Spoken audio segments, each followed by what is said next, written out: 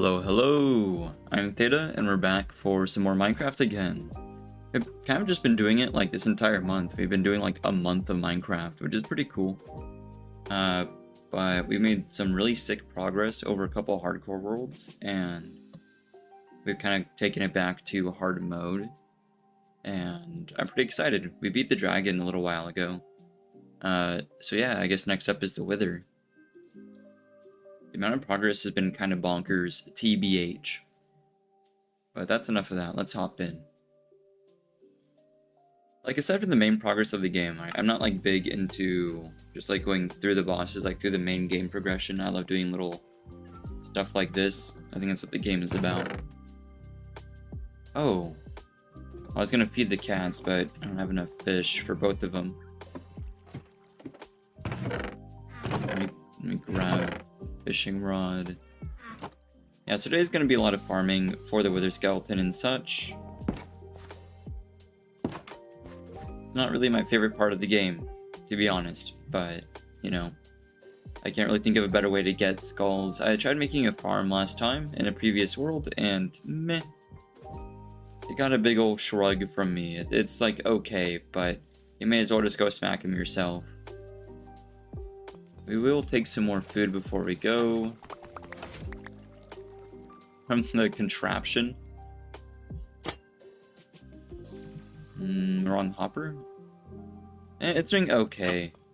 I wish the sugarcane farm was doing a little bit better, but, you know, can't win them all. This thing has been producing pumpkin like crazy, though. I didn't think the pumpkin farm would be this good.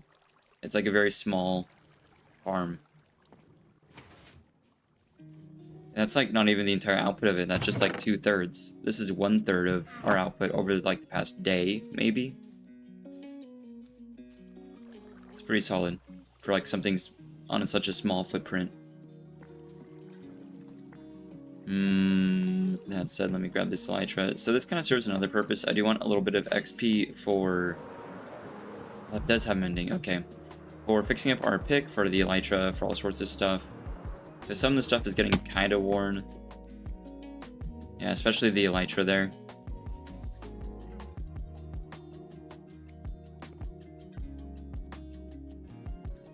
We do have like a big old XP farm that we could use. We'll probably use that for the pickaxe, because the pickaxe is just has way too much durability to try to repair through fishing.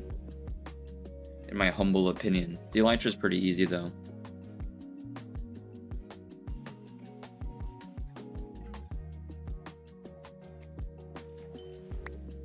Not going to be here for a while. I feel like it's going to be a bit of tedium, and I want to avoid that as much as possible with either farming this or farming the withers, so we'll bounce around a little bit, make things a little bit more endurable.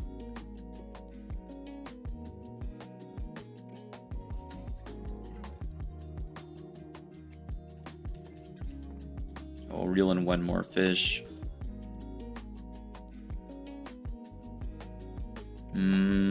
There we go. Okay. Now we can feed the cats again. Yeah, that barely did anything for the elytra, but that's okay. I only need it severely.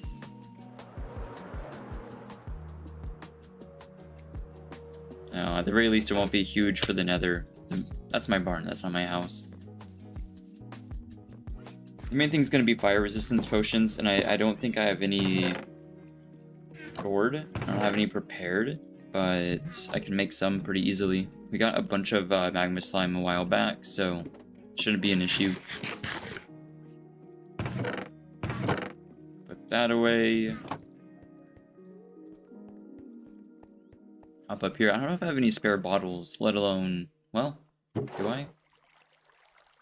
Sort of. I have one. I'm gonna need more than that. I wonder where they all would have gone. I feel like I had a bunch, and then now they've disappeared. But we can make more. We don't really need that much. The fire res just kind of helps, but we can tank most of the damage. It's only really a problem if we get both on fire and then take wither, so... As long as it's one or the other, I'm okay.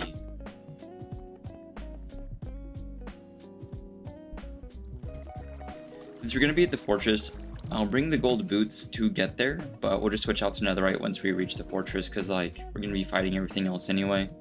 May as well. Nether wart, cream, and redstone.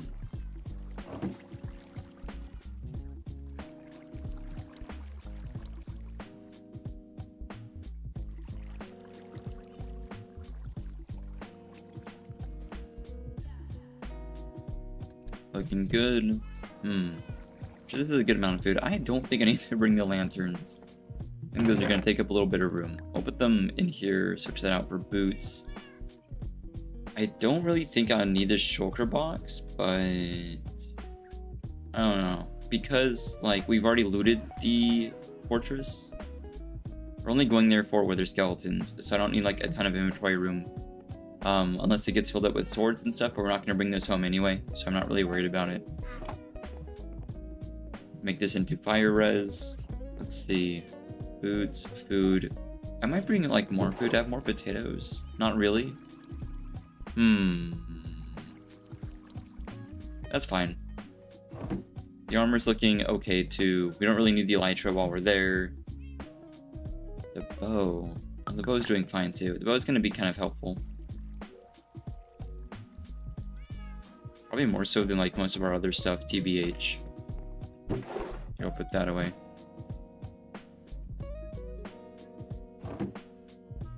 Last ingredient, that'll make it last 8 minutes.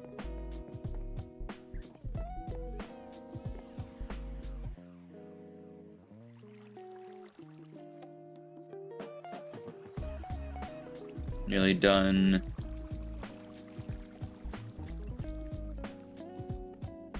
There we go. Okay, we can go now. Yeah, I feel like while I don't really need these potions very often, the nether is so riddled with one specific damage type that it's just kind of best practice to do this.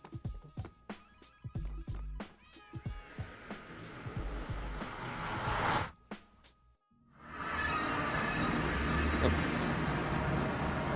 Hello. Odd chicken. I need a better way out of this because I've kind of entrapped myself in here. That's no good. We need to make like an actual doorway. Where does this come from? Polished blackstone. I guess I threw this out at one point. Oh yeah, I will want these.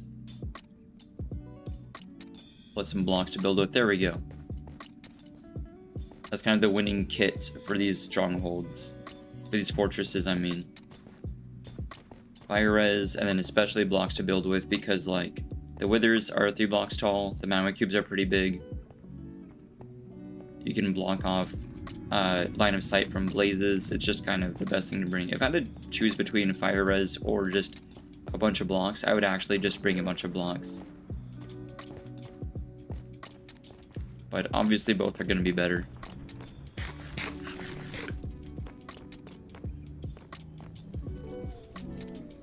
We can put on the real armor.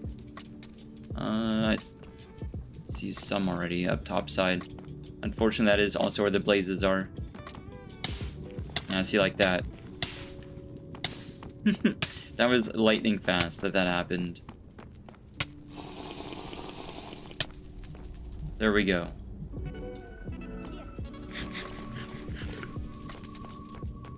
Just immediately proved my point. Man, I don't want to use the elytra around here. We had a previous fortress that was just like a lot better for flying. This one doesn't really work for that so well.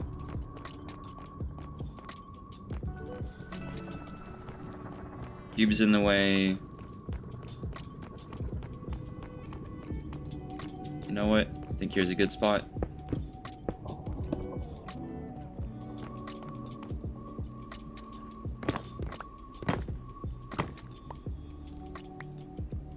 Oh, there's a few of them. Just kind of gatekeep them here. It's kind of the strat. That's no good. Wither is such like an interesting concept. I wonder where they kind of came up for it, like came up with it, like as opposed to poison. and other stuff, like other more common effects. Yeah, I don't mind taking one effect or the other, though. Just as long as it isn't both necessarily at the same time.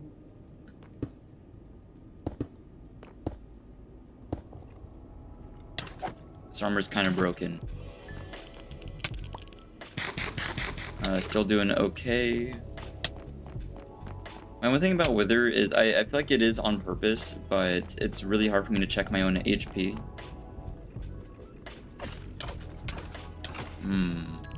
Yeah. I need y'all to take a chill pill. Thank you. There was a few of them.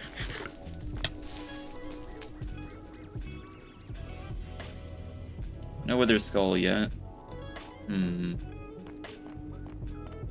Oh, hello. I'll do that. Make it easier for you. Ah, shoot. Great spawns today, though. Sometimes we'll be running around just waiting for ages for these guys to show up.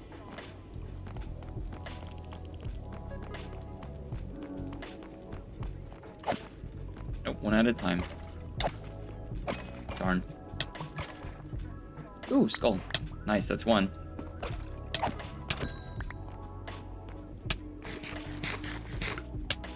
Thank you, pumpkin pie.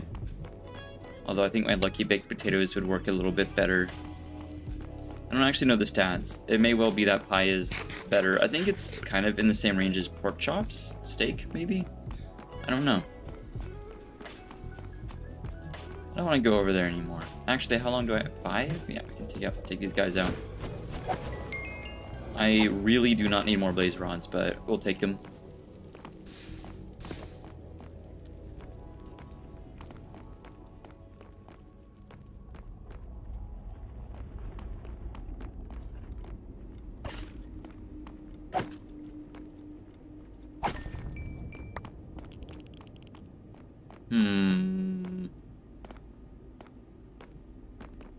See tons of normal skeletons.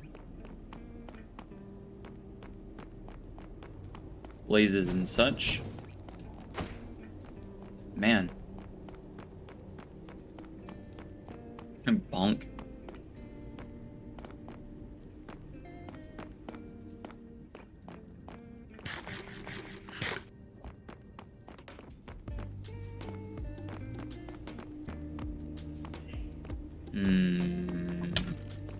Handle this guy. Yeah, I don't think he's long for the world anymore. Such like a high level of sharpness, sweeping edge, and everything. Darn. I wonder if like when the items are airborne, or just whenever, if the fire charges like burn them, right? Not like as if there's fire on the ground, but the entity, the fire charge passing through it. I wonder if that like destroys the items. Jeez. Bonk.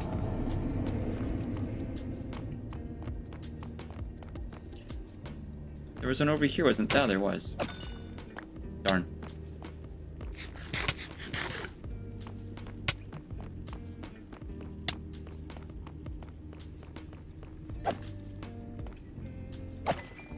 Keep an eye on when that fire res runs out.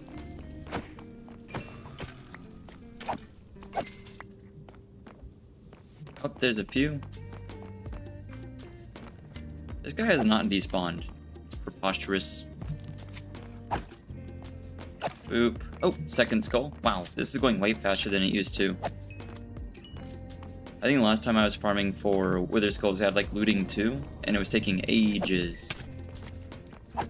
Looting's kind of busted. Especially for nonsense like this. Get these guys out of here though. The one thing about hanging around over here, since I really just prefer to use the netherite. Although I am happy we've made some like actually good golden boots, because before that we've just kind of thrown on whatever we have. To make like a good pair of golden boots is kind of nice. Something like dedicated for the nether. That said though, the netherite just does such a better job. I guess like inherently, right? But it being netherite, it's in the name. I do wish it made me like not take aggro from piglins. I just don't really like, there's not a lot of lore Like there's implied lore with the Blackstone Bastions, and even like the name of the achievements of finding it, of like the good old days, and netherite being called ancient debris.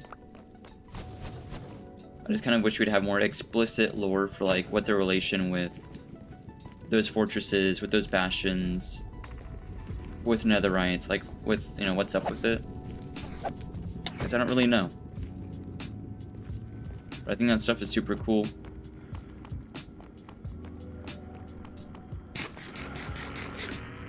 But being that netherite is like half gold, I do wish it did the same, like, build the same role as golden boots. Because, like, the golden tools, golden armor and stuff is, like, the worst. Like, even leather has more functionality. So it'd be kind of cool if, like, the two that prevented aggro were the worst armor and the best armor. It would also kind of mirror how the nether is one of the, like, I think the most, like, resource dense biome. Because you can use blackstone for most cobblestone recipes, you can get access to as much food as you need from all the mushroom stuff. There's a ton of stuff over here.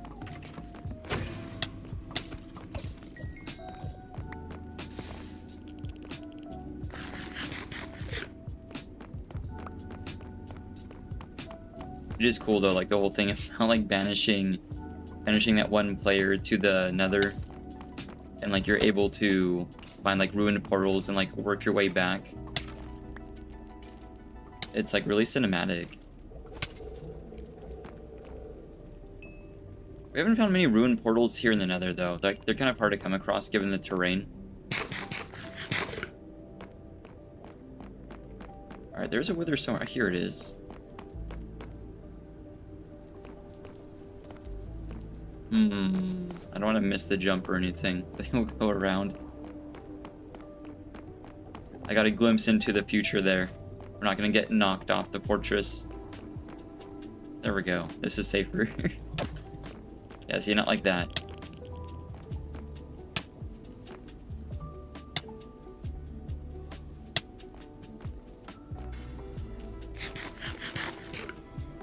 There we go. Oh, you can't get up here. Bonk. I suppose it never occurred to me, which is like surprising that it just has. They're not taking fire damage, the withers. Like I get they're another mob, but a few of them do take fire damage. I didn't think wither skeletons would be among that number. I guess it makes sense though.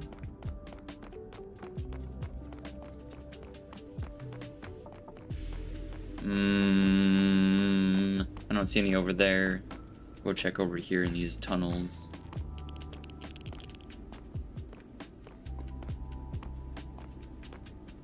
Nope. Running around's a pretty decent way. I mean, we already have 2 of the 3 skulls, which is way faster than I thought.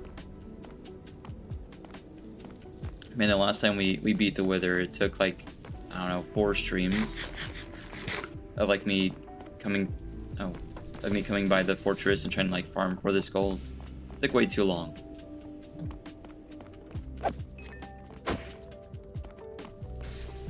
I'm not really a fan of stuff that's entirely dependent on RNG.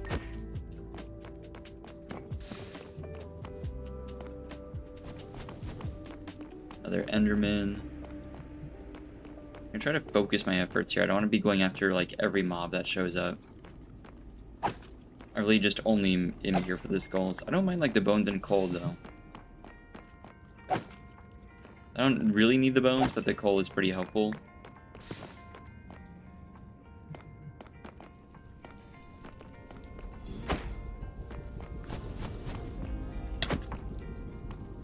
Do the crit. There we go. Oh, 3rd skull. Wow, that was efficient.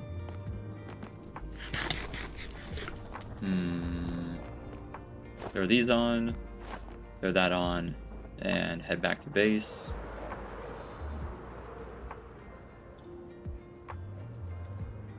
Here works.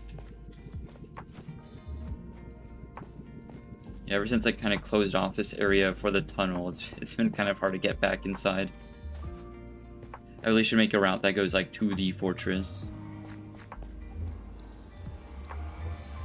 Yeah, see, like I don't. We can throw these in the garbage disposal whenever we get back. I think that'd be fun. There we go.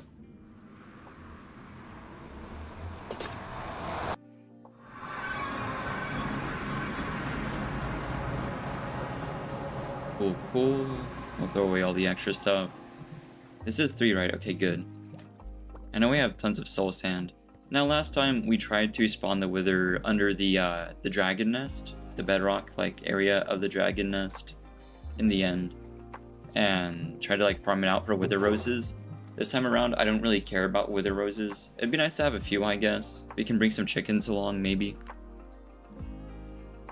But I wanted them for a wither skeleton farm, and it just wasn't really effective once it was built.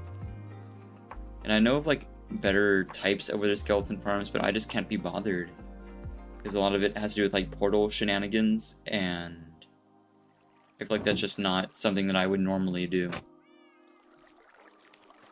I'll throw these away.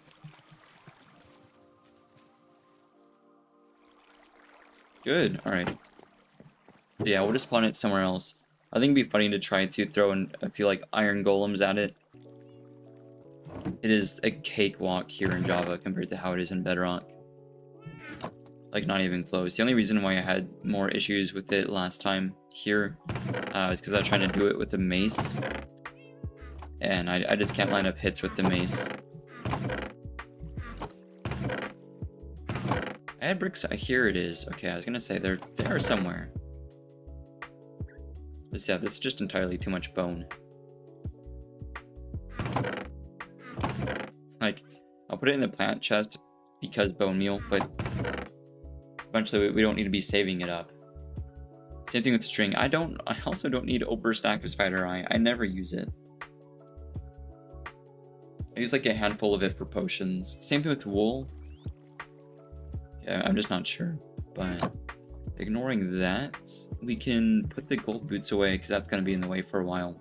I want a new shovel from the village before I forget. Especially if we're working with soul sand.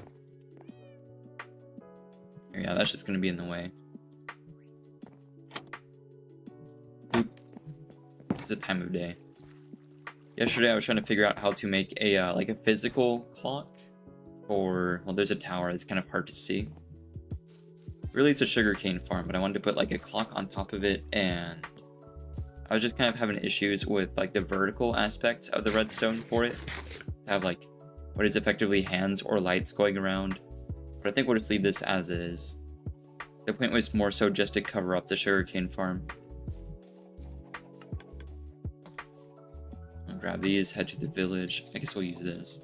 I don't really have a need to save the pearls anymore. That's definitely not going to land us in the village, but... Oh, pretty close. Boop. Let's see, I need a bunch of iron. There we go. Let's see if the librarian's there. This guy. Give me some emeralds. Do the same with the toolsmith. Here he is. Take 11 and then... Oh! These are more expensive than I remember. 12?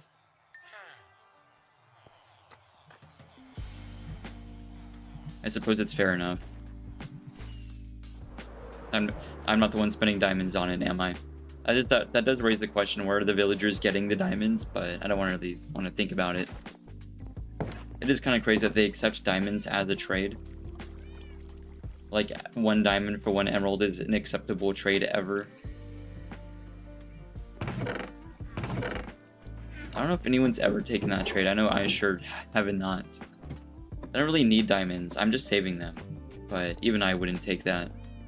And I don't think I've used my diamonds in, like, weeks. Because we kind of just, like, trade for them.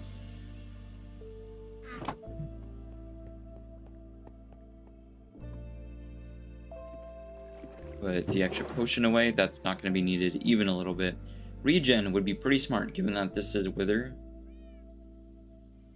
Even like normal regen, just like for it to last longer, wouldn't be bad. Now the Wither, being an undead mob, right?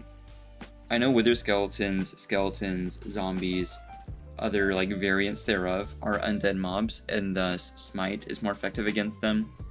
Does the Wither, as in the boss, count among that, or is it different because it's a boss? Because I wonder then if like splash potions of healing and a regen would damage it. I suppose I can make some and check. I don't mind. We have the melons. That should just be like a melon that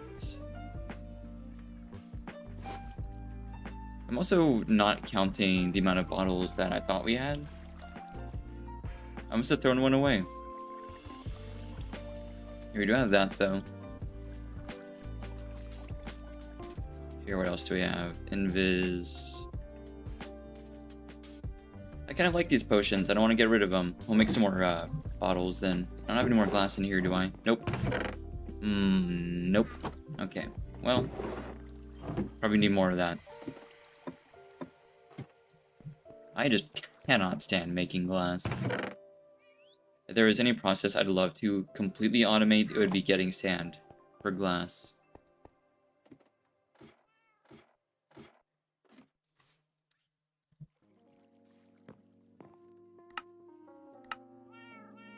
There we go. 1, 2, 3. 1, 2, 3. Another warms. Yes, yes, there we go. Chickens. So, let's see. Both of these are empty. We'll bring the purple one along.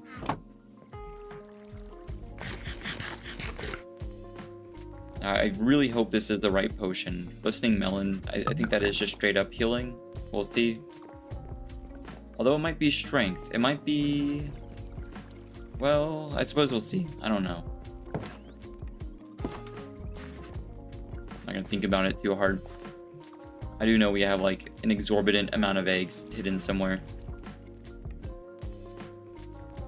It's a 1 in 8 chance, so every stack of 16 is gonna average 2 chickens. So bearing that in mind, we'll bring a bunch, because I like some Wither roses.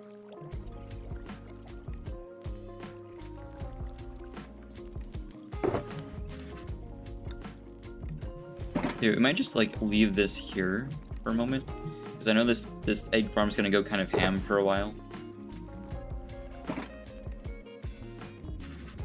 I'd like to fill 1 shulker box. There's just straight up not a need to like item split the eggs away from the farm, like we did with pumpkins. So 2/3 of the pumpkins head to the pumpkin pie farm. A third of them just kind of get set off to the side as a savings, I guess. I don't really have a project for pumpkins, but I like to keep them around. That said, the eggs are unnecessary because they're producing so many of them. Oh, right. Either this is going to be strength or it's going to be healing. Oh, it is healing. Okay, good. Right, so then it's just dust and then... Oh, I don't keep gunpowder up here? I'm going to fix that then. Oh, wait a minute. I think... Well, it doesn't matter. I don't think the order matters, but... Wait, gray or black? I don't think it matters. Whether we make the potion stronger before we turn it into a splash potion or not. Where's the parody? Wheat seed should work, right? Nope. Parrot doesn't care. I don't think you can feed them cocoa. Is it just melon seeds? You got a picky guy.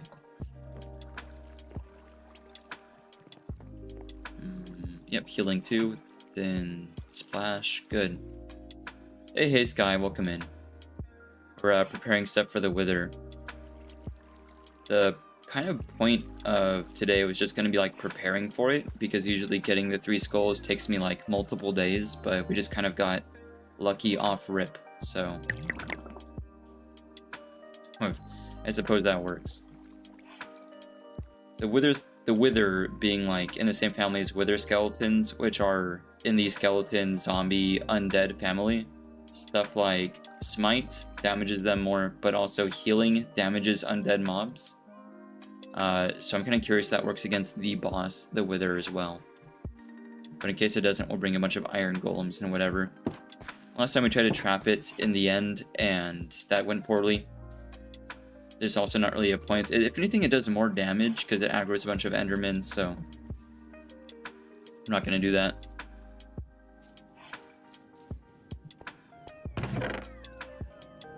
Pumpkin. We probably don't need 30. For iron golems, I think we'll need like 5. I mean, I can make a bunch, but like... I mean, I guess it'd be funny to make a bunch. With like 20, because I know I have more than enough iron blocks for iron golems. Just like tucked away somewhere. I'll grab the shulker box for that. Because I think it's 4 iron per pumpkin. It's 2, 3... Yeah, 3, 4. And then shears and whatever. But I'll be able to make shears like whenever we go to fight the wither, so... If we have 20 pumpkins, then we need 80 iron blocks. Now, we've been doing a lot. We've been making some crazy progress with the new world.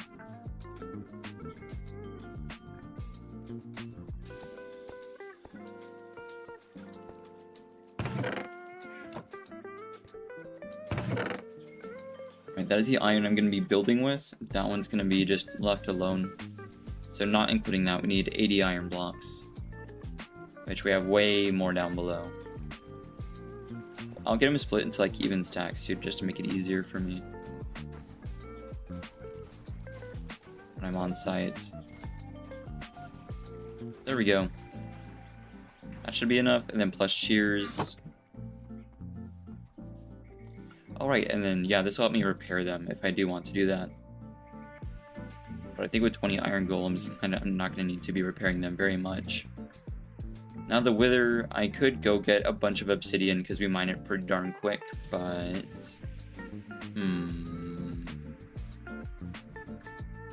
We could also make like solid like obsidian walls because we have such a large lava farm. That wouldn't be hard. But I've seen a lot of people in Java just be able to kind of just trap it in a cave without having issues.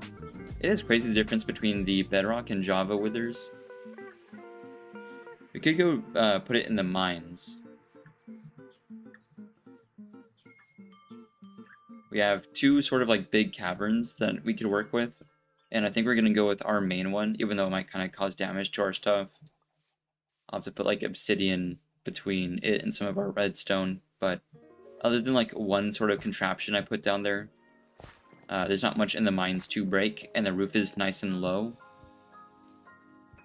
But I don't remember if it's going to be low enough for the iron golems. Part of it's my fault because I've been strip mining it so much, but we'll see.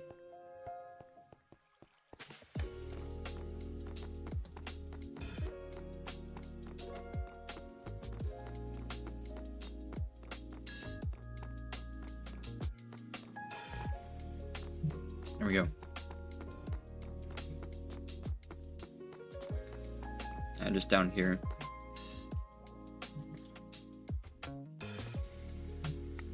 Bounce. Yeah, for the longest time I thought if you held shift you would still take damage because you're not bouncing, but nope. Yeah, so ignoring our little art gallery, just like checking out the new paintings. This is the area I'm talking about. This part might be of some concern, but I mean, that's what I have bows for. It's bonkers because like the Java wither will just descend to the ground once it reaches the point where like arrows no longer damage it. Which is real helpful, but it's like crazy that the bedrock one is just so much more erratic and hard to hit. I just don't want it going over here, right where our stuff is. This is important. Fortunately, I don't think the wither can like do much to break these, like the command blocks, but the redstone under it is kind of what I'm referring to.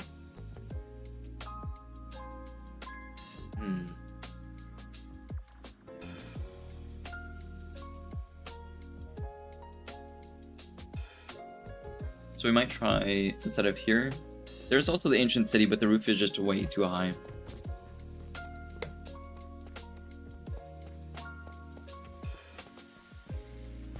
Maybe more so over here, But again, you have the same issue of having like a very high roof. We haven't found many other like crevice, like crevice-ish places. Most of them are pretty open caverns.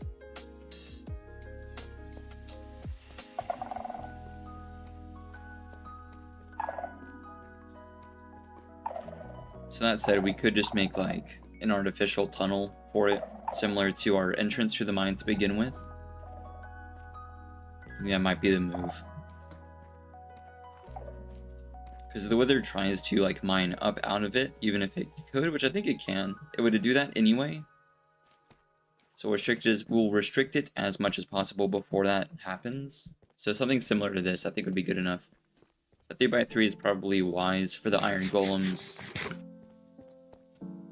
And I need more deep slate anyway, so we're gonna use that as an excuse to get more. Yeah, probably just like opposite of our stuff, like away from the redstone and ancient city stuff. So just like kind of straight out this way.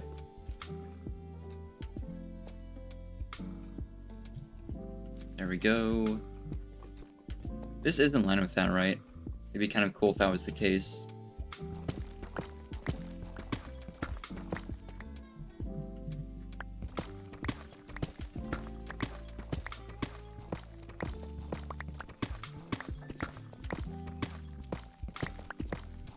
I'm not really sure how deep the tunnel should be. I am in the habit of super overestimating the Java Wither because I'm used to the monstrosity that is the bedrock variant of it.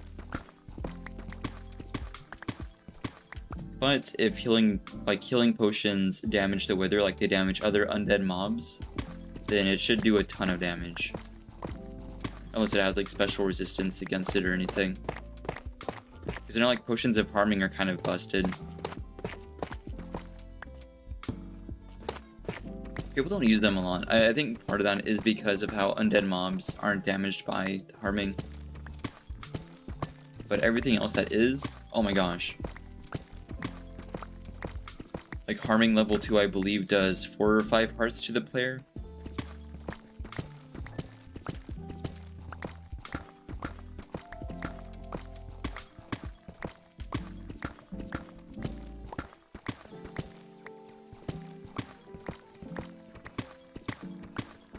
There we go. I'm not going to pretend to be disappointed to have the opportunity to get more deep slate. I keep having to come get more anyway.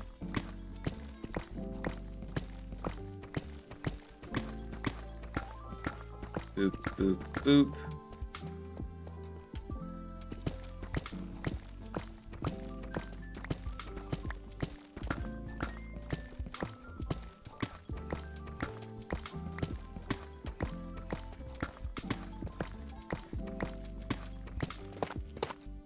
Good. I think at like some point recently, like along the path, like making progress in the game, some chatter was like, "Oh, go make a beacon," like as if that's not what we've been working towards, as if that's not like later in the progression, like we hadn't like just started the world a little bit before that. I don't know. I don't really. Like, I understand beacons will make it faster, like, with haste and everything, but, like, I don't mind that much. And we've already done our, like, one big mining project. Everything else, it's, like, us coming back to take, like, a slice every now and again.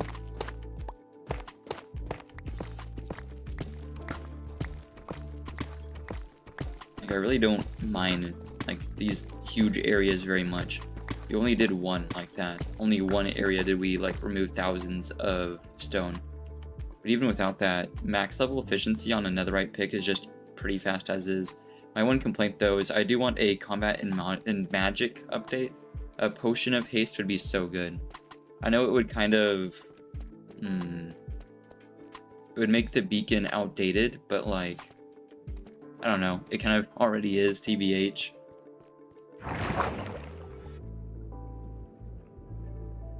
It's alright, I guess, but like... It has such a limited, like, radius, so the regen effect that you can get from it isn't really helpful, because, like, where am I going to put it? If I just have it at my base, and have a pyramid large enough to give me regen too, then I'm pretty sure I have enough resources to keep me safe. So, I don't know. I would just kind of prefer more potions, in my humble opinion.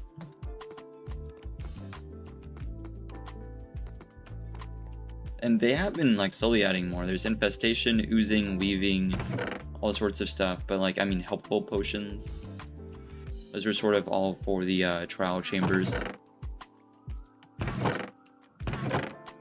Man, full on tough again is bonkers. Here, we don't have that much andesite. We'll kind of sneak some tough in here.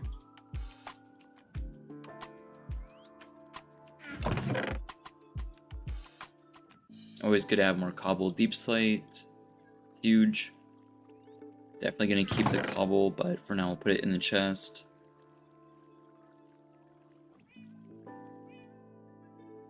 That's looking good. I do need more food, so we'll go visit the bakery.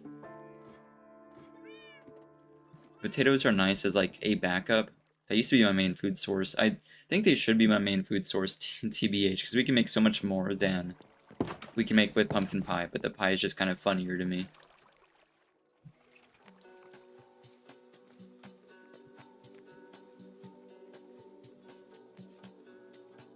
And we'll go give the muffin button a smack. Boop. Love it. How much sugar do I have to work with? How much more can I make? 13. Okay. Works for me. Thank you, Minecraft. We do need more sugar. I'm gonna go artificially, like, bump up the numbers of the sugar farm real quick by manually harvesting some. I can make the sugar farm taller and taller. It's like infinitely stackable, the design I worked with, but I don't know. I don't want like a ginormous tower in the middle of my base that just provides sugarcane. It doesn't even provide sugarcane, it just straight up makes sugar.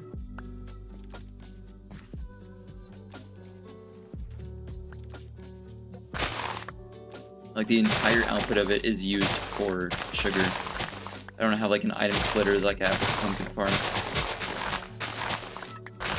I think the only farm with a splitter is the pumpkin farm, because I thought there would be like some purpose in saving some, which there was, I guess, for this, but other than making a bunch of iron golems because it's funny, I don't really know what else I would use a ton of them for, other than like making giant pumpkins.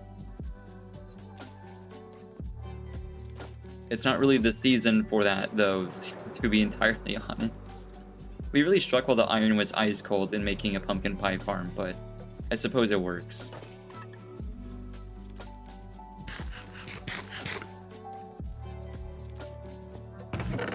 It's crazy that we, again, are almost back up to 2 stacks, and this is 1/3 of the output of the farm. This is the low end of the item splitter. We'll take it, though. Here, we'll make this all into sugar. We'll even do it the fun way. Where's the... that's the pumpkins.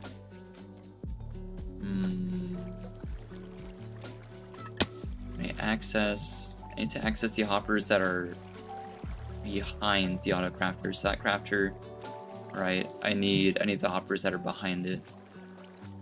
Oh, that's an observer. Can I not do this the fun way? I think I buried the redstone too well.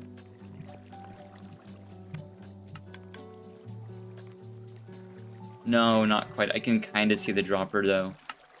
I mean, unless... I like how the only building block I have other than wood is just straight up iron blocks. Hey, Tiger, welcome in. We're preparing for the wither right now. There's the dropper. Okay. It was just so unnecessary to do it this way. So we're getting together a bunch of food, resources, and whatnot.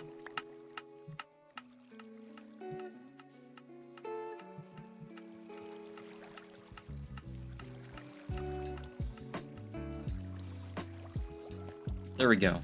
Here's more sugar. Muffin button time.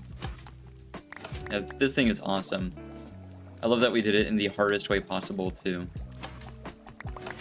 This was not made well. This was I hear that the actual, like, proper way of doing this is really compact. I think Tiger was the one that let me know.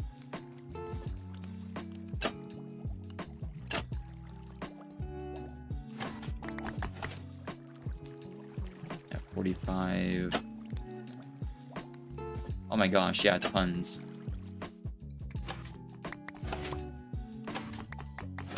Let's do a stack of it. Nice. Yeah, what was it? This could have fit on like a 3x5 space or smaller. It did not need to be like this.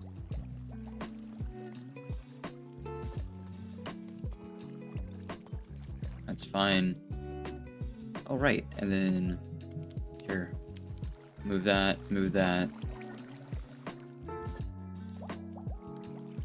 Oh, I thought there'd be way more eggs. I think it's just because like I used a bunch just now. Oh, see, there's more. Yeah.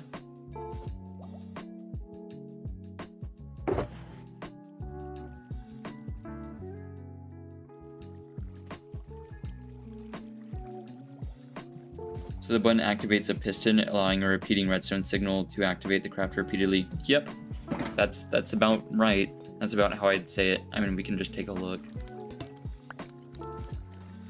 All the button does is push the observer under another observer, and that provides a signal through this block. So this block could be any solid block. It doesn't need to be like this. This isn't hiding anything. And it makes 5 pumpkins at a time. Unless you use a wooden button, then I think it was like 8 or something, which makes a lot of sense because the stone button powers it for...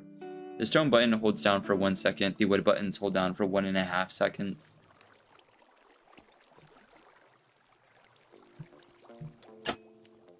I'm sure it's a little bit more nuanced than that though. There's like a certain number of ticks.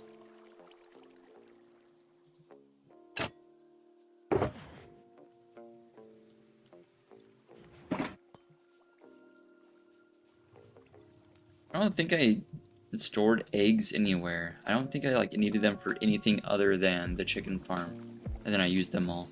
But I suppose I can go take a look. This is producing eggs lightning fast, so I'm not really worried. Yeah, see, it just produced a bunch.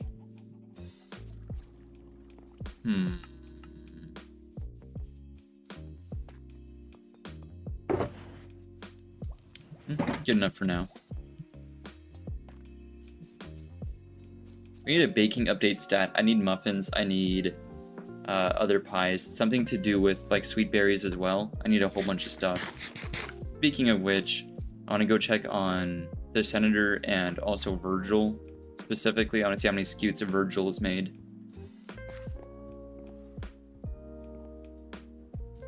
So we'll go check on him real quick. There's a Senator. Oh, he's hanging out with Virgil. Here, let me see. Whoa, that's a bunch. I don't have that many dogs, but that does help. I would like to have like a larger environment for Virgil, but it is kind of funny to have him in the Senator's office with him. Here, I do like having the dog armor on, but I don't really think we should bring our dogs with us for the Wither, given the effects that it makes. We'll bring the chickens along though. Oh right, for that I should probably bring along wheat seeds to lure the chickens.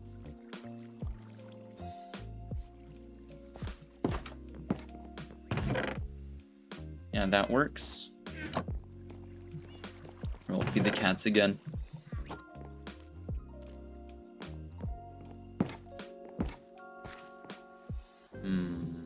We could also use TNT, but I feel like it's just easier to use the golems. I have more iron than I have gunpowder, so...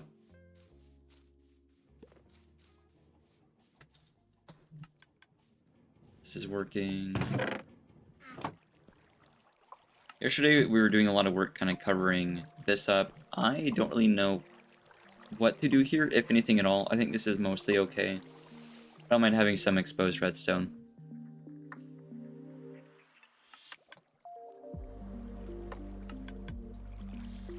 I want to make sure the bottom rows are growing just as well as the top row, because they are covered. But I feel like that is more than enough light for them to grow. Given that they're all 1 block tall, I'm assuming they've been recently harvested, so I'm going to go off on a limb and say it's been working. And this one's totally open air, so it should be fine too. The way I covered it up as a pipe, yeah. I think the original thought was this was going to end up looking like some sort of silo, but then I kind of gave up because it wasn't looking very silo-esque. So this was supposed to be like some sort of conveyor. But yeah, like vaguely some like,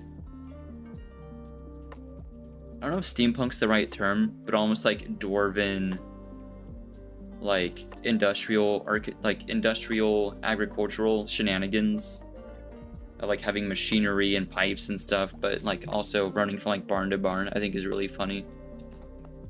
The copper is kind of good for that.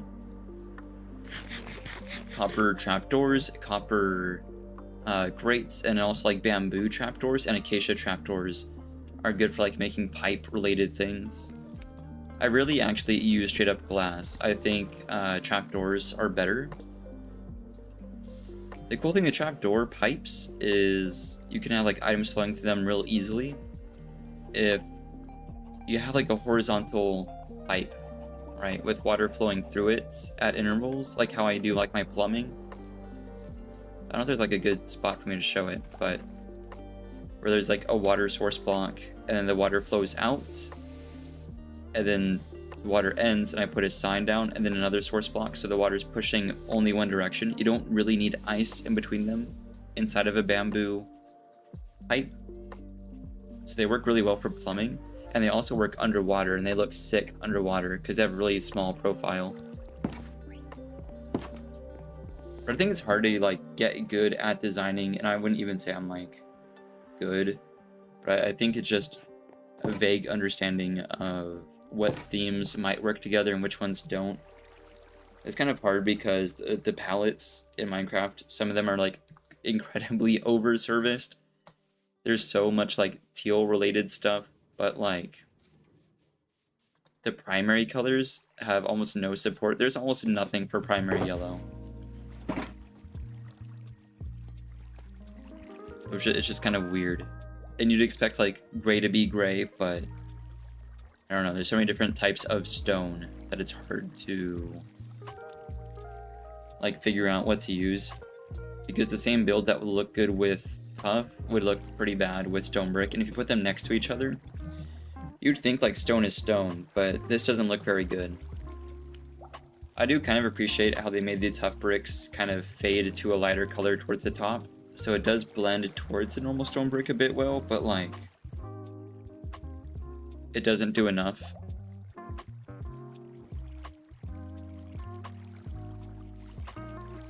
I think I'd rather Mojang not have artificial like lighting related shading in their blocks, where like they made the bottom of the block darker than the top, because like if I stack another brick on top of it, it just doesn't really work for me.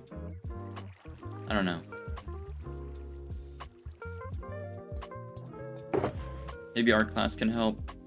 I've had like a few art classes at this point for like for college, and well, I didn't need a bunch of them, but I did prefer doing that for like my art credits than anything else. For some reason they're like demanding that they demanded that I get like certain types of credits under my belt, so some of them were actually pretty enjoyable. It kind of got me into sketching. I'm pretty good at sketching, but God forbid you put me in front of like any set of paints or anything. Man, we really just need the chicken eggs. Nothing. Oh, I forgot about the sheep crusher. That'll give me something to do while we wait for eggs, because like the sheep have been crushed per the name. I might put sheep in here and then like turn off the farm, because like we don't need more wool. It is funny to watch them like go around, but you know.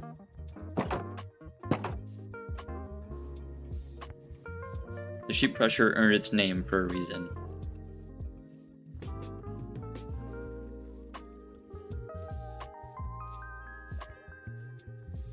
I will say it works so much better than the other sheep carousels. This one jams the least. So, you know, of all the other sheep crushers, this one crushes the least sheep, which is an improvement, but it is preferred that you don't crush any sheep.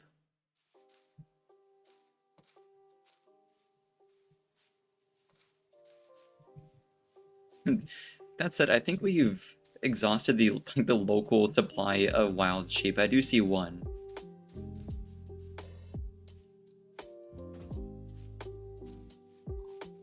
Come here.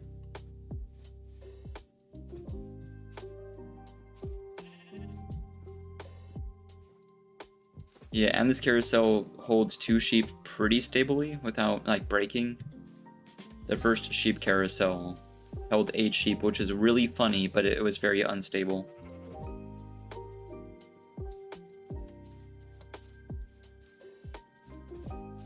Oh. Man.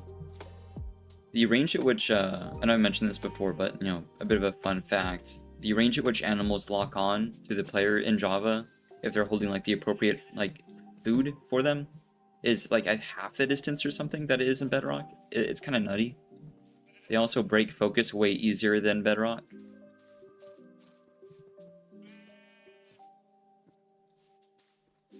So leads are just that much better.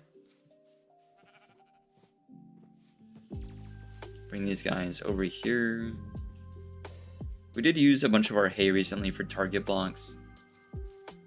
I think I've been converted. Target blocks are great. I haven't really used them in much redstone up till now, but the last few days of like experimenting around with them, they're actually kind of really useful. Because they can redirect signals, like redirect redstone lines, but then also redstone signals through blocks. It's kind of crazy.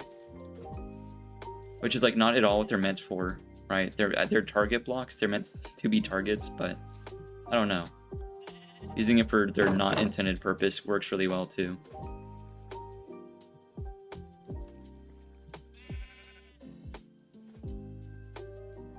The sheep seems a little confused. Here, we'll help him out.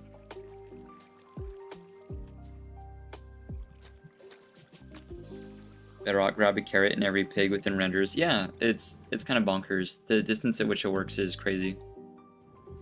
Bye-bye, sheep. I feel bad doing it, but like, I think we'll have to like throw away some of the wool just because there's so much of it. I wonder if there's like leather workers or something. Whenever villager works with the loom. Maybe, no, the leather worker works with the cauldron, right? The shepherd. Wait, there's literally a shepherd villager. I wonder if we can sell wool to the shepherd villager. That'd be really useful because that's like something we have in huge abundance, similar to iron. Yeah, that's good. I think we can turn it on.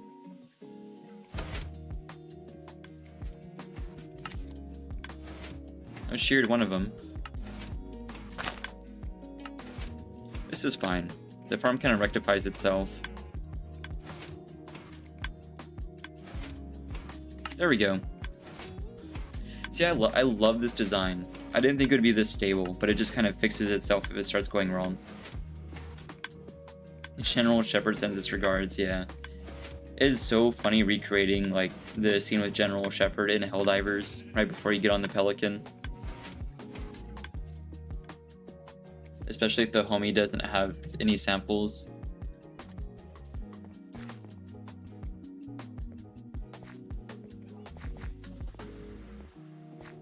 Well, I do find it really funny going and dropping on like low-level dives for like new players who drop SOS beacons. They do some ridiculous shenanigans, being unfamiliar with some of the game mechanics.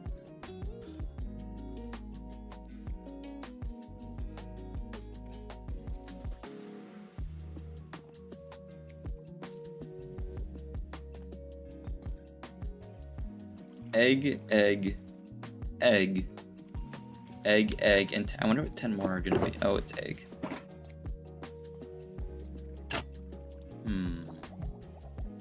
Wow, wow, that filled up fast. Jeez.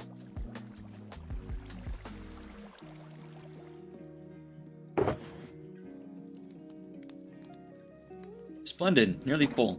That's what I was looking for. I wonder if I think I'm gonna be too lazy to throw an entire shulker box's worth of eggs at the wither, or like near the wither. So I think we're gonna pick up the materials needed to make something to do that for me. Which should be pretty easy, because we have like a Morbillion string. I think we just straight up have spare like bows from skeletons. Yeah, okay. No, we actually just have straight up dispensers. Okay, that's easy. Then one observer. Ooh, an observer is 1 quartz or 2? I think it's 2 quartz. 1 redstone. It's either 2 redstone, 1 quartz, or vice versa, and then 4 cobble.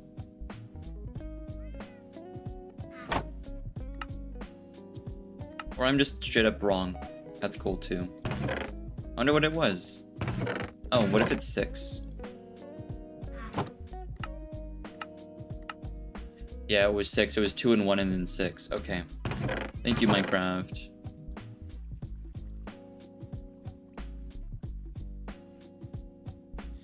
One of the best things about Helldivers is your character randomly yells freedom during a mag dump. Yeah, unfortunately, because of my loadout, I rarely get to experience that because I'm an autocannon fanboy.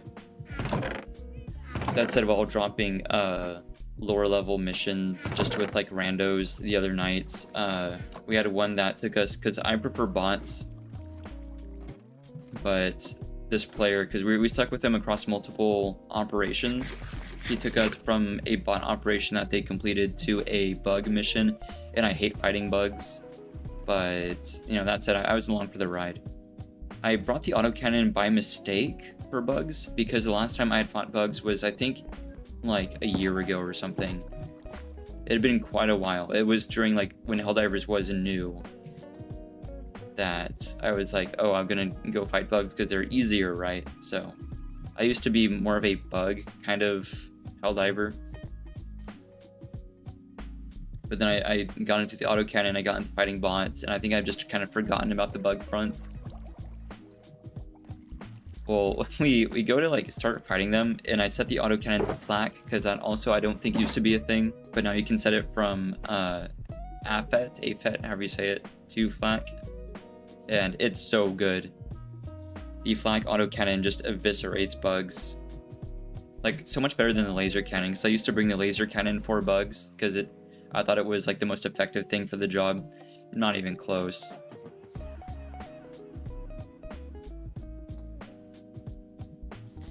That said, as funny as it was, I still think the bots are the easier faction, and I think just more satisfying in general. It's not even about like easy or hard.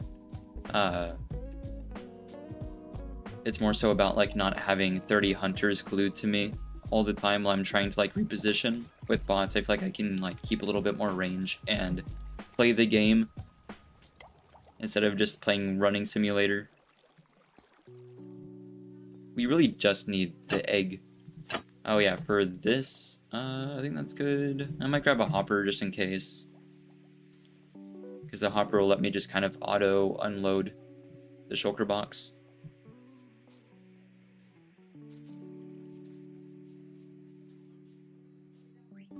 Yeah, but yeah, the voice lines in Helldivers are really fun.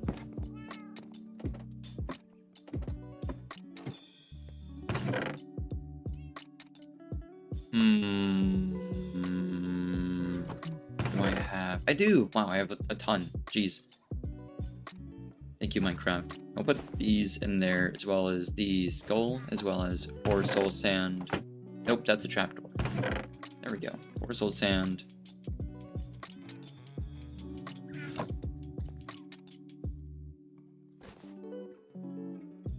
I think it's funny going from like a private squad of just like me and the homies in a call where we have really good cohesion. We're like SEAL Team 6 to dropping with randos, and then suddenly like we have the worst luck in the world. We look like preposterously bad at the game for being the levels that we are. But like that's the fun part about it. Like it's not a competitive game, it's a cooperational game. So being like having like bad luck or like doing poorly is more like funny than anything. You're not like letting your team down really.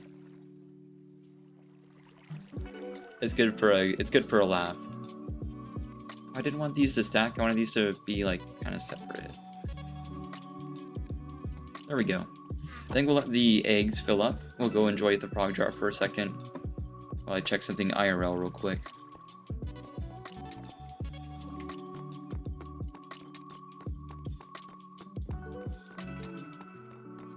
There we go. It's especially good with Helldivers, like whenever you get really familiar with the different stratagems and like their attack patterns and attack radius. I can get really close to my Eagle airstrike because I bring it with me on like every mission, because I think the airstrike's awesome if you have all the Eagle upgrades. Better like the cluster strike too, kind of does the same thing-ish, but the airstrike especially, I can be so close to it because at this point I'm so familiar with the attack pattern. I can throw it on my pinky toe and effectively be okay if you like walk back like a foot or two and not be like in the wrong attack plane.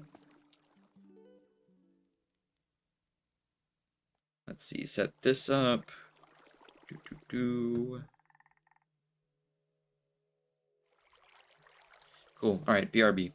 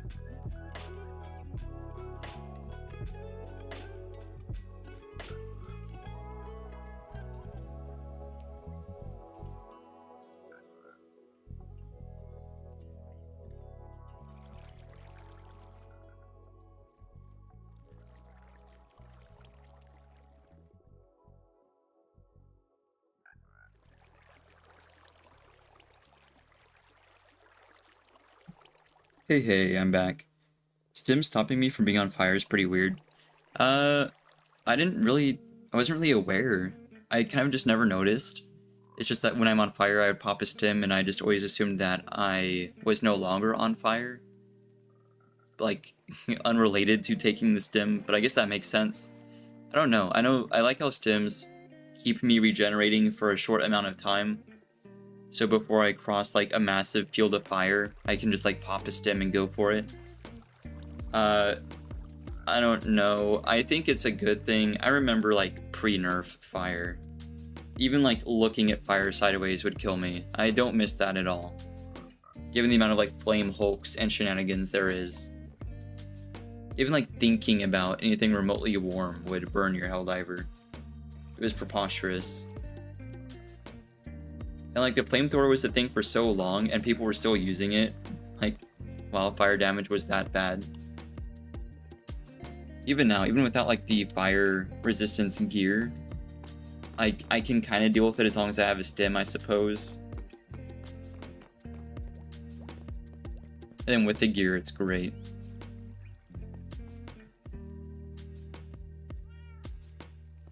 I think my complaints with like fire in relation to Helldivers is more so about how there is aesthetic fire, there's like cosmetic fire that's on the ground, and then there's fire that actually like sets you on fire. There's real fire and fake fire, and I have a really hard time telling the difference without like testing it out. Like there is always one way to find out whether it's like real or not, but I prefer a way that doesn't involve me experimenting on myself.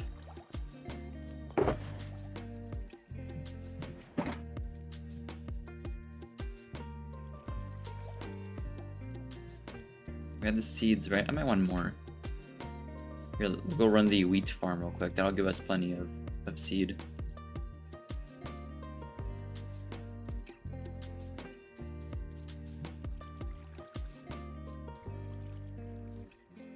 The super sample rock? Yeah. It's really hard to like describe it verbally to someone. Which is, I think, kind of cool, because you have to like bring your pal into a game and like point at a rock, point at the super sample rock and be like, that's what it looks like. And they'll be like, oh. But I like the idea of having a really distinctive rock. So like new players, you're like, oh my gosh, there's a rock. You'll know it when you see it. And they're like, what are you talking about? There's rocks everywhere. I love that experience.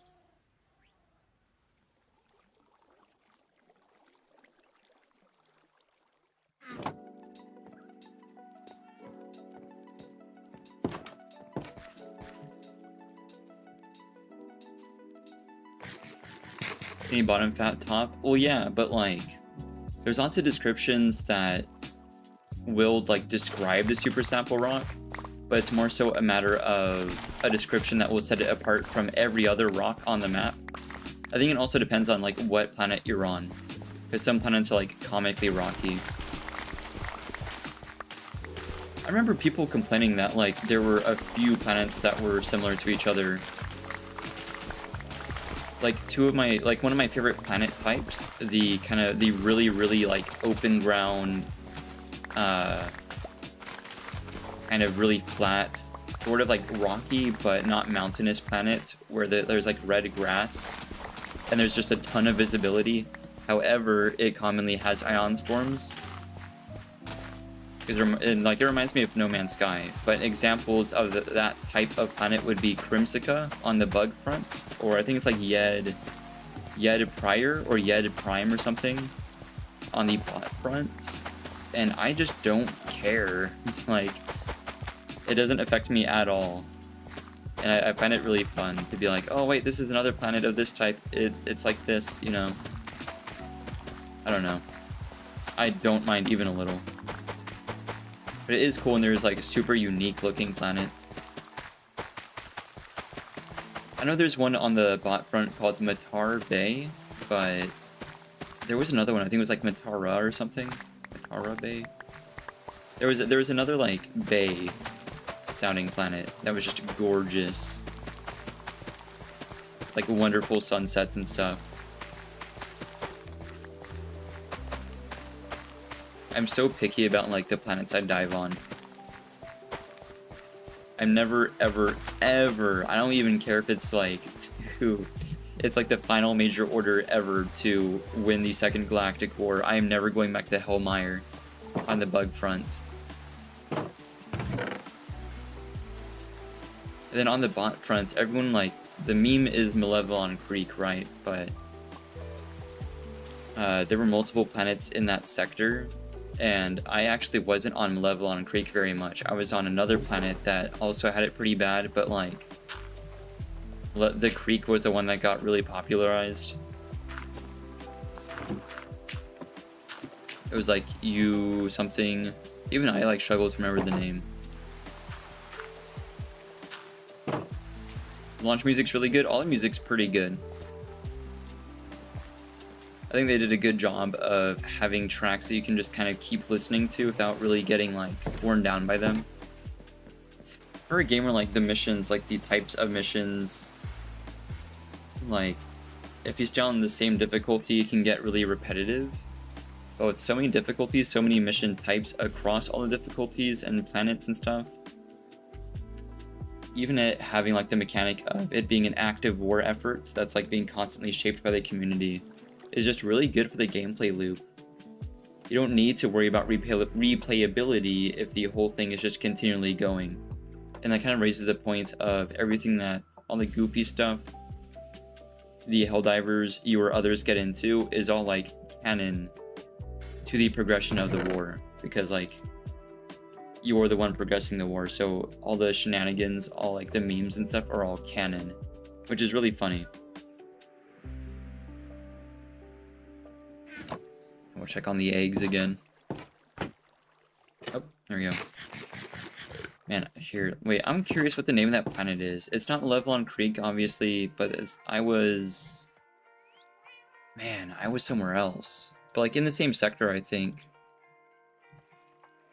What's funny is, I love stuff like there's websites where you can view the war map, like just from the web browser. And, like check the progress of different major orders and stuff. I think that's really cool.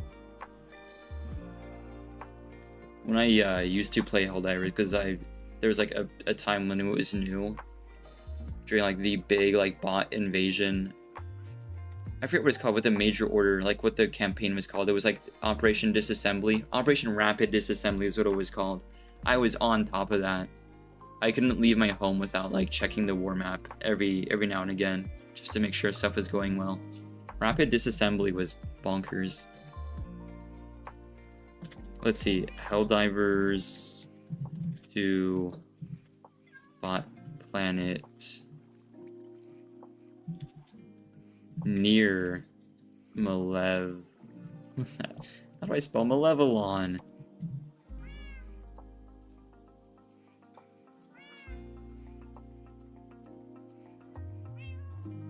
I'm so sure it's in the same sector, the Severin sector.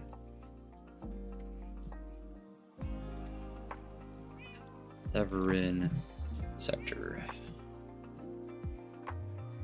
On the western front, they call it the western front. That's hilarious. Just because like the way the map is orientated. There's 5 planets. Ubanea. I was on Ubanea most of the time. Watching your best friend dolphin dive into a pack of 4 Bile Titans with a 500. Yeah, I love it. The 500, I don't like bringing it, but it like the FRV, like, well, no, the jump pack's pretty good, but like the FRV, it's just really funny to bring along. I think if you're looking for like big damage, I prefer the orbital laser, but that's just me. Yeah, no, Severin sector. I don't know what the other planets are.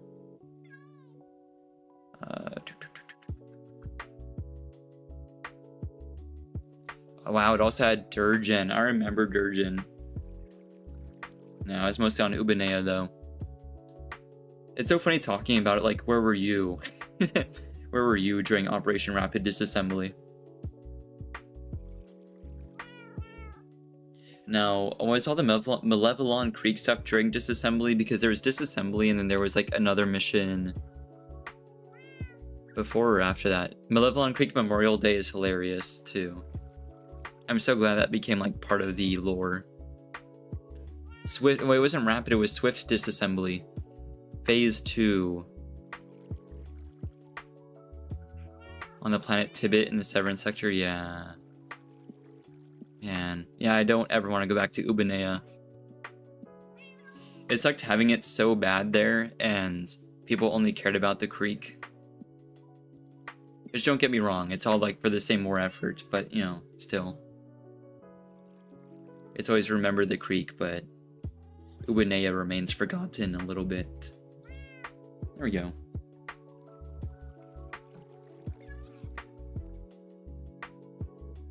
Yeah, delete TikTok. It sent you a notification saying, hey user, we're officially engaged. That's bonkers. Yeah, most of my socials, I looked it up this morning. Some of my socials I've noticed have been just way more aggressive with the notifications recently. I looked it up and I couldn't find anything. Has like no one else had the same issue? Because mine have been horrid recently.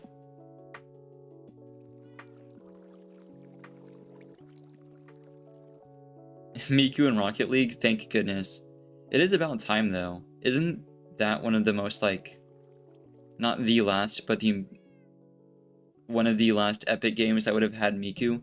Miku's been in, man, Miku's been in Fall Guys, Miku's been in Fortnite now. It's about time Rocket League caught up. Is it just like Miku car or what? Yeah, that's about enough material. I don't think we need the full shulker box worth of eggs, especially because it's being kind of stingy right now.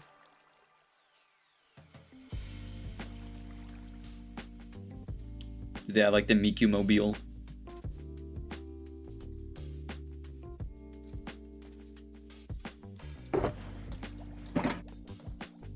Oh, car with Miku point, Miku paints. I guess that's fine too.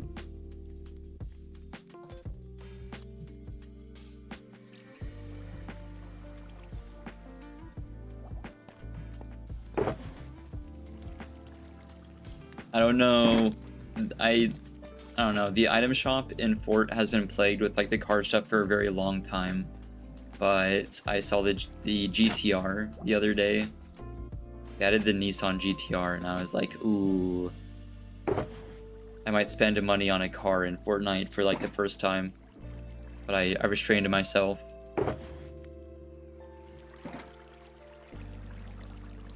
I think it's really funny to have 1 egg shorts of the full thing, so we'll go with that. I find it endlessly funny to go do like the main like advertising points of stream, like fighting the Ender Dragon or fighting the Wither or something, just do it as quick as I can. So then like towards the end of stream when people start like rolling in, I can just be like doing something totally unrelated.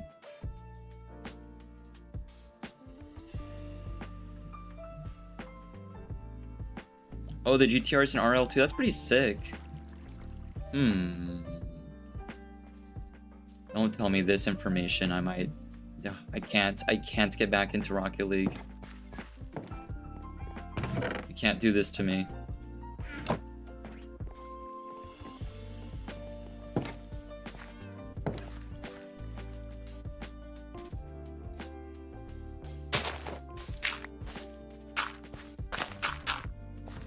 I didn't know Epic was cool like that though. They had all the Godzilla stuff and they added like the GTR because like the nickname. Like, dang Epic. That said, the one thing that kind of helped restrain me was the design. Like I don't care that much about meta, but the design of the car is really bad for you know, not getting shot in Fort. Like one of the worst.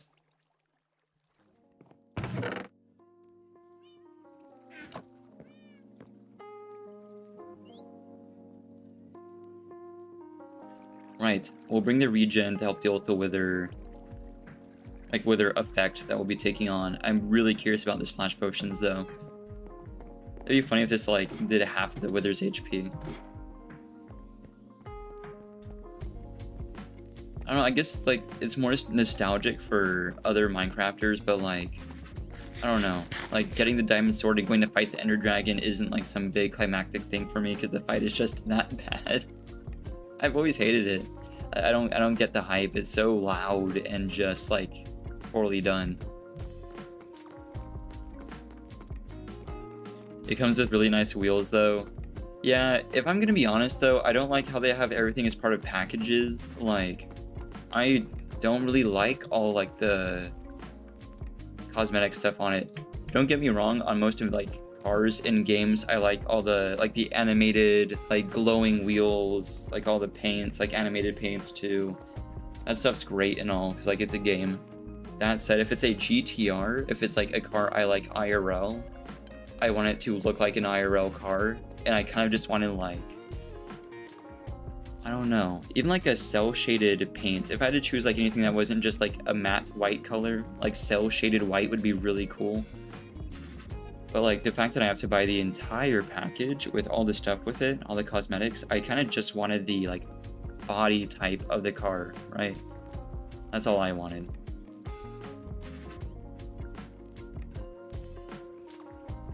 I wonder if Epic would make more or less money changing over to like that system of having like packages. I'm sure they would make less because like it's mostly kids like just blowing like their allowance or shit or whatever on it. I don't know.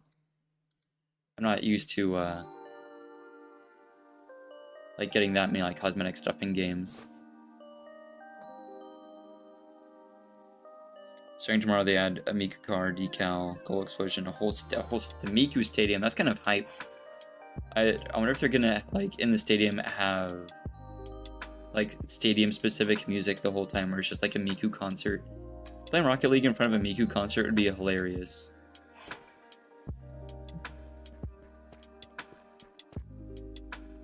Right, well, no point in holding off. torch back. This should work. You can put the heads on top. I think you can also set it up like this. We'll hold off on the last one. I should have brought like actual normal blocks, but wood works too, I suppose.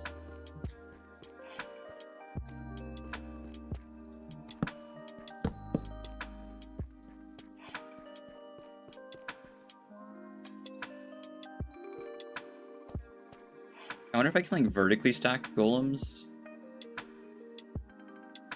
Like, what's the best way for me to do this? Like, if I...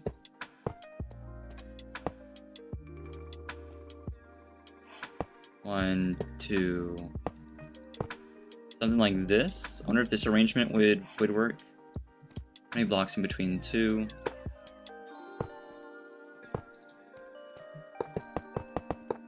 This might be efficient.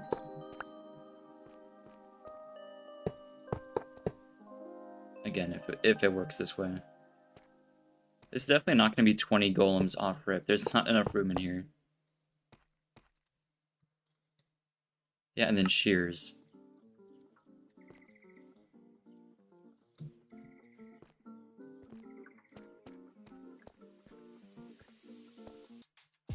Can I put it on the top? Nope, that's too misshapen. That makes sense. We're already really messing with the typical arrangement of this. That can go in there. But it could go on the side, right? Yeah. Oh, nope, no, it can't. Okay, well, we learned our lesson. That's why we do experiments.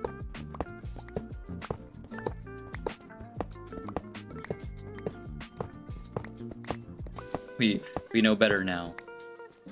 Yeah, he's gone. I don't want to make the tunnel any taller. I wonder if it's just like...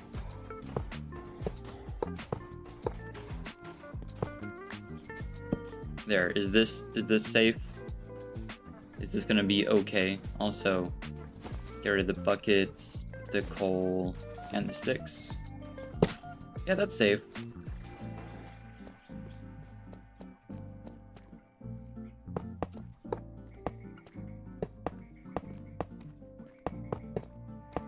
Whole army of them. So it would be 19 iron golems, not 20.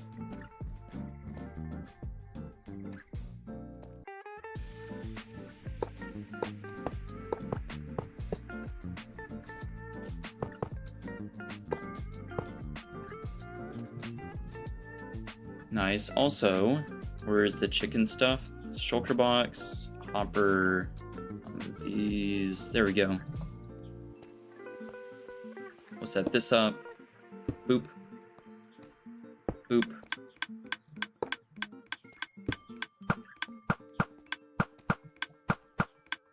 My god, that's unlucky. Man. That's why I brought a bunch. There we go. What a contraption.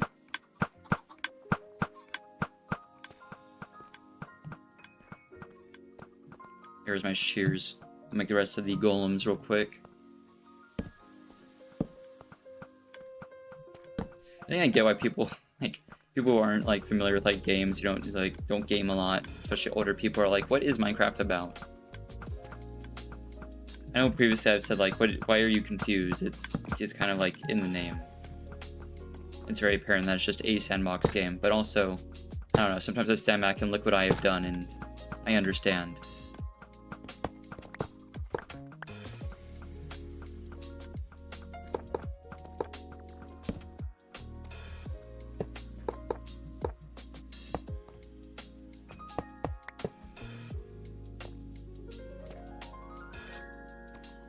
Okay, this one's a little close.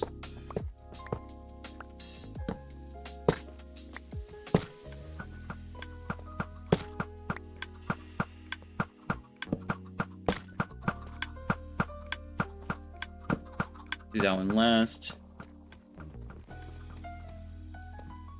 Thank goodness they're all kind of crowding on one side of it.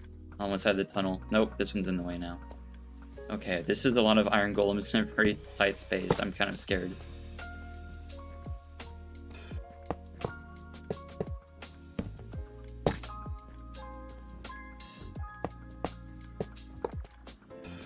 Oh, last one. I think... No, we have so much more. Never mind. Oh, normal cave noise. Thank you, Minecraft. I legitimately don't think we need this many. I just thought it would be funny. How about we do 15? I think that might be more reasonable and doable. I don't think I'm gonna be able to like do anything with this many in here. Also, I do need the wither to like kill the chickens.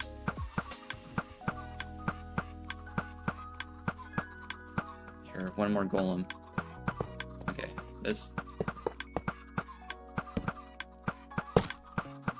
Cool. What on earth? There we go. Healing potions, regen, more of the same, plus a bunch of iron ingots for the golems, I suppose. Is this almost empty? Oh, it is.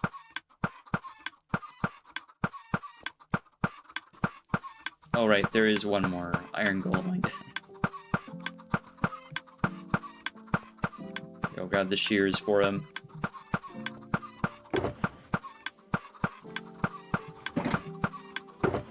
And there we go, we can pick this back up.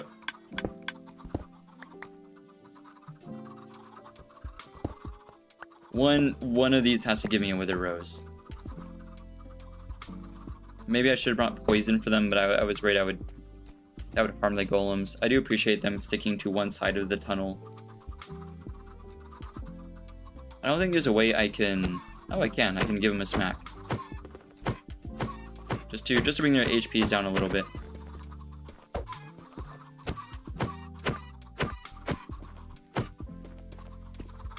And I mean just a few wither roses, just for like decorational purposes. Yes, this is crazy. I don't know. I guess maybe the pick might be too much. Plus, no, that's 9 attack. That's 5.5. Does the shovel... Oh.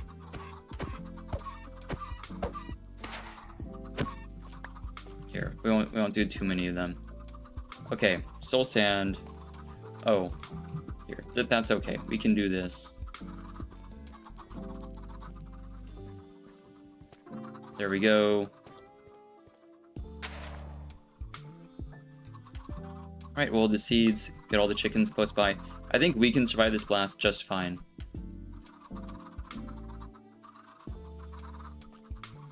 The golems, I think the golems, I hope they aggro whenever they need to. Potions ready. Yep, wither time. Okay, well, I did it wrong. Thank you, Minecraft. That's okay. We can... I assumed that was the thing I could do, but whatevskis. I think I literally just have to like move this a little bit. There we go. Let's get the chickens out of the way and try that a second time. There we go. Okay, problem solved. Bring the chickens back. I do appreciate how they're sticking to like their respective sides of the tunnel. It does help me a lot. Right, now I think we're prepared. Alright, chickens. Everyone stay close by. I'm gonna shield. Nice! Wither roses. Wow, lots of them too. Like a comical amount of them. Alright, I thought the iron golems would get on the job a little bit faster. I'm gonna be honest. What what are they doing? I think we'll hide back here and let it damage the golems for me. Oh, the chicken's over here. Wow, 49 roses.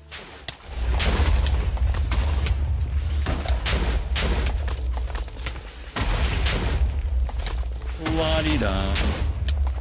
Da-da. Okay, have we aggroed any... Okay, well, we seem to be at an impasse. Oh, something damaged him. Oh, it has aggroed the golems. See, now you just need to fire over here. Oh, nope, there's one. He's thinking about it. Nope, they're going the other way now. Okay, all you have to do. The Java Wither is so bad. There it goes. Oh my gosh, wait, they tear him up. I don't have to do anything. I thought I needed like a bunch of them. The memes are true, it is just like a golem. Welp. Yoink. I've seen videos of people just like spawning one golem and then healing it with iron. I didn't think it was like that simple. Java is just, is it really just that much easier in terms of like the Wither? I knew it was like somewhat that case, but I didn't think it was like that much. I didn't think it was that bad. That is unfair.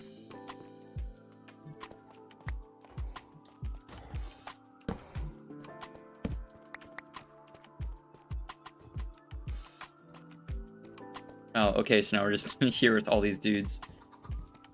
And nearly stacked the Wither Roses. That was just significantly more than I thought we would get.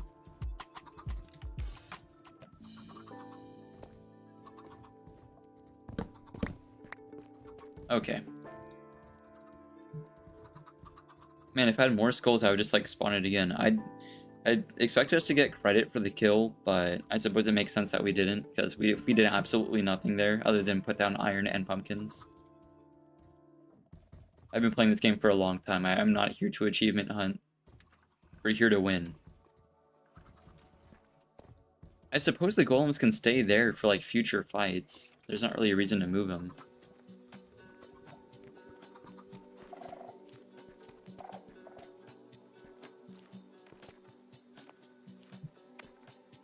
But that is a cakewalk compared to Bedrock. Not even like close to what I remember the last time we bonked the Wither in like the end.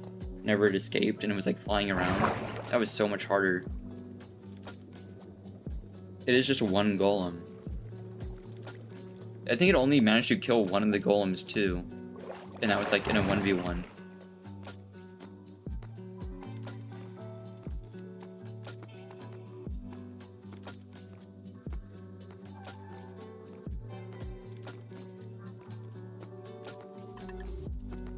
There we go. Let's get these materials put away. I do really appreciate, honestly, like this is enough that I might like use the Wither to mine cobble deep slate for me. I need it like that much and that regularly that might be the strat. I haven't had this much cobble deep slate in so long. It makes me so happy. Suppose we can move that there. Here, we'll move these over here. So you get another layer of it.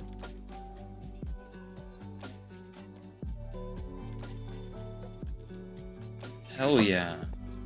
Man, that's awesome. Let's move. Nope, that one's full. Love to see the Wither Roses. I really like them. I want one to put in a pot right now. And then the others can hang out in there. Pumpkins can hang out in here. Do. Poppies have a place. Another star. That's gonna go with the shiny rocks.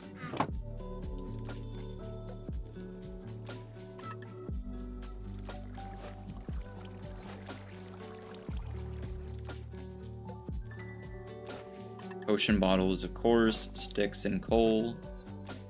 Nice.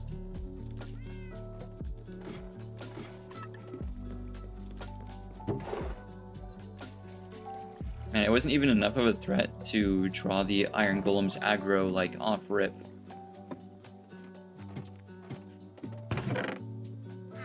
Even they knew it was, wasn't really doing much.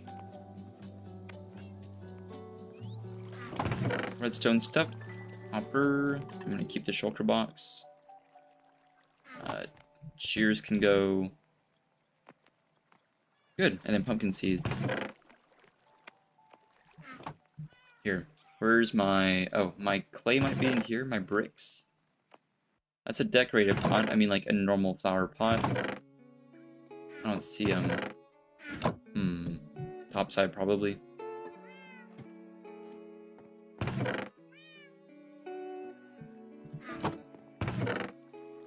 Only one? You know what? Do I have a spare dripstone? Because we can make the mud farm into the clay farm, because that's like real easy. If we only want like 1 layer of clay. Which is like probably more than we would get checking a river. TBH. Because it's like just a stack right there for us. 3 drips. I'm gonna need way more than that. But I have a place to go get it. Boop, boop. Oh, definitely gonna need more of that. Here's paper. Just make a bunch. You need 10 gunpowder. That's not 10 gunpowder at all. There's 3. I need a bit more.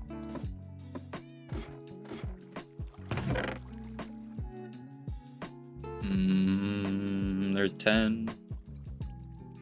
Now we'll bring 16 more, why not? Just like the whole darn thing. Bunch of rockets. These can go near the potions. We need a second barrel at the potion area for like already crafted potions. We are running out of room.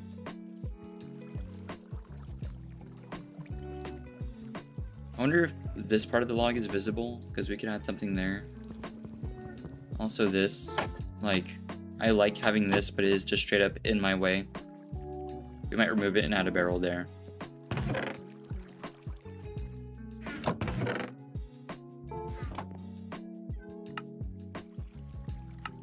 Barrel, there it is. And then put that away. Axe.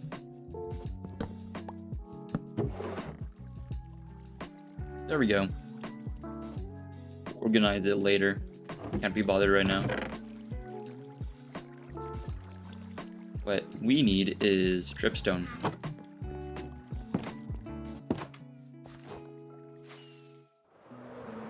We'll go to our secondary cavern because that has more of it. I think it's the only cavern that has it, like, nearby. Where am I? I think I dropped a little short.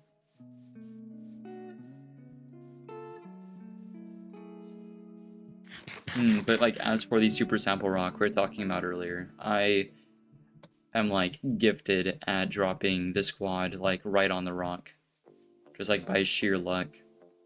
I guess it's also, like, by virtue of playing planets that have really good, visibility. As far as the bot front goes, it's like Yed Prior, like Yed Prime, I forget the red one. And then, Martail also has really good visibility. Those are great planets for farming stuff, too.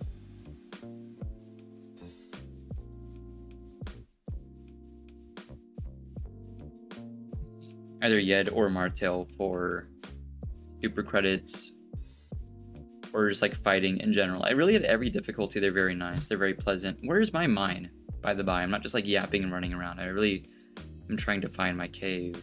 Oh, here it is.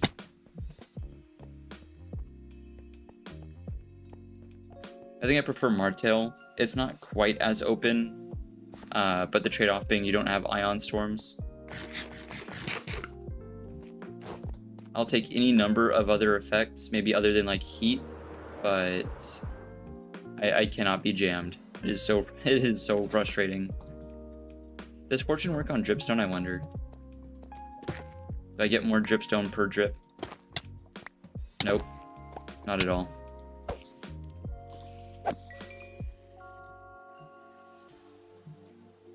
Although I don't suppose Silk Touch helps either.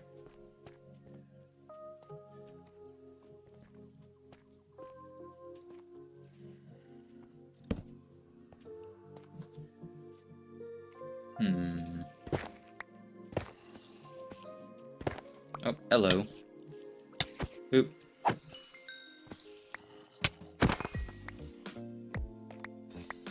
And I like how whenever we first started I was complaining like the lack of string, but now it's like all I have. I'm throwing it away. We have like such a gross excess of it. Thanks to the trial chamber. This is great. This is as much dripstone as I was hoping to find. I wanted something like bonkers like this.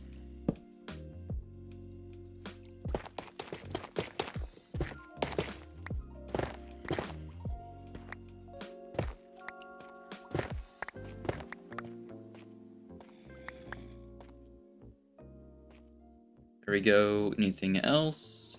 Let me put this to my hotbar. 30. I think it's like roughly a stack that we need to cover. Oh, this cave is cool. I haven't been here before. This is new. And another mat. This geode is, I think, the biggest I've ever seen in terms of like horizontal area. That is crazy. And it even goes like into the wall too.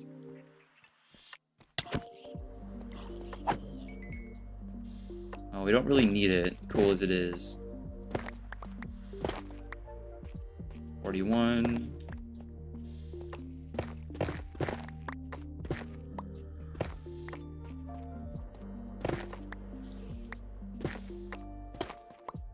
$56.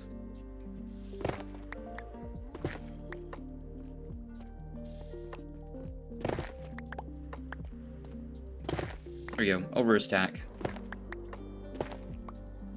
Bring more just in case.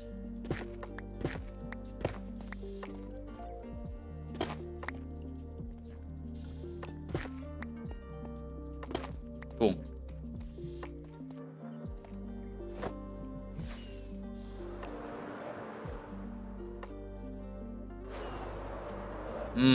Yeah. Going like really fast, okay, with Elytra is a very dangerous game, but very rewarding.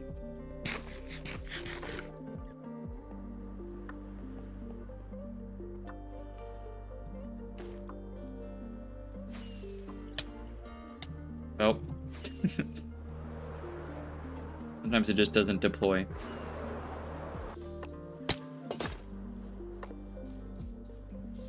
And one of the saddest things on the Illuminate front, which I don't really like the Illuminate very much, but sometimes if you take down a, what do they call them? The vote list. If you take down a vote list, sometimes they'll like stay standing and pull, like, they'll pull a casual salute, which like implies they might be veteran Helldivers or SCAF soldiers or something. Which is like tragic to think about.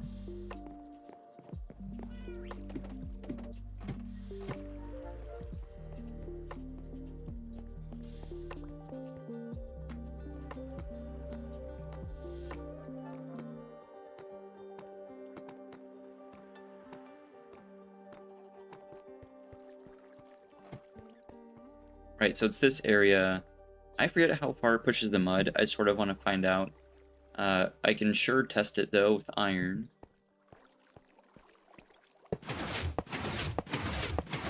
I don't think it's all the way to the wall.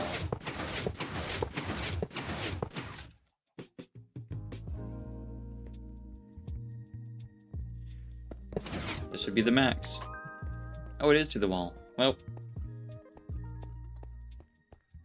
is this the full 12? 2, 3, 4, 5, 6, 7, 8, 9, 10, 11. Nope, it's one short.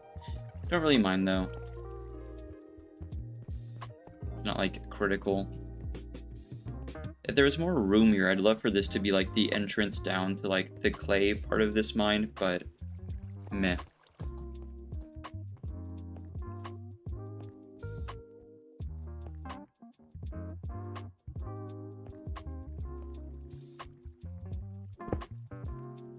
I guess here's as good a spot as any.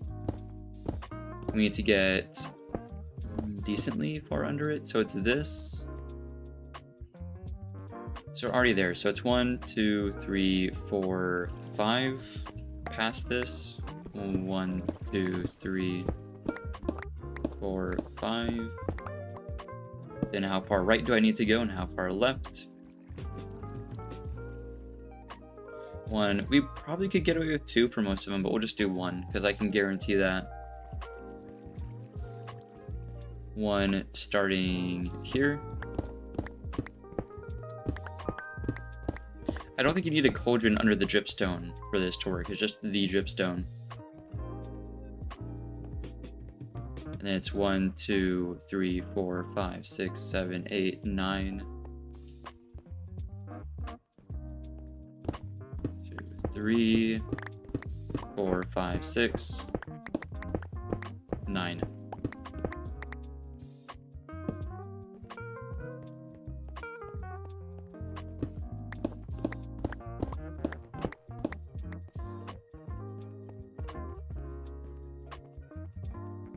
1, 2, 3, 4, 5, 6, 7, 8, 9. There we go. And I want to confirm. Let me grab some normal stone from this using silk. Swap that over. Nope. Swap that over. There we go.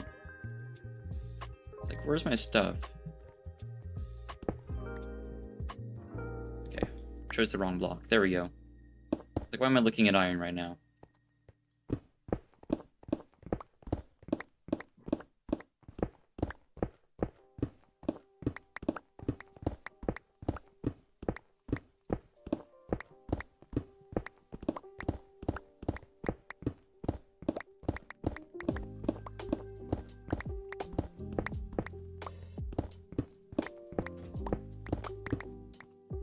Cool. Let me just add a bunch of these.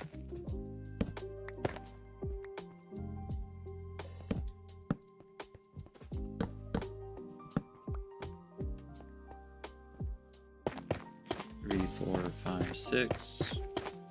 4, 5, 6. 6.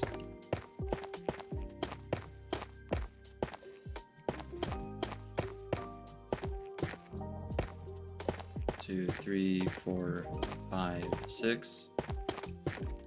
4, 5, 6. 2, 3, 4, 5, 6. It is over a stack. Well over a stack. Good.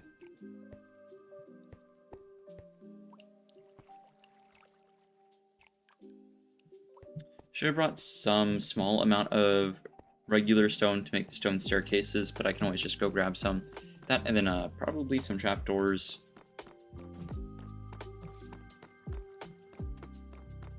Just whatever trapdoors I already have. I think I have spruce, which is good. Sure, Minecraft will make 8.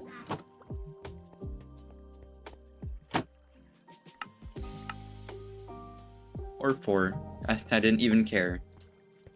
The stone cutter is somewhere else. I don't know where it is. I think it's by the new barn.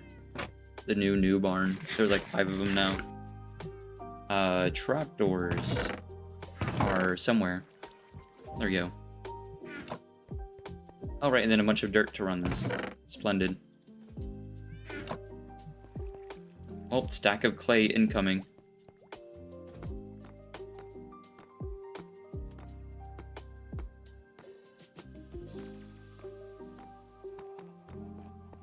I forget whether Fortune or Silk Touch is best for clay. I think with Fortune, you get the same amount that you would, like, if you're just turning it back into full-on blocks. So if you're looking for clay blocks, that might be the move. But otherwise, I'll probably use Fortune for this. I don't know what's, like, most effective there.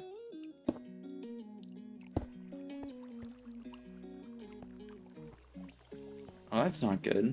Oh, I might have to do a ladder then.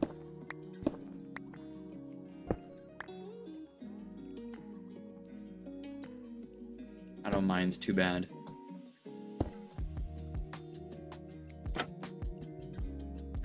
Except I kind of do if I can't see my crafting table.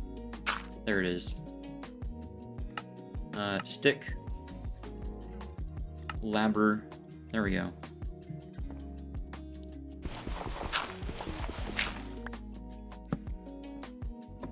It was just one the whole time. That can go in the bundle. I suppose that could too. We don't need to be stingy.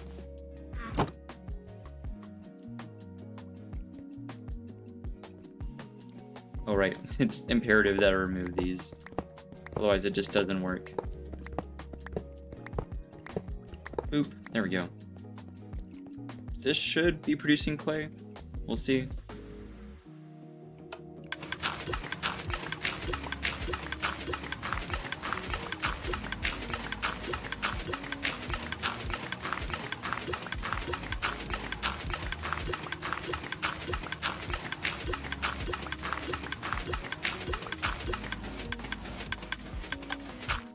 Nope. Whoops. Almost perfect.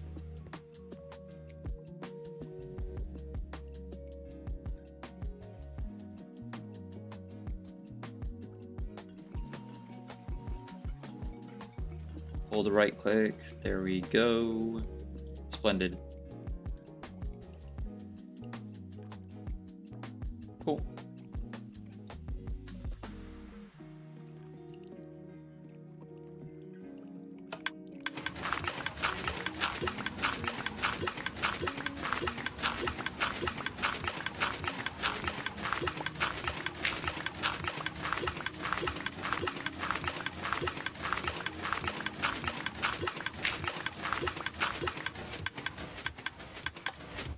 Man, I'm getting that to a T every time. Just like the exact amount. There we go. It is 28 right now. I think that's just because of like how the chest inventory comes out, but I could do a little bit more. Doesn't really matter. Might be easier if I upped it to like 32 for like half a stack. Be like more effective.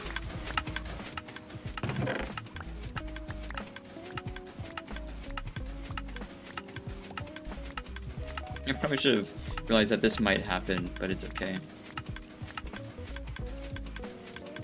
There we go. I sure hope that comes out back to 28.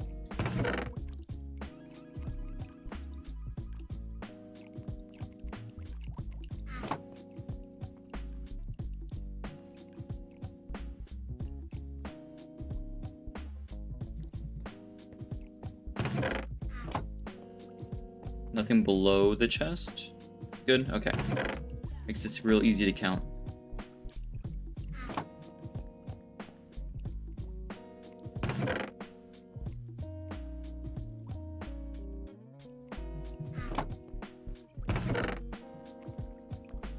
-1. There we go.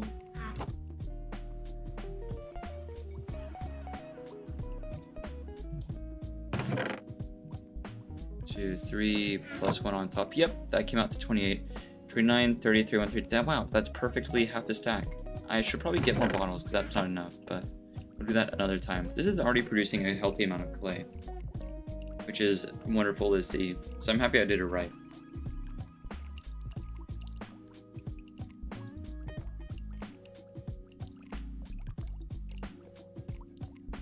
I don't know if there's any preference to it or if it's just random or what's up with that.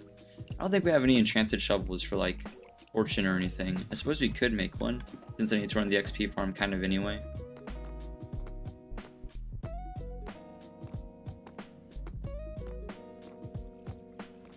Just like by the by. I will hydrate real quick though.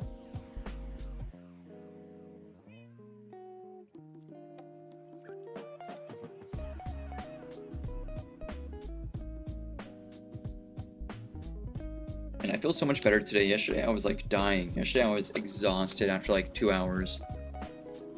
I did not sleep well. Today is so much better.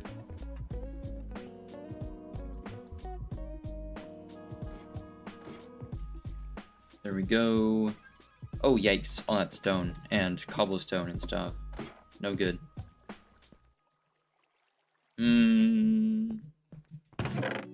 Yeah, either silk touch here. We might just straight up use the pick or whatever.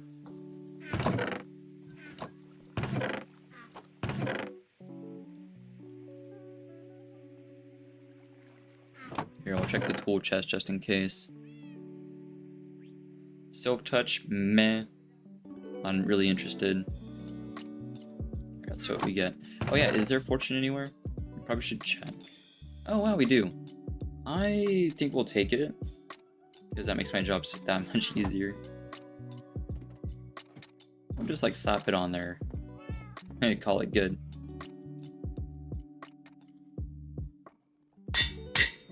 Yoink.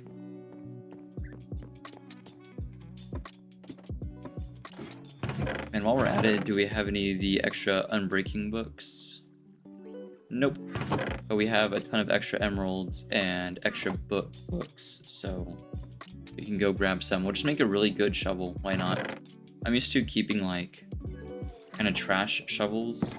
Trash as in like it's still diamond, but I'm not the one who made them. I just bought them from the villager like earlier. But in this case, it might be good for clay farming.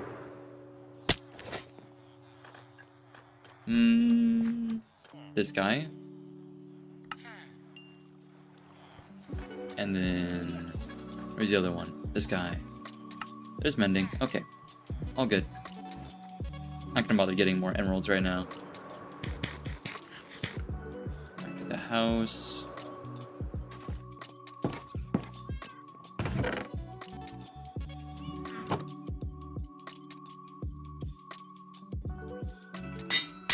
There's mending. There's unbreaking. Cool. Just made like a really good shovel, except it's efficiency 1.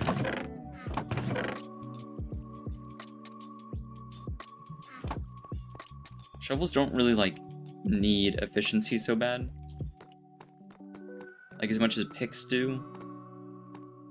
And I wouldn't mind a higher level of efficiency if we get it, but that said, it's not really like on the list. This is pretty darn quick.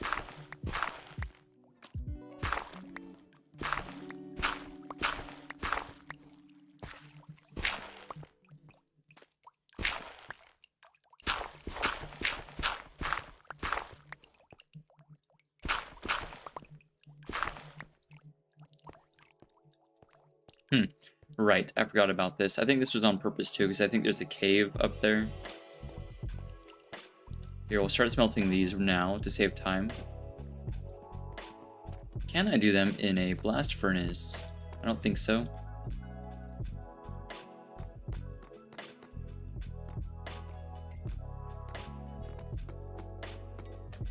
Oop. It'd be pretty cool. No. Yeah, no. Okay. Thank you, Minecraft.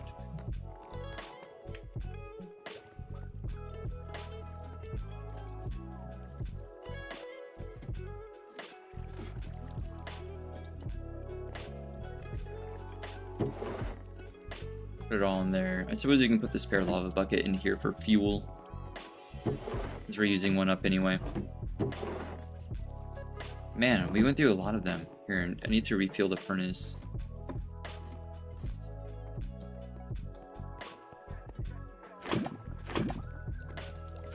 I do suppose, since we have so much iron, we could make like a really high level beacon just off rip.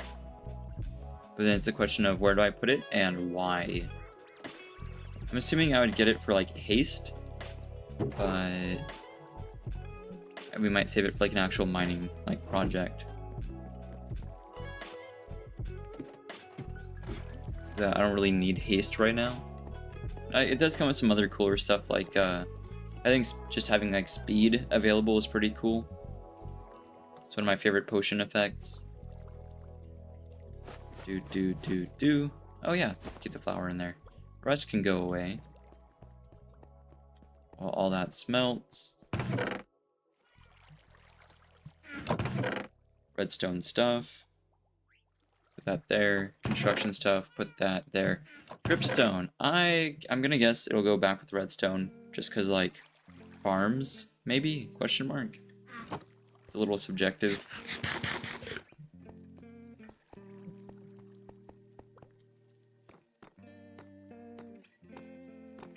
Ooh, I suppose that clay, well, you know, the mud turns into clay. I suppose we should try to find a shepherd villager. If the leather workers use cauldrons, and I'm assuming the looms are for the shepherds.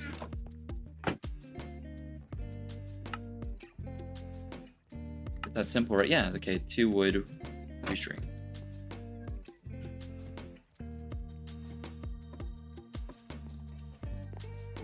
Skip till day. We can fit, I think, easily 1 more villager into this like area we have for them, but we're definitely gonna need like to expand it if it's any more than that.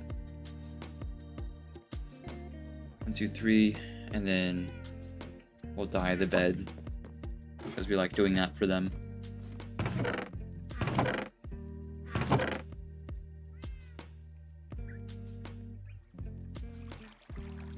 I'll do whatever color this comes out to be. I'm assuming purple. Oh, magenta.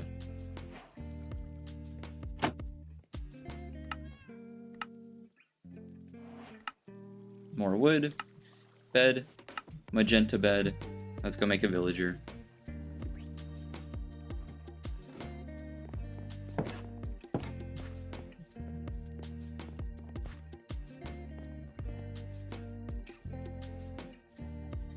I can't really think of what other like bulk thing I would need bricks for. I don't like the normal brick as like a building material. I hardly use it. It's not bad for like accents and stuff, but like just using it in bulk doesn't look great.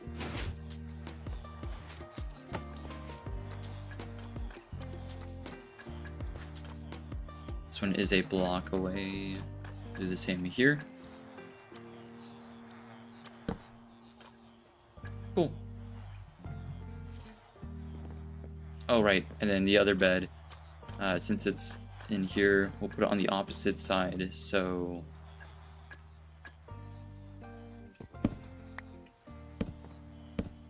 like that. There we go. Good enough. Cool.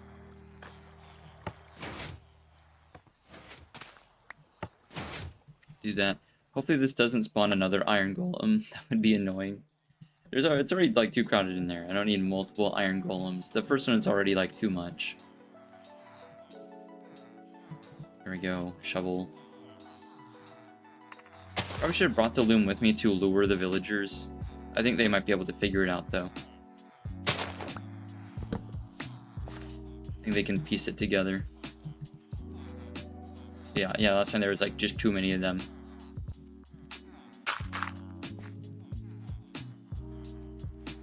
That one hasn't really caught on, but I think this one knows what's up. I think this one knows what's good for him. He's going for the money.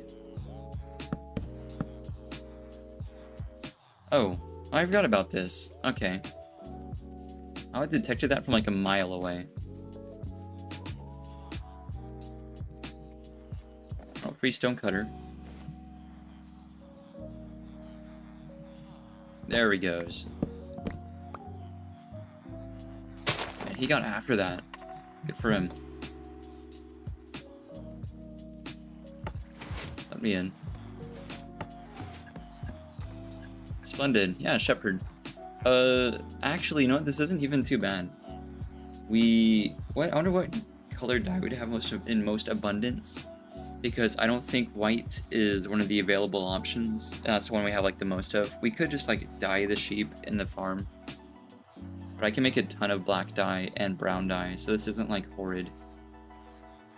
I'm not opposed to reshuffling it until we get something that we already have like stacks and stacks of, though. It is going to be hard with like all this stuff here.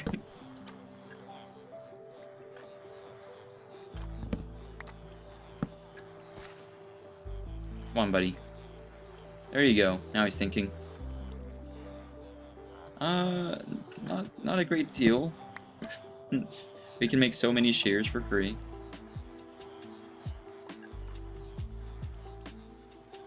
The villagers can't make that jump right. I don't think they can. This is fine. I can deal with this. We have enough of that. That isn't light gray, right? That is just straight up white. Good. I have oodles of that already. Again, dyeing the sheep wouldn't be hard, but like we already have so much stored, and I want to fix my storage.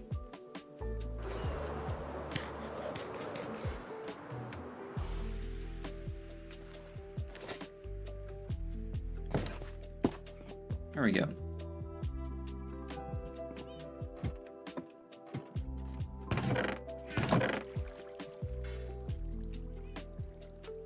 I'm sure that'll be enough for the first set of trades.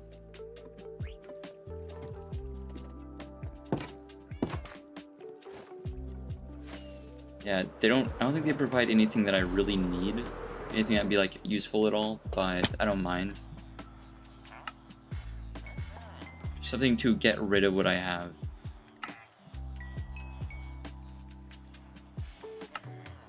One, two, three. Oh, I should probably let him reshuffle. There we go. Yikes. I don't need carpet that much, but thank you. 2, 3.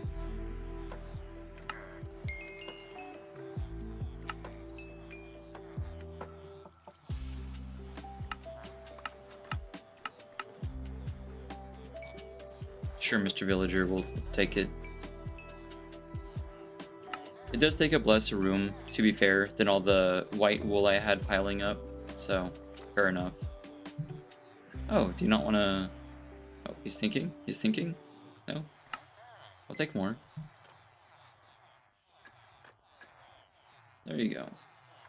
Wow, yikes.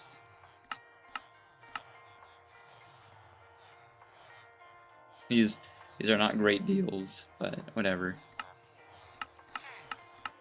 I don't need an abundance of magenta bed. It's kind of funny, that's the color bed I gave him, so fair enough. Here, the main thing is, oh, that's just, there we go. The main thing is being able to convert my wool into emeralds, because, like, yeah, we just had nearly a whole chest worth of it piling up. It is, like, ruining my storage setup.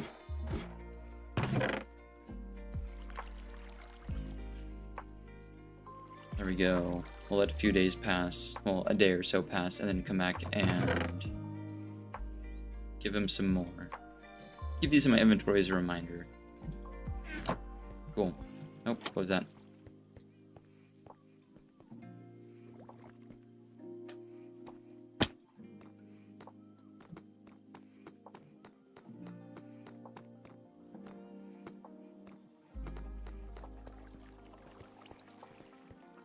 No, most of it's clay.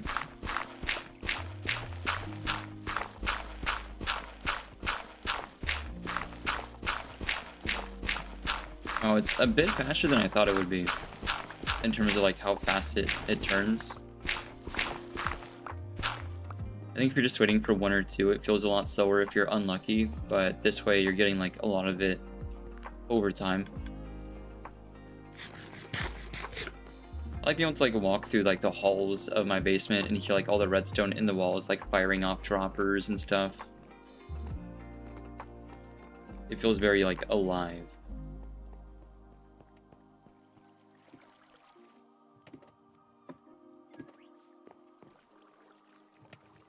There we go.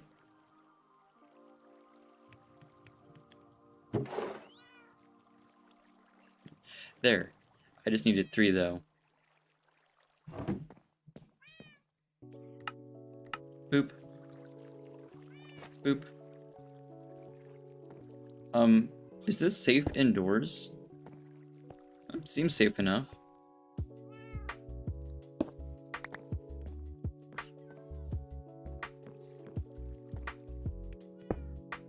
Oh. Odd.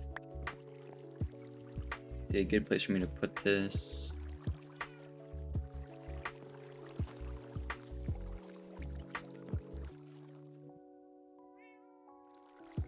You know what? Let me get a dark oak stair. I'm sure I have one somewhere. From like the builds that I've done. Maybe downstairs?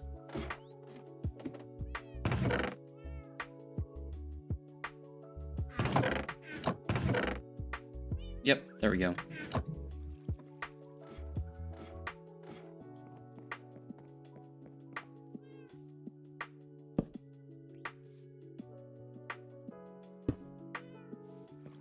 Cool.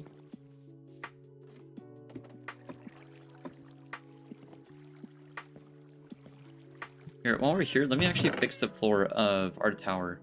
Because it's been just grass for like the longest time.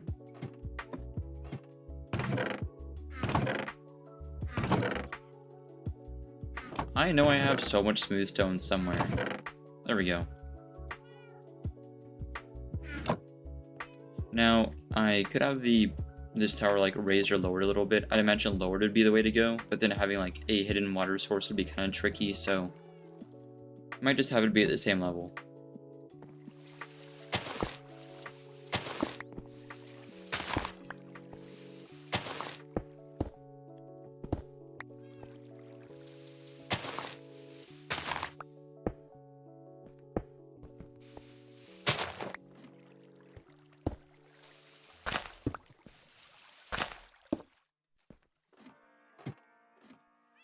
I suppose we might do stairs there, like, I'm sure smooth stone stairs are a thing.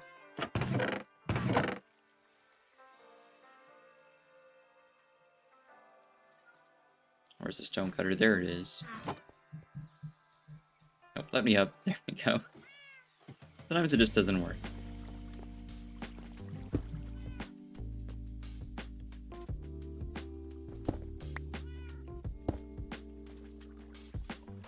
No, just slabs. Okay.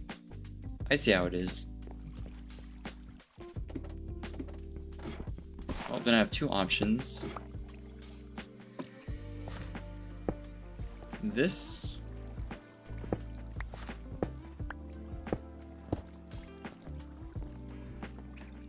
which I suppose is okay.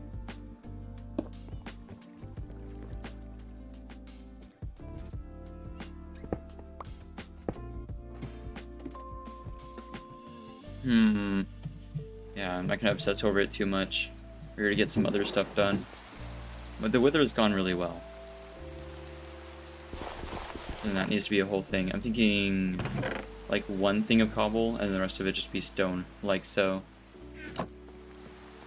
We'll check on the villagers in the morning. Look how that shepherd's doing.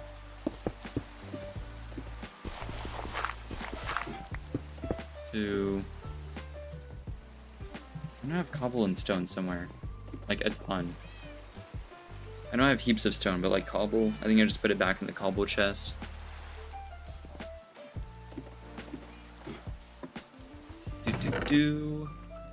Yeah, just like one. And the rest of it be normal stone. A very like small amount. There we go. Okay, let me make sure the rest of the clay is ready. Yeah, I like a stack of it, like over a stack. At the mud farm.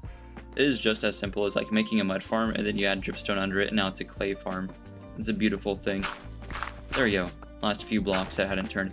I think, well, no, these three aren't going to turn. It's only from here on that I added the dripstone. Yeah. A pretty hefty amount still.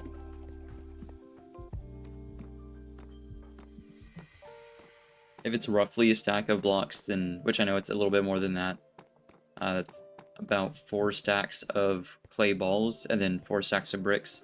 I forget whether it's 4 bricks for a brick block or 9.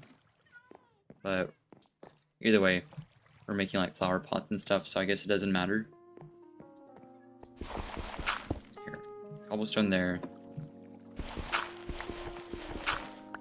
Stone there. I'm smacking my keyboard today, jeez. Like angry about it. Alright, where's the... oh, the wool with me. Huge, okay, good. I'll check on the shepherd. Like that.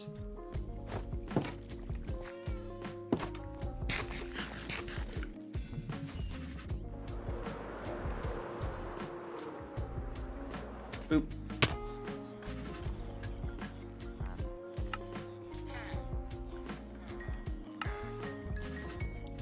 I do not even care if it's not giving a lot of XP. I just need to get rid of all my wool. We had just too much. Here, Shaw, I'll buy magenta beds. Thank you. I don't really want them.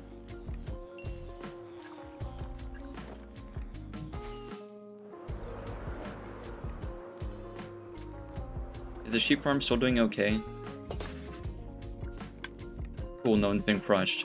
I don't know, so I don't know what happens. I don't know if Endermen get in there. The sheep, like the wool farm, breaks so rarely. I think it might just straight up be Enderman teleporting in there for a second whenever it's like raining. Like nothing else occurs to me that might be like stopping it other than some interference from them. Mutton can go there. I don't really need these. I'm gonna be so honest. We'll keep one because we don't have a travel bed anymore.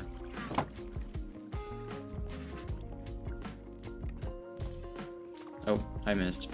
Went to the great beyond. Travel bed should go up here.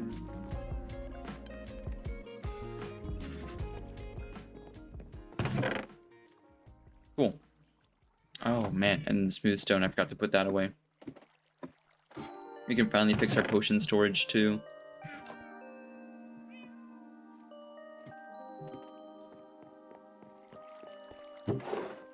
Alright, top chest is totally going to be for ingredients.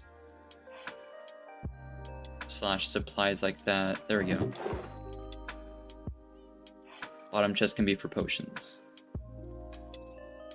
In no particular order, we can do that. General purpose stuff, and then it's just ingredients. Oh, I suppose that can go there. That's not an ingredient at all. That's my rockets. There we go. Stone actually counts. Pufferfish, melons. I think that's all good. There we go. Potions.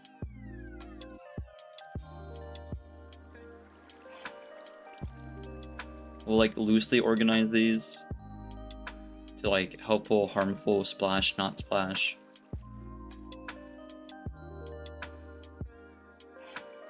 Regen.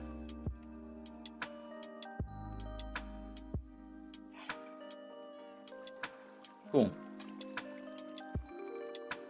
These totally go with ingredients too. Nice. I want more efficiency for this shovel, just like so we can get sand that much faster. I think this is already pretty darn quick. How's that? How much? Oh, it's got a pretty good amount of clay left. That's alright. How's this doing on fuel? I can't really tell. Oh no, that's got plenty. Okay. Efficiency. I think I can afford efficiency too. Just like off of the table. Oh, you know what'd be even better? Hang on. I have tons of emeralds. And then iron. Here. Way better idea. I'm just gonna buy a bunch of efficiency 1 shovels and slap them together till we have something usable.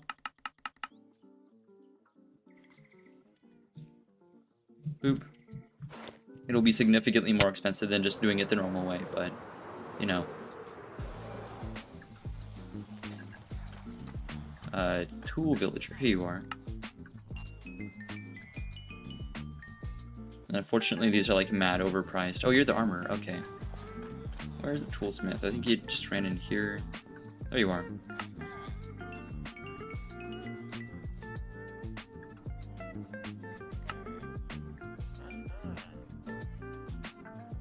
Okay, this is efficiency 1, so that'll make efficiency 2, right?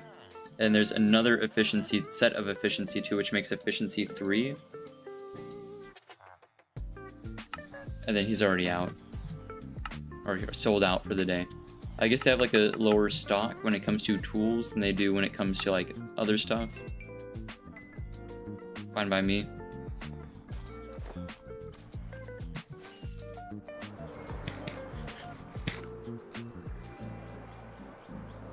Boop.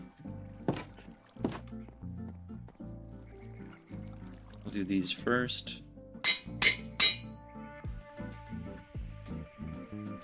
31 or 9. Okay, we'll take 9. I wonder if it'd be cheaper to hold this one and then make efficiency 3 over here, or what? Like what's the deal there? 19 or so much more than 19. Okay, I think we got our answer.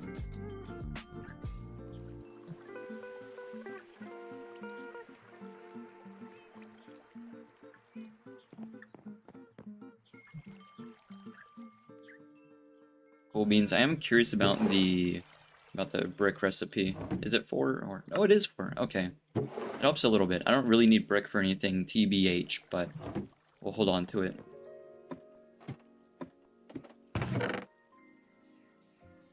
I kind of feel obligated now to like run the clay farm more because it's like that good. This as well. Do I have extra obsidian? And I also want to do something with the crying obsidian because it's like my favorite, but I don't really have like a build in mind for it. Alright, so I know it's obsidian, another star glass. Then what? Oh, nope, just like that. Okay, well, guessed it. It's that easy.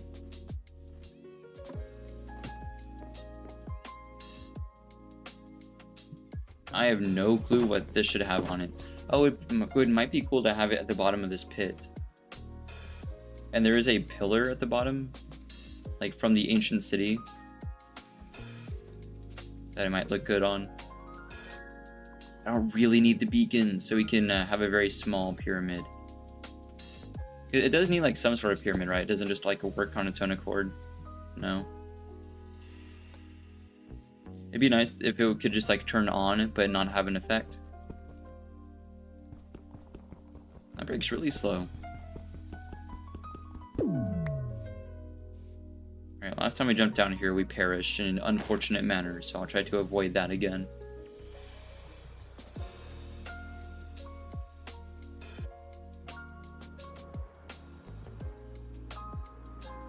Okay, a little quick.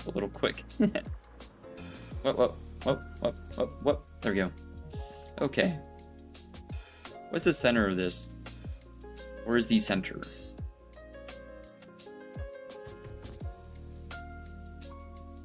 Unfortunately, this like giant iron vein's kind of in my way. It's totally in the way. Okay, we can get rid of some of it. I don't really mind.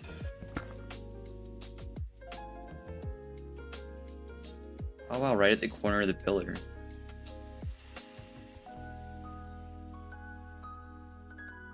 Okay, the beacon is right over that. Boop. Thank you, Feather Falling 4.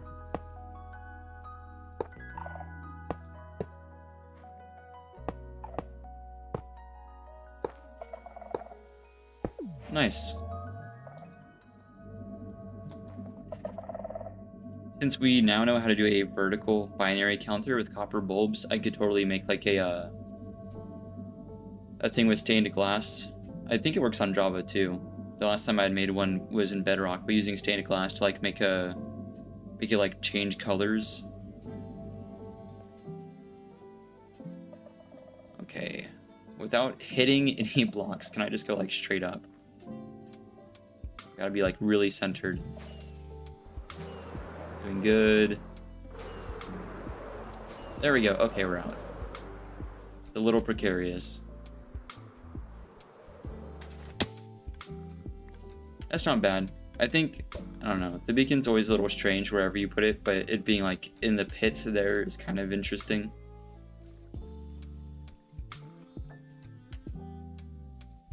He'd even make like a Death Star looking thing, so it makes it look like the pit was dug by the laser.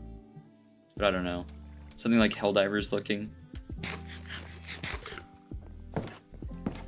You can make it like yellow or orange and then make a tiny like model super destroyer so it looks like the orbital laser.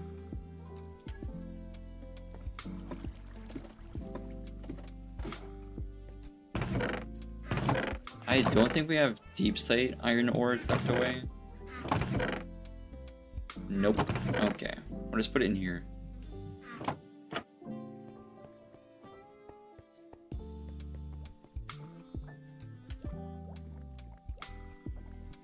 Not bad.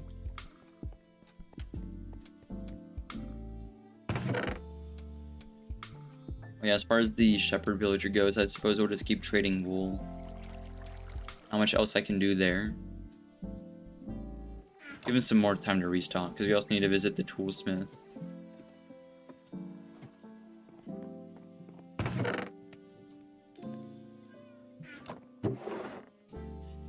Looking good. Now see, this is why I usually don't do like super smelters. I get so busy with like other stuff that just running one furnace, as long as it has like a hopper attached to it to keep like supplying material, is perfectly sufficient. That said though, I mean, like, there's a reason people make the super smelters, like they are fast. I just don't do like a lot of mega builds except for that one thing in the basement.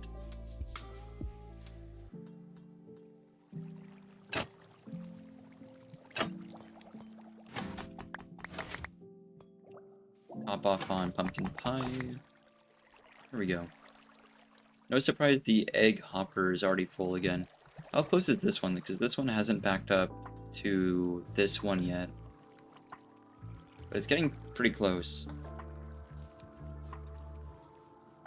Just to let me know when there's a good excess of material. Here, we can grab that wool now. Oh yeah, let me grab some tinted glass so I can test that. Because I want to see if it works A, with like at all, and B, with glass panes instead. Doesn't really matter to me, but it'd be cool. I'd help keep things a little bit more compact, maybe.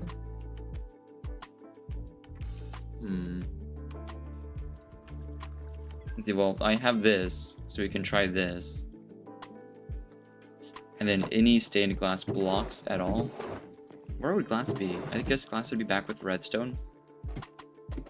And I don't think tinted glass would do anything to it, but we'll bring that along.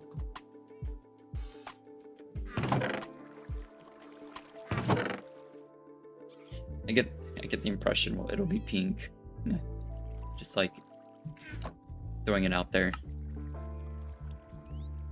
Okay, well, I don't think it's as simple as me being able to do this. Right. It has to be like 8 at a time, right? It's kind of a wasteful recipe. Yeah, I don't need 8 pink stained glass for anything ever. That's just gonna plague my storage for like eons to come. 1 was totally sufficient.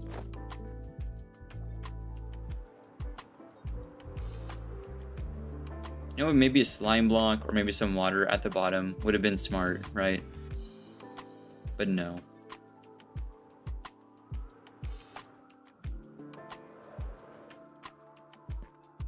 Nope. Almost got me.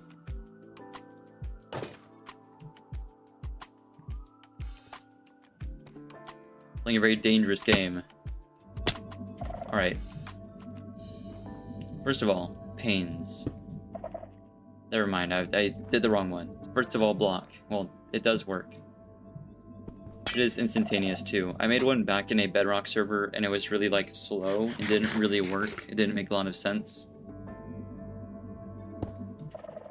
Oh, panes work too. And panes are cool because like, if it's just the pane and it's not attached to anything, it just looks like the beacon's just that color. It's kind of unnerving. There we go. And what does tinted glass do, if anything?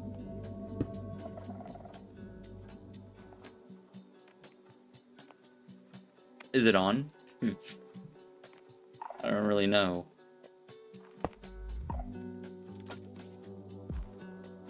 It's hard to tell.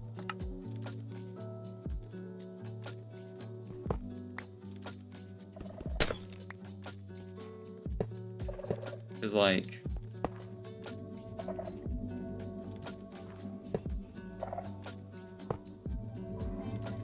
that fully shuts it down. Okay, that fully shuts it down too, I see. I understand. I thought it might have just been like blocking the laser. Like visually.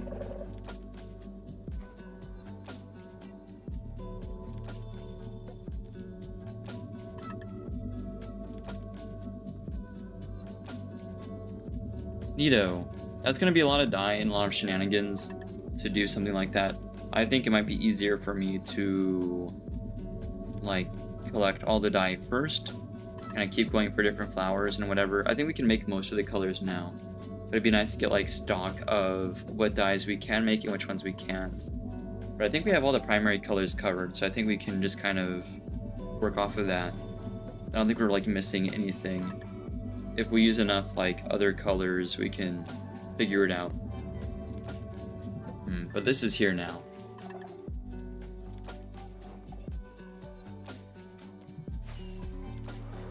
There we go. Fly our way out. Good.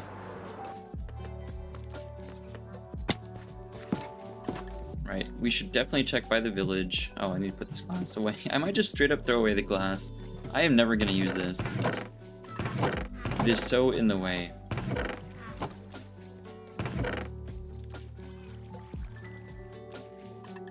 Tell you what, we'll do a little bit of rearranging here. For once we're like whittling down the amount of stone that we have, we'll just temporarily put it in here. Except for the normal stuff and the tinted stuff, which I need for farms. Cool. Plenty of iron. And then plenty of wool. I don't think I need more emeralds with me. I think we're gonna get plenty.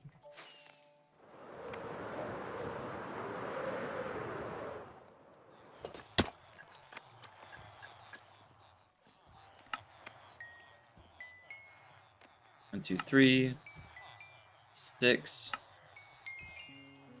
9. There we go. The iron golem is being crazy in the way right now. There you are. Right. I'll take another bed. Was that good enough? Oh, I saw him rank up. Yeesh. Really? Banners the next one up? Isn't that the second villager to offer banners? Why are banners such a, like, common trait? I never use them. The cartographer has them too, I believe. Yeah, same colors too. It's extraordinarily unhelpful. I thought it was saying it was 10 per banner. I was like, no way.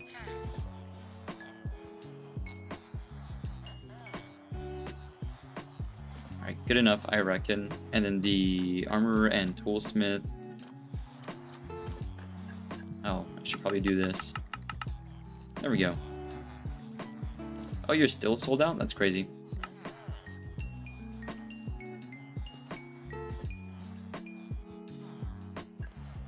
I wonder if the toolsmith is then still sold out on shovels. Yep, okay. Did my best. Where'd he go? Where's the... Hello, shepherd. You're a librarian. There's the shepherd. Okay. I like their hats. The next level trade better not be more banners. Oh, you know what? That's not that bad. 3 for 1? That's actually like a decent deal for once. It saves me so much time. Here, the villagers have been working very hard. We'll give them paintings. How about...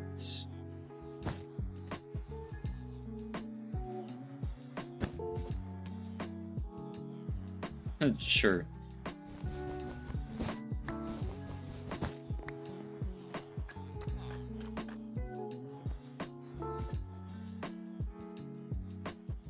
We try to treat the villagers as good as possible around here. I don't really know where to put these. There's not a lot of room.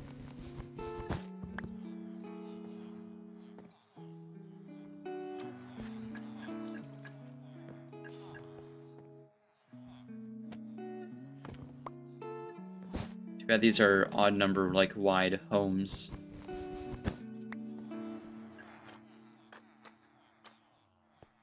No clue why that's still a slab, but that's alright.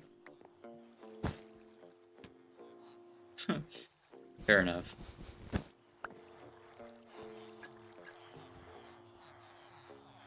Right, well, I guess we need to wait for the toolsmith then and stuff. I really just needed, like, the shovels, mainly.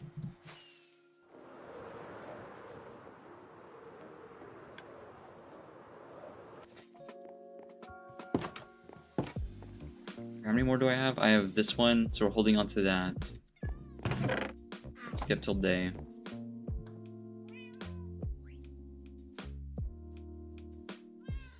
And then the banners.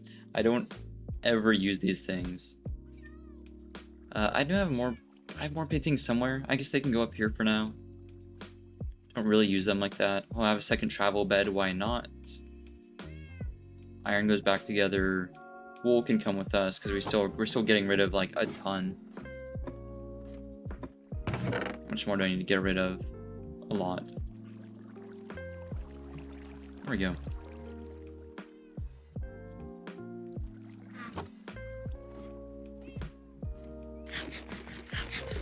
And taking care of our chore list effectively. To move these. There we go.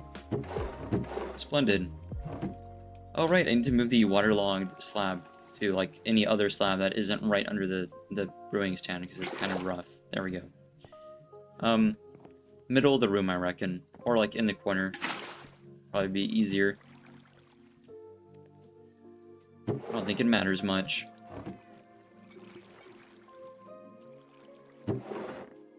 Hefty chance whatever I make next requires nether wart.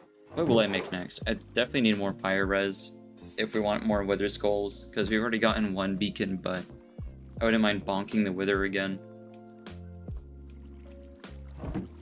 Dude, those iron golems tore it up way faster than I thought they would.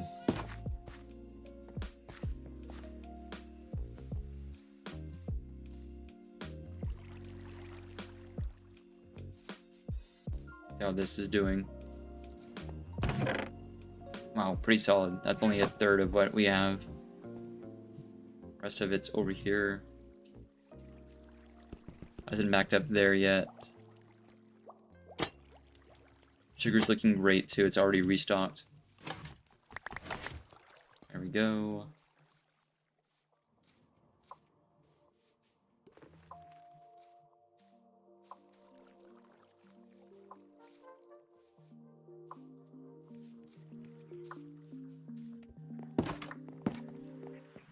Cool.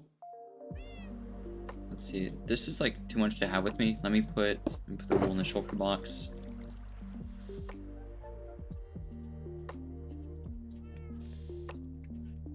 There we go. And then blocks to build with. And pop into the nether again.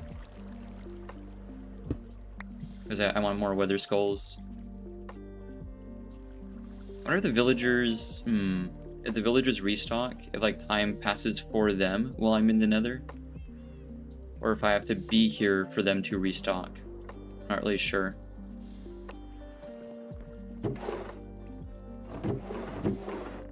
Make more of this. There we go. What I need also is just more redstone, because I went through a ton of it making that pumpkin pie maker, but I'm unsure.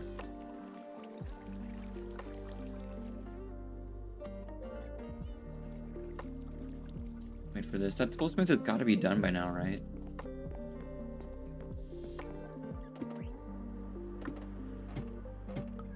Creative. We've already done that. Yes, I've had deja vu. Crazy.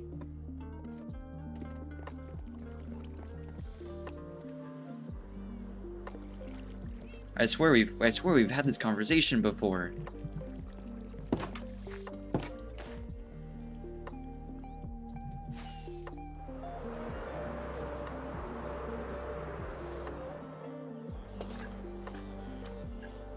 Hitting the 3-peat is crazy though. Where's my toolsmith? Here he is. No way, dude. Restock already. I don't want a stone hoe, buddy. Okay. So one thing I wasn't after. I think it's hilarious that was your level 1 trade, but I don't need any more. Not even close. What I do need more of is rockets before we head anywhere at all. Aw, I tried to hit that in time. My hubris got the best of me. I guess we'll go check the gunpowder farm. I don't want to pull the gunpowder out of anywhere where I'm using it actively. Like the potions area. There should be quite a bit more in here. Nice.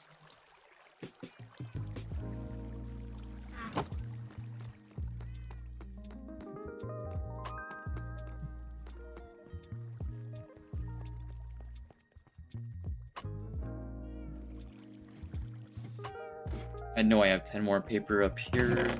Yep. There we go.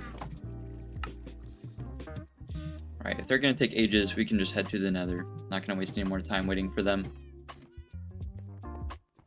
I'm not even gonna bother with the gold boots. If piglins have an issue with us being there, then that's a them issue. Or it'll become a them issue. Oh, right. No, I'm not prepared.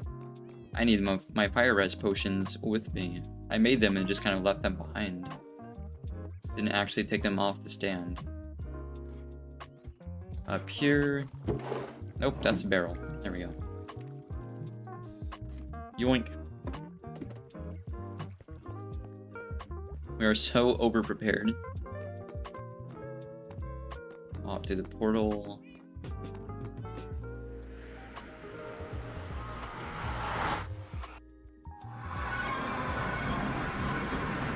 Previously, it's taken me like hours to get these wither skulls, but like I started stream and it's like went and started casually like farming and yapping, but we had the skulls within like 10 minutes. It was crazy. I don't think we're gonna have that level of luck ever again, but I'll certainly try. I'll do my best to have good RNG.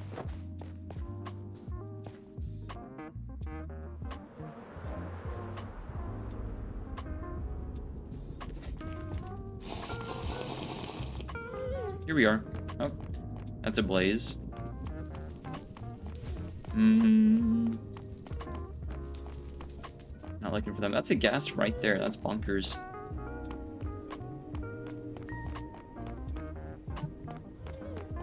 Last time there were skeletons all over the place.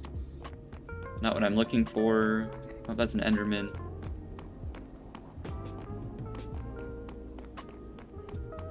It does go way faster if you have like groups of 5 spawning in all the time.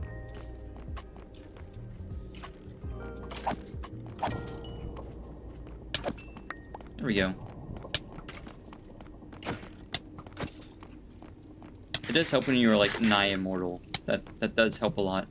I should probably keep these ready, but we can trade out for my bow.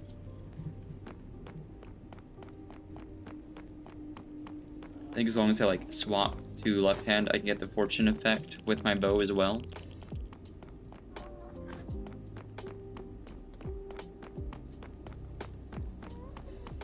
There's gotta be more topside. I sense them. The gas has to go down, by the way, for us to like do much. Oh, see, there's one. It's coming this way.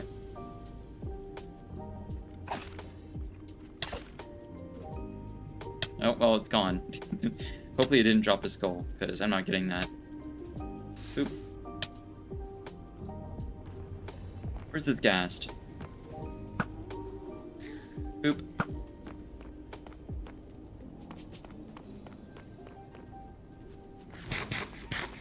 Like how fire is just like trivializes the blazes, like unless you're in physical contact with them. Oh, wait a minute. The skeletons can like fully aggro the blazes? I thought it was like creepers where like they just kind of passively hit them. Man, the blazes like instantly go for the player, but they take their sweet time going after skeletons. That is not fair.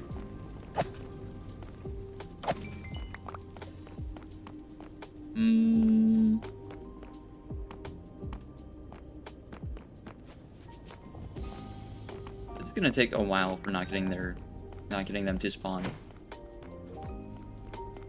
Check over here.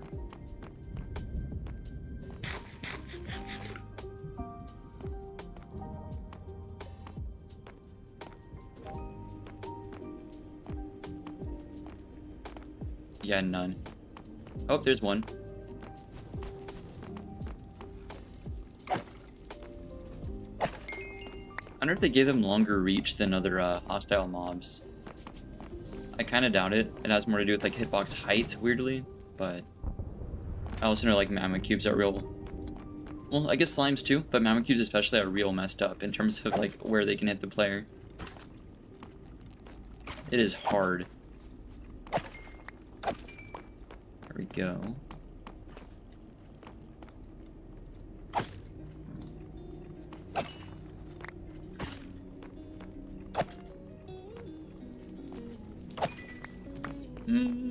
Not as good as earlier.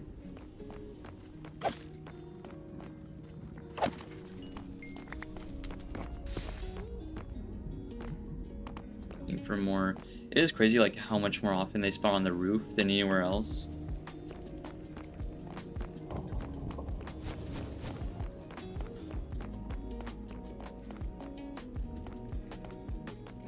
We'll check up here. Why not? And there's one. Hey, this one drops 3 skulls. You never know. How much time on this? 3 minutes? Well over. Go more so over here. Go down and around. Oh, hello.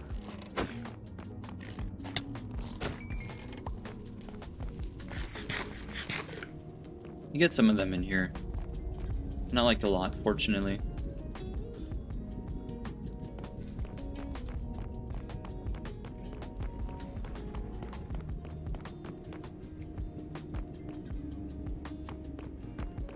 Can kind of poke our heads down here to check here as well. If anything, going over here is less of checking to see if they're here, or like as much as it is giving the other areas a chance to have skeletons spawn in, so we're not like too close for spawns. It's kind of what it feels like half the time. I think I hear one though. I wouldn't really know where it is. I'm not really seeing other tunnels.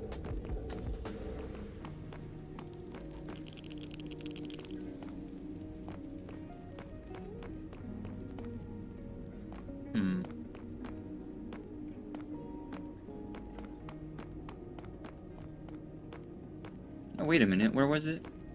I think over here. Got turned around.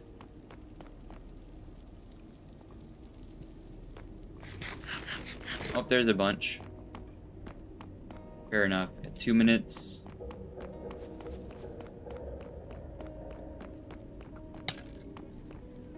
Oh, that's thorns.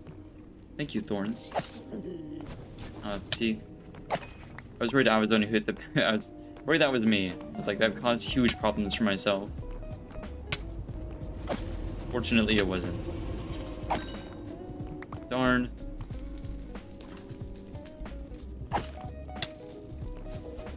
Oh, okay. Wow, I'm surprised even the normal skeletons can aggro the wither skeletons.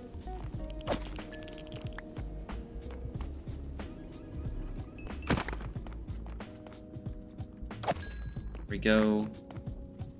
Still no skull, I believe. We'll check our inventory in a sec. Get this guy up here. Clipped me. 1 minute. Okay, we'll swap. Put that over. I see one more. We're not getting like the groups of like 5 or 6 that we usually had. And that was a pretty decent group there. But we were having better.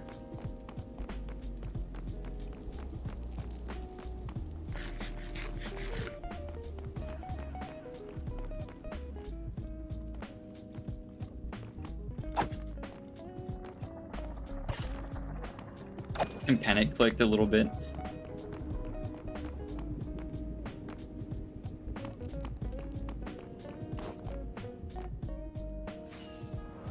Give him some space to loop around. There we go. That's an Enderman still. That one hasn't despawned. I feel like the rules of what spawns, what despawns out over time is just kind of odd. Does it go farther this way?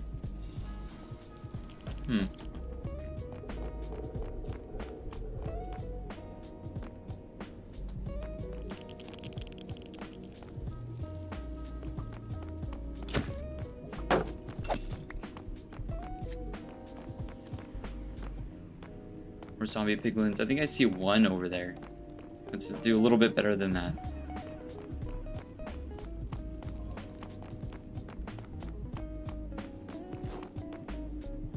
Oh wait, it is way better than that. Huge.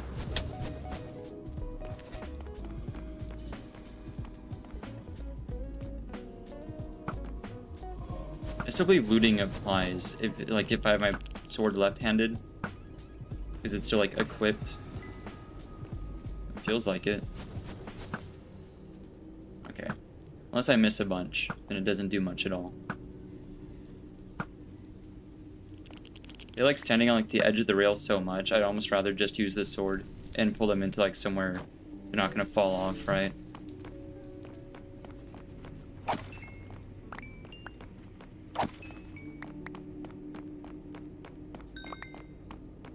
Right, inventory check. A lot of stone swords. Oh, that was crazy. Stone swords. Whole lot of nothing else. Hey, but a free bow.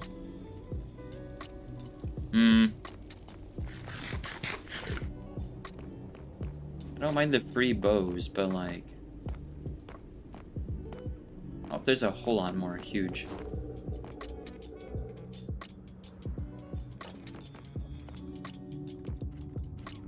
Get off the rail. There we go. I wonder why they're like... I feel like a lot of mobs are predisposed to going like higher up. Oh, there's one. Nice.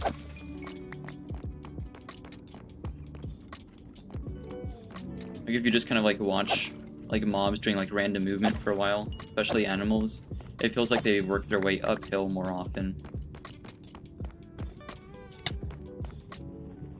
Hello? Oh, there's... He just kind of stood there like, oh, I did my best. He saw that the arrow did like next to no damage and decided to de-aggro. A very smart skeleton.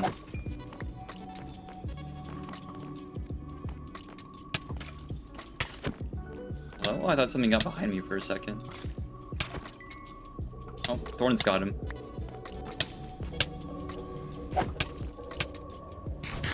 Oh, wait a minute, my health is pretty low, isn't it? Oh, never mind. It's so hard to tell with the wither effect on. It looked really low for a second.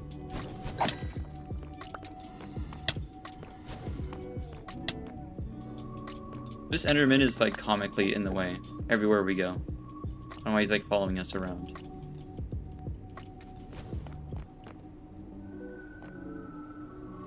See some over there.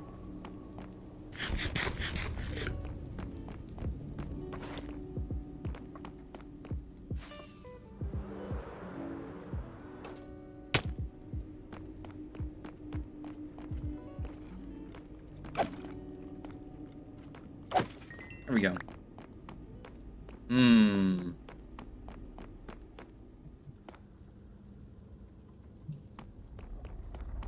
Give him some distance in the turnaround. There's two biomes that are good for farming out with their skeletons, like for fortresses. One of them is the Soul Sand Valley, of course, because that's good for skeletons, but I forget the other one. There's a second. But I guess typically Soul Sand Valley like this, if there's a fortress here, it would be crazy good. We'll zip around a little bit, but this is back to being wastes now.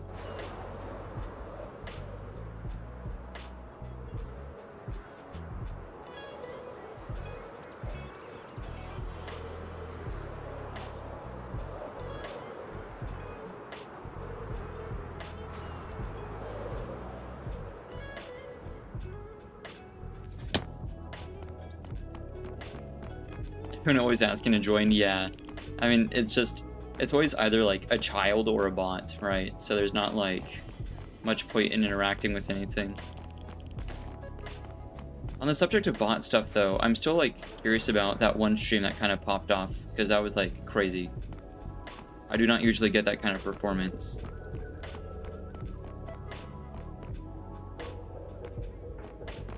It was cool, but like unnerving. Oh, it's gone. Zendo popped in briefly the day thereafter, and we talked about it a little bit. I just don't really understand the motive if like it's not like a flood of bots trying to get like personal information. Like I don't really understand what the motive would be other than that.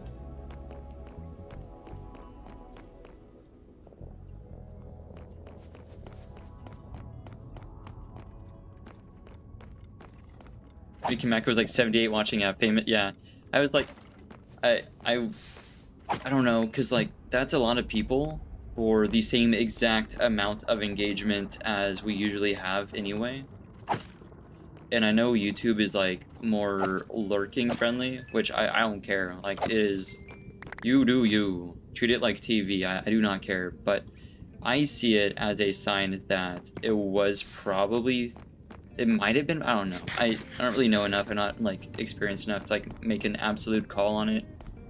But if like you have 10 times the amount of people you usually do and like one extra chatter, then I think that's a pretty good indicator. But I have no clue. Maybe it was just all people, it was just all lurkers. Is this like a comical amount of blazes or is it just me? Because like this is... Oh, wait. That's almost a really bad spot to be in. We were almost totally out of fire res. Okay, we need to back it up a lot. Whoa, that was almost terrible.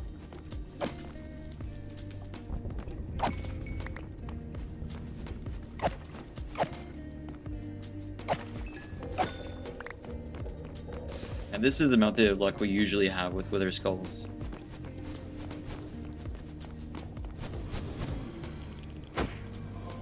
can't really do much about the blazes while the withers are here. This looks crazy. Oh, second one.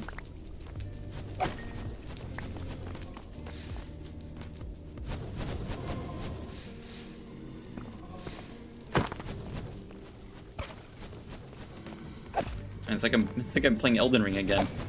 Jeez.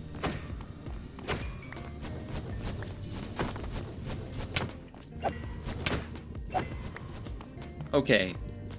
That's better. I can think now.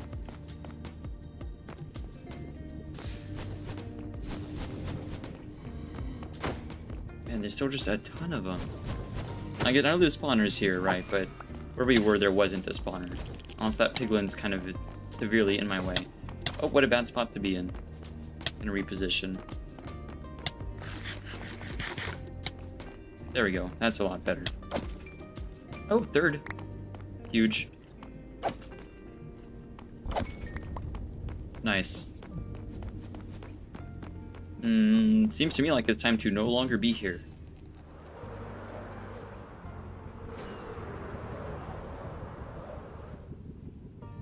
Oh, missed it a little bit. Yikes. Almost slammed right into the roof. Okay. Crisis averted.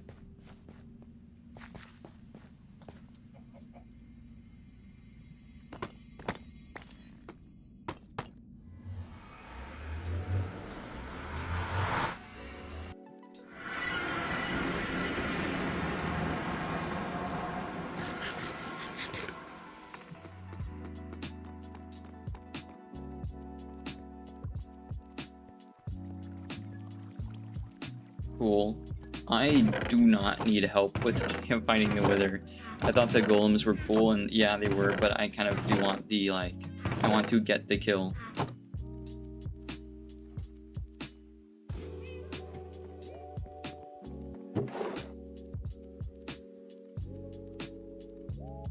I'll take the spare coal, though. That's useful. Sure, and bones, why not?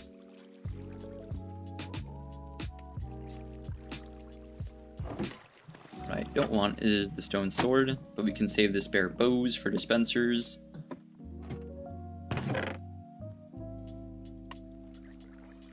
Oh no, that's my bow. There we go. That'd be terrible. The skulls can go in the bundle with me, so I don't forget them. More importantly, I sincerely hope these villagers like actually have their stuff this time around restocked, specifically the toolsmith. But maybe they hadn't restocked because we were in the nether.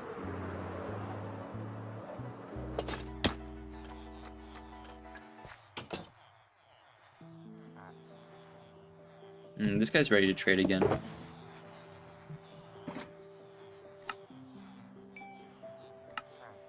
Yeah, please take my wool. Blended. Nope, that's iron.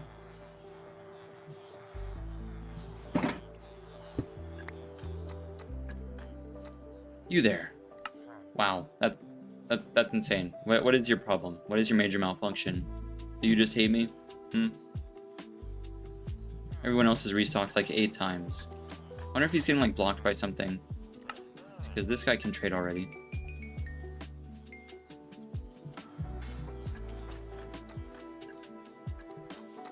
Here, go take a closer look at your thing. Oh, he just got the. Oh, did he just restock? Wow, I wonder if it like really was a pathfinding issue then. Insane.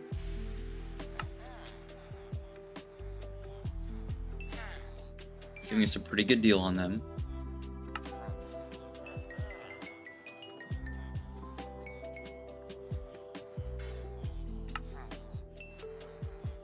Good.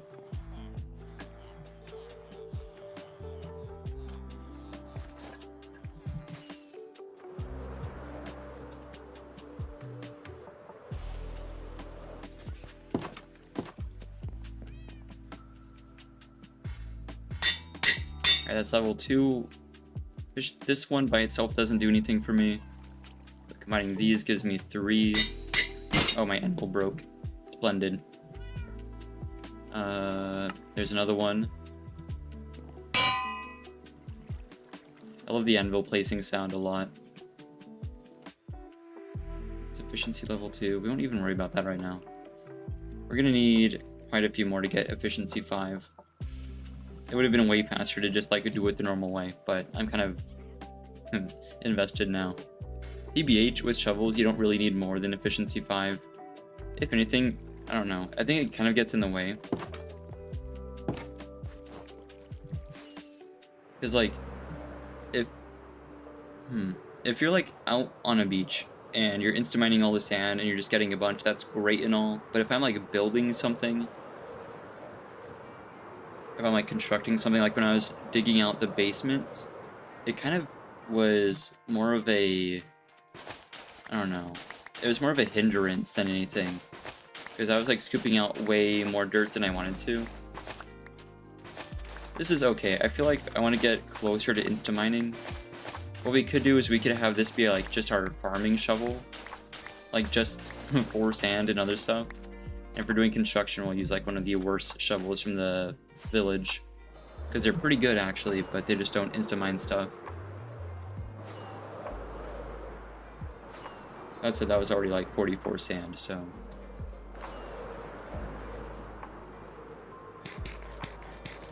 Hop back over here. Is this done smelting clay? It is, we'll throw in sand. I'll let that stew for a little bit.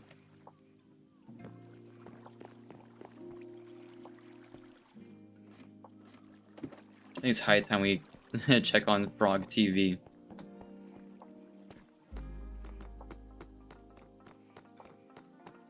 And it's like get up and stretch and stuff. Just take a second. There we go, nice even line.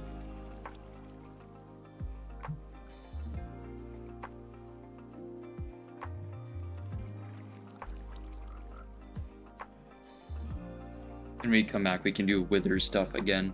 I don't mind farming it. Alright, BRB.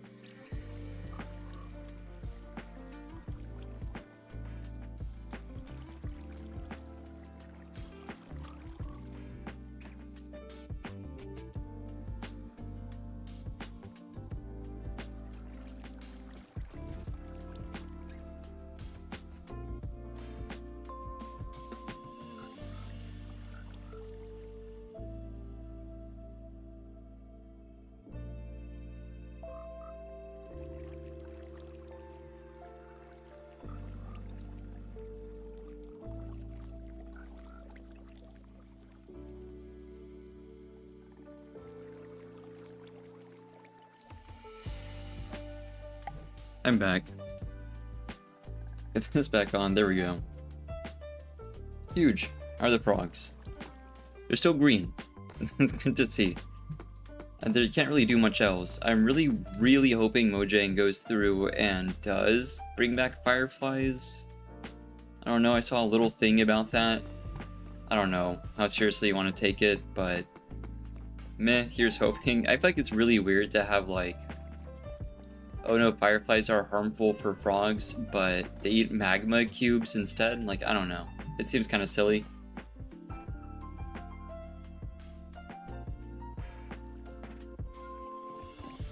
Just like in my humble opinion.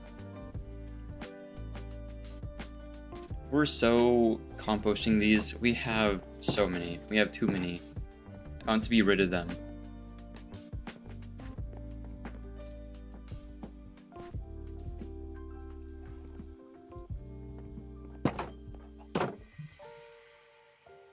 I'm not even gonna go all the way to the top. We'll just do that. There we go. Okay.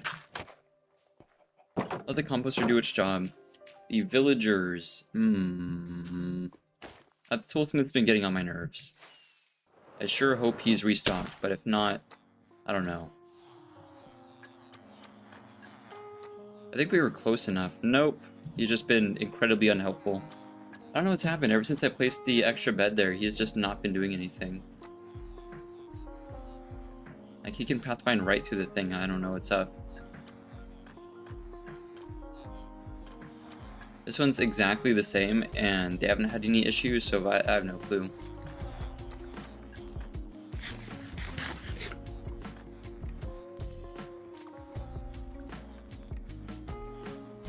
I suppose in the meantime we can do wither. We can do like wither stuff. I think we just need the soul sand. We don't really need much, do we? I'm gonna bring regen potions, but like, I think we're gonna be okay. It doesn't. He's not really that big and bad. I prefer just like low level but longer lasting regen. Don't really need much else, do we? I do want to try these. I didn't try these last time. I reckon this is like entirely enough for the fight.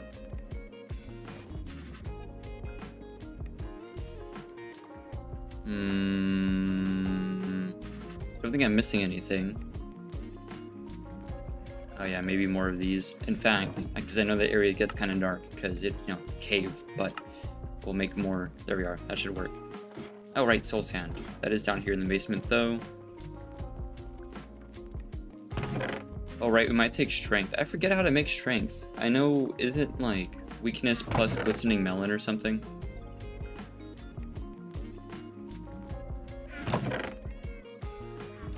Oh yeah, it's in the nether stuff. There we go.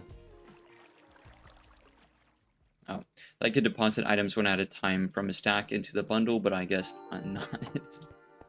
I feel like they've changed the way bundles work, like bit by bit. It's okay here.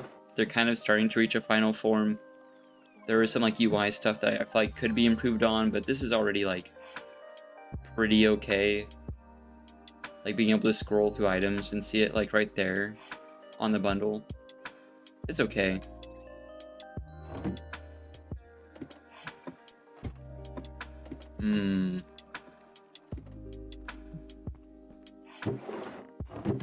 Oh right, glass. We have a ton now. Here, we'll just make a bunch extra. There we go. Oop. It was this one, right? Nice. 1, 2, 3. Here,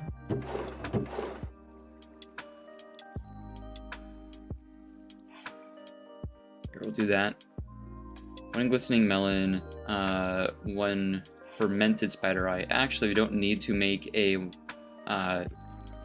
awkward potion for this. It's either poison or weakness to strength. But this will just straight up make weakness. And then I think you glistening melon it.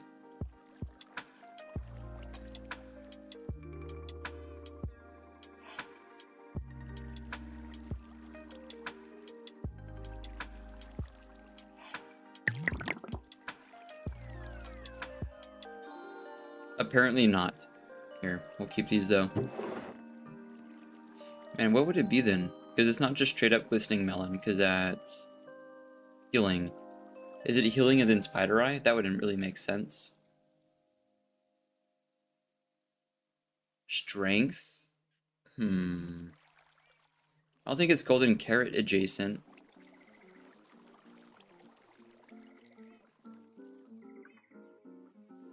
Weakness.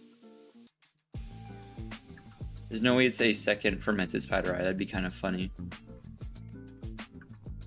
Yeah, no clue. I'll figure it out later.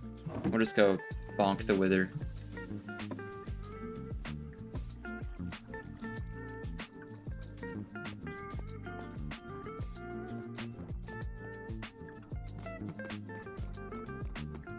I believe there's still iron golems down there, so like we might get an assist. But I want this to be all me. I'm also curious to test the healing aspect of it, because I don't know how undead the wither counts as.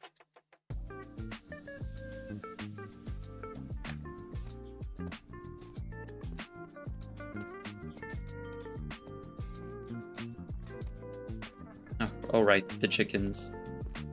I forgot about them.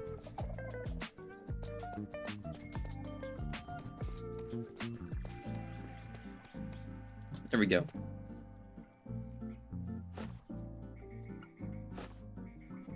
Do that. Yeah, I suppose in here. Don't really know where else it would be.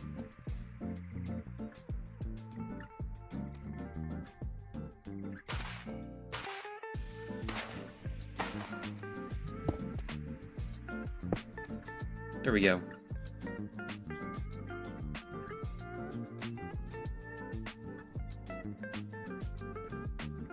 Boop.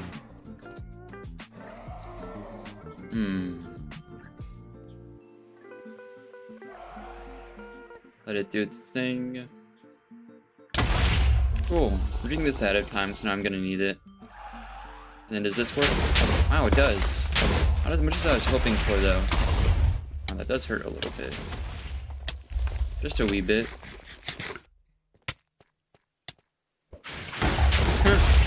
Yeah, I guess it's decent. The sword is, like, better, though. It's not, like, swapping through inventory slots. Oh. Do you guys care? Or is it only if it hits you first?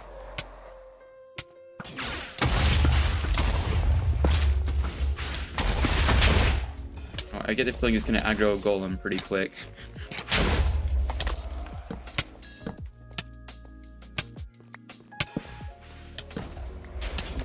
I missed my regen. Oh, shoot. Oh, they just do so much more damage than I do. Super appreciated.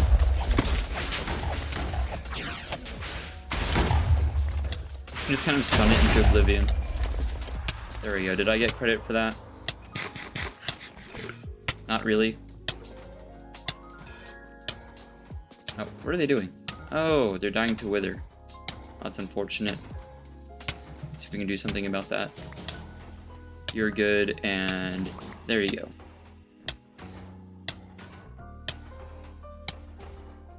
Oh, free stack and change of cobble deep slate. Didn't need that. I kind of want my HP back. That'd be pretty solid.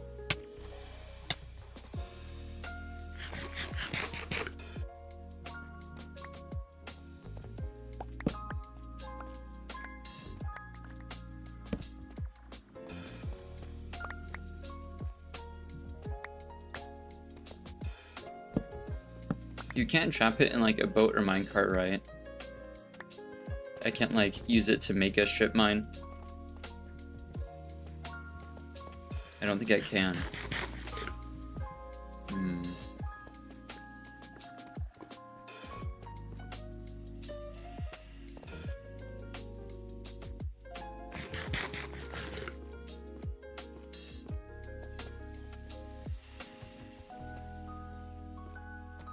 Oh, nearly 2 stacks. I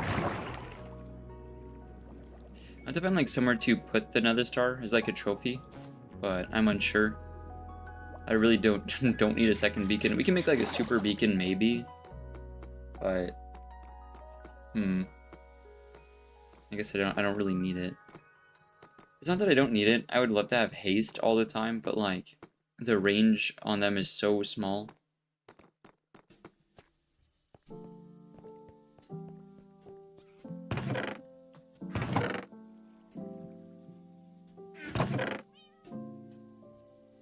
In the olden days, before caves were so deep, or deep slate and all that, it wasn't so hard because you didn't have to like mine as far down or up to have a beacon down in the mines, but now it's like kind of tedious.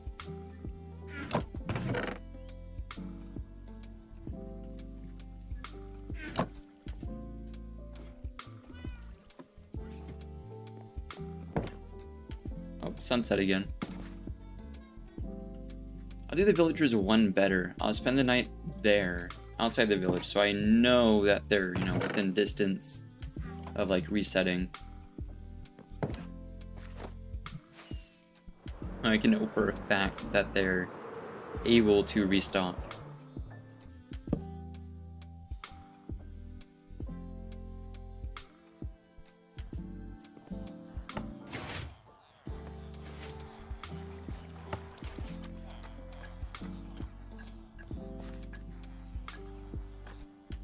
Everyone's in here except for the guy who actually owns that shop. Oh, right, I suppose. Yep, I know. Need iron. There we go.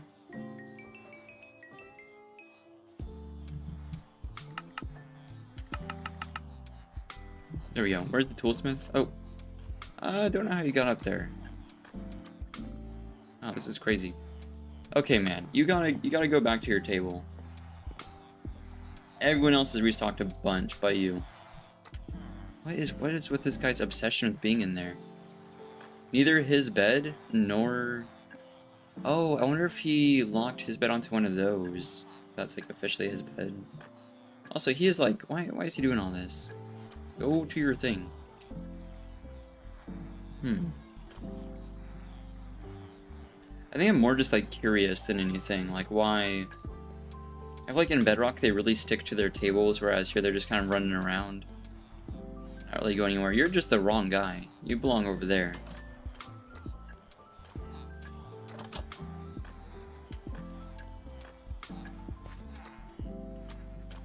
Get right up to your table. I beg of you.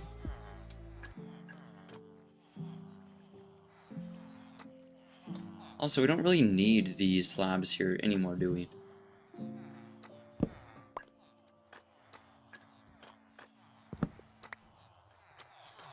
You can remove them.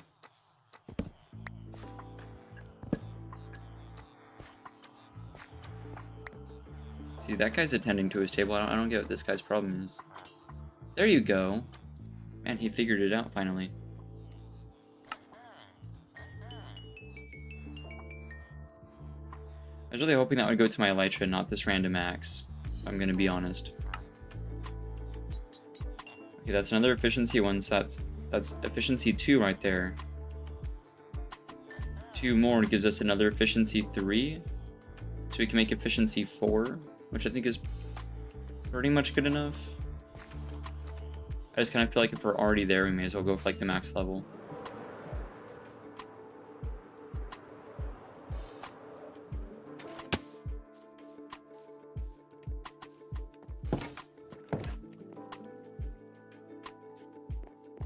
Right.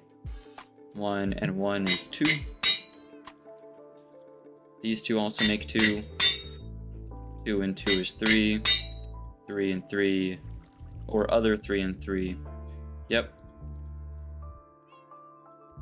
I get the distinct impression that it's XP farm time, given the amount of things that need to be mended.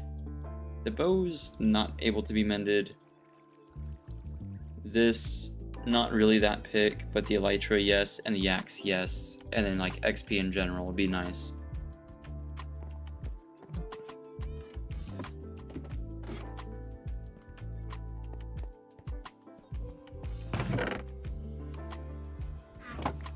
I know there's a ton in here, yeah. I filled it a while back.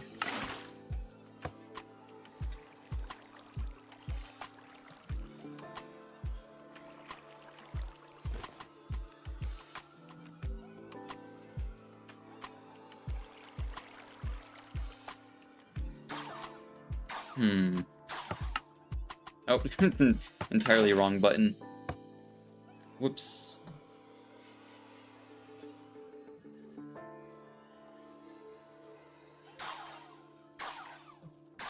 There we go. There's the silverfish.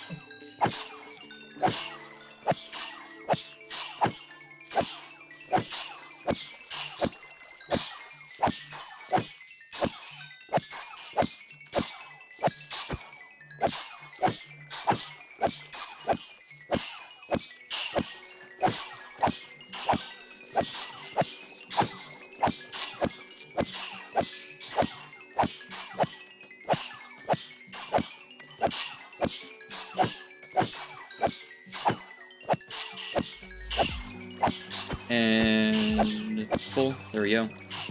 Throw this on. Oh, that's already done. It is fast. There's the axe.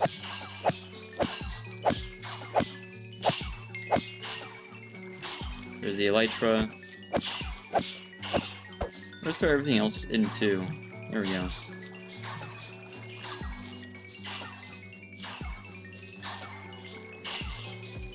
Smack this a little bit more. There we go. Okay. Need to rectify everything now. Sword there.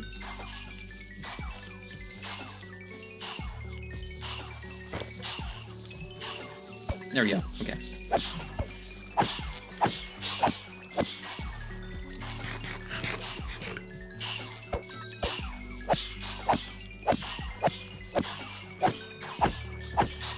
Yeah, so this way we can have like a really efficient shovel for our farms, and then like if we're just like building things, we'll use a lower efficiency shovel. Because if anything, like I said, it's a hindrance. That's just kind of my take on them.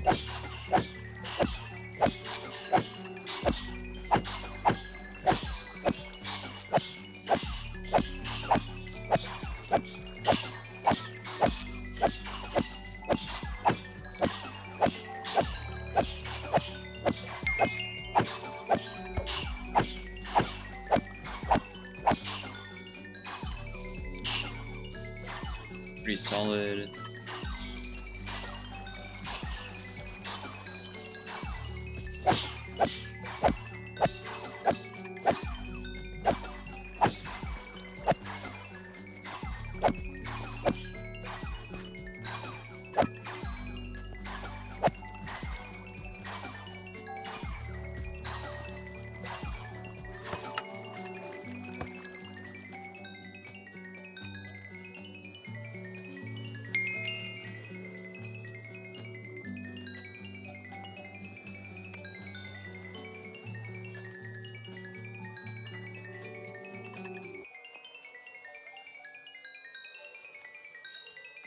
I just noticed that the axe has the same attack speed it has the shovel, but the pickaxe has a higher speed. Huh. Like for attack speed specifically, not for mining efficiency, but for attack speed. That's strange. I wonder why the pick would be faster.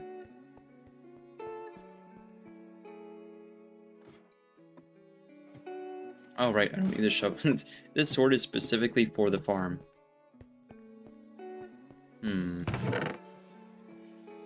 There we go. Alright, now we get efficiency 4.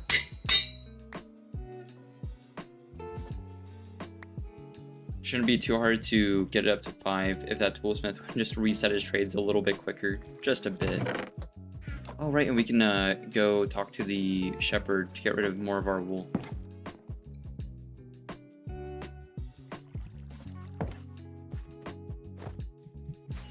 Beautiful. I thought we would just like have an issue with like storage because of that. I totally forgot about shepherds. I almost never use them. Oh, jeez. I'm glad I wasn't like going in at high speed because that would have messed up the clutch. There you are. 2, 3. Thought I brought more, but it's okay.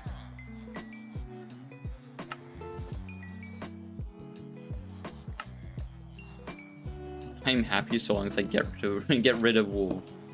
I had like heaps and heaps and heaps of it that I just don't want anymore. Also, the toolsmith. There's no way he's reset already, but we'll check. Oh, he has. That's weird. Strange. Isn't really ready.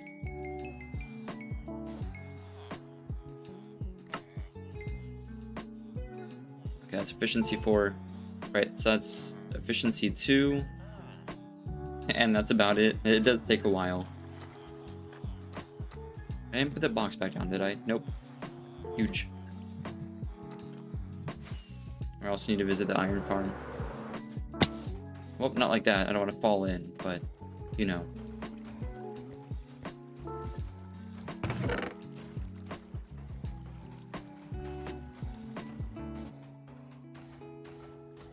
Cool.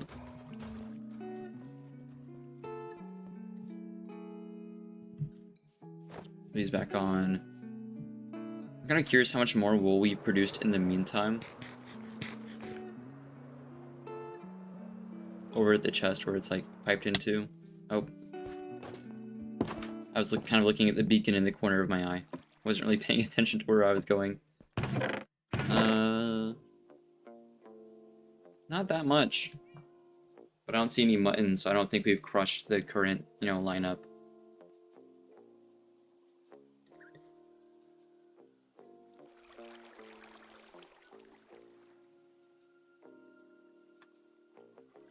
Fair enough.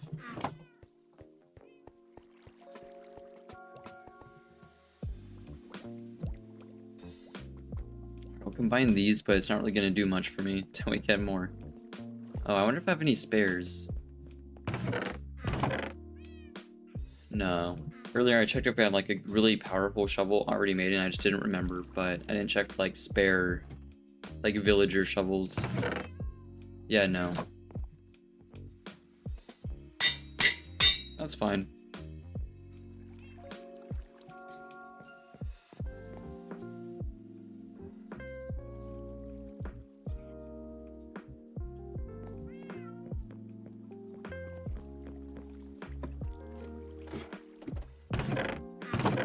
Here, we'll fish for a sec to give him some time.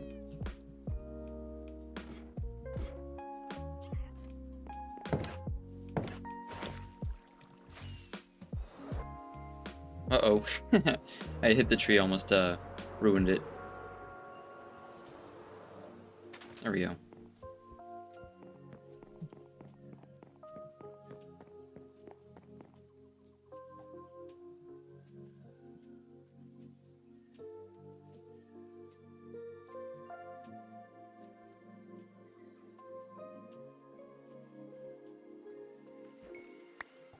Fish.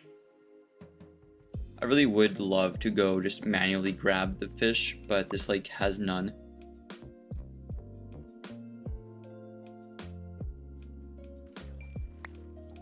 I guess this way we can farm out name tags.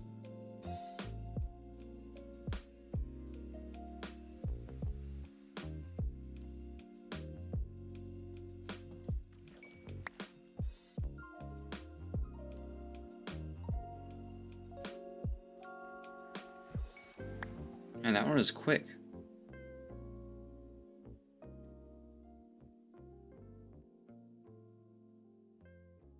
I've seen like auto fishing setups that like, well, per the name, fish automatically for you. I don't really know how they work. I haven't really looked into them, but that'd be kind of cool.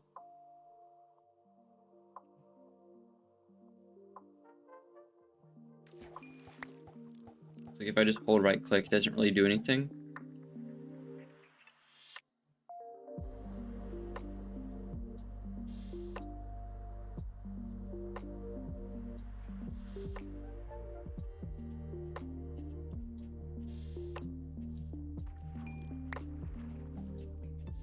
Unless it's something like when a fish enters like a block that's being fished. Well, how do I put this? Whenever the lure gets like taken within a certain water block, if you can detect that with an observer and tie it to like a signal bell, you could have like 2 fishing rods going or something and just like kind of double up on it.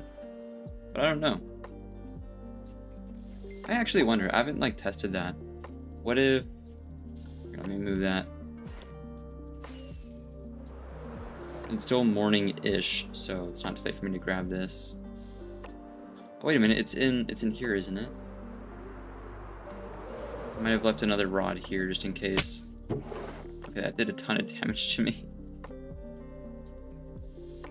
It probably needs mending.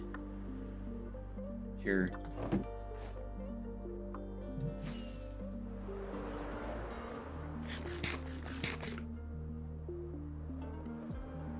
Grab some spare emeralds and then a book.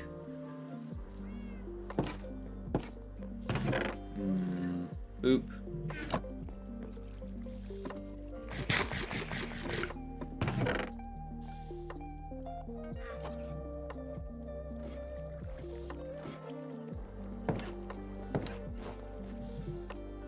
Nope. There we go.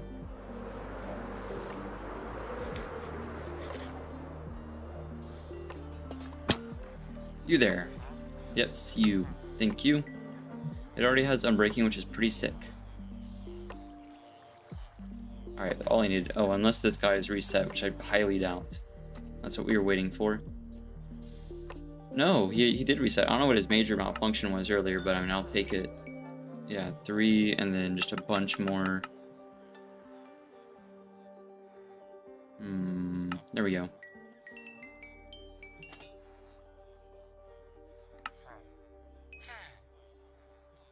Right, how is this? Let me move some stuff around. What did we have? We had efficiency 2 on deck, right? So there's 2 more 1s. That's 3.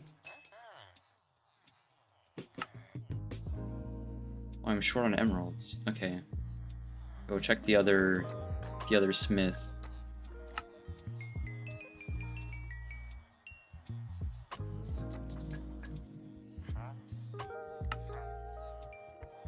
Okay. Get back to base.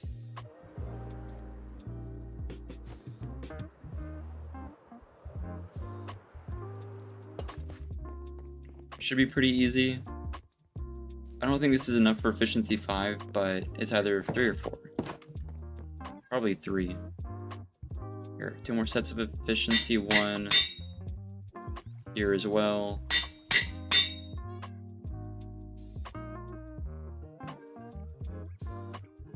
There we go. Another efficiency 3. Move the pick over. Yeah, okay. I think we just need 1 more efficiency 2 and we're good. And then also this. Cool, good enough.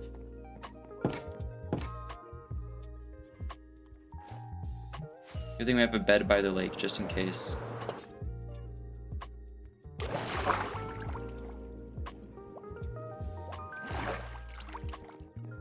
Right, let me fish with this real quick just to mend it. If anything, not having luck at the sea will be better because I really mainly just fish for fish.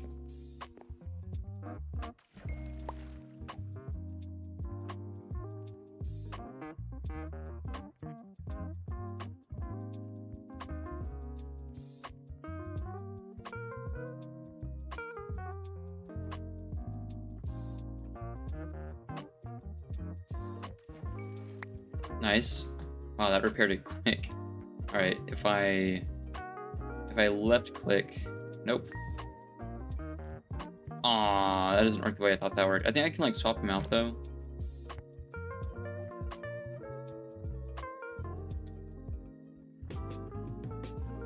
I'm thinking... I don't know if this works the way I'm thinking this is gonna work.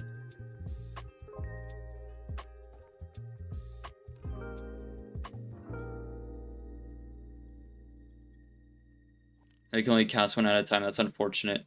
I think there's some way to do it. There's like some shenanigans.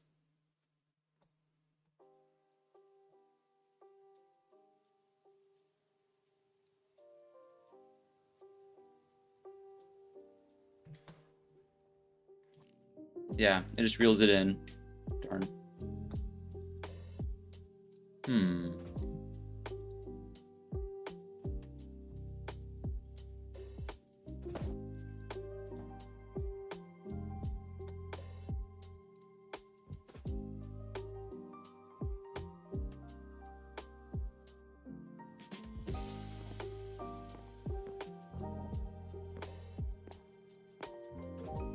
Come on. Oh, there it is.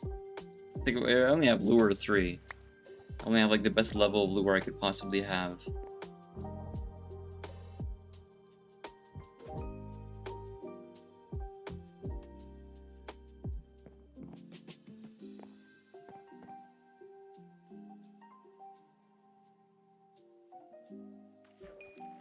There we go. Oh, a bow. Is it good? Oh, I guess it's alright in that it has an enchantment that my other bow doesn't. Or like the only one.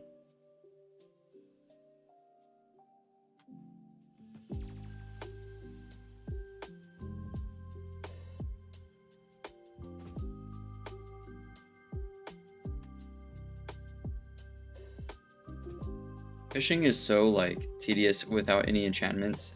I remember it takes like a really long time. I don't know if it's faster or like what on either version of the game currently. But I remember like in Bedrock, it was just horrendous.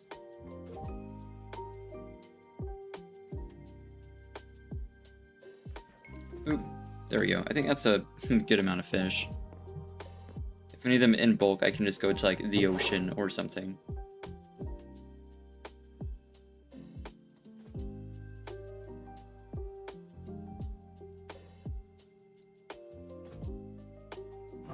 There we go. Now I can feed the cats. Oh, okay. There goes my rocket.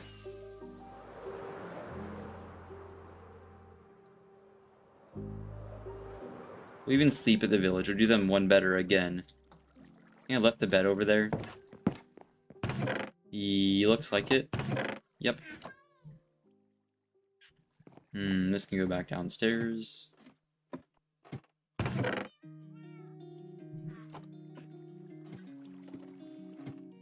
Nice. Boop, boop.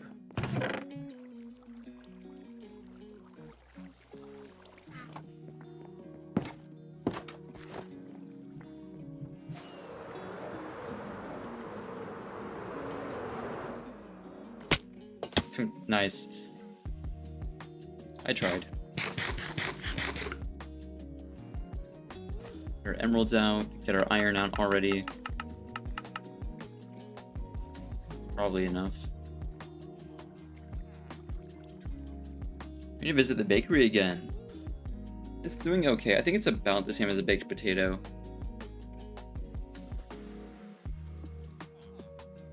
Like the pumpkin pie, I mean. I know a lot of the dessert-esque stuff in-game tends to have way worse saturation. But I mean, that also applies to smaller stuff like melon slices and whatever. Doesn't really keep you full at all. Where's our guys? Here's one.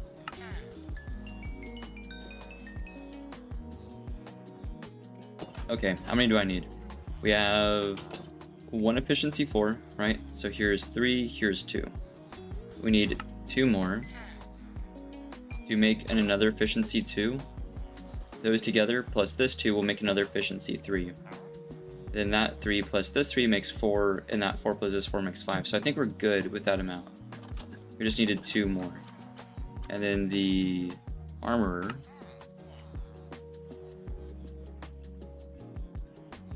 There we go. These can go away. We can go home.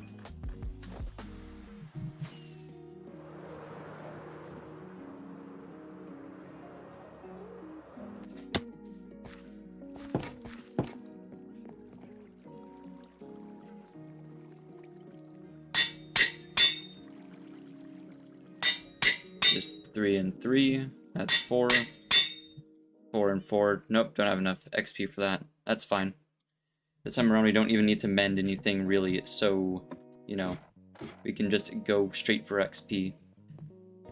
I don't think there's anything else that would need to be repaired. Oh, this for sure. Hang on. Glad I caught that.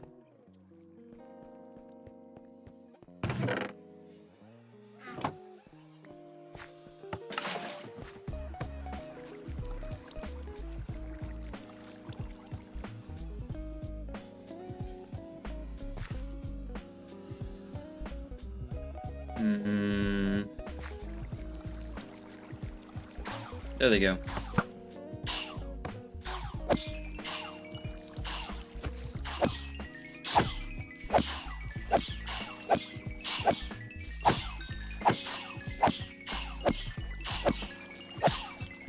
And that was on like the verge of breaking for a very long time. I don't really use it for a lot, but it can be useful sometimes. I think especially for like melons, maybe. Although that might be axes, so I don't know.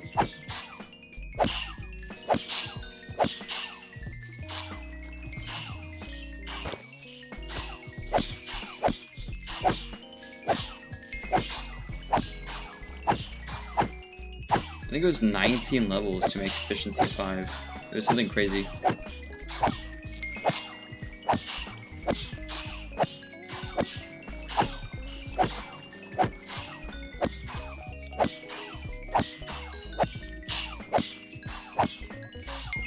Okay, we'll try it now.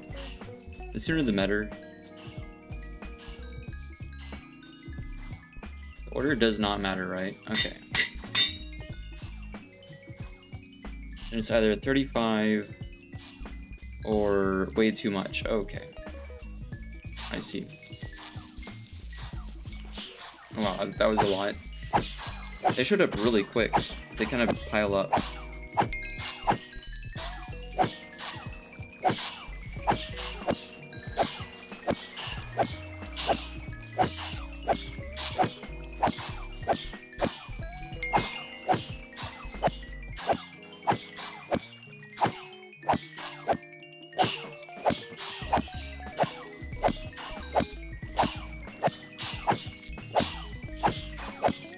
We should get past 35. Shouldn't be too hard. It's best if like going for something specific like what we had, where we were kind of just gluing shovels together, and we know we had the right amount of XP for it, and the farm's still going. It's best to look away real quick and go do that, and then lose all your levels, and then continue running the farm, because you gain the like lower, you know, few levels just so quickly. Way faster to get from like level 1 to level 10 than it is to get from like level 30 to 35, right? So I just think it's more efficient to do it that way.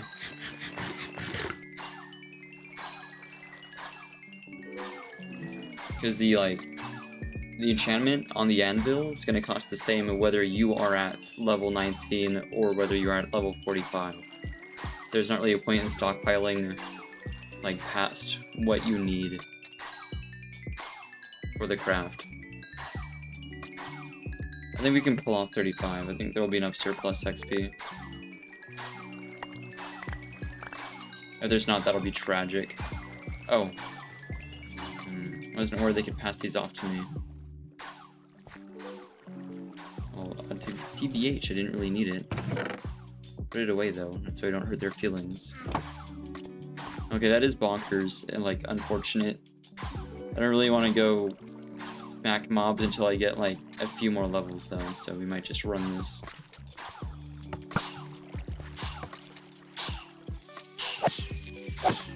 Okay, like I said, immediately go do it. There we go, now we have a comically fast shovel. Now we can get a bunch of XP.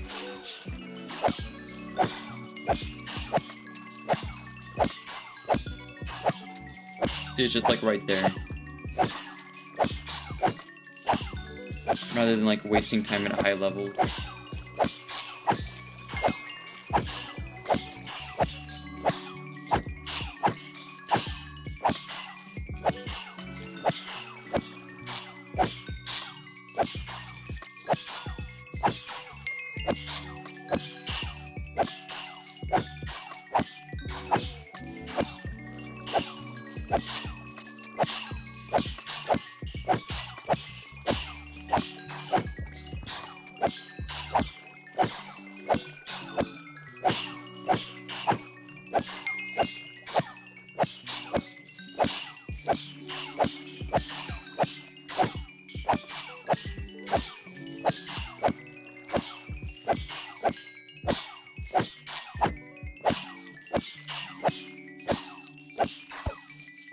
Nice.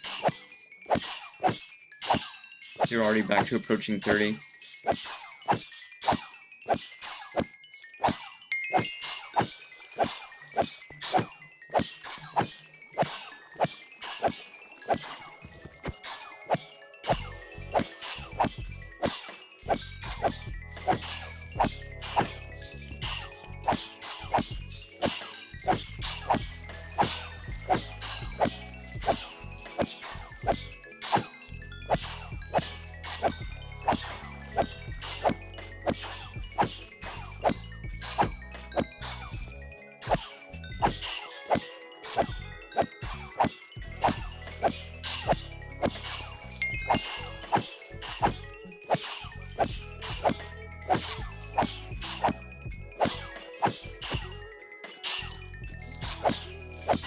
I thought it was done producing silverfish for a second. I was about to turn the water off. That would have been terrible.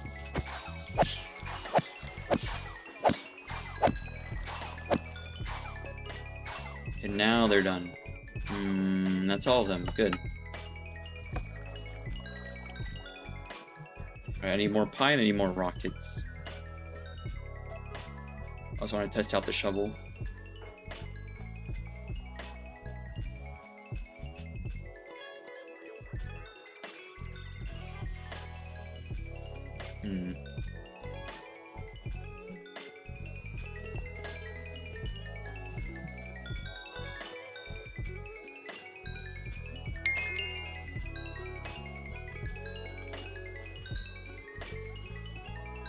Get the feeling it's going to be a little bit... Oh, no, never mind. Wow. Immediately making me a liar is bonkers. But I guess it's good that we weren't stuck there for ages. Right, I want the sand, I want the rockets, I want the pie. I guess since we're down here, we'll go hit up the gunpowder farm first, since it's like right here.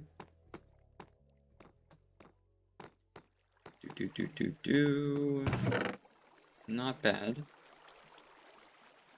Yeah, we'll do 10 more.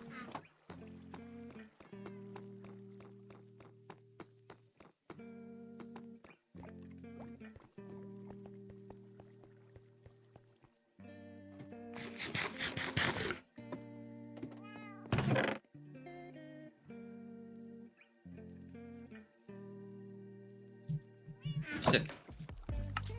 There's the rockets. We'll get the pie. Oh, it's sunset. Okay, well, that's alright.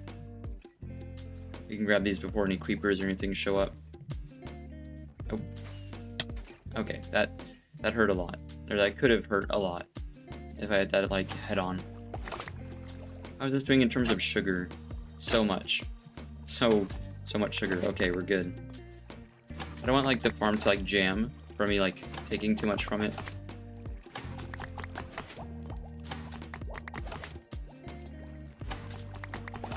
Sick. Nope. Nope. Okay. Oh, okay. Thank you, Minecraft. That's weird. So, like, the firework, we had to use it, and then we, like, jumped with the elytra, and then it... I don't know. That was weird. I got it hung up a little bit.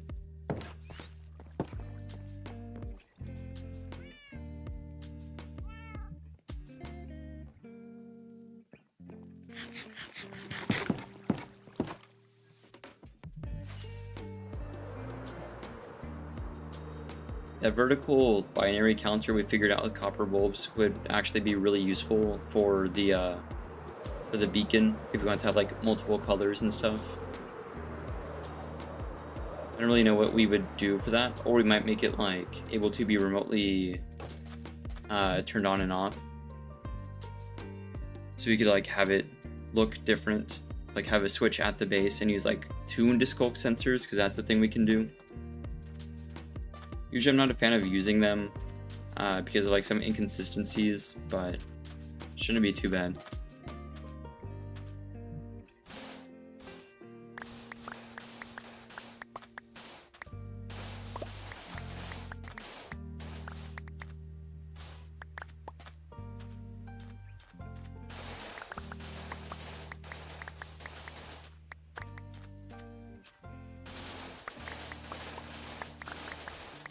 Nice. Yeah, this is so much better than it used to be.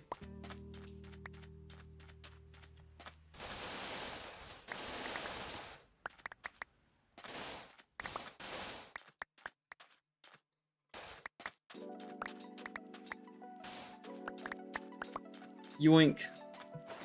Go smelt this. Not even all of it too. I want to say like half a stack maybe. I feel like sometimes I end up needing sand and then I just don't have any because I already turn it all into glass, but then I end up low on glass. So I think the common denominator there is getting more sand. Oop.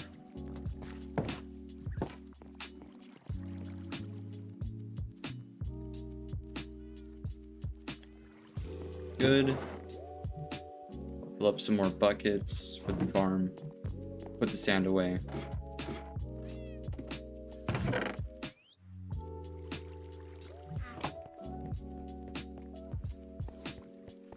Oop, oop, oop, oop. Refill the furnace.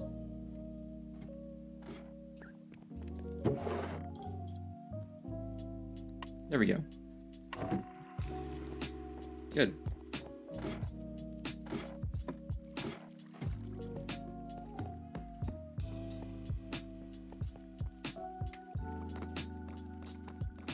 Gotta remove these blast furnaces too. I've just kind of left them there. Here, we'll enjoy some more Prog TV for a sec. I got a BRB. There we go. Alright, one sec.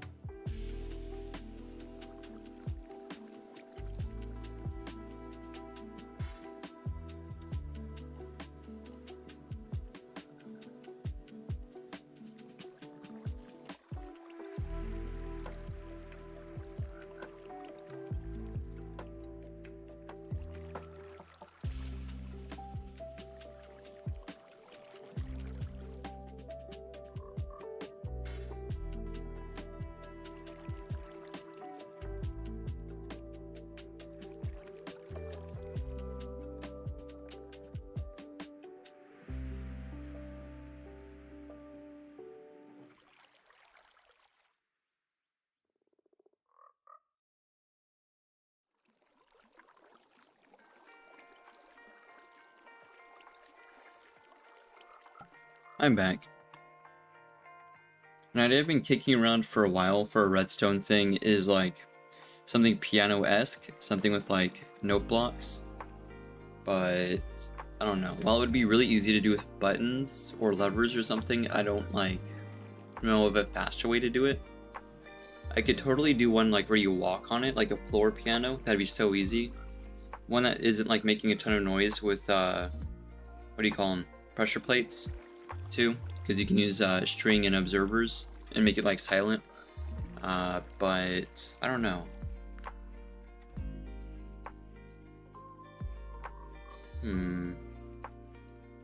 Because if an observer is like watching a block, it doesn't detect if it gets damaged, it just detects if it is like removed. But I wonder if we can sort of use that to make something. It shouldn't be like too terribly hard though. Really, like the actual like redstone part of it is very simple. It's more of so like finding something that is very easily like actuated. Something fast where we could like input stuff pretty quickly.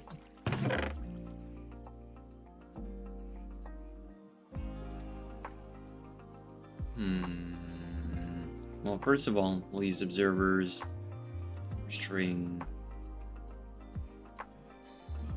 redstone, because I just need to check for outputs and stuff.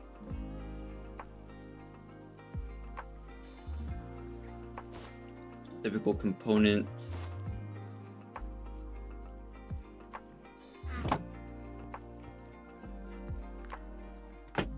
Oh, this wasn't supposed to happen.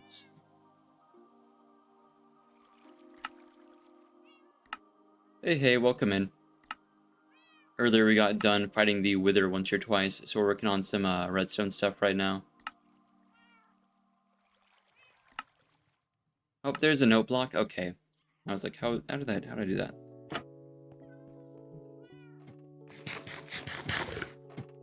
Noise. Yeah, we've been doing a lot of redstone stuff recently. Nothing like crazy, but just a bunch of like farms. I love my like automatic farms and tying them into like different places. It's pretty sick. Yeah, I think this is the one I'm most proud of. I like the way this has come out. It's like pumpkin farm here.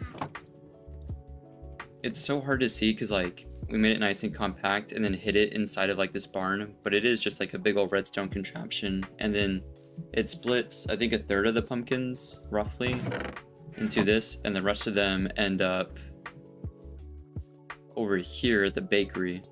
We can just like hit a muffin button and get a pumpkin pie. It's pretty sick. Right now we're gonna do some stuff with note blocks because I'm not really used to working with them. Am I good at redstone? Good is a strong word, but I certainly try. Like, I think a lot of my redstone knowledge is outdated because like I have like right next to me I have the old redstone handbook from like 2014. A lot of my stuff, like the item splitter here, hang on, where is it? Here, the item splitter. Oh, that wasn't supposed to be broken. This is just a torch clock from like 2014. It's crazy. So like kind of sorta, but a lot of it is like kind of outdated stuff.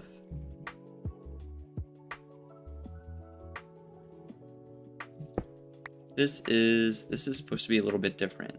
Here are comparator. There we go. All right, fixed it.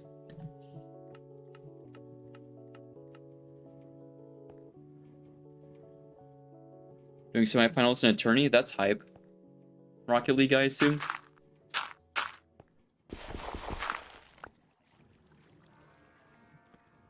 We've been talking a lot about Rocket League. I sincerely don't want to go back to that game ever, but it's been kind of at the back of my mind for a while now. It's calling to me. The sunset here is just so gorgeous too. I need to bring my travel bed out here. Oh, I guess I already have one. Huge. How long have I been on the world? Like stream-wise, I think this is maybe our like 21st stream in this world. So we've been here for a little while. Day count wise, a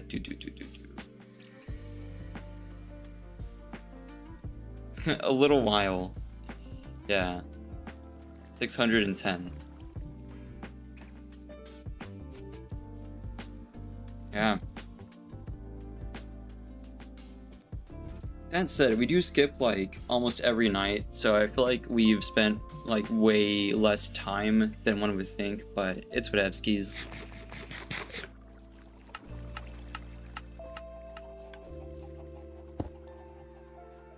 More so than that, we had like some previous hardcore worlds and I kept losing them, and it wasn't really that per se. It was like hardcore. It's a popular concept, but like I've talked about this before, but I find it just a little overdone. So instead we did hard mode, and I was trying to find like a way to make it like our own thing. So now every time we die, I think now we're up to 6 deaths in this world, which isn't bad. That said, like 3 or 4 of them came from the same day. So every time we die, we have to go take that many random effects from this like roulette table I made. And then we go like run a few challenges in the ancient city, because we built this base and there's a whole thing, but below us is an ancient city, so there's like parkour and combat and stuff. I believe if we just like, yeah. You don't need tripwire hooks or anything.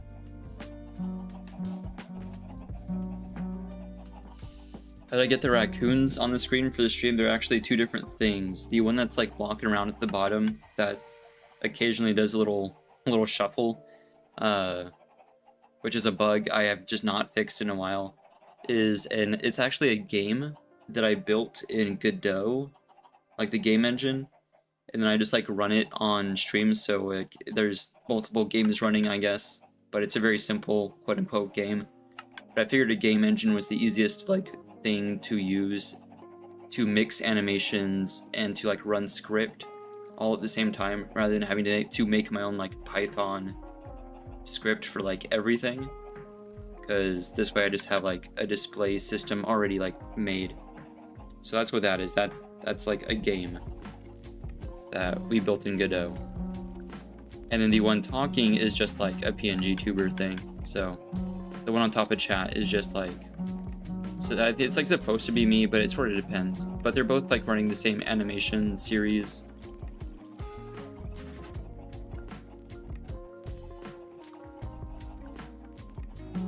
I started off making a little like avatar like that for the channel, and the original one was actually half the resolution, so something like on the scale that you'd see like in the Celeste character.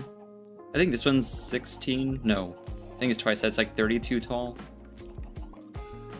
I think it is 32 pixels, something like that. But the original was about as tall as the Celeste character, and I just couldn't get enough like animation like detail in it without it just looking like Celeste. So instead we doubled the resolution and kind of went with this. And then I tried doubling the resolution again to make like a more advanced avatar, and it didn't look good. He looked untrustworthy, is what I've heard. I made the original one and showed it to some people, and they were like, oh, okay. And then but if we step on this string, it doesn't update. That's interesting. Anyway, I made the original, showed it to people, they're like, okay. Then I made this one, and they're like, I like that. And then I made the highest resolution one, and I got very, very surprisingly negative responses from it. Not like it's bad, but like, he makes me uncomfortable. So it's interesting that the string redirects into the observer. You'd think it would like stay horizontal.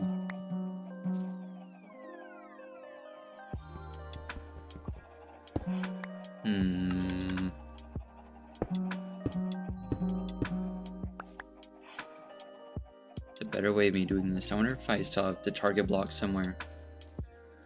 But yeah, eventually, not anytime soon, but eventually I might do some like indie dev stuff. Something a little bit more complicated than just like a little buddy for stream.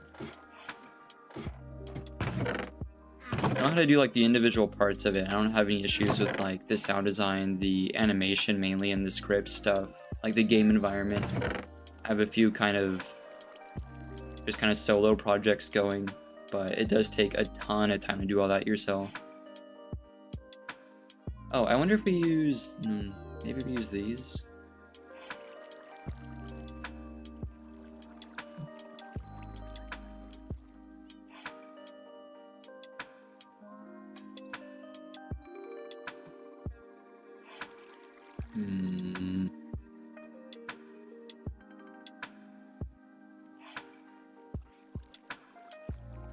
Well, grab the target blocks. That's what we came here for. And I want the copper bulbs for toggles. a button as well, but the buttons are really slow for what we're trying to do. Oh, wait a minute. I'm also kind of curious if I bring a few of these.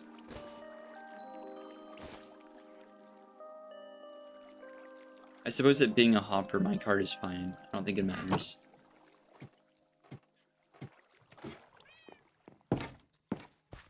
Yeah, I've tried like a few, not very many. I think I've tried one other game engine, like a larger, more well-known one. Didn't have a great experience, and then like Godot was recommended to me, and GDScript is pretty easy to work with, in my opinion.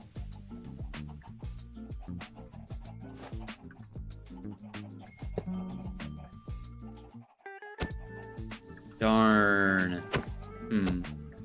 That said, hang on. Wait a minute. If we grab an armor stand...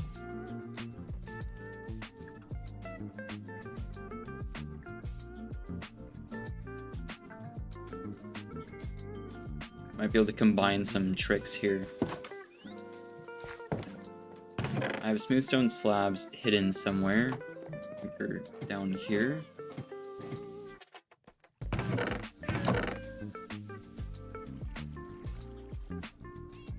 Make a few.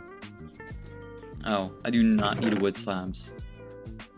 Get rid of those pronto. Run over here. And we're not like crazy, good at any one of like the aspects of indie dev, but like, you know, I'm decent with animation. I'm still learning. I like learning it a lot. So, you know, we're taking kind of slow. The unfortunate part though is there's like so many projects going on. Like for that.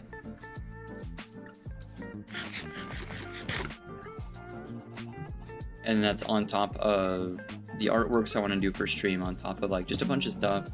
There is a lot planned, which is cool, but it does take like me a ton of time. So this like falling into the string, what I wanted to find out, if I put this higher up, yeah, and then, darn, oh, that was me walking into it, I see. I was hoping that if hitting this did trigger that, right? That you could put like a leather helmet on it, like a dye leather helmet, like a piano key, and then have a bunch of them like next to each other. Use pistons to kind of like scoot them in a little bit like closer. You might just have to just use the note box straight up.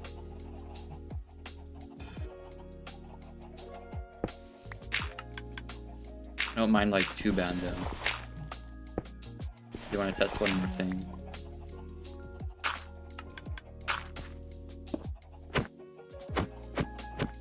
Nope.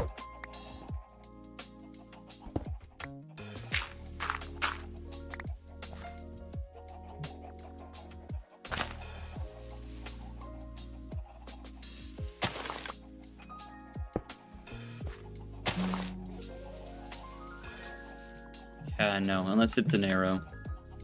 Or maybe a snowball, but that would totally defeat the purpose.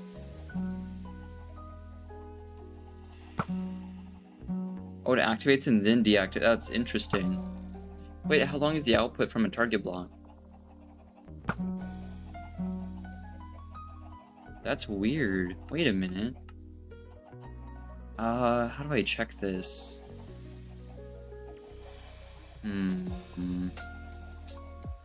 Anything that does a really fast output? Oh, hang on, I straight up do have something for that. I don't have hoppers with me, but if I do... Hang on. I feel like we learn something new with redstone every day. Yeah, that's kind of crazy. If I...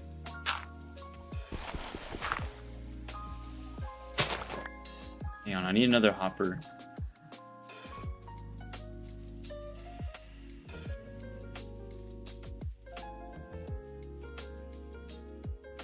Darn. Waiting for the sun to go down. There's our crafting table.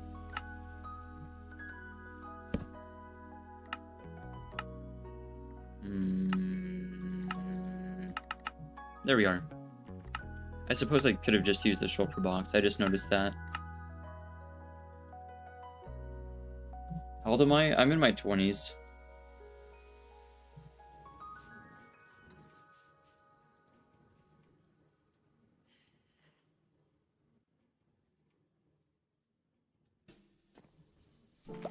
Yeah, we were talking about it the other day. Because originally I went to university for computer science and then hated it, like, as a subject. Just because of, like, I don't know, the university system. It was taking so long to get the credits I need and to get to do this, to do that. There was a whole thing, right? But as soon as I started doing, like, indie projects myself, I started learning just, like, way faster. Right, so this. How much was that? Oh, alt, okay, wow, I need way more than that then. This is lightning quick. Shoot. I could do something more regular, like just the normal hopper then. Because this might be just, like, comically fast. Yoink.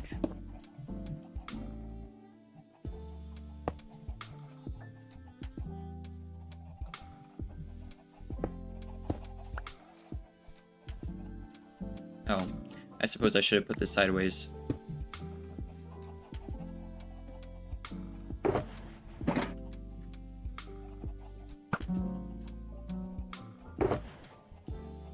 Right, okay. Not, like, as much as I thought, but that's fine. So 3 off rip, right? And then reset that. I have a button somewhere.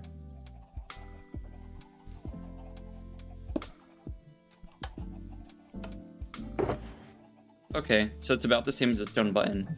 There's not a lot of outputs that are that length. That's interesting.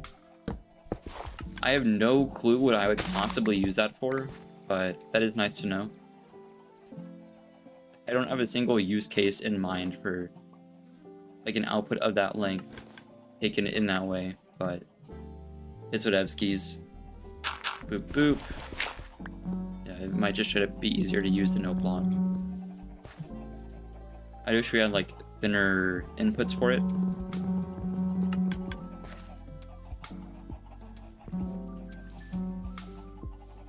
I know there's probably, like, 100 videos, like, tutorials on making, like, piano-esque stuff, but meh.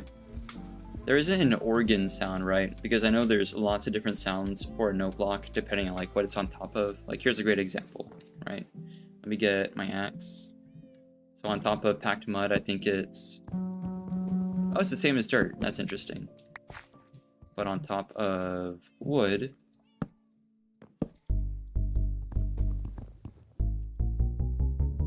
Oh, it's bass. I couldn't hear it at first. Neat. You got options. I don't know what it is on top of wood stair. Oh, so any type of wood. Including stair. That's odd. Either way, I know there's an organ one. I was kind of hoping to make, like, an organ, but I don't know. More like the percussive sound from, like, glass, sand, and stuff. Stone.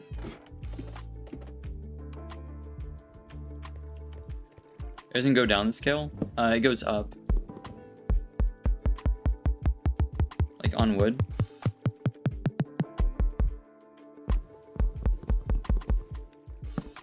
I'm not really sure what you mean here. We can listen to it again. It's just, like, entirely different instruments.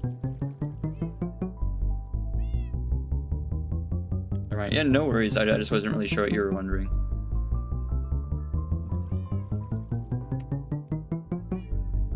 Yeah. Like all the others, holding right click on it will make it go... No, let's go up. Ah, I see, yeah. It goes back down if you just, like, hold it and reset. It is annoying, but, like, let's say I wanted that note, but I accidentally clicked again, I would have to go all the way back around, I believe. At the very least, they are color-coded, so I guess there's that. Yeah, no. You have to cycle all the way back through them.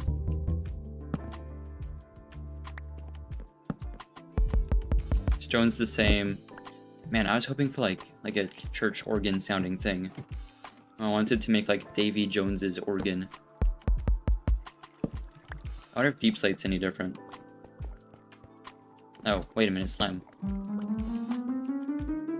Same as it usually is. Honey is exactly the same. Obsidian, same as other stones. Deep Slate is... okay. I think I know what I need to know. There's not a lot. There is some like weird instruments, though. There's some like niche stuff. No worries. I'll write that binary counter. Right. Where's my comparators? Oh, we have plenty. Okay.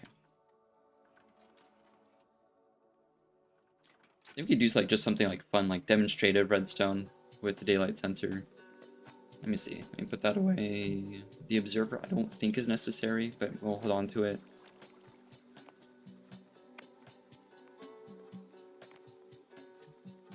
I put something away that I didn't want to. I don't know where it went, but I'm sure it's fine. Stone button, rail. We'll keep those. The emeralds can go away. I'm sure I'll need those too, as well as like just normal redstone. And maybe target blocks. There we go. I had the, okay, there's the bulbs. For like the new bundles, I don't know if the way I have, like the bundles that I have are totally up to date because this is 121.3, but as of the bundles that are in 121.3, I'm okay with them. I think my only grievance is that as useful as they are for picking up like small amounts of items, it is a pain to like unload them. I kind of wish you could have stuff as simple as a shulker box unloader, but for bundles. I suppose they could be worse. My only, like, another thing is, if you have, like, a lot of stuff in there... Let's see. Just start chucking stuff in here. I think it's easier to show this than it is to say this.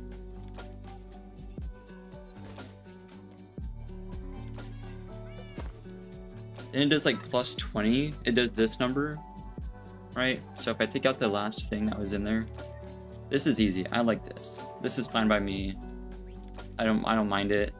And then like as soon as it starts getting a little bit too cramped, then like I have like missing slots. Like it's, I don't know. Unless there's some input that I'm not aware of where I can like hold shift and like scroll downward or something. There's like something I'm missing. I don't like this very much.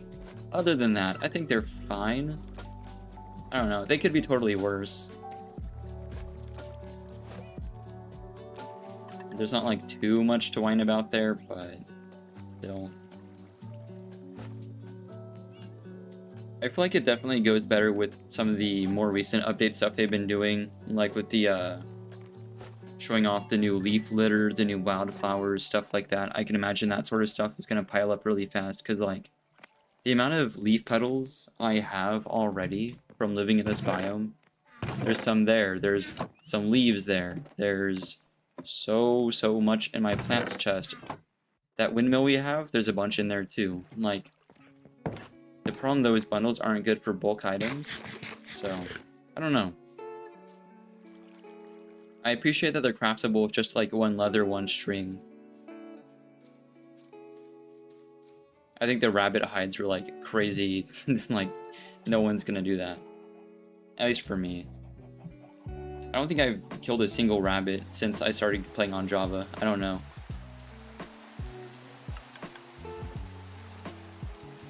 Let alone like to farm out a rabbit hide or anything. That's such like a niche use case. Here, where's my stone bricks?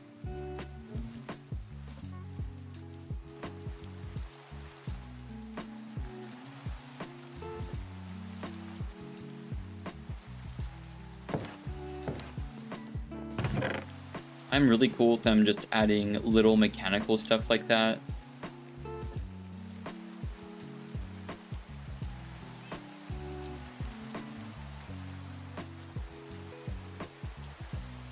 I appreciate the new mindset of like we're gonna do more frequent, like smaller updates.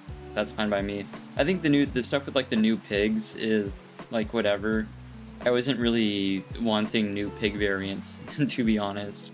That wasn't like eating away at the back of my mind every time I played Minecraft or anything. Like that wasn't really on the shopping list, but you know, I'm glad they did something.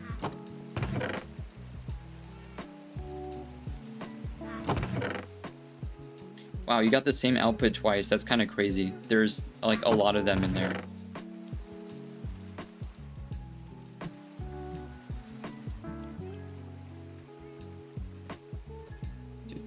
16. There we go. I don't know why. Okay, I think more accurately, like to my take on it, the pig variants are okay. I wish there was more like animation related stuff added, because it's very apparent like the split between new Minecraft stuff and old Minecraft stuff. Like there's a great example over here. There's like the old horses, which are like rectangles with long heads, and then there's our pet camel, and like he does a whole thing. He sits, he stands, he like waggles his ears. It's a whole thing, right? I wish they would do stuff with like mechanical features, but it's whatever.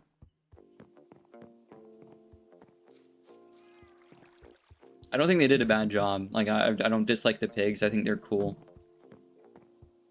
I am curious why they didn't also add the muddy pig that was in like one of the that was like kind of teased a while back.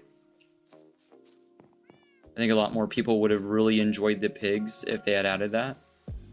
I think they could still get away with it, the muddy pig, because there's regular biomes and there's areas in biomes that have a ton of flowers. Like they're like, I don't know what they're called, but flower, you know, fields. Like you see them in forests sometimes. There's areas that have a ton.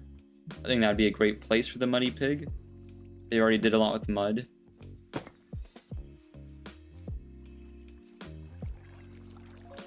Like I said, a lot of people seem really upset about the new pigs, but I think they're fine. There's some aspect of it that really they could have ran with an older design, and I think people might have liked it a little bit more. The stuff with the new lodestone as well, where they made the recipe cheaper, I guess is okay. I think it's good, since like I was never ever going to use a netherite to make a lodestone ever. That just wasn't gonna happen. So I guess now I can make one.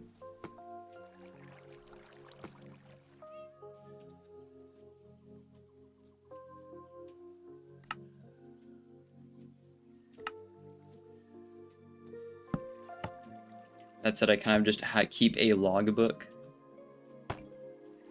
of like coordinates and stuff. So it's not like super necessary. Okay, first off, that doesn't work, but I believe that works. And how did I do this last time? Yeah, it is iron. So it's kind of the similar recipe. I think it's chiseled stone or something. And then in the center, instead of netherite, it's iron, which is like, in my opinion, way better.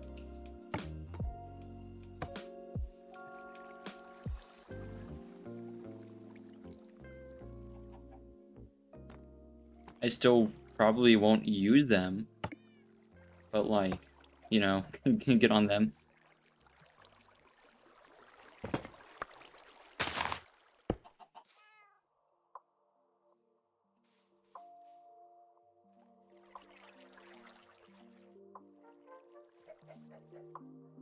And whatever I had here also had an output from this lamp.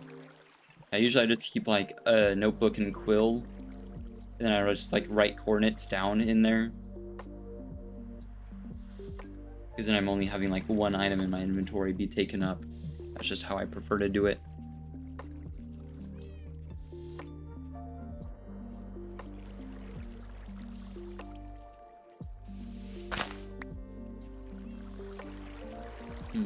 I made a really compact binary counter last stream, and I'm trying to recall how I made it like an extra digit long.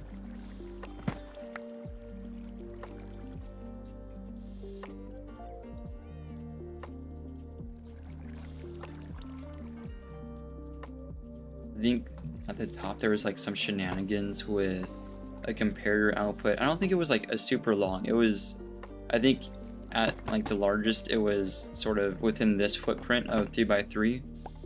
I forget. I think it might have featured a redstone torch.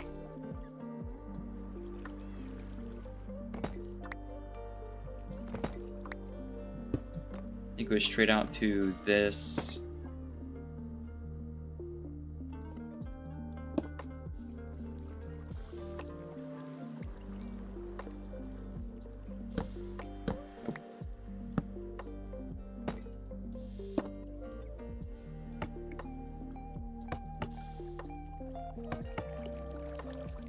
It still doesn't really do anything for this part though.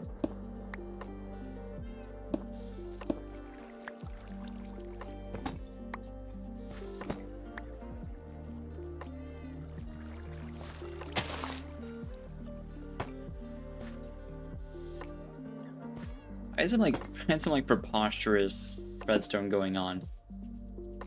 But it is to the point where I've forgotten how it was done. But yeah, I made a very, very small, like, vertical binary. But it's just not really working the way I remember.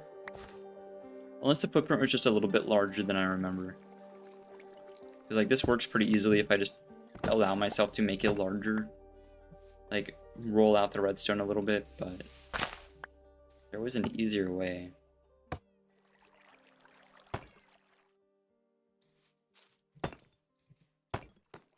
I can't take the output from the top, can I? Nah. Unless this is the target block up top.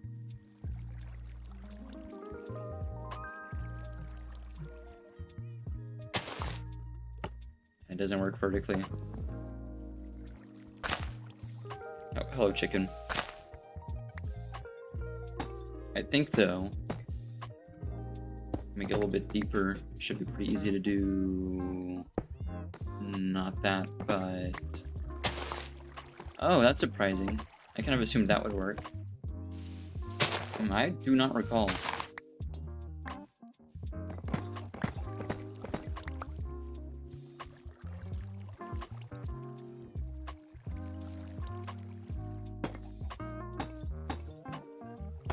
Interesting that you can take it through a block, but it can't be like around a corner. Yeah, no.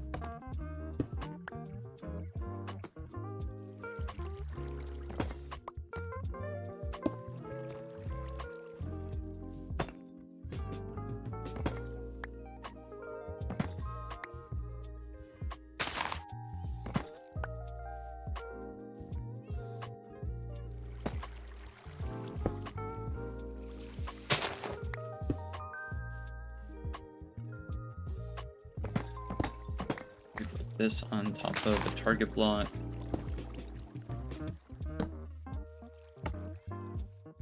Yeah, I kind of figured.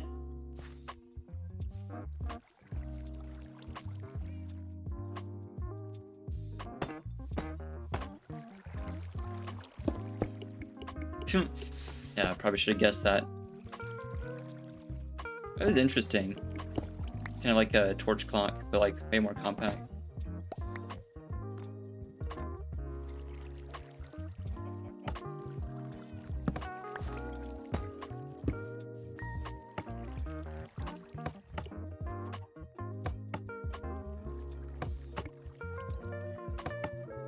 You can count to 3, but having more digits was very helpful.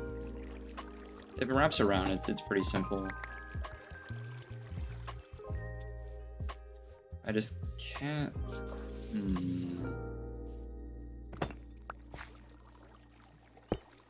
Oh, wait a minute. Was it literally just that?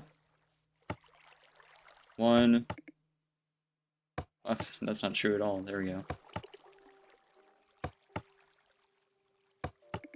Yeah, no.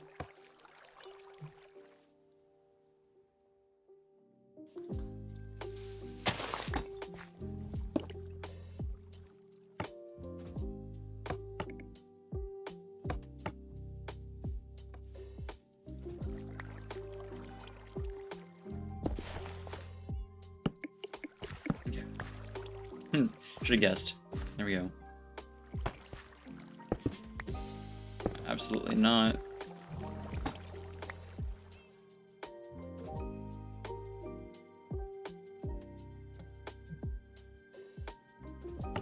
Hey, welcome back.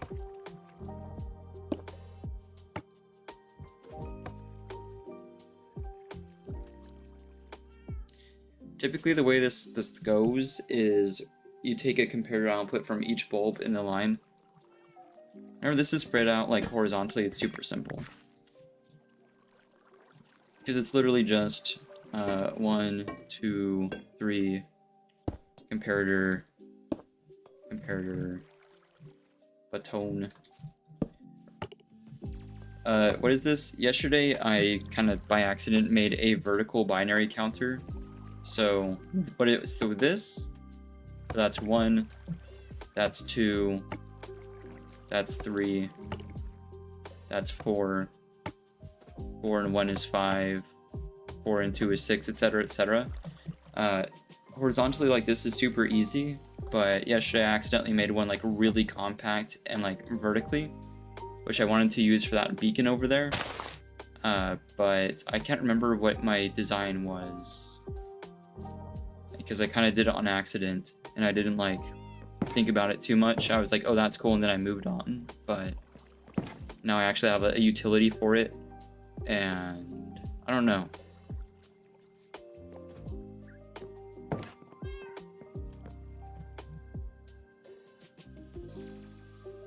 Because it would be super helpful. I thought it was within like a 3x3 footprint, but it might be 3x3x2. Might have had some depth to it that I don't remember. Because you can take these comparator outputs from these things through a block.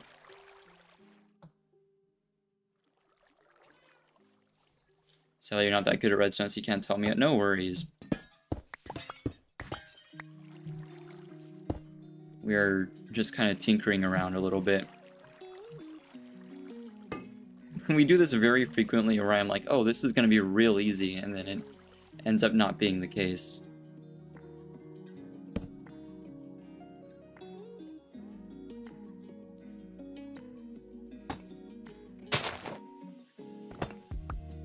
These don't work vertically, so that's not going to work.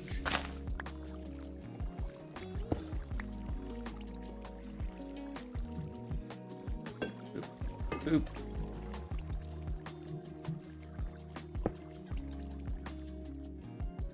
Yeah, it could have had some depth to it, because then I feel like it's pretty simple. Then we just like power that block, and that should handle it.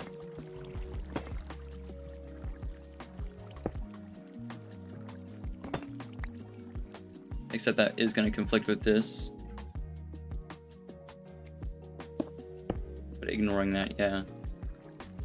Where's my button? There it is. Man, we can count to 3 all day long, though. I just want the 3rd digit, because that's going to give us like so many cases for the beacon. We can only handle 3 cases with this counter. That's not very much. It's not good at all. I want to be taking outputs from this side and this side, so I want to leave these sides open.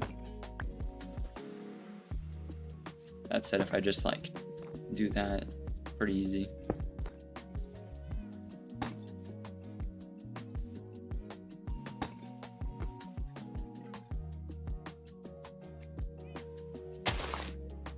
Do I have a Discord? Not for the channel yet, no.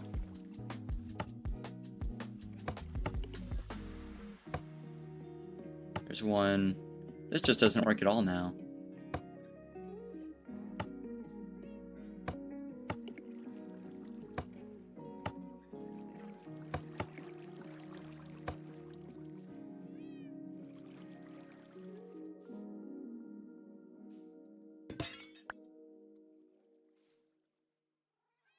Oh no, I do use Discord. I just haven't made like an official channel Discord yet, so I do really appreciate it, but I can always make one whenever the time comes.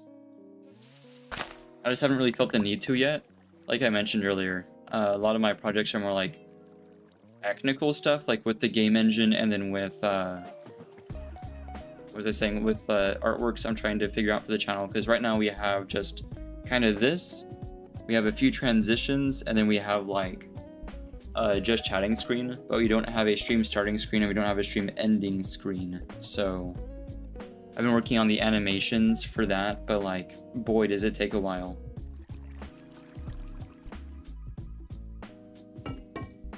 Recently I've been learning a lot more about like particle effect animation. It's just hard to make it work with the resolutions I've chosen. So I find a really like time consuming technique that might help, but like I said, man, what did I do yesterday? I just like magically made like a really cool like innovative thing and then just do not remember. Pretty simple though. If I do like, I can't do that, can I? I wonder if I can do that. I wonder if we can get away with this, or if this counts as a solid block. Yep, nope, that's gonna burn out.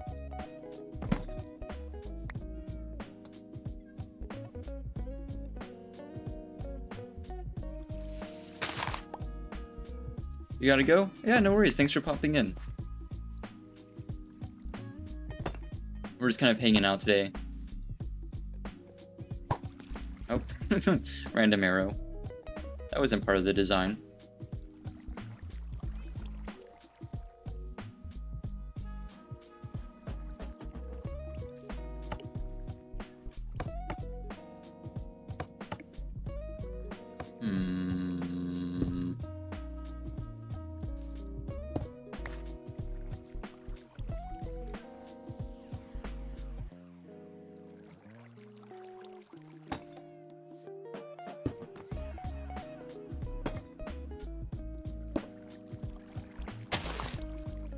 This doesn't buddy power that, does it?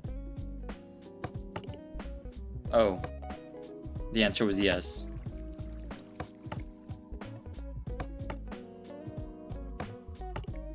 Wait a minute. What? Is this doing anything at all right now? Wait, no, wait, is that... There's no way it was that simple. Let's get it back to...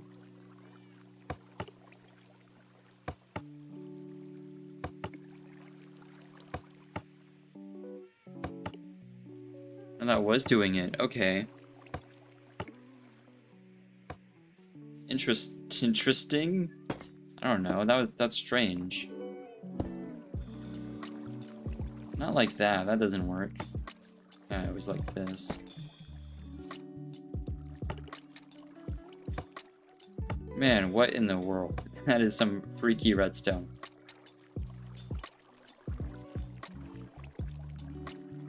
It's just that if I took the comparator output from this one, I could do it like through a block, yeah, and then have comparators there, but then I have no clue how I'd power this bulb with that, with the comparator facing out that way. So I think this is going to be the footprint we work with.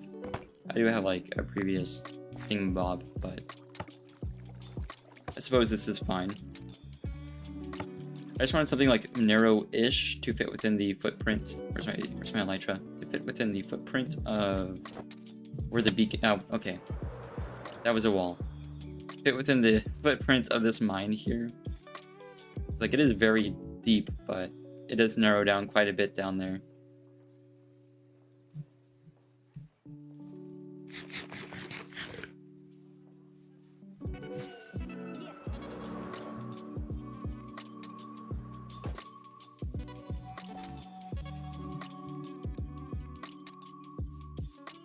This is fine, I guess.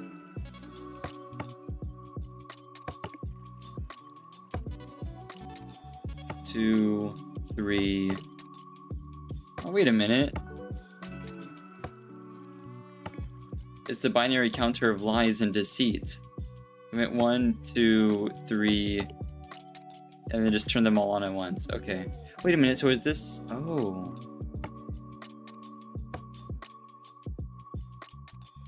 So... Wait a minute. I made an AND gate. I Okay, so yesterday we accidentally made a vertical, like, binary counter that was super duper compact. I thought this was the same, but no, it's an AND gate. It's a toggleable gates, though, so it's if they're... Yeah, so you have to run through the full cycle to do anything. Wait a minute, now it's not resetting. What in the world? Oh, never mind. That was very short-lived.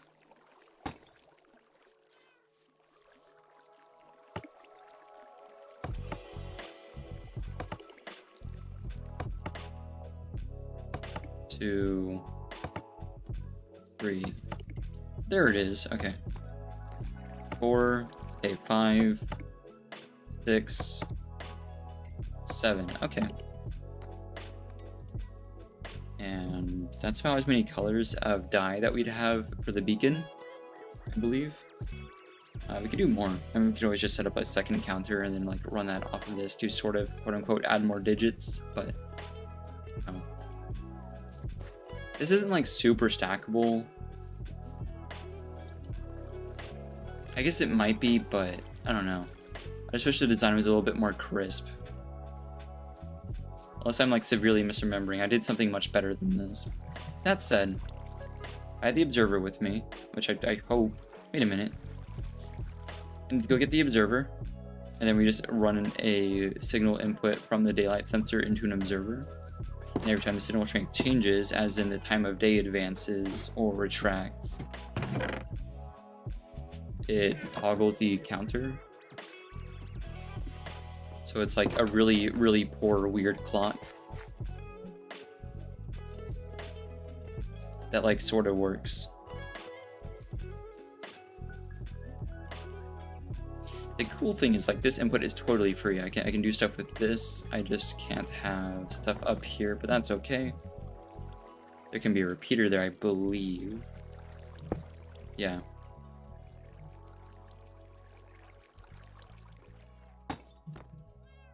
If anything, it helps.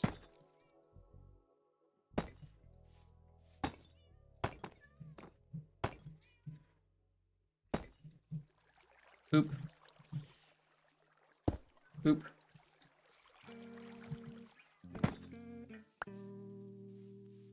I wonder if I even like need the redstone output if I can just put it straight up on the observer. I suppose you should skip till day to find out. But I believe the daylight sensor does need the comparator output. Maybe.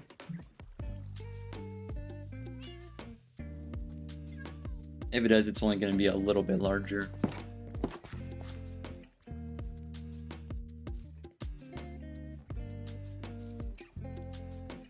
Oh no, it's going. We didn't like tune it for anything, so it just kind of started from 5.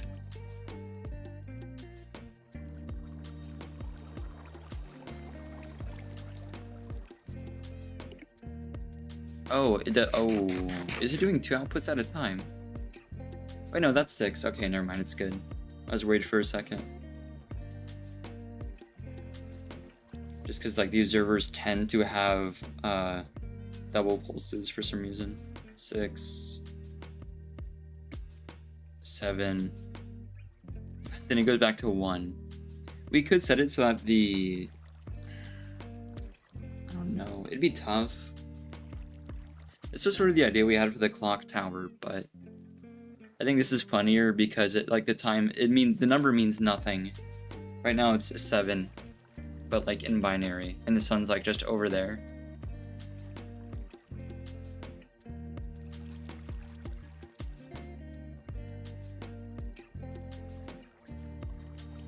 Actually, this could be pretty handy for the beacon.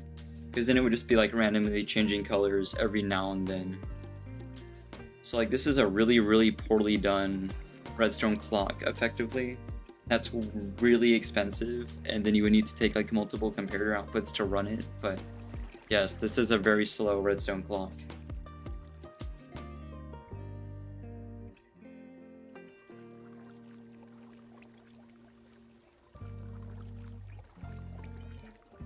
I'm assuming you could Take like an observer output from the bottom one. I didn't bring the second one, did I? Of course not. So that every time it changes, you like pulse something.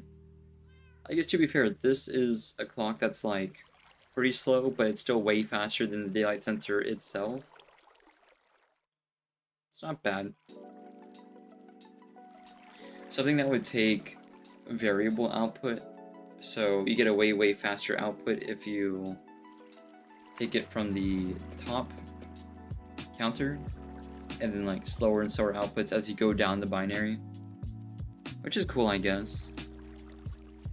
I really struggle to think of a use case for this other than like something cosmetic, but if you need a circuit to run like on certain timings, and to be fair, I've been complaining for quite a while about how a lot of redstone in Minecraft is just straight up binary, and having like different levels of signal strength from certain things using comparators is like really situational for the average player. So having just like outright on off like binary counting like this is pretty cool. I wouldn't mind putting this atop the tower over there, because we could rotate it around so that this line is facing the what is going to be the visible corner of it, or the most visible corner, which is going to be over here, visible from both our base and the village. This side, right, this corner. I wouldn't mind. Then we can see if it's stackable. I have the materials to do so.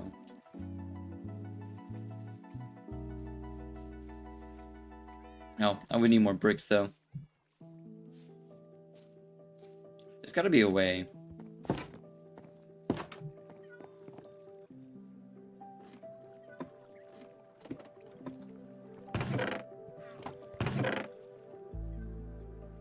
Here, we'll just make a ton.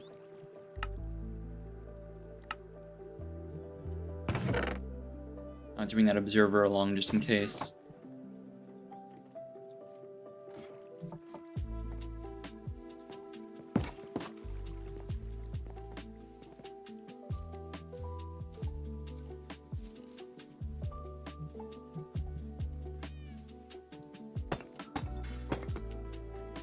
Right. I want this to be as stackable as possible.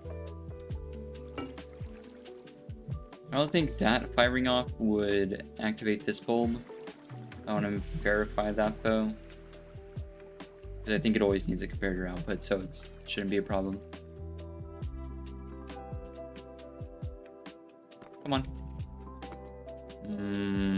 Come on.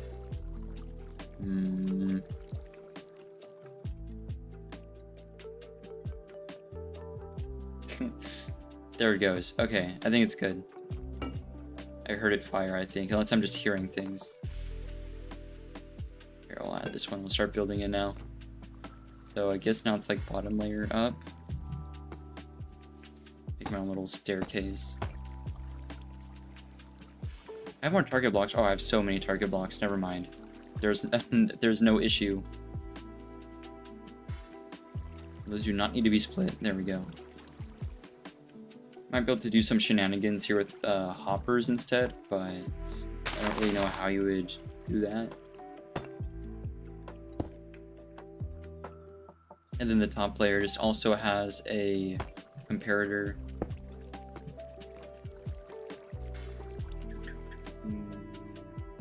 Just like above the redstone, yeah. Sick.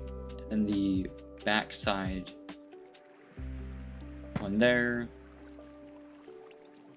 One on the bottom. With a comparator. Oh, this part might not be tileable. I'll play around with it a little bit. Alright, stackable. There's a difference. And tileable is definitely not the right word in this case.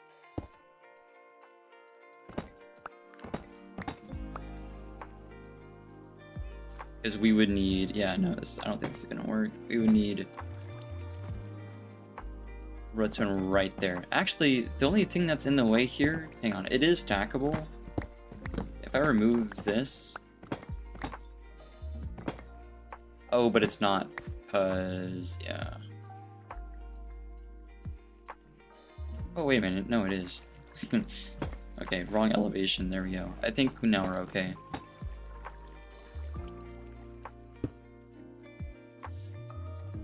Yep, if we remove this... Oh, right. The only problem, though, now, this isn't, like, one string of binary. This is two separate strings, and it doesn't really work that way, I don't think.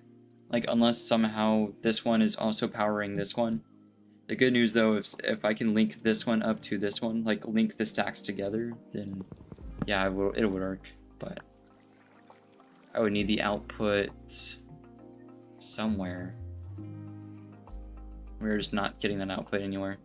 We could, but it would only be now then visible on one side. But we have a whole layer here on the right to build with. I was kind of hoping to have like something visible from two angles, but it's whatever.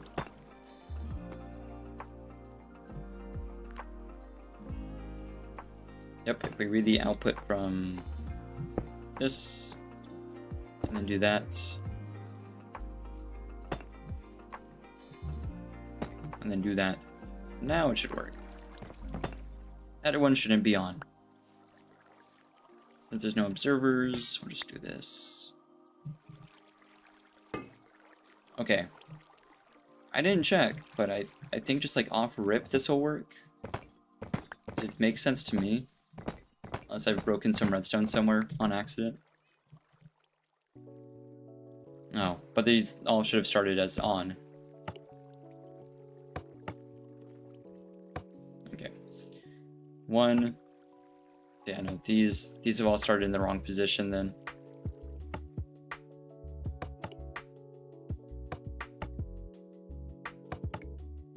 No, it's missing something. Oh, it's missing one block. There we go.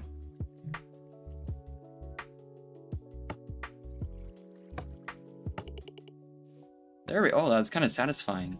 I like the sound they make. Okay, there's 1, 2. I'm gonna need an input way faster than a button. We're gonna be here. If this binary works, you're gonna be here for a very long time. Hang on, where's the lever?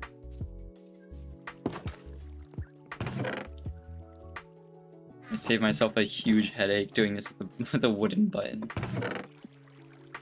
Jeez, I did not think it through. With only 3 digits, it's okay. That would have sucked.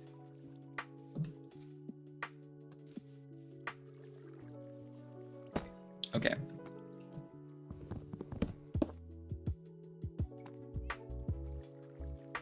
Okay, that's 3. That's 4, 5. It does work really fast. I think it's almost spam proof. There is some delay, so I wouldn't do it too much. 7, 8. Yep. 9, 10, 11.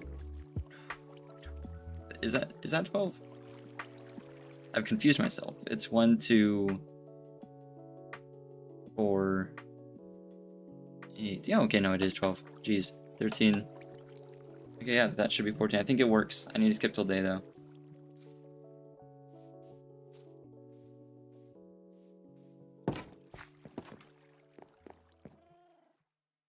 The thing is, it did not need to be that many digits long for powering the beacon, because there's not going to be that much stained glass, but meh. We can make some really gross in-between colors.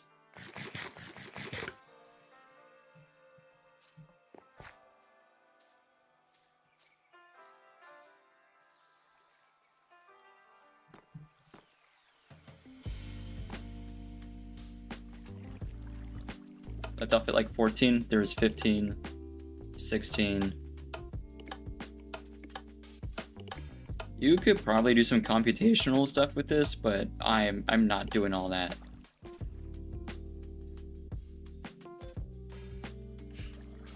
And this is sick. Where are we at? I think this is meant to be 8 and this is meant to be 16, so we're pretty high up now. I just want to make sure the reset works. Good. Good. Nice.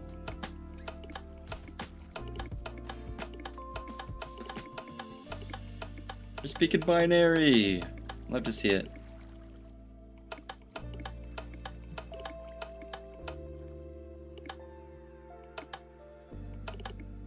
There we go. Cool. Nice. Ah, it's so satisfying. I love the reset.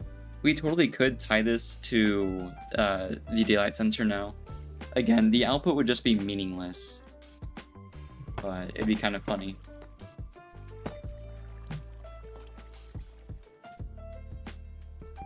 If we just like take that and then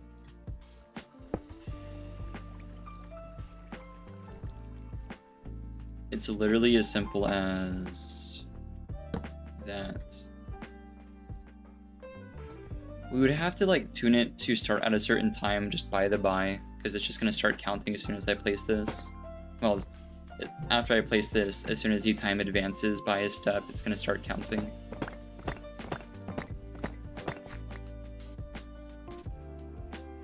If I've done that right. Should be. It's going to be embarrassing if not.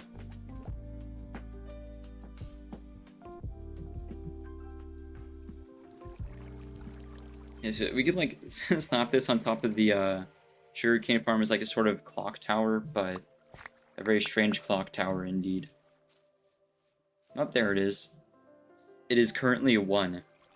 Whatever that is meant to be. I wonder like how many cycles it does throughout the course of the day, because the daylight sensor outputs a max signal strength of 15, unlike the crafters, which output a signal of 9 at the top, but 15 is meant to be noon. So take that as you will. I think this is going to be a clock that just doesn't really mean anything. It just moves as the day advances. How much of this right side is necessary, I wonder? It's just these 3. Wait a minute. When did I break the comparator? Oh.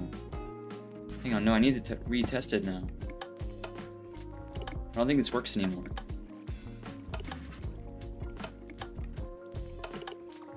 Nope. Yeah, it needs the comparator here. I don't know when that got broken. Cool.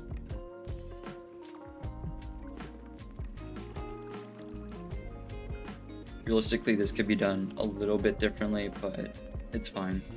Oh, shoot. Wait, that can't be on. I don't think. My bad.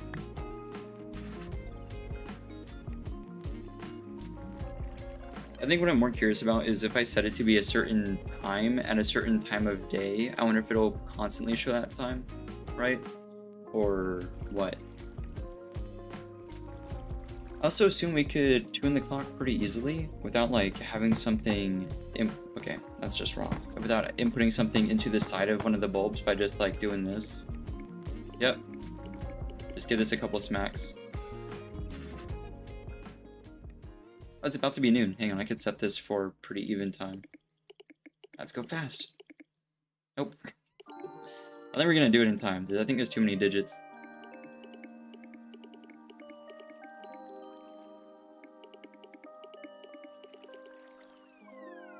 Oh. I have no clue if it's a daytime or nighttime sensor. Close enough.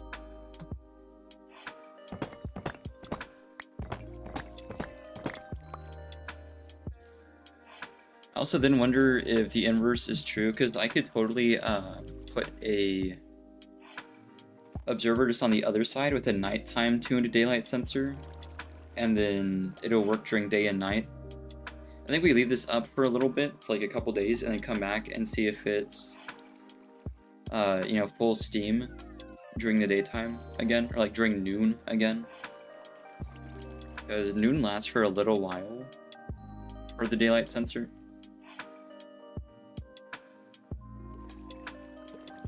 Like the full output of 15, I mean.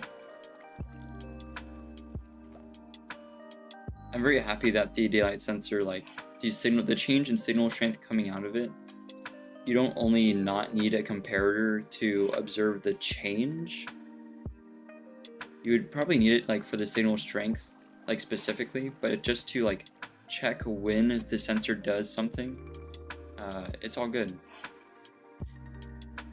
Time's been advancing for a little bit. There we go. I was gonna say, like, noon's been lasting a little while. Yeah, we'll let this marinate for a little while. Go put some extra components away, check on the villagers, and then see like what it looks like next noontime.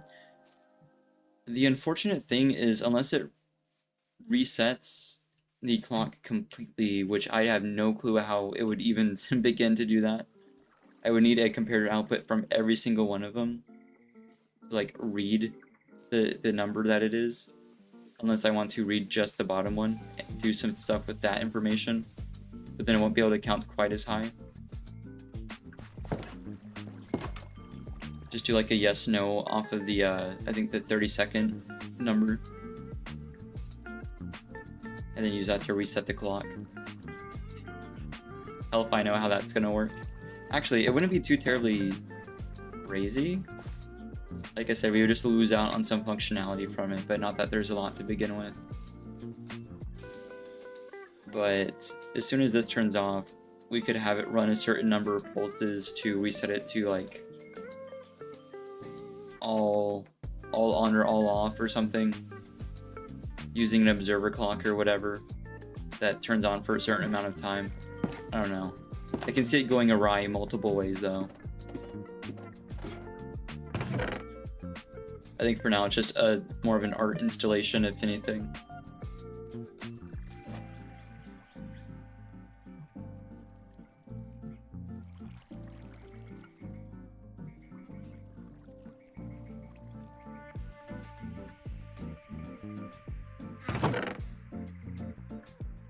I've not been seeing much more wool in this chest, given that... Okay, you know what? I'm wave testing it. The wool farm might be having issues. 39 right now.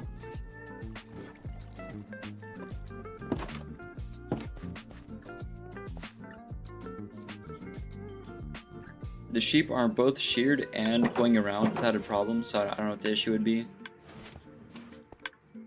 I said it was 39, so if I put these back in...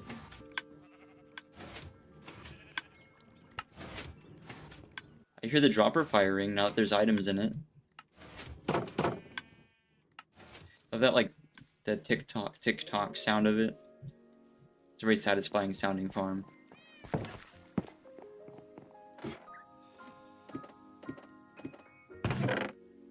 No, it works. In fact, if we had gotten back faster, we could have seen it, like, filling up. I saw the last digit increase, but I was a little slow for it.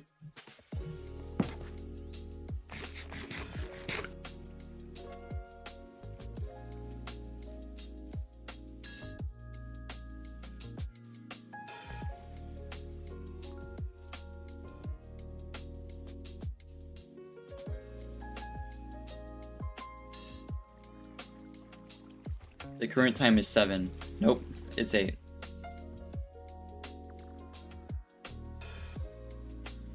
It's not like too far off, is it? Like, it is a little fast. Okay, the time is passing really quickly as it gets like closer to the horizon. I feel like the daylight sensor really slows down near noon, and it speeds way up as the sun goes down. I wonder if it just like stops working at night. I think it does. We'd have to run a second observer with a inverted sensor, I think. But we'll watch this one for a second.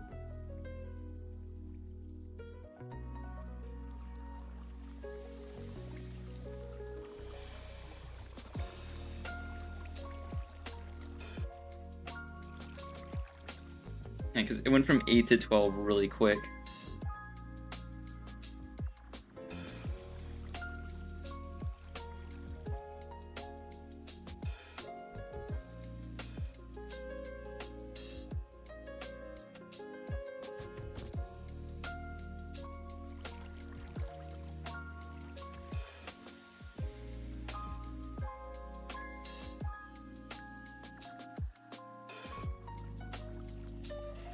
Also, what constitutes like full nighttime for the sensor? I'm assuming it's whenever the player can sleep. I'd have to wager that's how this works.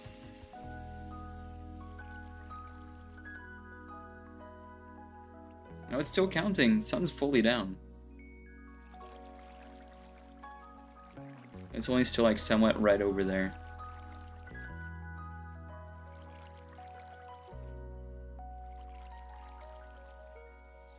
The sensor's also definitely not consistent.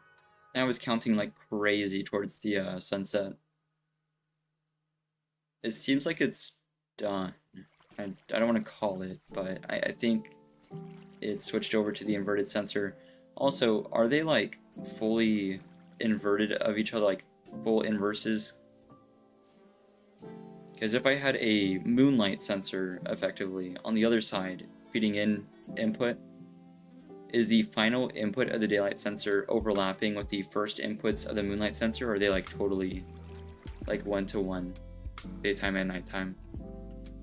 I think they would be. It's just that they're very old. I haven't really done much with them in a while. Like, the big fault of daylight sensors is they need daylight. That's why creaking hearts are so cool. But the creaking hearts, I believe, are only a binary output. The daylight sensors give you like a variable output, which is pretty cool. Yeah, totally done counting. Okay, we'll skip till day again then. In fact, I mean, why do that? We have... I think we would just straight up have a spare observer and daylight sensor, and then I just can pick up some... I already have pricks. Okay, we just need those two things.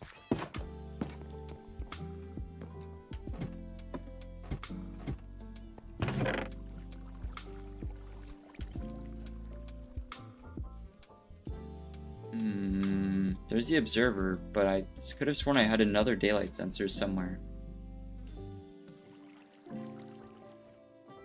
It was eaten. Okay, well, oh well. I remember them being pretty pricey though. I have no clue how to craft it.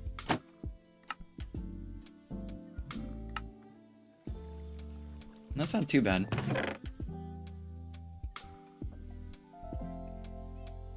Oh, wait a minute, it wasn't even redstone at all, was it? Yeah. Strange. Where's my stuff? Here it is. Okay, we'll use spruce because it's cheaper. Make this pretty quick. Nope. There we go, daylight sensor. It is only one at a time. I had got no idea where I got the idea that I had two from. But I totally wouldn't have made two. I could have sworn I saw one. Where can I go? That won't kind of update stuff. I'll go up here.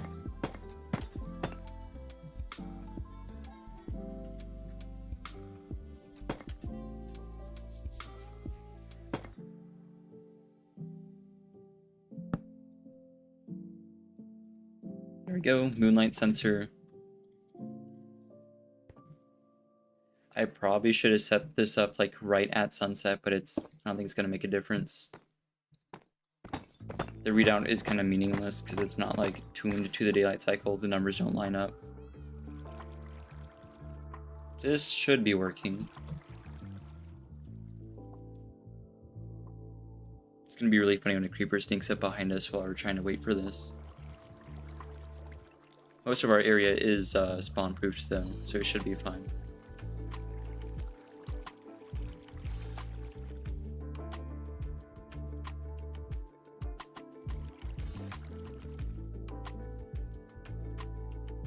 See how much like slower the time is whenever you're not near like the horizon. Daylight sensors, I don't really know how they're meant to work, but it's definitely not like an even output.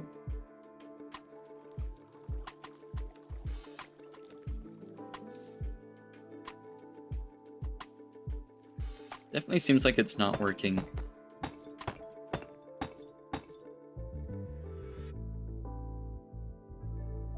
Oh wait, it was midnight. Okay. It really slows down near noon or midnight, so I'll have a bit more patience with it.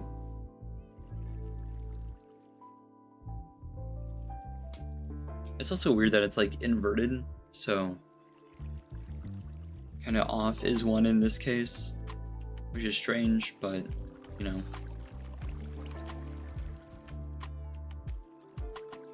I'm sure there's a way to like reverse it so that on is 1, but I don't know. You can reverse signals pretty easily with redstone torches. So as for like, if you want a complex output from this, if you actually want to use like a binary system for anything, then you know. I also feel like there's ways to do it that don't involve copper bulbs. It's just that it makes it easier.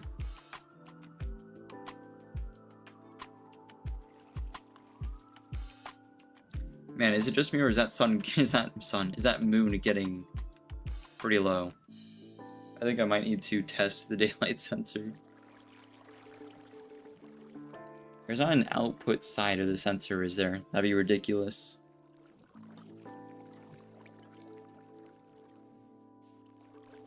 That also wasn't my last copper bulb or anything. Okay, am I missing something? I don't know. I didn't think they were directional.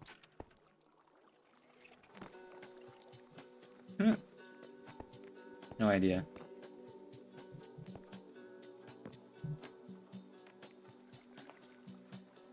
Yeah, okay, well that's clearly not going to do anything.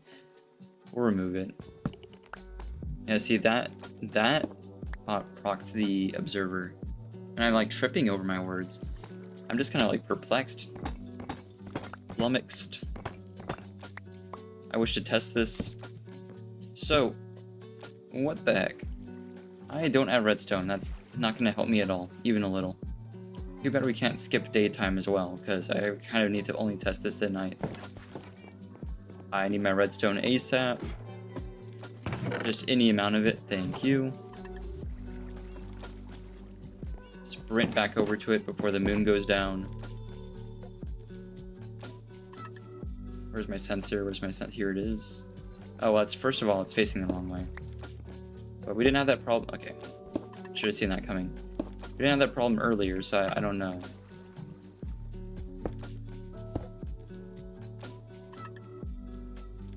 Yeah, it works. So what was my issue? Was it facing the wrong way? It totally works.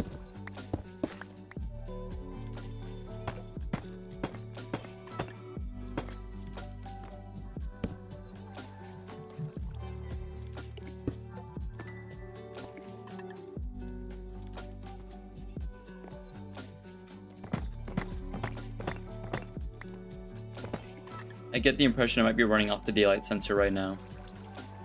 Or both. That would be just the worst.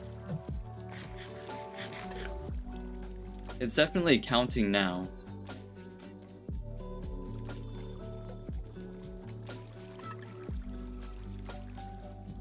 Sure, I mean, I guess it works. Like I said, the output, the time it's displaying, whatever number it is at any given time is super meaningless because it does not match up with like the daylight cycle even a little bit, but it is really funny.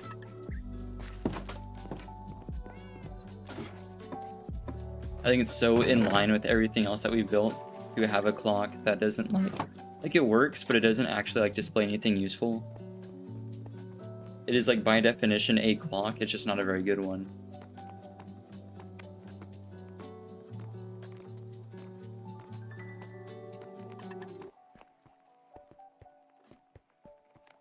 I wanted to come check the mushroom farm too.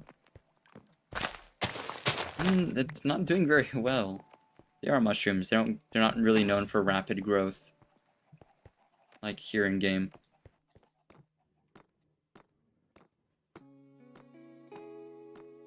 Well, I mean, I suppose we could slap that clock on top of the like sugarcane tower.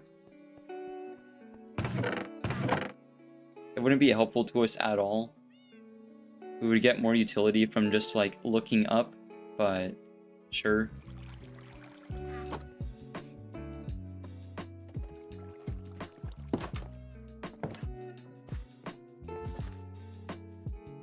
It's like, I know it's working now. I just need to like check it next time it's nighttime. Oh, that's cool. It's on the last digit. Should cycle over to the next. There it goes.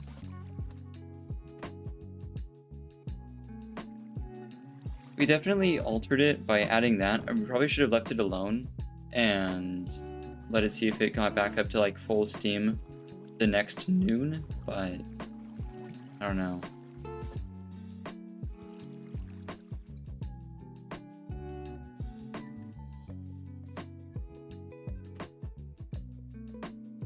It effectively like just counts up to 15 and then down from 15. So it should be roughly 32, maybe 32 outputs per side, which this is much more than that, so I don't think it would have lined up at all.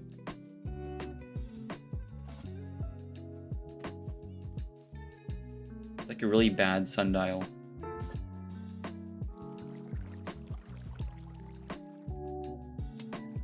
It's sure doing something. I love redstone. I am okay enough to make something like this, but it really doesn't help me even a little bit. Unironically, the muffin button was more useful. This has been superb. This has revolutionized the way we live. What's the sugar doing? Sugar's doing awesome. It is collecting way more than we can eat. Love it.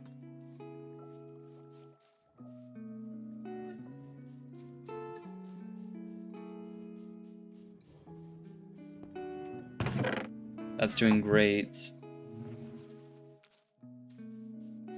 That's one of the times of all time. It's got a ways to go before it resets. I love watching it reset.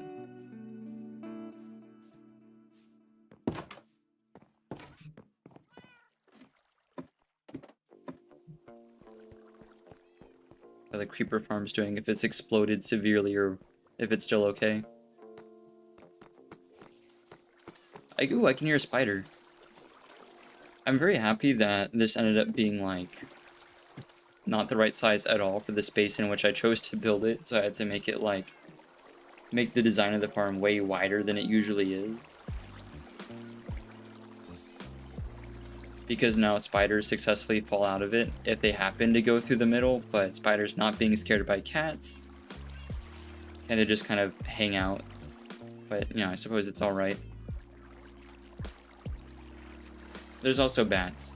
There's a lot of things that in here that are not creepers, but that's okay. It's been doing alright. I suppose you can make some TNT. I definitely don't need all this for rockets. This sand, I think it's in... Yep, found it. Nope. The game's trying to prevent me from doing this. There we go. Mob stuff in here. So it is harvesting. Usually the wolf farm's like crazy efficient. I don't know what's going on with them today. Sometimes the sheep are pretty stubborn.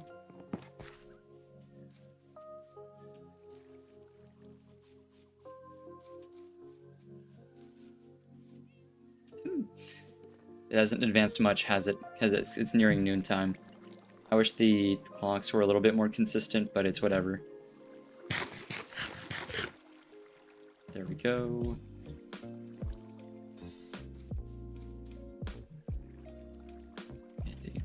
How are we doing on compost?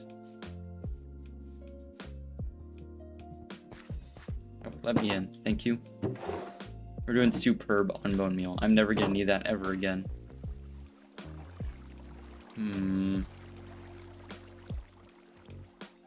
Where's my elytra? There it is.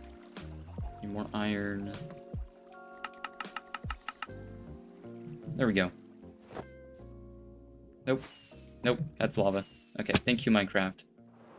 That went so poorly.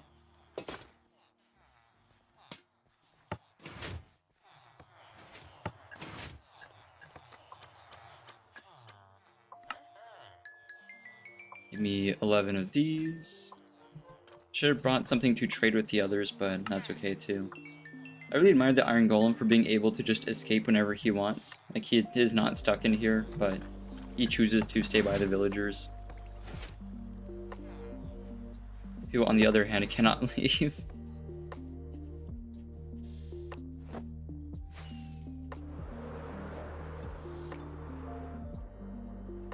I wonder if this works totally, like, regardless of whether... Oh, we made a friend. Right, so you don't need to do all that. That hurt you more than it hurt me. We do have, like, max level thorns all the way down, so... I don't really need to do much about stuff like this. I am curious, though, where the others are. Or is it just, like, the one guy? Is that even a thing that happens? I assumed patrol spawns were, like, a minimum of 2.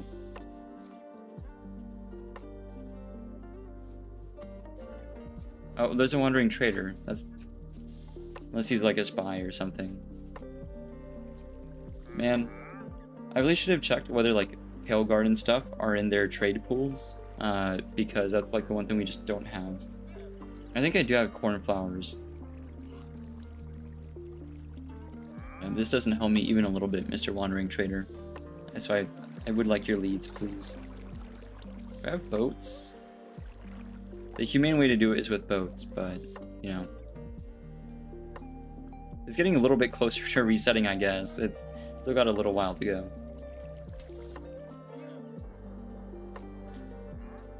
The next input... Oh, he's getting up in the machinery. Oh, that's not good. It does take a little while, I guess. It goes kind of crazy near the, like, sunset and sunrise. Oh, there it goes. Yeah, it's very close. Oh, closer, I guess. I wouldn't describe it as that close. I'm sorry, llamas. I don't have the patience to go get a boat for this. There we go. I made it as quick as I could.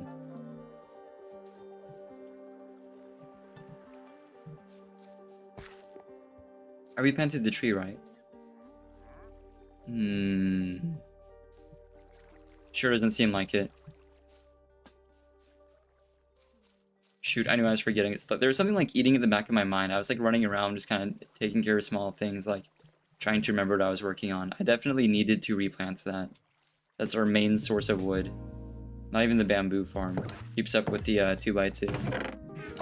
Luckily I do have like more ton of saplings.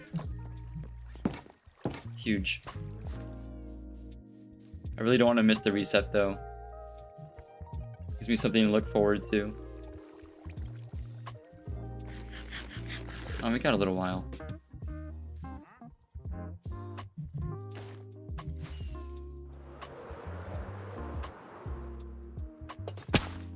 And I was totally in the middle of waiting for the next sapling and then I just left. I got bored. There we go. Nope. There we go.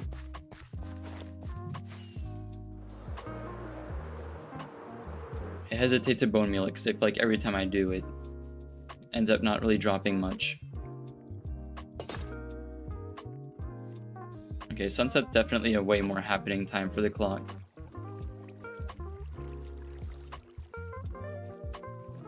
I really don't know why the inputs start like rolling in faster as the sun starts getting like further down. I have no clue. The other sensor up here is inverted, right? Make sure I remember to do that. Yep, okay.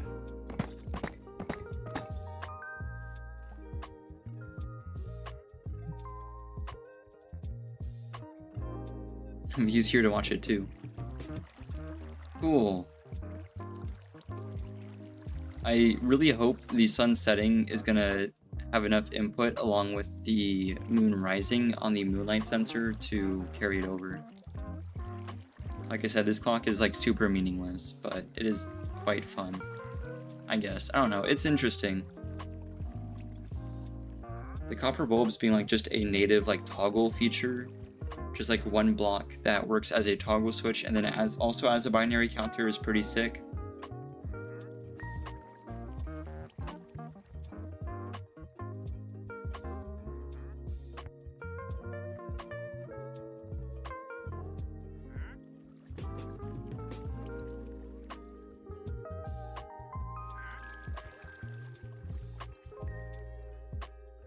Like a really bad Christmas tree. This trader is like standing right in front of me while invisible. He still wants to like trade with me. He just doesn't want to be seen.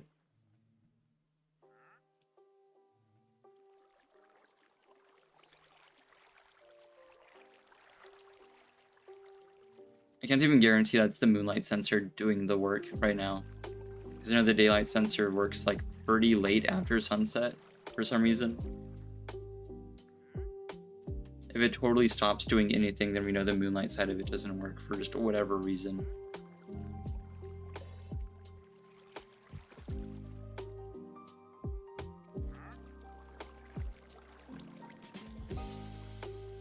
It sure doesn't seem like much is happening on the moonlight sensor side of the clock.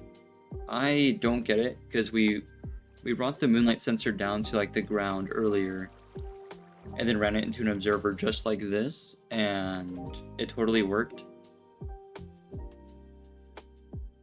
Would the pulses from the observer that's watching the moonlight sensor be too short? But then why would they be a different length or whatever than the daylight sensor? Also, it's totally the sensor, because whenever I removed the sensor in front of the like observer, that pulse was enough to switch the clock. In fact, I bet if I go up there and reverse the sensor right now, it'll work. It'll fire once. See? But I know that the moonlight, maybe it just needs a comparator output up here. Thought I heard it fire. Why on earth does a daylight sensor being watched by an observer toggle a copper bulb, but a moonlight sensor being watched by an observer doesn't during nighttime? I suppose that's my question. The only thing I can think of is I didn't think they monitored brightness levels. I thought they monitored like the time of day. Maybe the bulb is just so close to the moonlight sensor that it's like not really working. That's the only thing I can think of. I can reset it manually because it's just fun to watch, but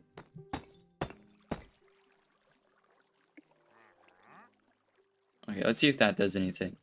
Oh, I guess it wouldn't, right? Because it's a daylight sensor now. Yeah.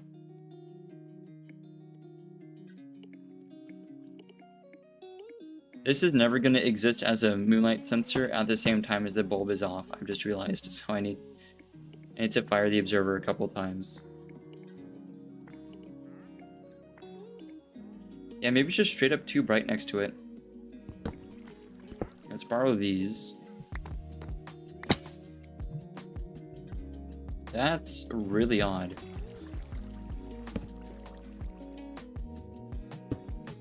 Here, I'll do you one better. Torch right next to it. Redstone. I don't have it with me for some reason. I don't? Wow, that's strange. We need the redstone. I'm gonna need the comparator. That's about it, though. Maybe a repeater.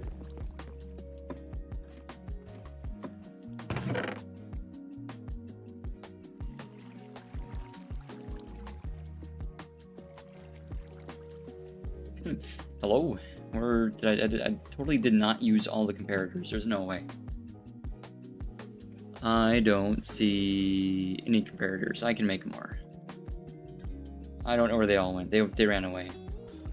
They went to the great beyond. Oh. No, we already have dust on us.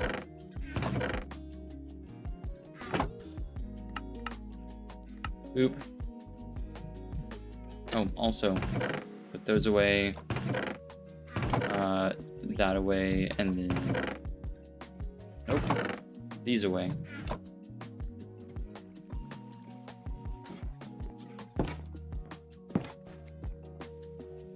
What on earth is going on with the moonlight sensor? I don't think I've ever used a moonlight sensor for anything ever, so I'm not really used to them.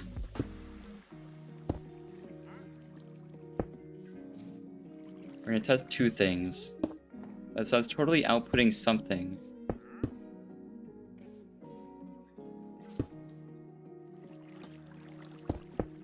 It's outputting quite a bit.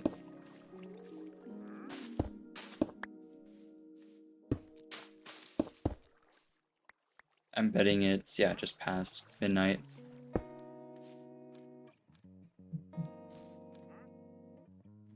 So as the time changes, we should get a pulse from the observer. So whenever the dust to the left of the cursor turns off, I should see a pulse, is what I'm saying. Which it might take a second, I don't know.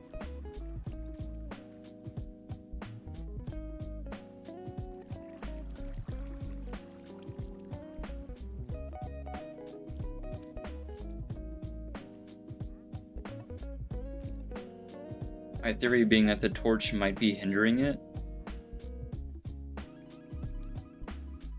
If the time doesn't advance, or I guess in this case retract at all, then I know what's up. This output seems really strong considering the time of night that it is. Because I feel like yeah. But if I remove the torch, it's right at that corner right now. Oh no. Hang on, is it this? It's still at that corner.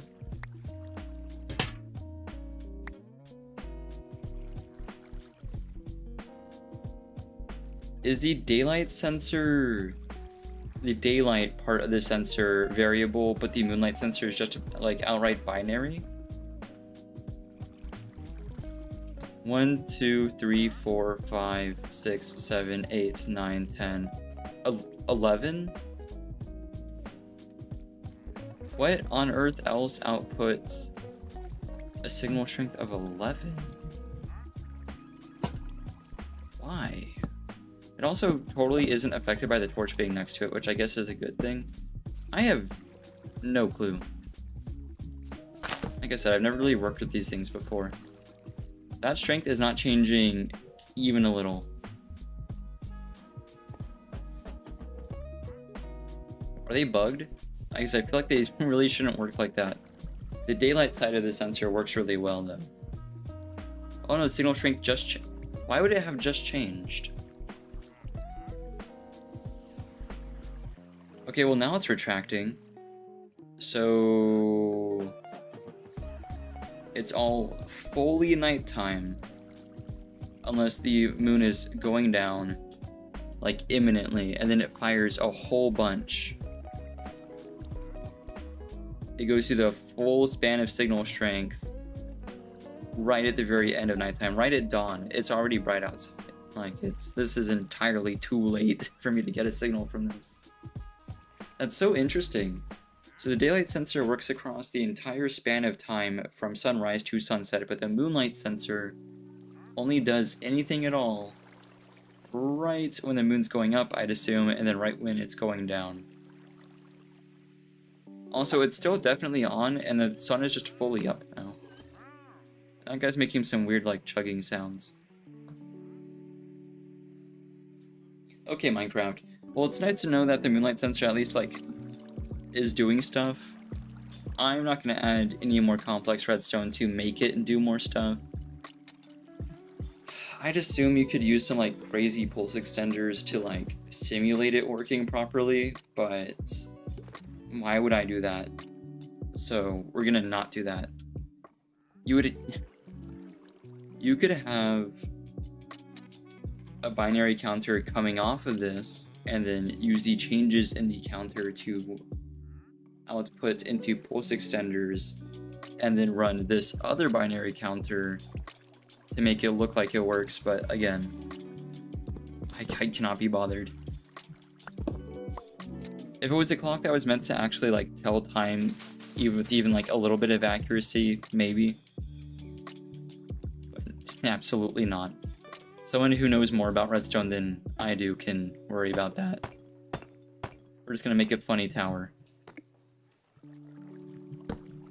Boop.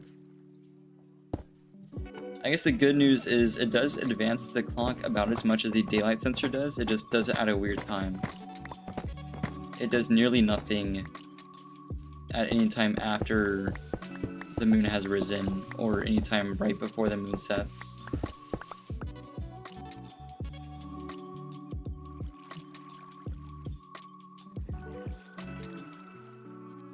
Oh, that inputted like crazy. That advanced really quick because we had just reset it. Alright, well, whatever. Not my problem. That was just supposed to be like a funny thing. It wasn't supposed to like be something hyper functional.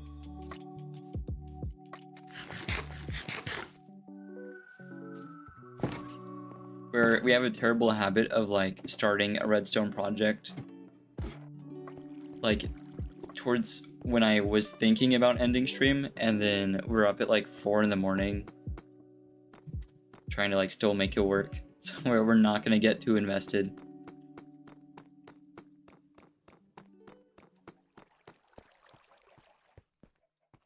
That's what this was, this horrible contraption that I never want to touch again. The AFK mud farm. I prefer the more like active mud farm, but I suppose both have the same issues. Has this grown at all? No, mushrooms are very slow. I do have to like get up and move around a little bit though, so we're gonna put it on Frog TV. I know we love that. I need to make like a screen instead of just like the normal window. I suppose it's kind of a screen if you think about it.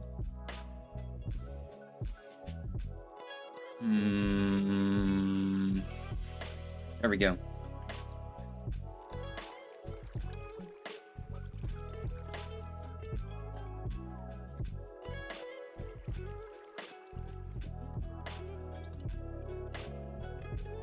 Sick. All right, BRB.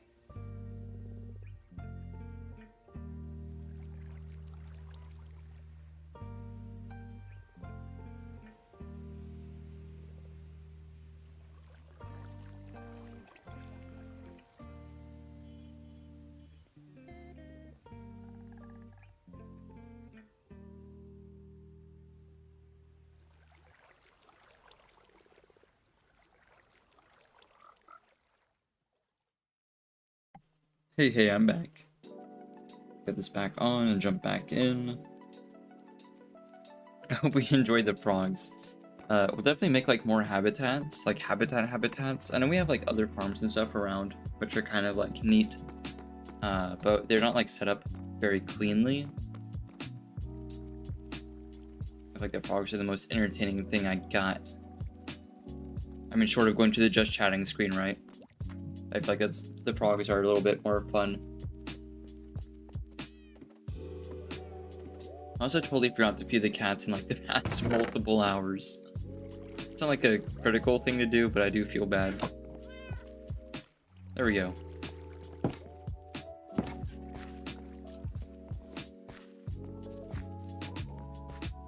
Right, I guess. I mean, I do kind of enjoy this. I think it's neat.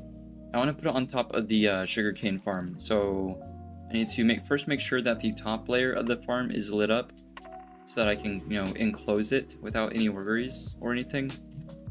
Because last time the sugarcane stopped growing and it ruined the farm, and it made it very hard for me to get infinite pumpkin pie, but I seem to have fixed it.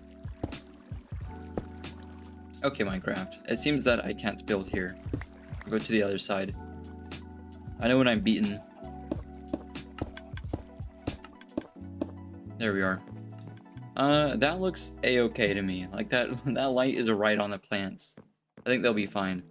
I definitely can't like add any blocks right here. It has to be up one. Shoot. However, it can be like this. That's okay. I want to take a look at the clock and see if I can get away with like some shenanigans with arranging it a certain way. We also only have like enough room up here for there to be like clocks facing one way. Weirdly enough, hang on. There's no way this is like rotatable. Because this fits within the 5-block wide like parameter of that tower over there.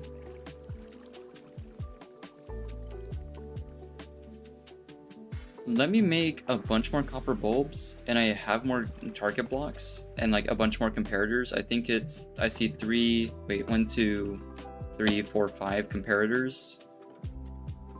2 more observers. Hang on, let me go make a shopping list real quick. Does this work like on every face? Can I have a clock on every face of the tower? And then every counter or clock, however you want to think about it, is going to be reading a different time, which is pretty funny. Something really overcomplicated and yet still totally meaningless is the exact kind of build I want. I don't really need a repeater, but that can go in the bundle just in case. I am probably going to need more daylight sensors unless I want to feed them. Actually, no, hang on. I don't think I need them. I will bring the quartz just in case. I will definitely need more observers. I think it's 1 more daylight sensor I need. I think you can all run the like clock off of these same sensors. So you only need a sensor at every corner. So 4 of them, I believe. 2 daylights and 2 moonlights. That should cover all of the faces of the clock. 2, 3. Right. So another sensor and then another observer. I need cobble. It's gonna be crazy if this works.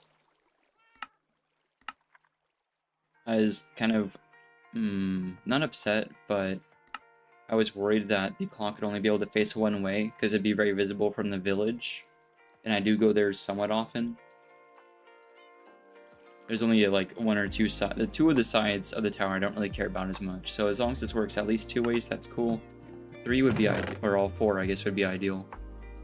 We have 1 more wax copper bulb. I think we can do better than that. I think it's 1 redstone, right? 1 redstone, 1 blaze rod. I think we have just straight up blocks, yeah. That actually helps. There we go. I think each one of these crafts 4, so we still need more. 1, 2.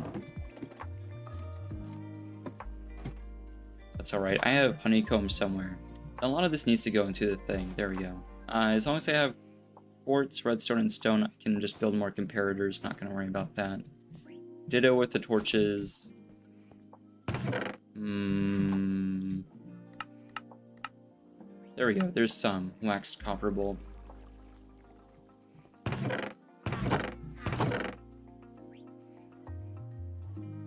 That's okay, we'll use this.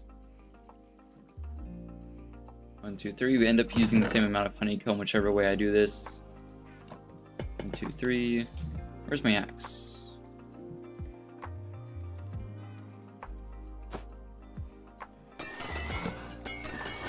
Like so. Nope, that's a torch. Axe them again. Mine them. There they go. Alright. One more set of waxed copper bulbs. Splendid. Right, I can test this pretty easily now. It's just like building the clock all over again. I will sleep. I don't really care if it's working at night, which I know it doesn't, because moonlight sensors are really weird.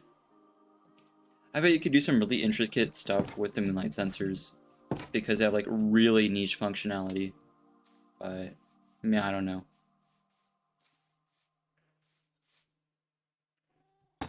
Up here. Probably bottom up is the easiest way to build this. Right, so this is the center axis. I think it would be more surprising to me if this worked at a 90-degree angle. I think it already works like crossways, like mirrored, but we don't want that. The two viewing angles is from here to the tower that's kind of hidden by trees right now, and then to the right towards the windmill. I need more target blocks as well. These, there we go. It's kind of bonkers.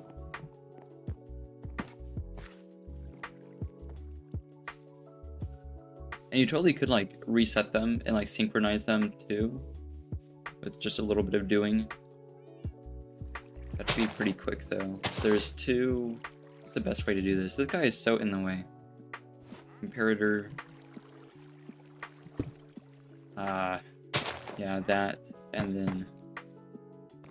What do you want from me? This guy keeps, like, walking in front of me. It's like a house cat.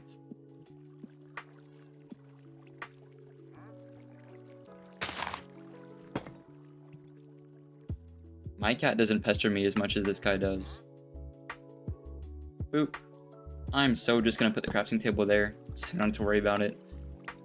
I needed comparators. I have these. There we go.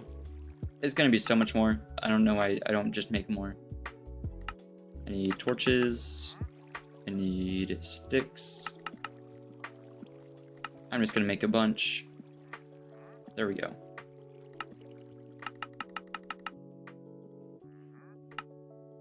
Much better.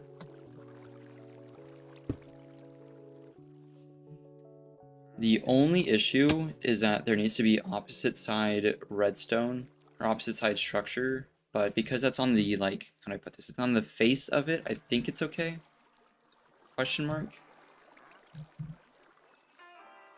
So then if there's bulbs up this way, it's already trying to power some.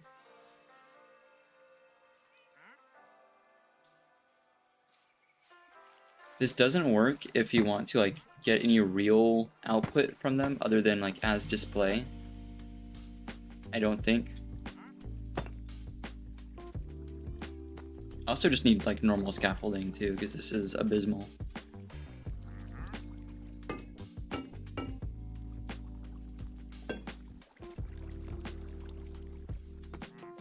Alright, what else did I have? So on the face of it, because now there's redstone out here. Towards the right side. I'm really happy these don't like line up. That helps. So above the third one up, or next to the third one up, there's a comparator. Get rid of this. There we go. We'll move these. Like so.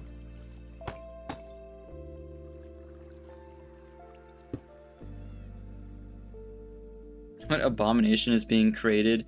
It's gonna be so wonderful.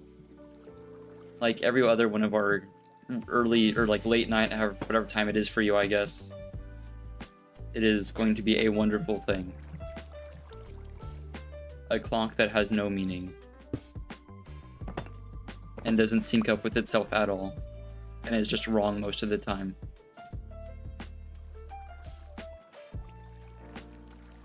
We made a clock, sort of a binary counter that's run by a clock that also lights up. Just for funsies. And then, yeah.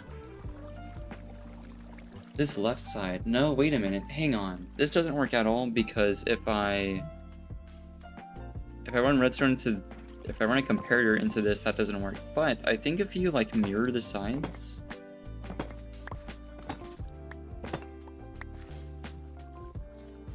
What in the Dr. Frankenstein? Also, TBH, we don't really need these individual lines to work. I could just like run the outputs from these into other bulbs and that's okay. I don't need outputs from the bulbs. The other three faces of the clock can just be input because there's only one intelligent face of it.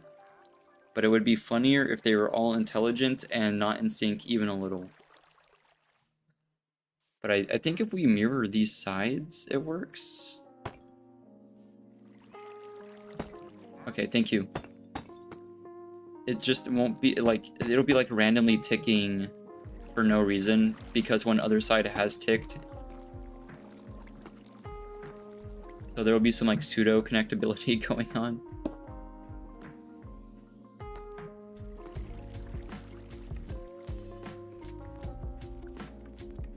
Man, that's one of the things. And then a block here. What was it? A comparator up top side and then redstone. I need more brick. I also need to stop bridging like this. I probably would have more brick if I did that, huh?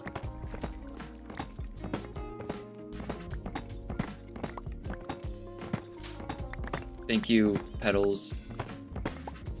I'll never forgive Mojang for filling up my inventory with those. They look really cool, but there are just too many of them. Ah, man. And then it's a block on top of that, and then more redstone.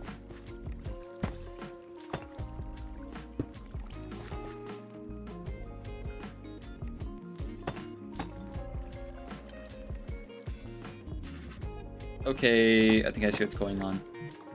We have this. Set me up. There we go. This should be tileable though. It won't work very well, but you know, it'll be tileable nonetheless. Yep, and then we just do that. Nope, that's incorrect. Up here. Man, what the heck? Sensor went somewhere, alright. There it is. So that's the moonlight sensor side, so this will be the daylight sensor side. That'll be a solid block. I do need both of my observers. Moonlight sensor setup. This clock's already running, but it's receiving input from the... Oh. I guess if it's receiving input from the bottom, it won't work very well. It'll no longer be binary. Only one face will be like properly binary, which is really funny to me. So the top bulb on the correct face, this is the correct face, right? This one is fully intelligent. Oh, that might affect the sensor, but it's fine. This side is fully intelligent and properly binary. This side, I believe, is going to be randomly increasing by like, what digit is it? The 8th digit. So sometimes it increases by 1, sometimes it increases by 8, which is pretty funny.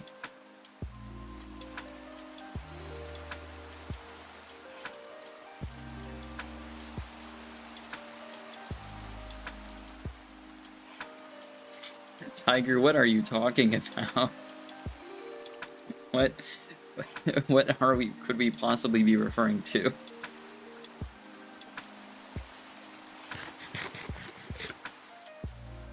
Oh, petals. I see. Petals, yeah. I thought you meant like guitar pedals, and I was like, what on earth? I see. Okay. Yes. No, I actually totally agree. That is a statement I agree with wholeheartedly. I am going to murder this guy if okay, he doesn't. I'm sorry. There we go.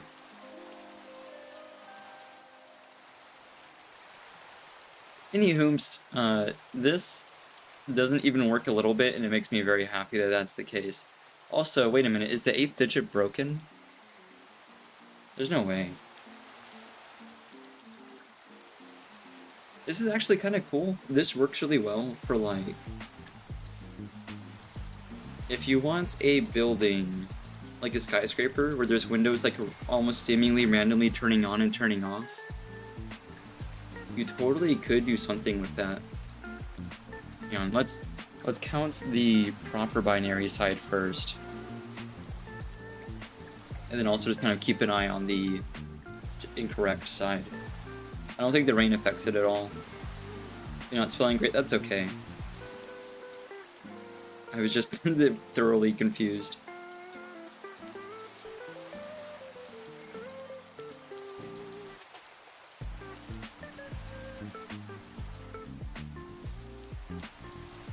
Although, to be fair, I reckon this might be...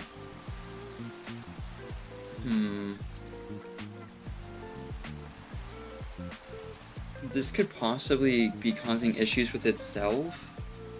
So even like the quote-unquote intelligent face of it might not be working. I have not been paying attention to like the exact count on it. Probably should have. Because they definitely both power at the same time. I do kind of wish that wasn't a thing.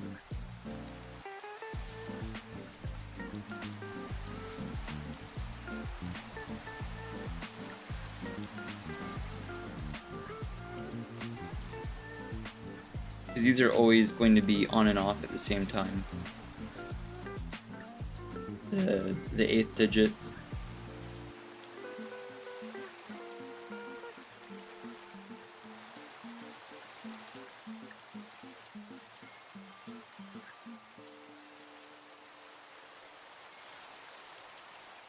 I was hoping this would be entirely... Well, you know what? Them both being, like, running independently does make it, like, more random. So, there's kind of two approaches we could take. I'm gonna skip till day, because it's gonna get really dark. But, two approaches we could take. We could have them be pretty much in sync, which would be neat, I guess. Or we could keep building it like this, where it just doesn't work even a little bit at all, even as a binary counter. It does nothing intelligent, even a little. And get a giggle out of it. Having it be like our main like clock tower. Because to be fair, even like the one where the binary does work doesn't make a whole lot of sense either. That's just kind of my thought about it. Because digit 8 doesn't really... That said, if this was just a little bit like wider, if I didn't want this fitting within a 5x5 footprint, it would totally work, but, you know. I bet there's a way to make this work. Someone who's like better with redstone than me could figure it out, but I don't know. We have come across a pretty interesting logic gate here type deal, where digit 4s have to both be on or off. I guess it actually both has to be on, and as it activates, I guess it would be an XOR or something. I don't know, some sort of logic gate where the digit 4s need to match up and both be activated for... It's like either or something, I don't know. Now this is just perplexing.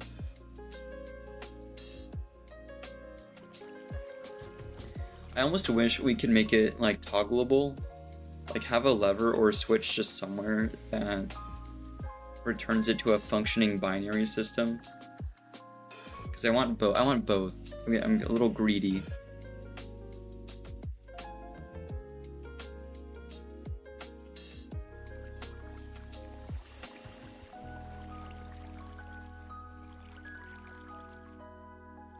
That said, can I even make it work the way I'm mentioning?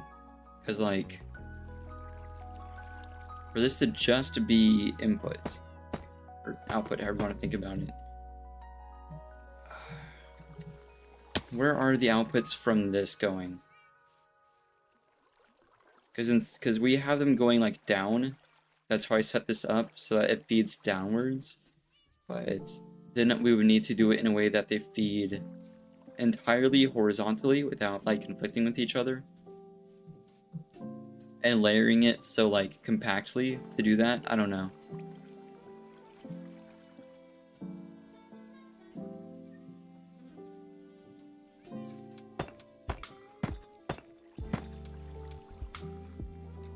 This output goes straight over here. This one's pretty simple. We could literally just have... Here, you know what? We'll do it in real time. Here, we'll design this from the bottom up.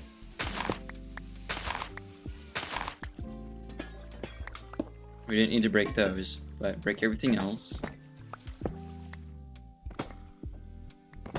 If I can't make this function the way I'm talking about, then we could, you know, totes do it the bad, funny way. Alright, let's get up top side. Right, I need more deep slate brick. I need more inventory space in general. Where's my shulker box? I need to... I've also just been carrying the TNT with me. Didn't even think about that. I will probably need these. I probably should have been like getting rid of this. There we go. There, I do want these. Right. I'll also take this.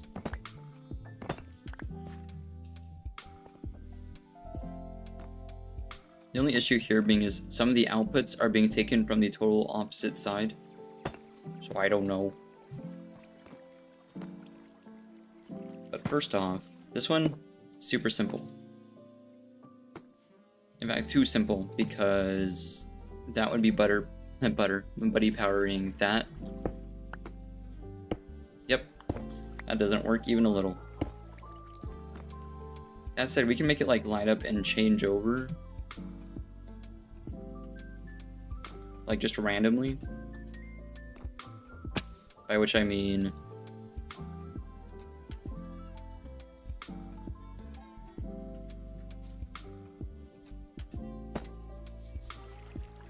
This... Yeah, that's okay. Yeah, I don't know. This will do things, but like... Not as many things, I guess is the way to put it. It's not the monstrosity that I wish it was.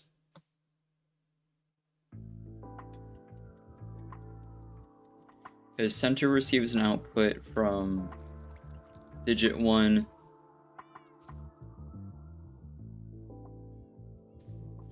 from digit 4. Wow, the center does not receive a lot of output, does it? It's not very functional. Yeah, no, we're gonna have this be preposterous and incorrect. That, or we have like a fraction of the digits on each side, and only one face gets like all of them. You know what I mean? Where each side only gets like the... Here, like the back face will get just the center outputs. Sides will receive center and the edge outputs.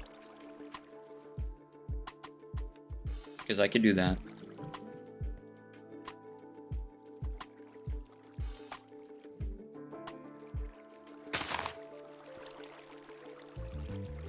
That's a problem. But I think if I replace this with a target block, that fixes the problem. I don't want to mess this up now. Comparator. Nope, that's not my pickaxe at all. There we go. Comparator.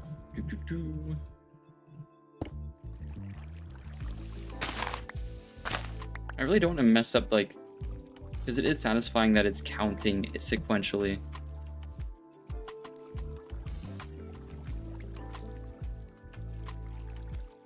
There. Now, See, like, they match up, they change in sync, but they're not like lit or unlit in sync, which was incorrect. Well, I mean, if the clocks were synced up, it would be, but earlier it was like a gate, and that wasn't really what we were going for. And then over here,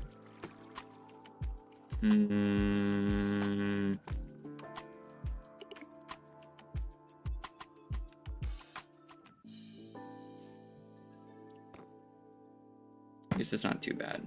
We could do that.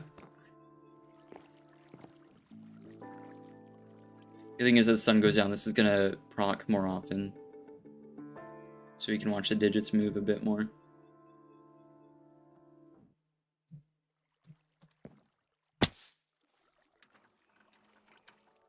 We're like really up close to it. We should see the top digits on both change at the same time or not. That's crazy. Oh, because we're not, because the output should be from observers. So actually, hang on. This should just be like that. And only updating... I'm not going to break that one. That'd be disastrous for the build. Boop, boop, boop. Boop. I will add one daylight sensor here just because, like, it needs that. Boop. I bet my daylight sensor is below me right now, laughing at me for forgetting it. I can't even place this properly without it. Yep, found it.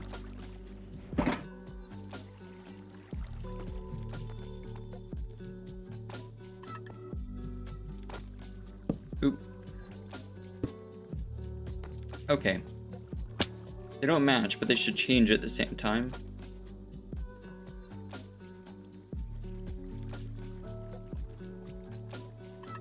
In fact, this one, it should still work like in binary, but yeah. So that's one.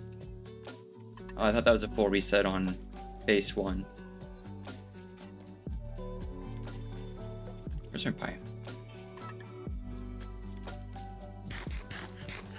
This one is a successful binary counter, but only for 2 digits. Not at all. Okay. Whatever.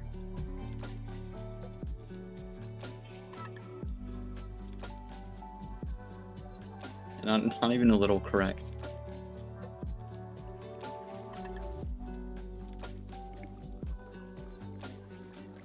Oh, don't tell me they're both on or off.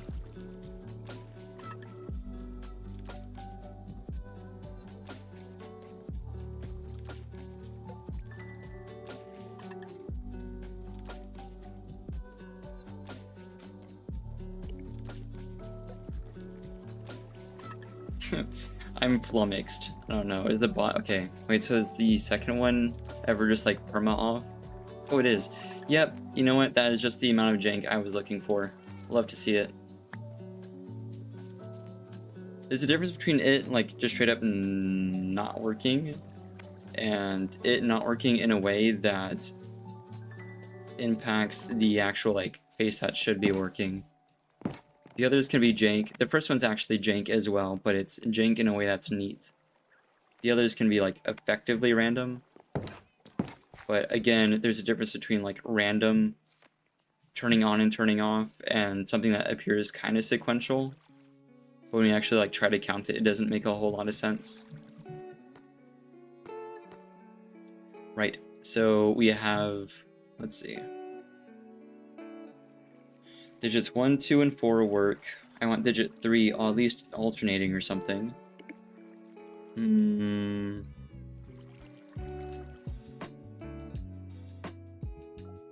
I wonder if we could use...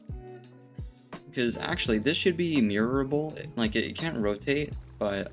How do I put this? The right side of this face doesn't match up with the left face, obviously. Like, it looks very different. I really don't like how this is a target block, but I don't really see another way of doing that. Anyway. This should work perfectly well. Fully reversed, it just doesn't work whenever it's rotated because there's too much stuff in the way. So I think we can have 2 working faces, because then the right side is operating some of these lights, and then the left side of the rotated face can operate all the others. I will need like a whole bunch more copper bulbs, and I have the stuff for it except for the beeswax to make them waxed copper bulbs. The only grievance I have with doing it that way is there will be target blocks on the on the visible face of it. So you might have like recessed lights or something. So I'm not having to look at target blocks all day. Or just trapdoors in front of them. The trapdoors can be opening and closing. Something like that. Or paintings or anything else. We could definitely do like map art. Like make a really, really zoomed in map and put down a whole bunch of dark blocks. We can make it totally like black wool or something. The problem is it'd be flammable, so, you know, who knows. Alright, copper.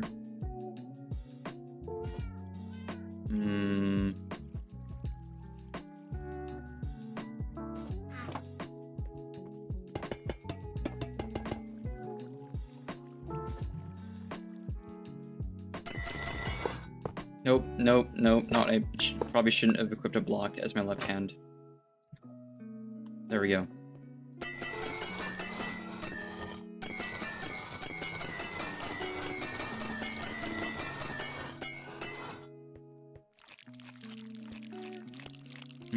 Yummy. There we go. 2, 3. Nope. 3, 2.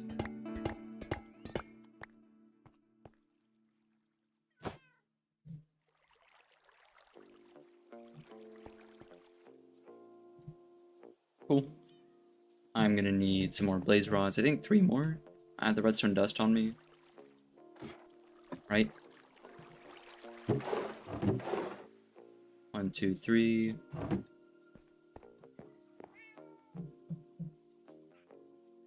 Yep.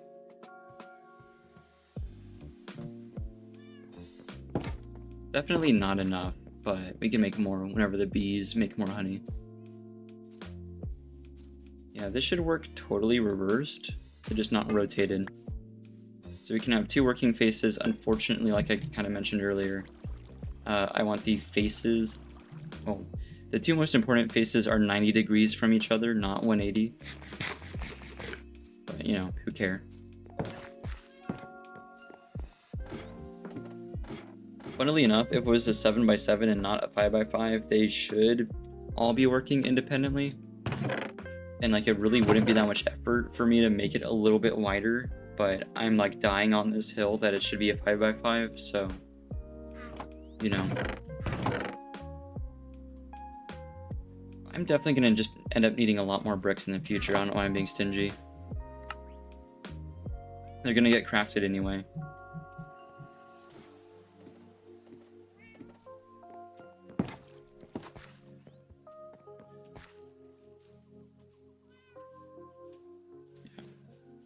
If I have this right, 2 of these should be working binary, and then the others can just kind of do stuff sometimes. Semi-randomly.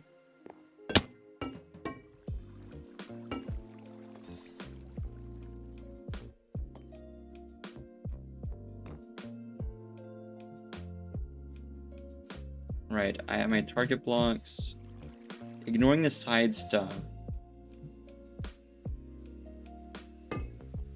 That's not a target block at all.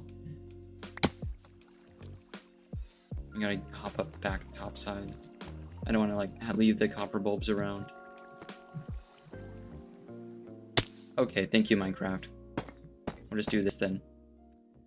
Or not. It's not frustrating at all. Okay. Try not to fall for a 3rd time. Right. If these sync up, this could actually totally just be output, but it'd be interesting to have them both be input at the same time, because the sensors, while they are kind of cattywampus, should all be like updating at the same time. So even though these both would technically be running input and output to each other, it shouldn't break anything. Especially if we update this to have the same digit. There we go. Of course, that's gonna change in like a few seconds. I don't know why I do that. Funnily enough, we actually got the observer on me. You could fix that right now.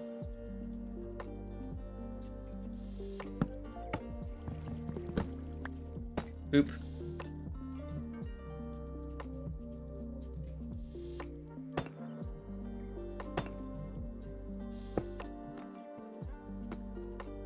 Okay, question mark. I can't really see it right now to confirm whether it's working or not.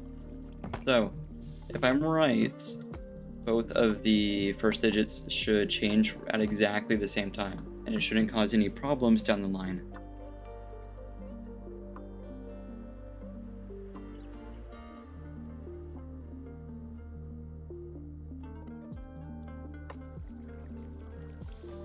I also just realized the second digit is going to be already like on, so they should both be synced.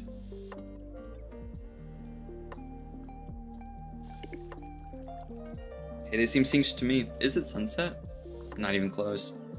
If it were like really close to sunset, we could watch it because it would start updating really fast. You can watch it like go through the lines.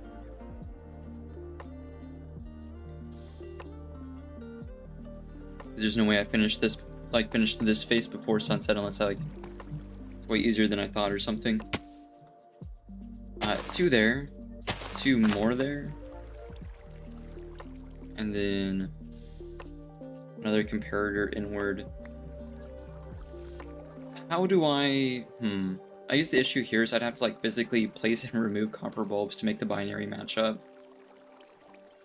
But you know, we'll see.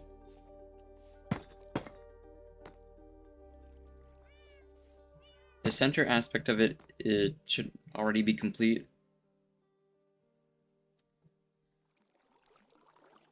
Yeah, okay, then it's just the sides.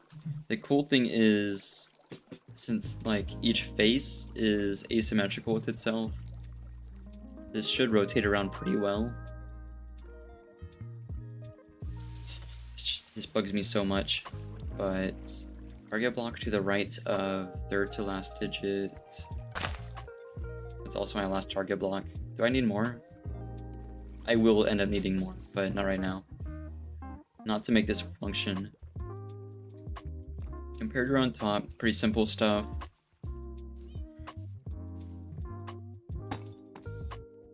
Nope, there we go. There we go. Like that. And like that. Where's my dust?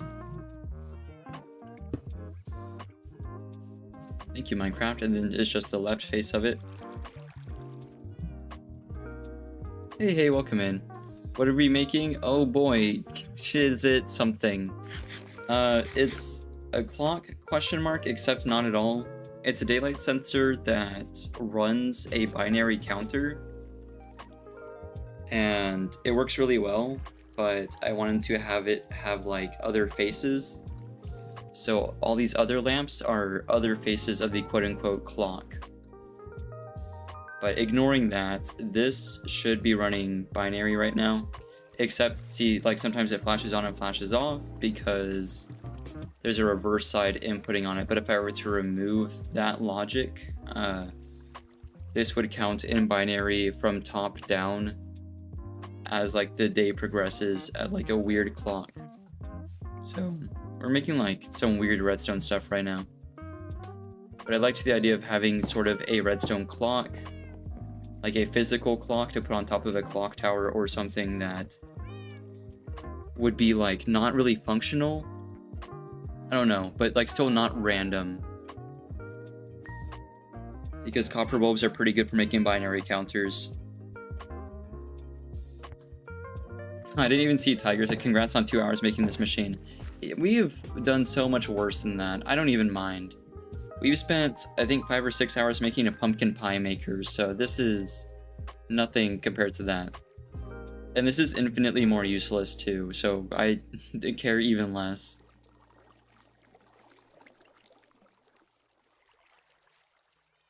Yeah.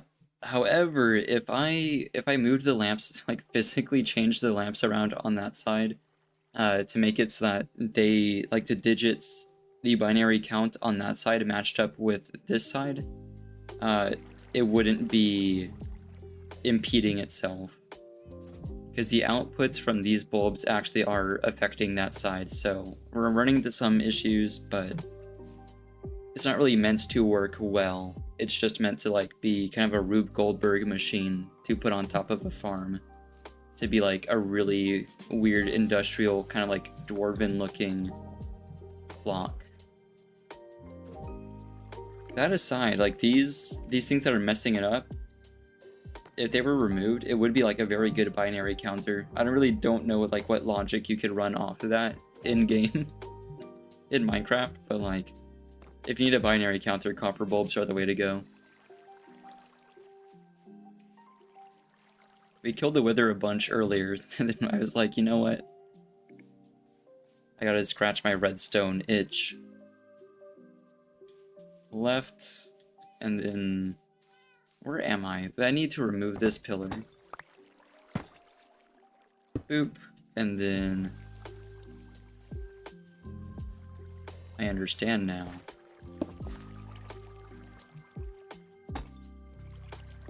We've made so many like really useful redstone devices and like farms for our world.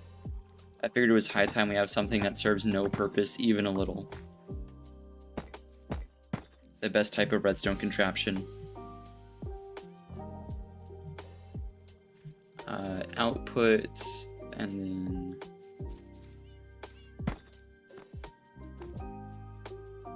then...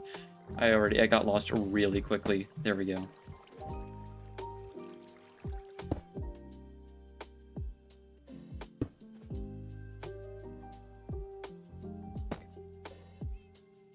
Is that correct? Yeah. Okay, cool. Boop. Oh, it's about to do a full reset.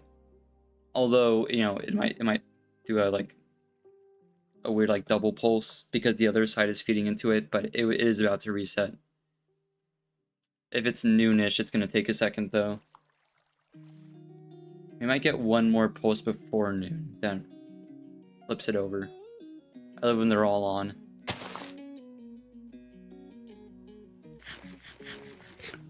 Don't tell me we're not going to get another pulse until the other side of noon. The daylight sensors work really weird. The daylight like side of the sensor speeds up towards like sunset and really slows down around midday. And then the nighttime sensor doesn't work at all, even a little bit.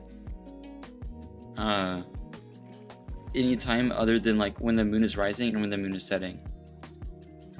Anytime between those two times, just it's on.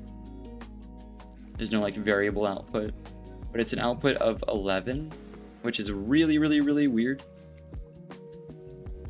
I have no clue what you could do with that at all, but I suppose it's something. So this switch should be powering that.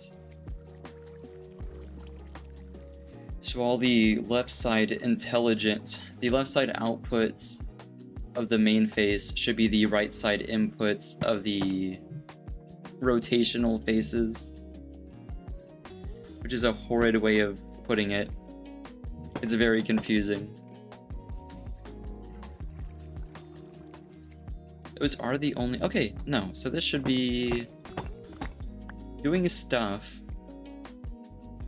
I think, actually, at this point, since it's receiving rightward... It's receiving right side output / input, and also center input and output. Unironically, I think if the front and back of the clock matched up, the whole thing would be in sync. Just like reversed synchronization. Which is, I know, utter gibberish.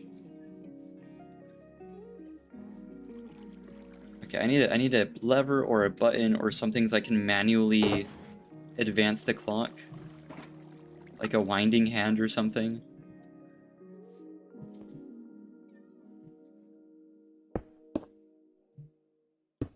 I also need to be able to see the other like intelligent face of it.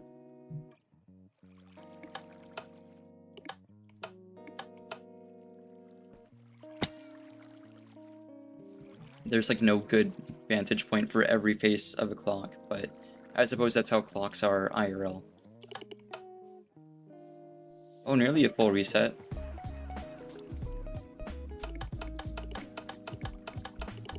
I just realized as I toggle this, it's going to be toggling that, so there's not really a point unless I remove these lamps and then place them again in a second. Actually, wait a minute, then it's painfully easy. Then I make sure they're... Oh, can I make them all off?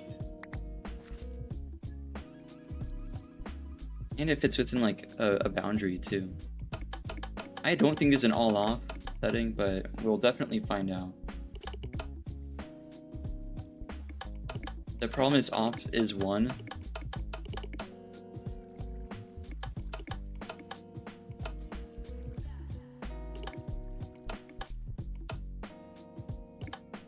Okay, this I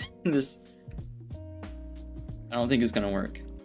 Because when I do this, oh, never mind. Okay, that's perfect. But if the daytime advances at all, this isn't going to be okay. I need 1, 2, 3, 4, 5, 6. And then I need this gone. I think we're good. Crossing my fingers. I think there should be in sync. I don't know.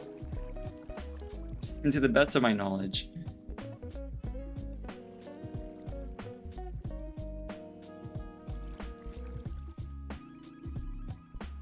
The rotational faces don't matter because, yeah, wow, they both reset at the same time. That's so cool. The rotational face is like non-intelligent, it's just receiving input. But I could also sync it up. These should just, unless I like add more, if I like add artificial signals to the first unit of either side. Unless I do that, these should just be permanently in sync now. The cool thing is it's approaching sunset, I believe, so it'll start updating a lot faster. Yep, that's 1.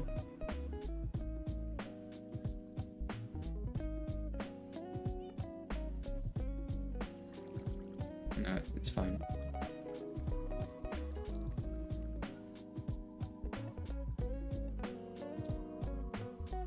Doing stuff with the binary is pretty cool, but like on this, like in this sort of setup, it's kind of hard to take like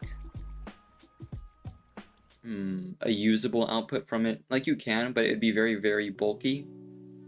And a lot of like computational redstone is like, I don't know. Like it is inherently bulky, so you don't want to be adding more to that, in my humble opinion. But like, I'm speaking very cautiously because my redstone is not nearly advanced to be like opining on that. Hey, these are perfectly in sync though. I'm not seeing any issues. That's 3. I really like how it speeds up towards, like, it'd be cool if it was perfectly even too, I suppose, but none of our stuff works that well and that consistently, so I think it's very fitting that it's very cattywampus.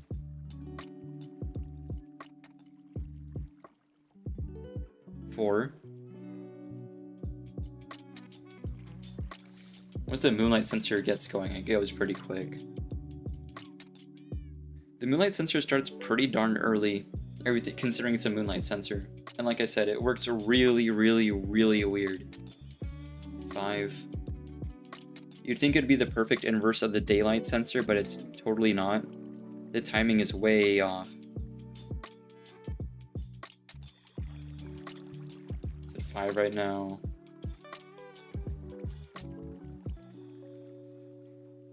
Six. Yeah, it seems to be working fine. I more so want to see like the lower digits operate, because there's there might be some interference going on, but I think it's okay unless I have like random redstone laying around.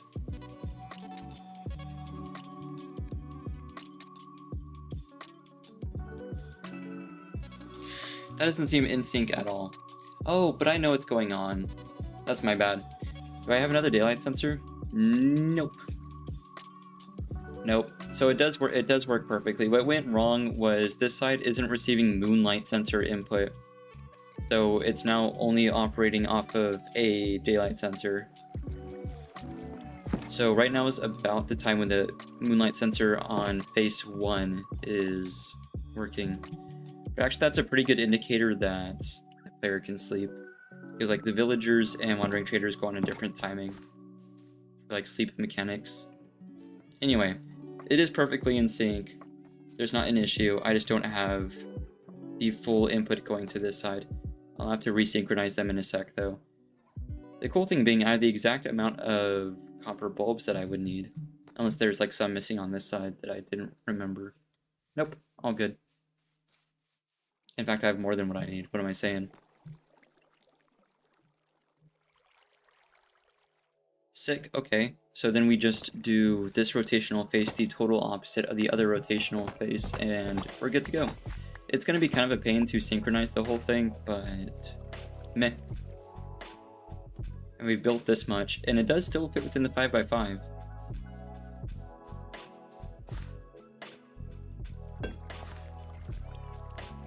I love shenanigans like this so much.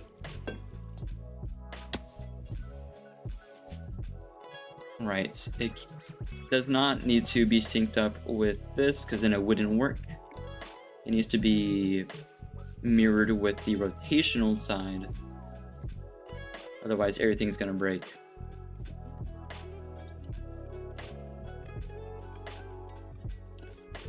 So, I do need another target block. I'm gonna grab some hay for that.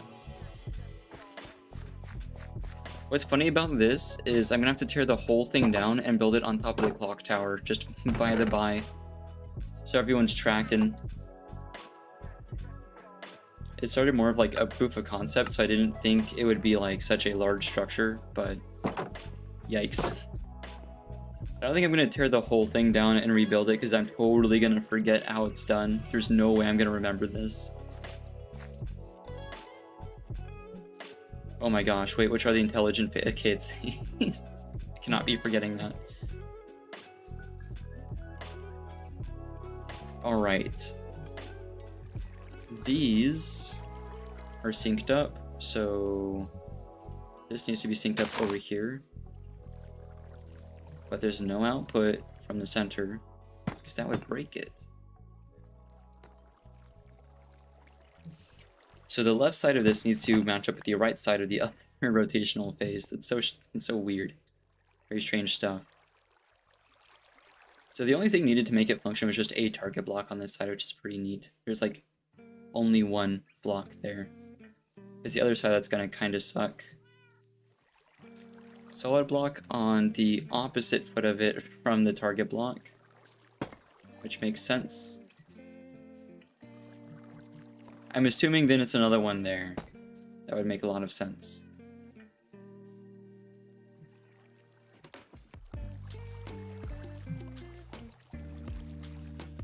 So yeah, foot, and then foot at the upper right of it.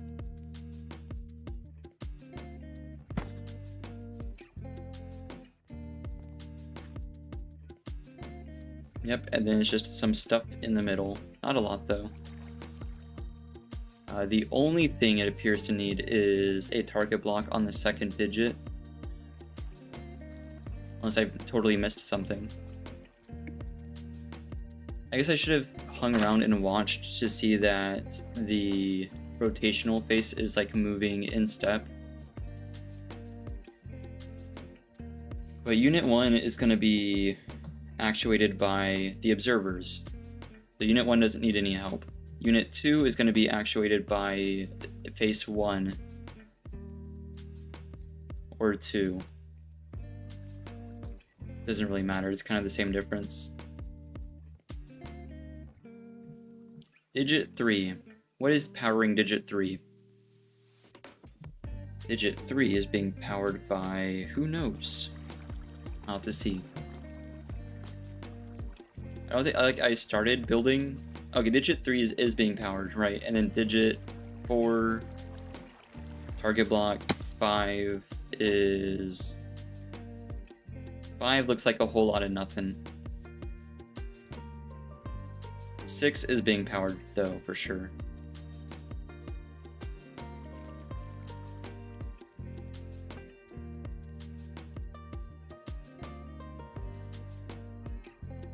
So and that does make sense, right? Because it's the second block in the sequence. Because it's 2 sets of 3 technically. Because it really was just like 2 binary counters I jammed on top of each other.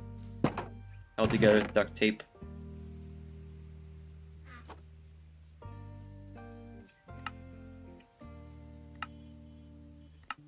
I'm definitely gonna need like more target blocks in the future.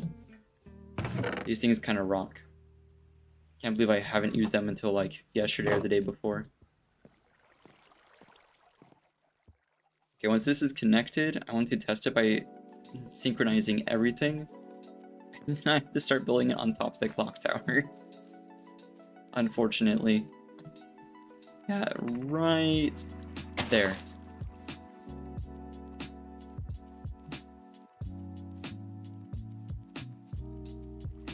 I need 1 more daylight sensor. I need 1, 2, 3, 4 more observers. The cool thing is, you only need like 4 daylight sensors. You don't need to make like 2 for each per se. You just have 2 moonlight sensors and 2 daylight sensors and run observers off of them. And since they're mirrored, it's fine.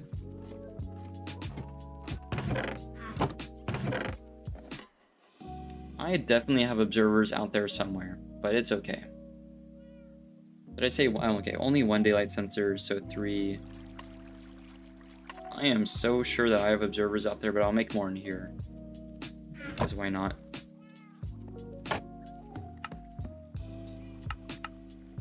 Okay, it's definitely gonna need more cobble. There we go. I said 4 observers, I think.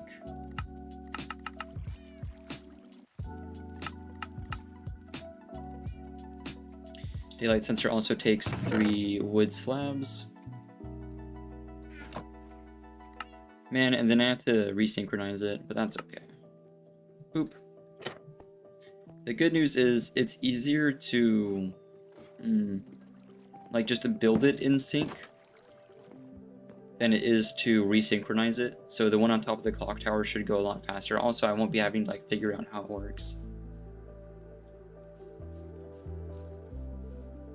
Could I build this again from scratch? Sure, but it would take quite a while. It would be easier to just leave a functioning copy of it, or just leave this weird monolith in the middle of my nice cozy homestead for no reason, other than to like ruin the aesthetic.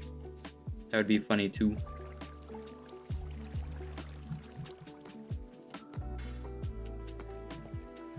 Okay, observer, and then boop, boop. Boop. Okay, opposite, yep, opposite moonlight. And then, yeah, so each of these unit 1, for the first digits are all going to be actuated by 1 daylight sensor and 1 moonlight sensor this way. Saves on material.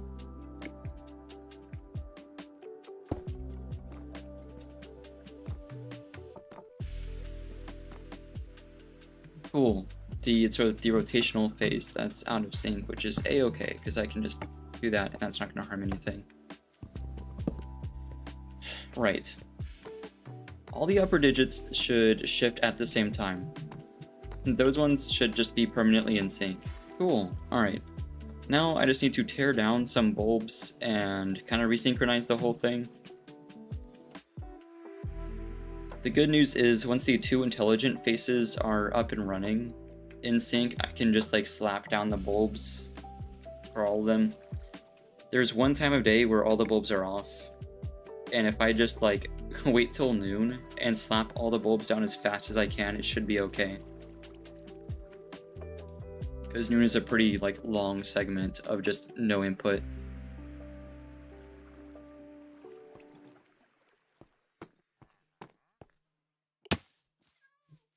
Oh, right, hang on. I needed another target block, didn't I? Because this digit was never going to be actuated until I added this this target block. I totally forgot that that was necessary. I can't even see inside the darn thing anymore. But there is redstone directed towards that powering this digit. But I need another one because the last rotational phase isn't powered at all.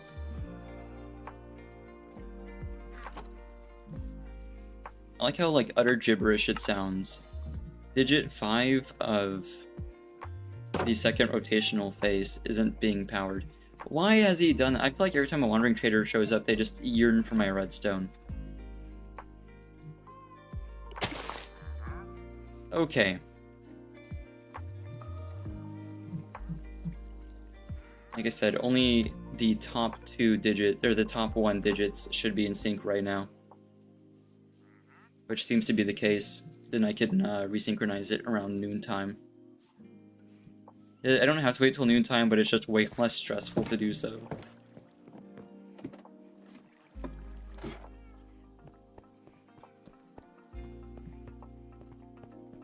So that way every side of the clock is displaying the same thing. It'd be really funny if they were like inverted, and I could maybe do something with that, but meh. I don't know. Since I can only really see one face at a time, except for like certain angles, it's okay. Here. I do have to like BRB, but for like just a couple of seconds. So, I prepared some frog TV for everyone. I hope we enjoy nature documentaries.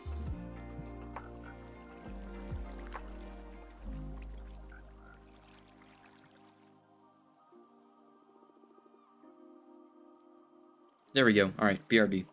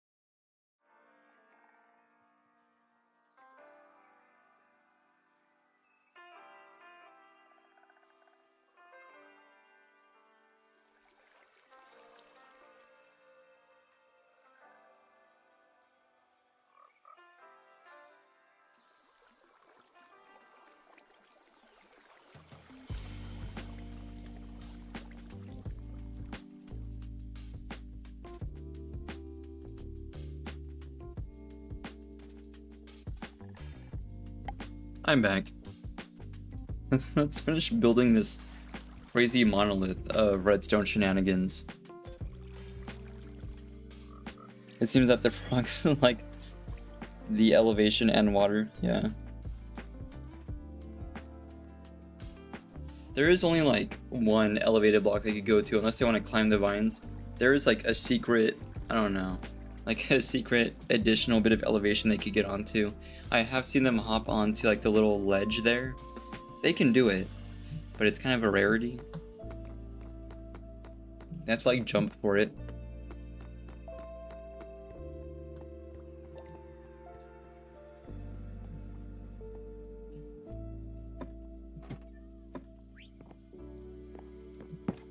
Nope. Apparently not daytime.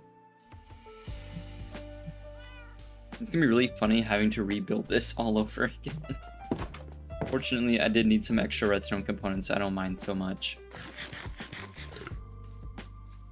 Since I know this works, you know this works, we know this works, should I resynchronize this now? Is there a point? Because I'm just about to tear it down anyway. So like, you know, I should just go build the real thing and then that can be synchronized. I think that'd probably be the move. I think that would be more intelligent. This guy found a slot that he really enjoys. No, I don't need any of those.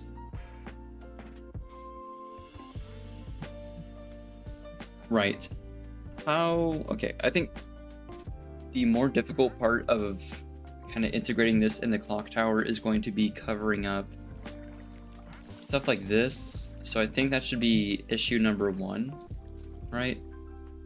So the tower, the thing I keep referencing, it's not going to be much of a clock tower. It's just like to put something on top of this, because this is just a sugarcane farm that's been mostly covered up.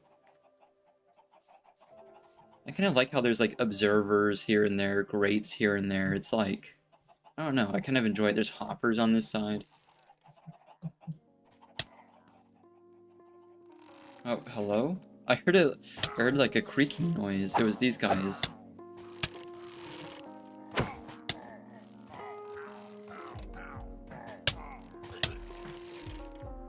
They died of cringe.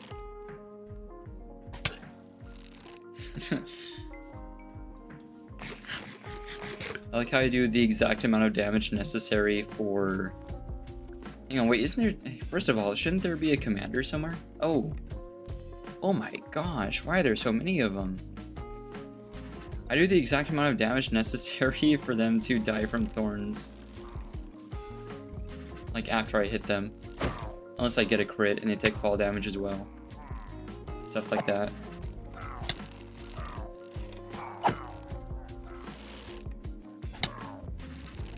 Oh, not my problem anymore. That was thorns, not me. Alright, this better be a really high level boy. Oh, wow. Okay, I'll take 5. Thank you. I don't want the banner. Wait a minute. In Java, I haven't done this before, but can't one... Oh, you can. Interesting. I don't really want it, but yeah. I think we should make ourselves a custom banner at some point. It's a little bit trickier. I used to be pretty good with banners in Bedrock, but meh. I'm sure it's not so hard here. Okay, well, solves my problem. Thank you, Thorns.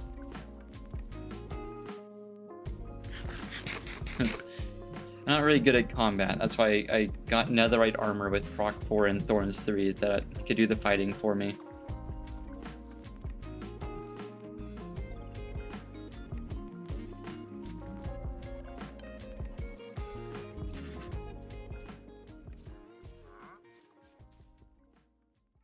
Guys, like, you saved my life. Thank you.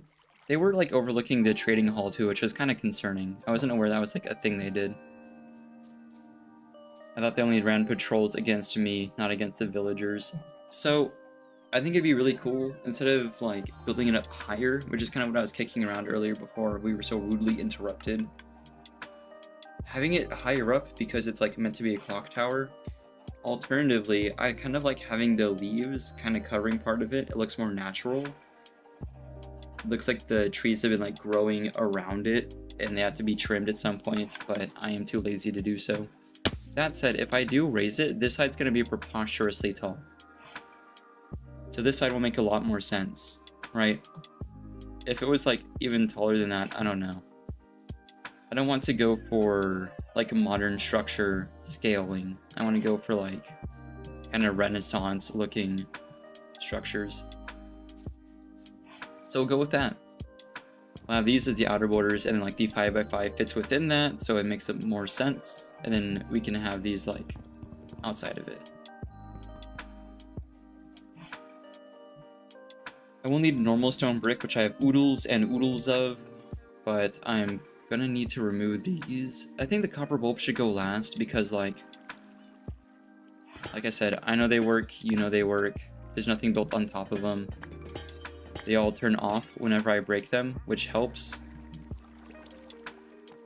We can save them till the very end, and I just slap them all down as quick as I can right around noontime so that they're all off by default.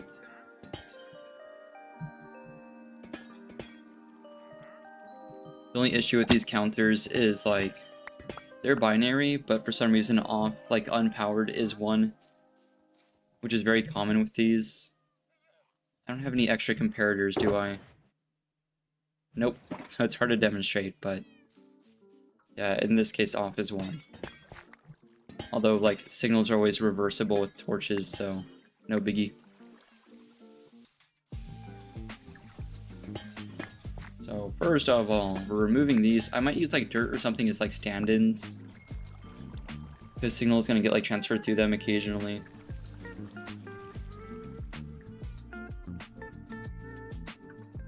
Man, what is just like the bet? Okay, this guy's right here.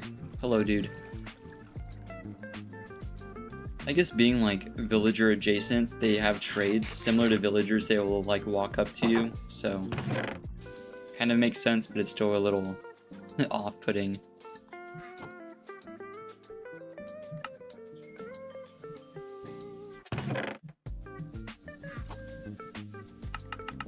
More redstone. Just a bunch more of these. I think as like because I really only need to build duplicates of the leading edge. Actually, I really only need to build 1, right? It's just the 1 intelligent face, the first intelligent face, and then everything is built off of the first clock. The first face. Everything else is mirrored from that or rotated off that, so should be fine. I do need to remember this part and this part, so it's on the 2nd and 7th. I could take down notes in a notebook with Quill, but meh. We'll build 1 face. I think the first face should obviously face towards our like area.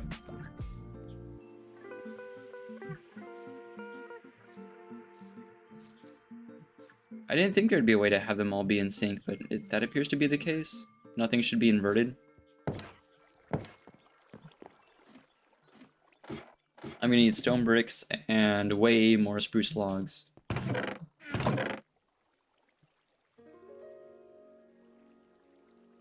That should be more than enough. Boop. I don't think I have spruce logs tucked away anywhere except for like my emergency stash. Which this does not constitute an emergency. We'll just go chop down a tree. Boop.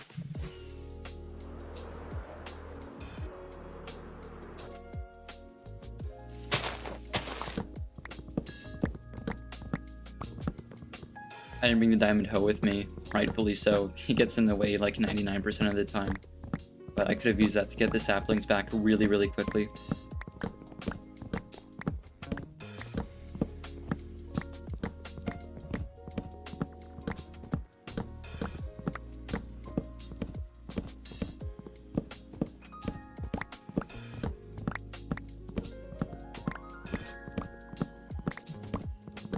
Well, these trees do take a sec to chop down. I think like it is way faster than any other type of wood, like in the long run. Like for this amount of logs, the amount of times I'd have to stop and go get wood would be insane. And typically I'd advocate for a bamboo farm. That's what I used to have. In fact, it'd be a bamboo farm that automatically crafts the bamboo into wood. But a lot of the wood I use is like straight up just a spruce log. So, meh.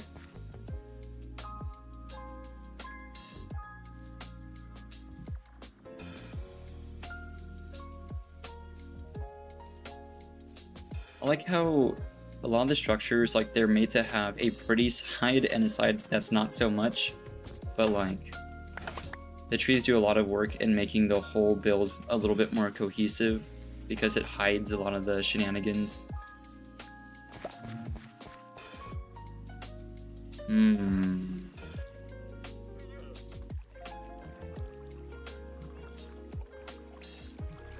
Although, speaking of the bamboo, I never made scaffolding in the first place, or I made very little if I did, because I didn't have really any string. But now I have like just too much string, and I want to do something with it. And this would actually be like unironically really helpful to have scaffolding here, so we're gonna do that.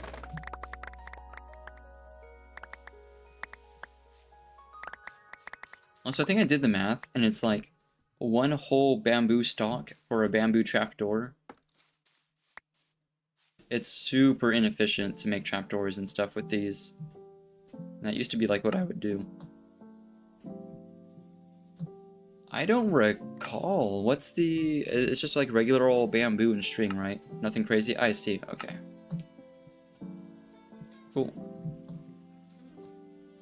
Go skip till day and make the scaffolding to get up on top of the tower. I already prepared some of the top. The interior of the sugarcane farm is lit up already, so there's no worries there. I'm assuming it's going to be not more than half a stack. I was right. It wasn't even close. I don't even think that was a third of a stack.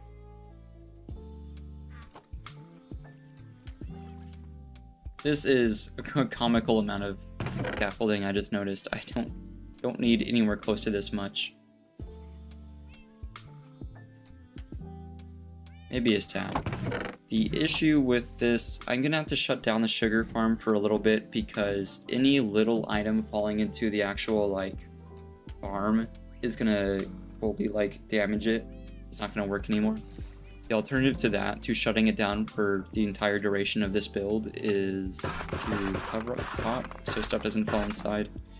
Because everything that gets harvested by the farm goes into a crafter with only one slot open. So anything that's not like craftable on a 1-block slot, so like sugarcane, 2 sugar, wood planks, 2 button, stuff like that, where it's just one item. Anything that isn't that is gonna break it. And even things that are like that are still gonna break it a little bit, but like not horribly so.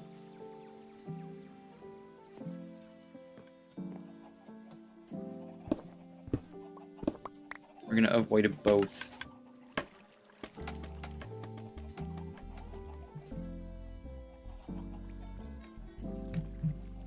There we go. So we'll add the slabs first just to kind of protect ourselves. I'll do this as an example. So like if I mine this, that's just gonna get picked up. And now the farm is jammed and doesn't work anymore. Like as I speak. Wait a minute, no. It did craft because it was 1 block of stone. So it unjams itself sometimes in situations like that. Here, I can check it in here. This should be empty. Yep. It crafted a stone button, and that stone button went... See, if I had not used the silk touch pickaxe, then it would have jammed. It still kind of jams it, but it ends up over here.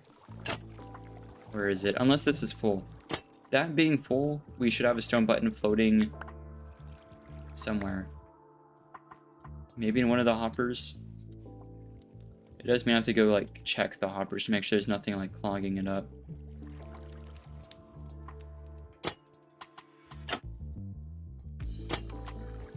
It's so much easier from the side in my opinion. Sugar, sugar, sugar. All sugar past that. There's a stone button hiding from me somewhere.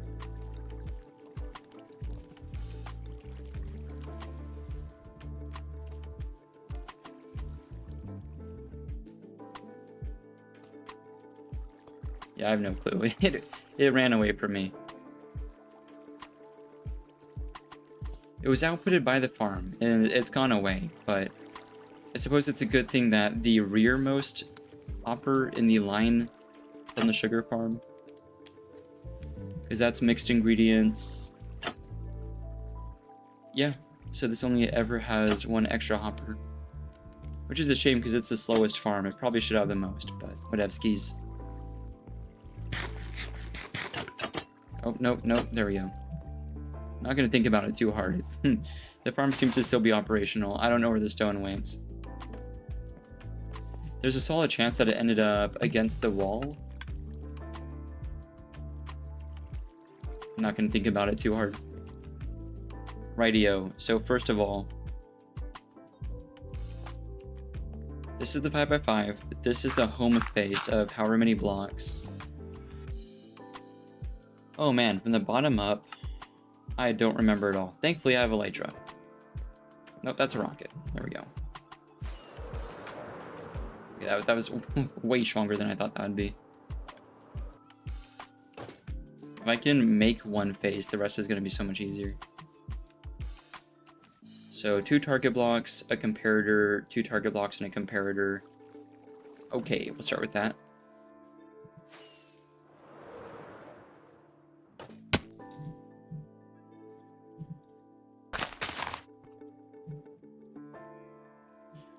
Guess who doesn't have a comparator? It's okay. I have a crafting table. In fact, boop. Boop. Oh, look, a comparator. I can make more. I don't remember if there's more in the... What am I low on? I don't have stone. That's really bad, considering that's like a critical redstone component. Okay, it's fine because I need a rocket anyway. Only have 20 left, and this is... I get the impression this is going to consume a few of them. Something's telling me.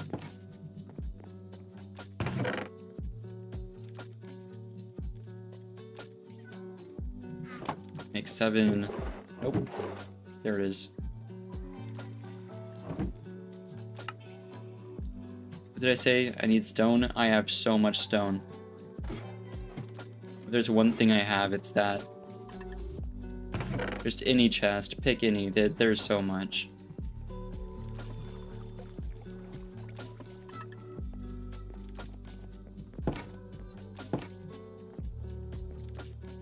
I have that segment pretty well memorized, so I wonder what else it is. We'll do the center as well. Man, it is hard to see. I think we can remove one rotational face as long as there's like one face to copy. Block, redstone, block, block, redstone. I don't think there's anything in the middle, but it would probably be smart to check. There totes is. I don't think it does anything at all, but we'll see. I think that's just for the rotational faces. I think that was like just for that. But I totally could. Block, redstone, block, block, redstone, block, redstone. Sure, man.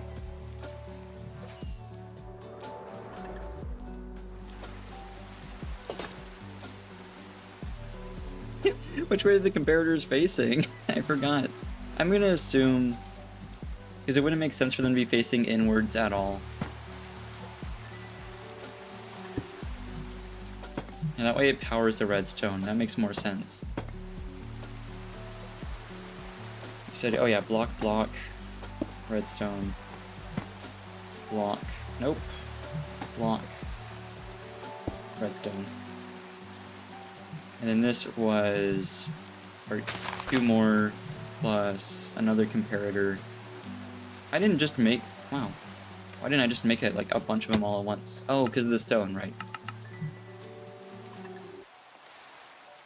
Man, that just happened. That's crazy. Need to work on my memory. Also, this definitely should have not been deep slate, but it's okay because it'll be in the middle. We just won't make that mistake a second time. That shouldn't affect anything. If anything, it'll look good because it'll add depth to it, but no more. That is correct. Okay. If I remember, because now it's reversed, it's the right side. If you're looking on it head on, it's the right side that's like the simple edge. and it has a target block somewhere kind of obtrusive. It's either digit 4 or 6, one of these two. I'm sorry, 4 or 5.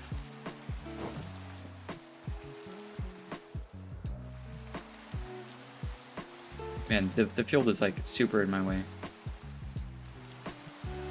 It was 4.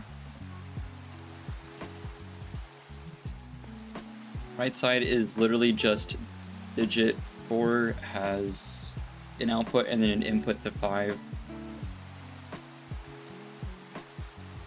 Which should be pretty simple.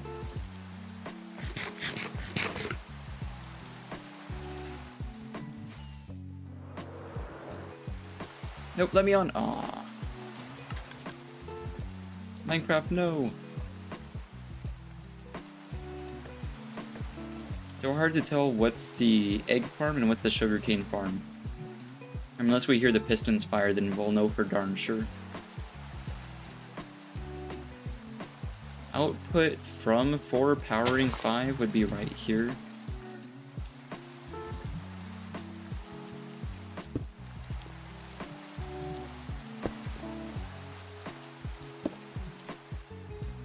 There we go. The left side's gonna suck.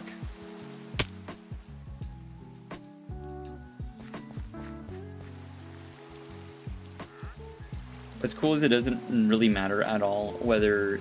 I know that the left one is a daylight sensor and the right one's a moonlight sensor. I know that, but it actually doesn't really matter which one's which.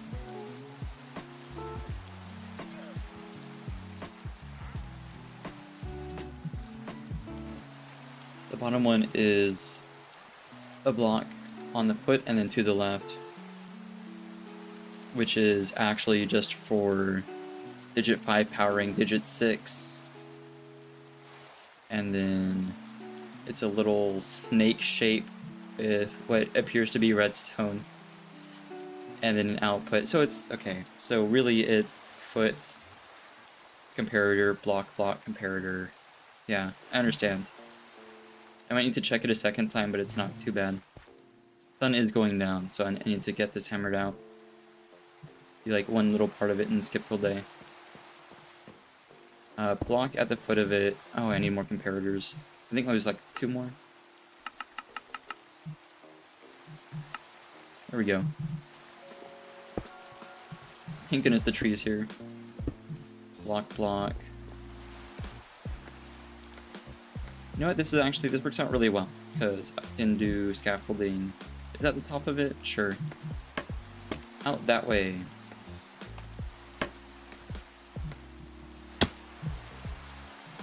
Block, comparator, block, nope, block. We'll skip till day.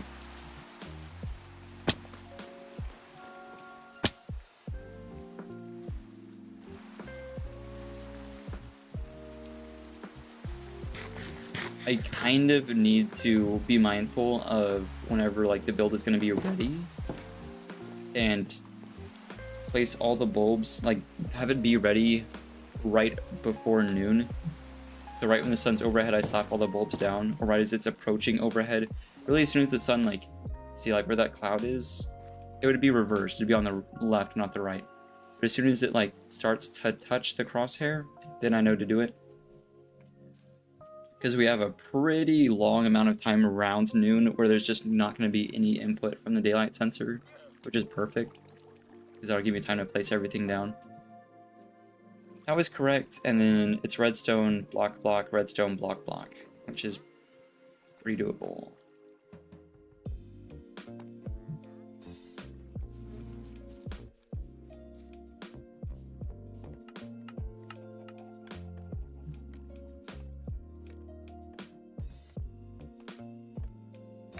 Over here. Nope. Okay. Thank you, Minecraft.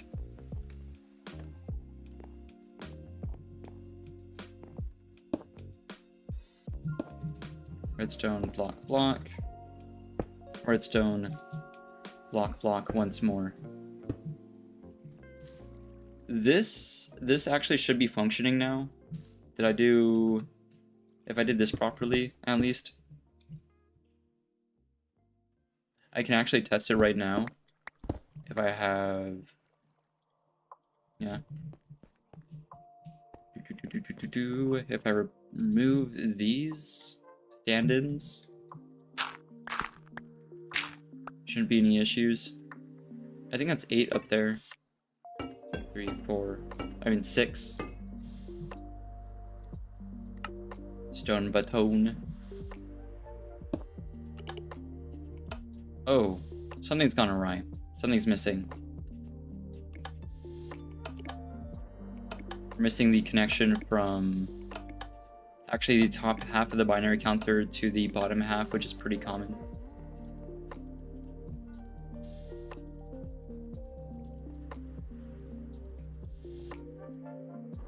Oh, wait a minute. Oh, so was this on the wrong section? Because this shouldn't have been... Oh, I see. The target block, I wonder if it's on... It's 4 to 5, right? That is what this is. Because anything higher would be 3 to 4. But what we need is 3 to 4. So either the middle or the right-hand side are wrong.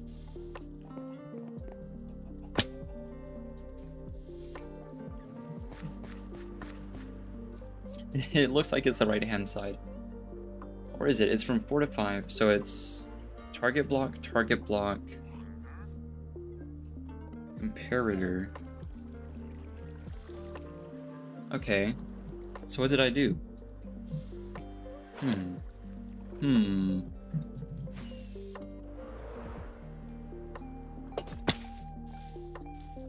I see. It was the right-hand side that was wrong.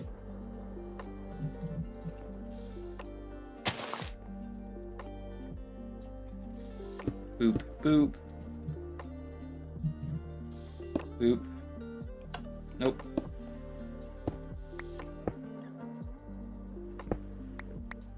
I feel like there was something like at the foot of it though. I don't recall. We'll see later. Let me hop up here. Now this should... Yep. It's a pretty good indicator that it works if it does that pretty smoothly. 4, 5, 6, 7. I mean 8. Jeez.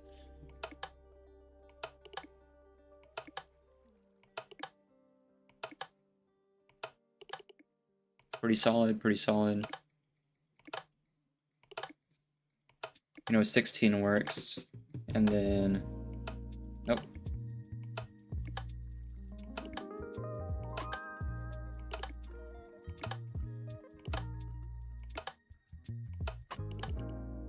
Cool, 32 works too. Right. We just go until the next reset.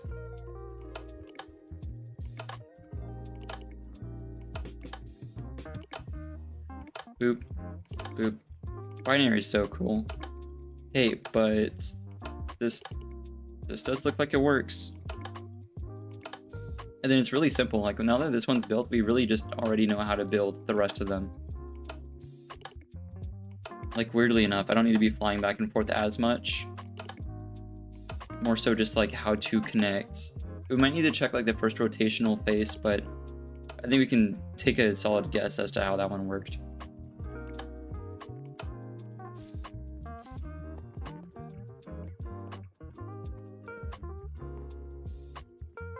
I think we'll turn everything off for now.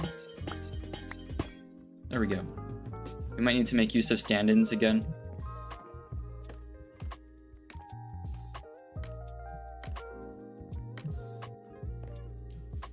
Some parkour to get my block back.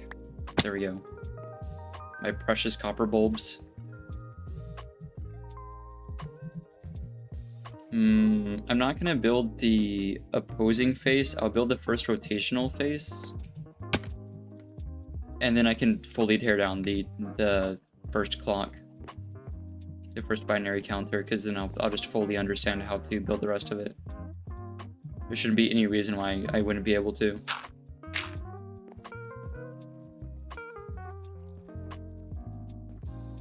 Yes, I'm pretty like unsure here. I'm assuming it's, since it's the second one, it's the second from the bottom and then it's like the second from the top. It's actually not super hard to remember. I definitely should have put the stand-ins back in here. 2, 3, 4, 5, 6. Nope. 6. There we go. Yeah, so target block there. Gimme. I'm sure we can like take a guess here as to like how a lot of this works.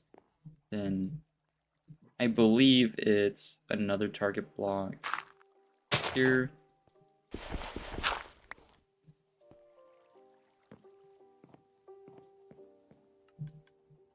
Because the right hand redstone does the same job as the left hand redstone on the other side. It's weird. The right side becomes the left side for this, and then like it rotates around the other way. It's all gibberish now until it's all up and running.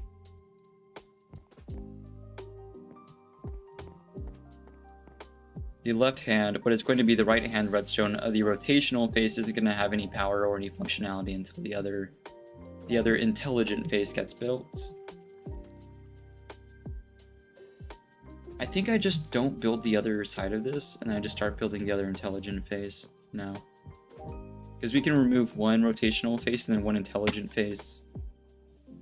So I'll take materials from the final face of the test clock. Which I think I already did though, yeah. There's not a lot left. There's very little, in fact.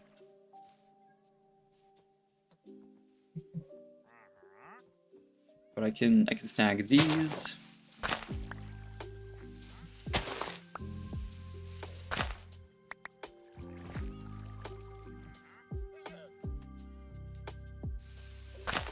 Can snag that, and that one's comparator. Cool. The rotational face here.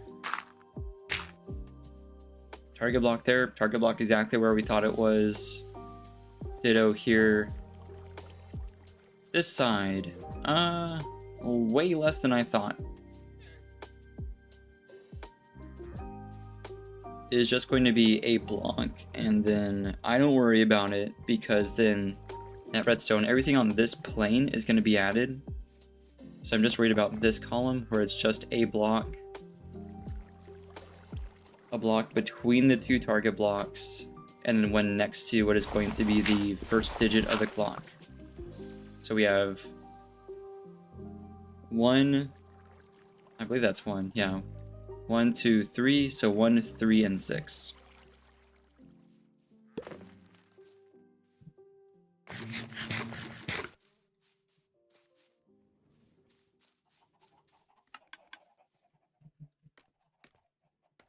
I love clockwork stuff a lot in like IRL. I think it's very cool. That's 6.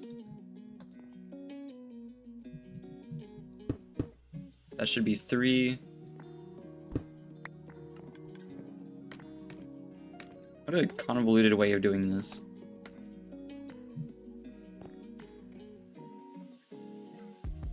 This is 1 right here, what I'm standing on. There we go. Boop and boop.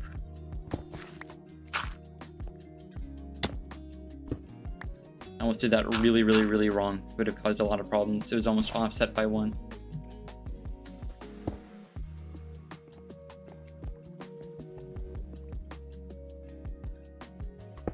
What's cool about not having a bunch of junk around here is I can kind of see what I'm doing a lot better, so I can build the actual like intelligent face of this thing in peace.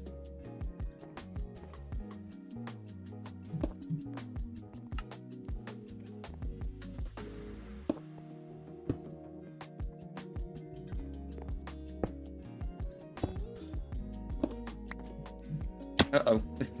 That would have been a huge drop. Even with feather falling 4. Luckily I have a bed out here.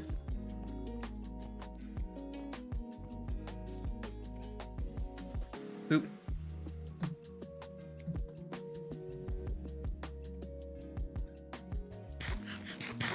Nice.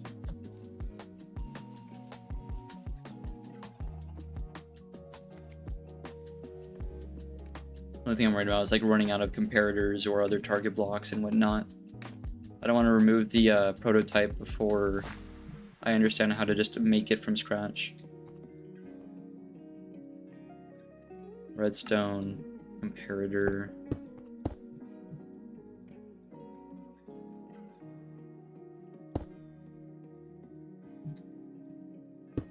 That's output.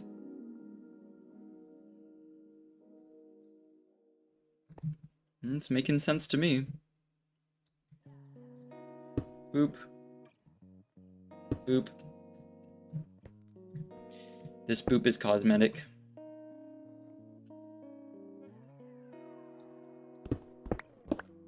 Okay, I really wish I had dirt with me, but we can use cobble as a different type of stand-in. These are going to be bulbs at some point.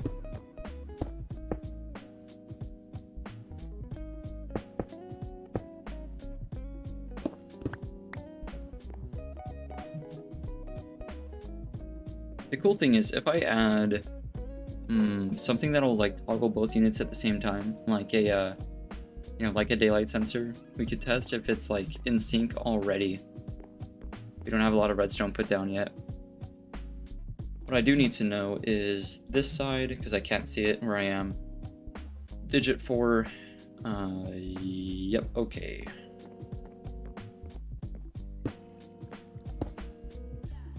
Boop. Boop.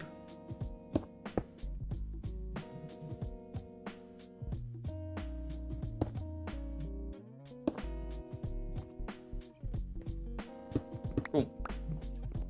I believe there was redstone like at the tippity-toppity of it. Yep. That should handle the rotational faces of the clock over there. I really wish I had a spyglass with me. That'll help with that. Nope. Okay. I'm so happy that I have Feather Falling 4 on. That was only 1 heart of damage compared to just killing me. Okay. I think this works. Ignoring the center part that's not done. Totally forgot that. Like the most important part of this. And I need more comparators anyway.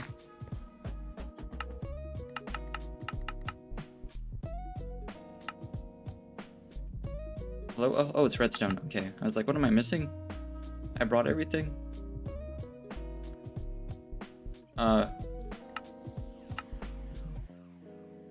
Redstone. Torches. 3 of them. No quartz. Yikers. Okay. Well, can't have everything. I'm reasonably sure I have like a lot out here though. Yay! There we go. Why did I make so darn many stone slabs? What are these doing there? We'll grab them later. I don't really need them.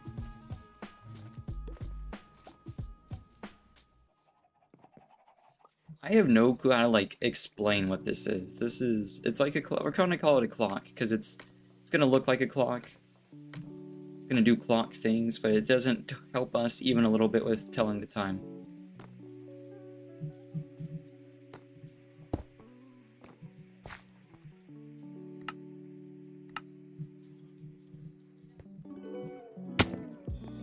Okay, 2 target blocks in the middle. Gosh. 1, 2. Comparator input towards the center. Okay, that looks good.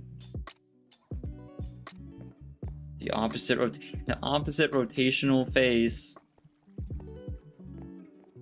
Whatever that means. Digit 2 and digit 5. Can't really place it unless I do this. Gimme. Ditto here. May as well have a cobblestone stand in here as well, so I know what's up. I have more scaffolding with me, right? Yeah, I really need that over here. Nope, that's going the wrong way. Oh, bye. Goodbye, scaffolding. You will be missed. That's okay.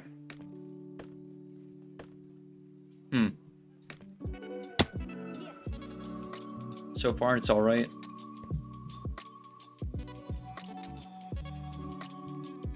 Alright, so this face, I can now, like, reverse mirror it, whatever, like, you would call it.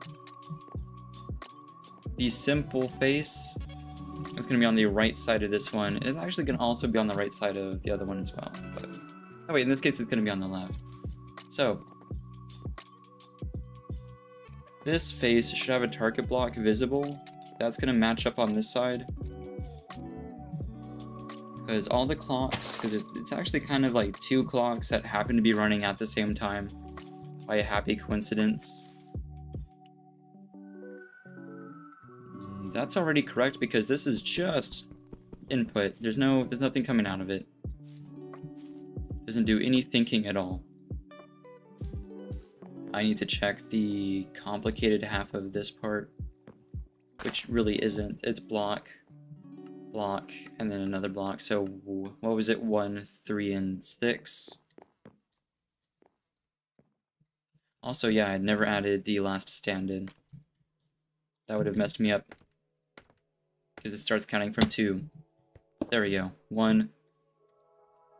What was it? 1, 3, 6.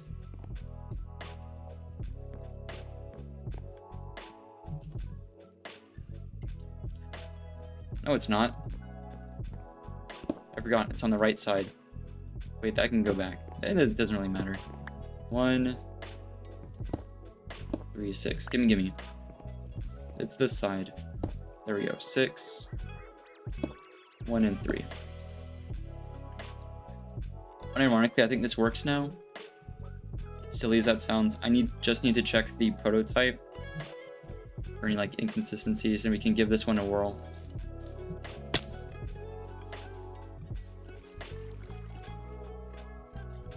Is there anything on top of that one, or not that I can tell? The answer seems to be a no. I don't use anything on. Yep, no. I think it's good to run. Whatever that means, right? I'll slap these down, it'll make a lot more sense. I need like a single unified output though. Like input though. The nomenclature is getting kind of weird. I think there's redstone everywhere there needs to be redstone is the simple way of putting it.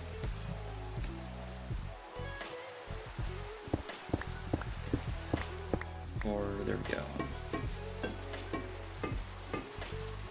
If I were a smarter man, I would have raised this whole thing up by like 1 block because this bulb isn't going to be super visible anywhere. That's okay.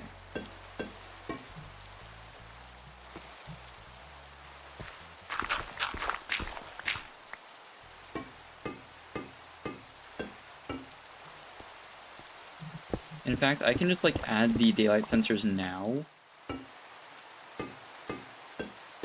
and then resynchronize it later. I know I said it'd be easier to do it if I synchronized it to begin with, but meh. I have no clue what time of day it is.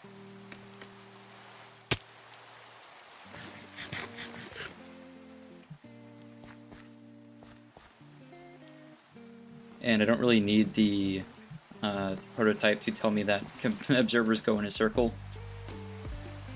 I do want to know that, well, it doesn't really matter. This could be on the left or right, but my daylight sensor is on the left of the leading face of the clock. Uh-oh. Okay. Do you think there'd be a pitfall there?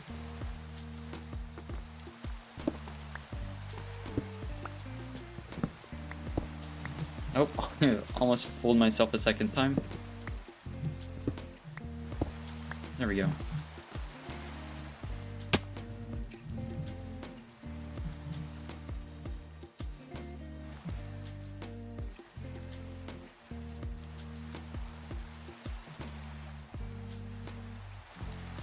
Fortunately, daylight sensors do work in the rain, I believe.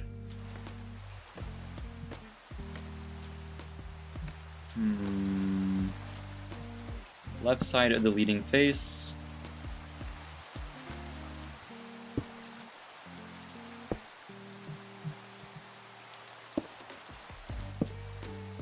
Nighttime sensor This one's a daylight sensor. This one's also a nighttime sensor. Boop, boop, boop. Oh, I should hurry since that's a great time to be testing this. None of them are on, right? Good, okay. Some of them are going to turn on before others because, you know, observers and whatever. Or you know what, maybe I just wait until noon, but I want to make sure it works now.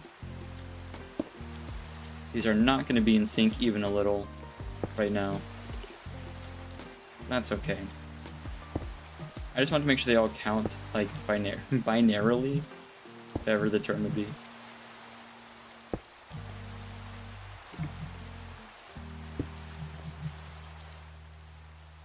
If this not being in sync, the rotational faces are going to be some amalgamation of both counts, but the intelligent faces should be like counting properly.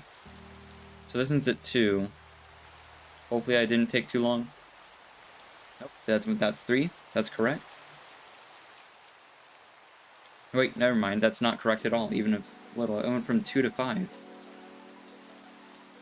I think they should have been synced up. Oh, well, I don't know. Unless it went like 2, 3, 4, 5 really quickly. But I kind of highly doubt that.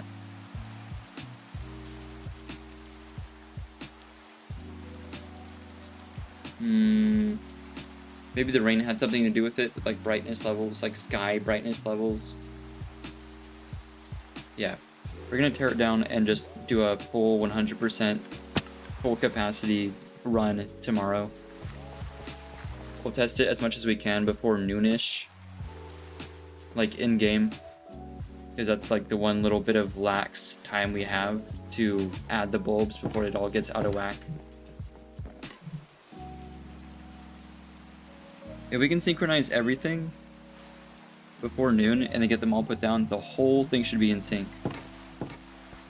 The rotational faces, each of them are half of the respective intelligent faces on their right and left.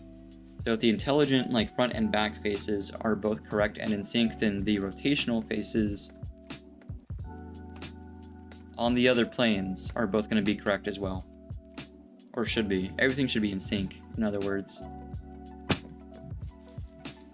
This shouldn't be counting in anything other than, like, in by ones in binary, I guess.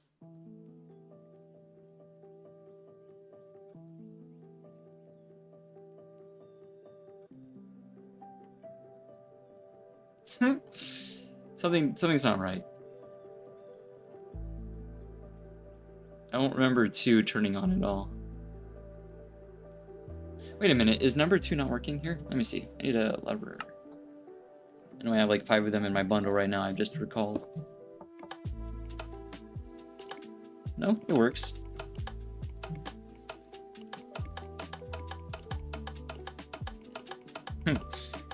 I'm noticing an issue.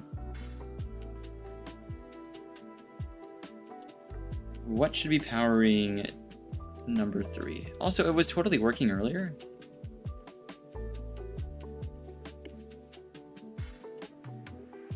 Three is being powered by this redstone. Except it's not.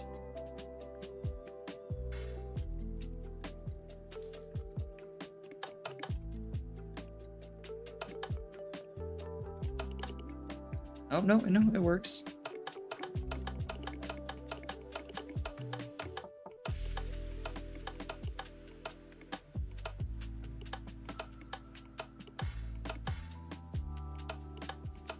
Something is... Oh, I wonder if it's because it's out of sync. We are approaching noontime. I think we remove all the bulbs and slap everything down at noon and just cross our fingers. You're learning an air dribble and you accidentally hit a double tap in an attempt. I know what one of those things is.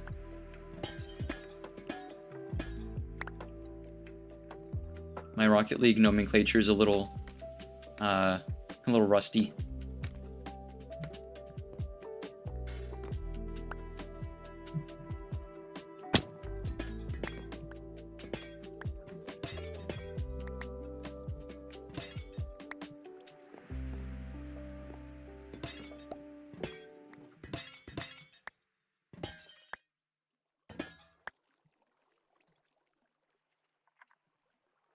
Hit the ball with the card and then tap it again to make it go in. I see. I mean, isn't dribbling a series of taps? Like, it would just like dribble? Okay. I suppose.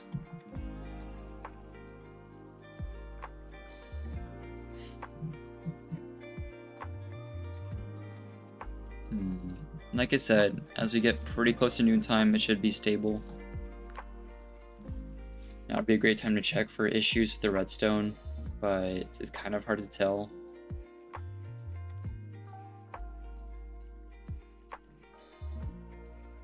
One successfully, or should be successfully outputting the 2 to 3, 3 down to 4, 4 like back, and then back across to 5, and then 5 down to 6 respectively. This looks alright. I can't speak for the other sides. Like I said, I'm waiting for the sun to get close to the crosshair. I'm pretty sure like it's fine currently as I speak, but just gonna let it get a little bit closer just to be safe. Because it's really just the easiest way to sync the whole thing up. Okay, it looks good. Boop. Boop, boop. Boop, boop. Please don't be out of sync. Boop. Okay. And it's just the easiest way to do it is to wait until noon. You can do it if you are fast enough, if you are lightning quick, you can do it like later in the day, but this is the longest amount of time where just nothing happens with the daylight sensors, so no, it helps. I feel like, well no, there's nothing at the foot there. And nothing at the foot on the left side because these are opposites. They're reflected. These should be the same. Nothing at the foot. Yeah, okay.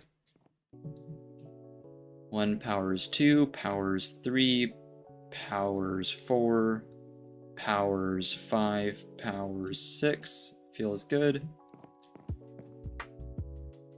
And it's kind of hard to tell with these, but target blocks on 2 and 5.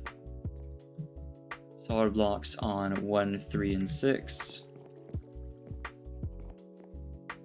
Ditto here.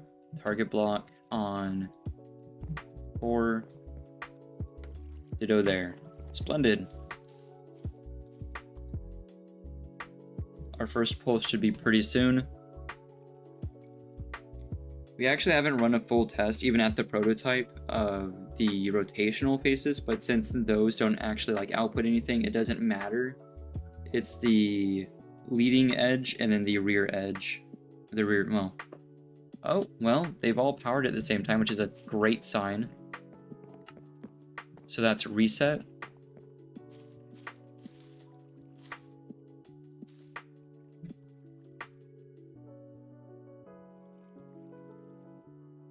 I guess 0 technically.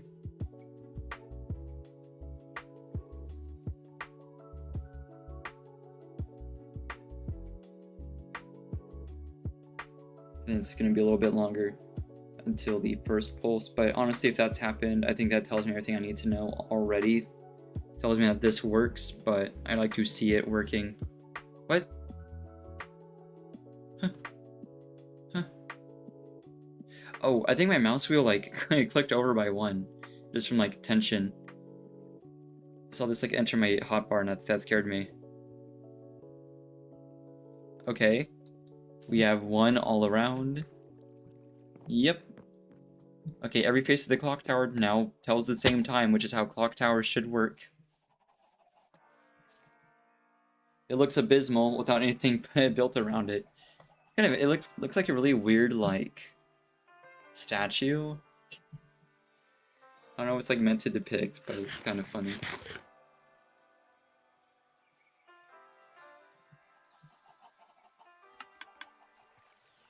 Dang, I can't believe it works. That's a weird contraption.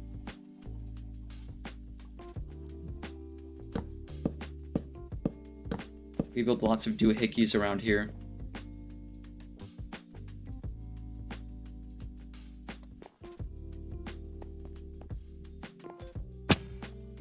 Now, the less chunky and like more tapered the top is, the taller the tower will work, but it being squared off, I don't know. That might change things. There's exceptions to the rule, but like, yeah.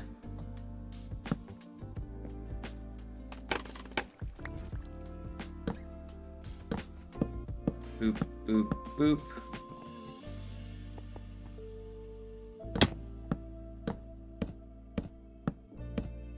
Okay, we just need to build around it without damaging anything, without breaking anything. How many of these faces can I... 6? I can think that won't harm anything. This might... Hang on, if I... A block here shouldn't do anything. I want this to be off before I do it. But we'll see. Nope, feels safe.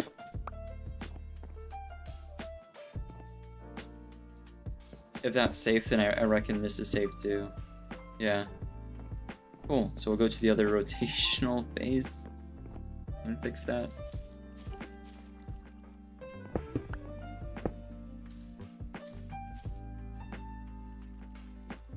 I think that's okay, yeah, okay. And then same on this side.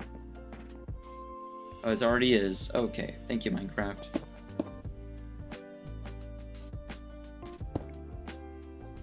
I actually straight up think...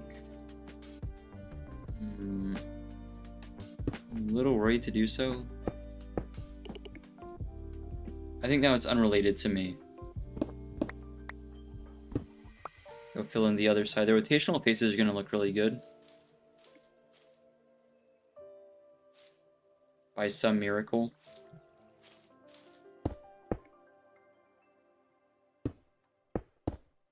Okay, that time nothing rapidly updated. Cool.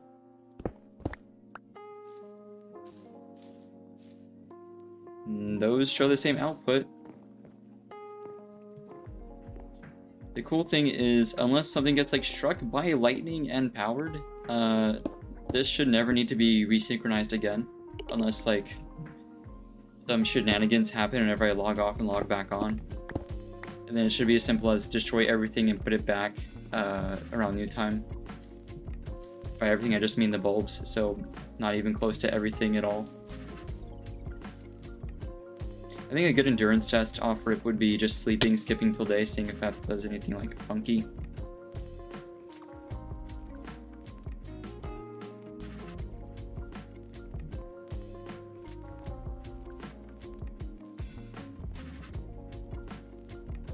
What is that? That's 6. Okay, well, if it keeps moving, it's gonna be hard to count. Hang on, we'll get somewhere where we can see two faces at the same time. How about that? Okay, except for my scaffolding's kind of in the way, but I can tell it's the same. I just need a way. I mean, I might just leave the target blocks. I kind of enjoy having like some exposed redstone. It kind of fits like the vibe of the whole, like, I don't know, industrial theme. If not like industrial, like whimsical.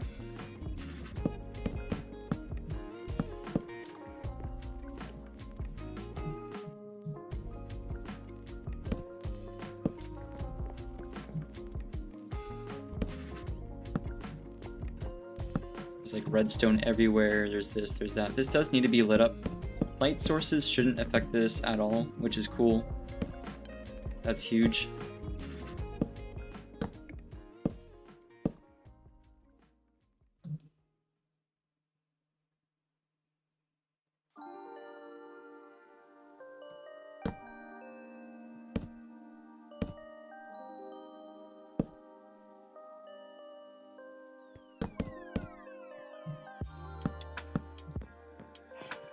Nice. I didn't bring lanterns, but I sure brought torches.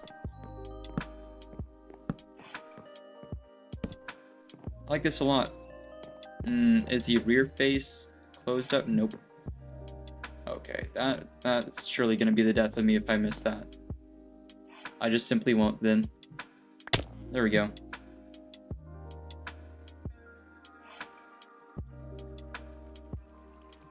You start recording your air dribble learning journey. That's cool.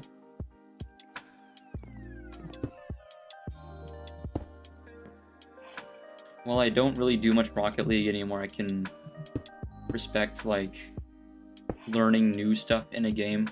Because like I learned Neo Jump. Actually, the whole hardcore like 2 hard mode series, I learned a ton.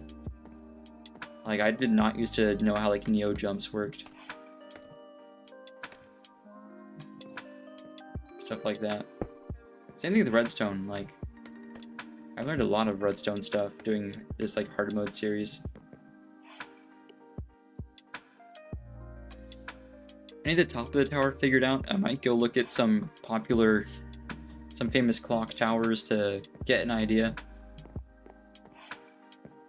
You can remove that segment.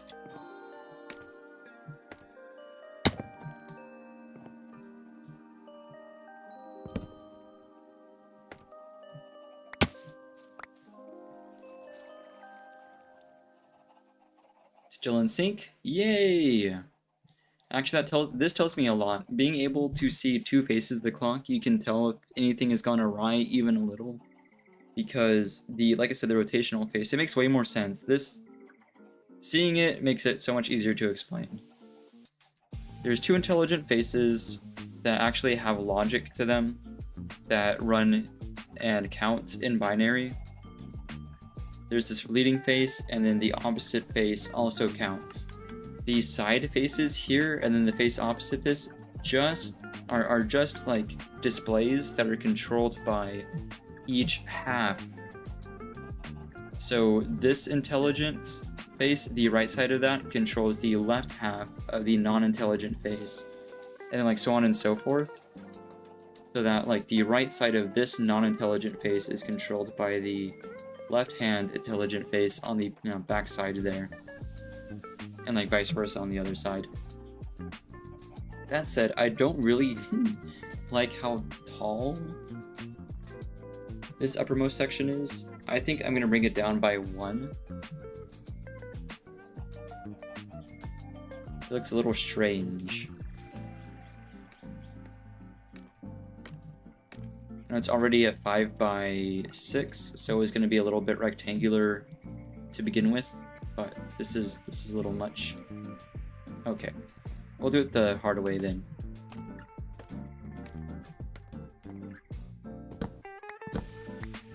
Boop.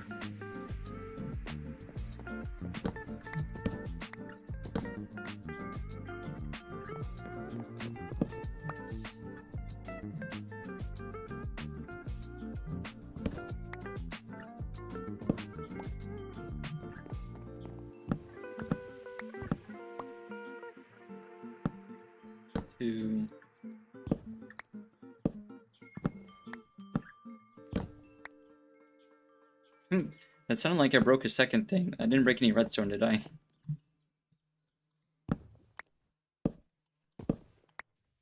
The breaking sound was kind of weird.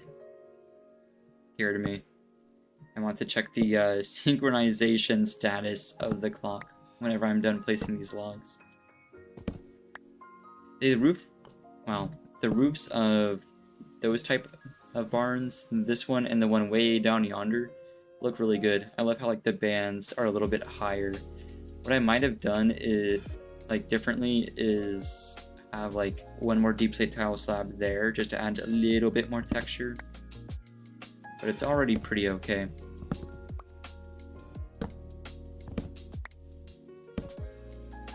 I'm a fan of that. Boop, boop.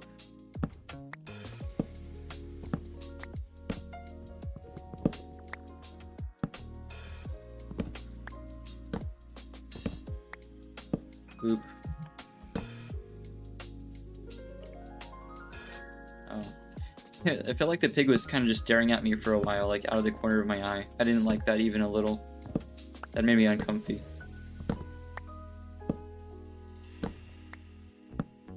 That made me fear for my well-being for a moment.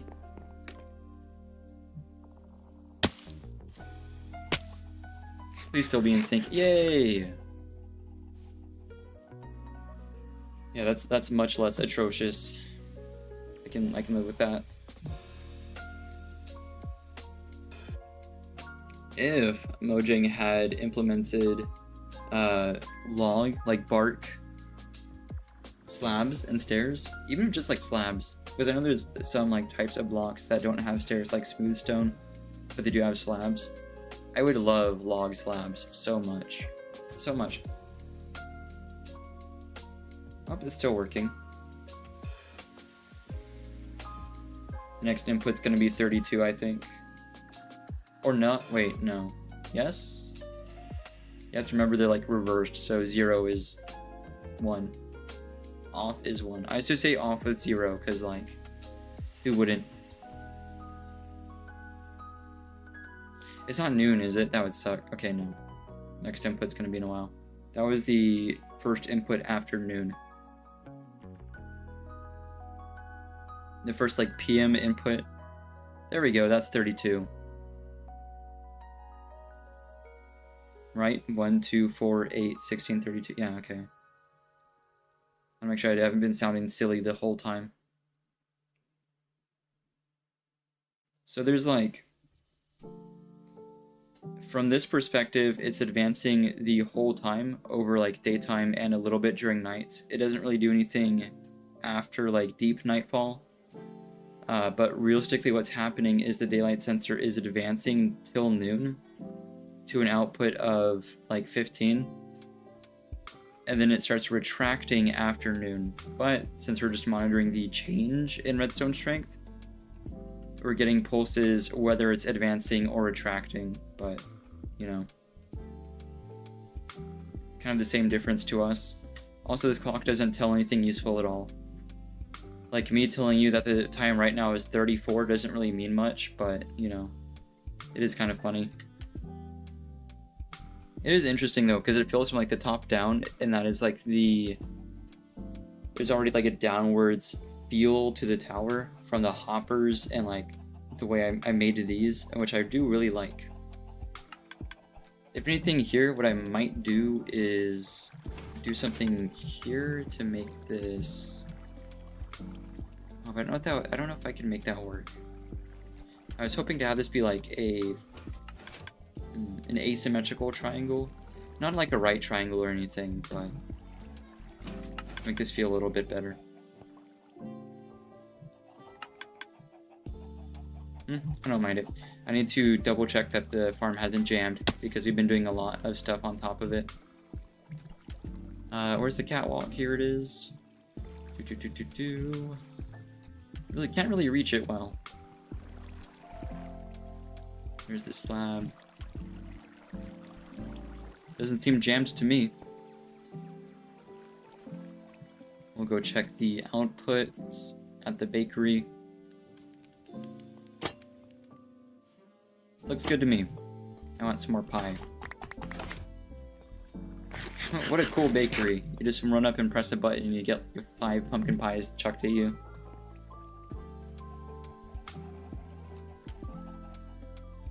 The torches are still up there, right? No, they wouldn't be because I removed the logs. We'll get some more lanterns. I have like a more billion of them somewhere in the base. The roof of the tower. I don't know if I want to like flatten it off or square it off or what, but I'm not sure.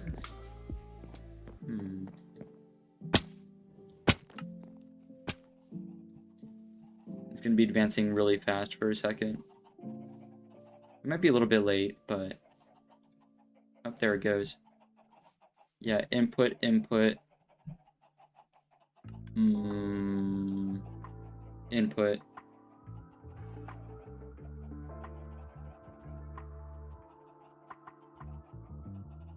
Input.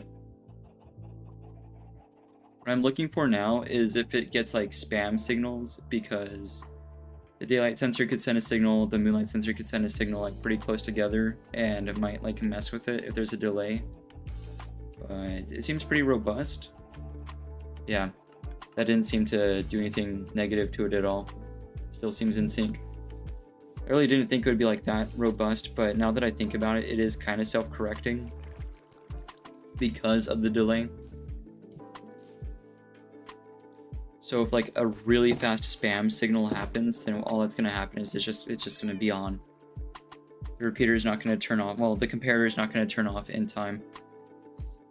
and comparators get tick priority.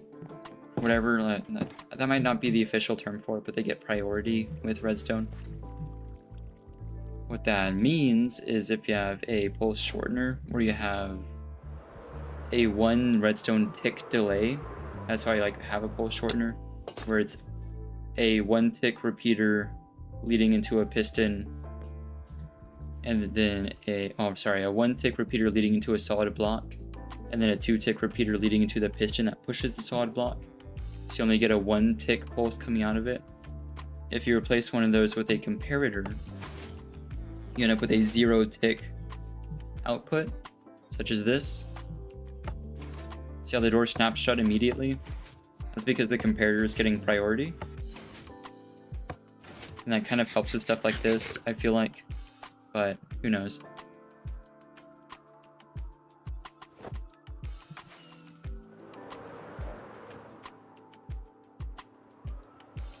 The roof isn't going to be visible anywhere unless we literally fly up here. This is the tallest structure we have short of the windmill, so meh. I'm gonna get those lanterns now. Oh right, and then tear this section. This needs to get torn down. This looks preposterous. This looks like some monolith.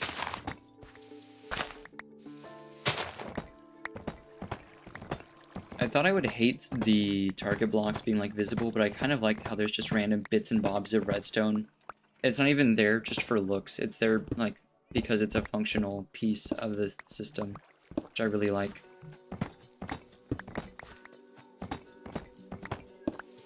Kind of like a tip of the iceberg type idea, right? Where similar to this over here, we're like, you get little glances into things. You see like a minecart comparator here,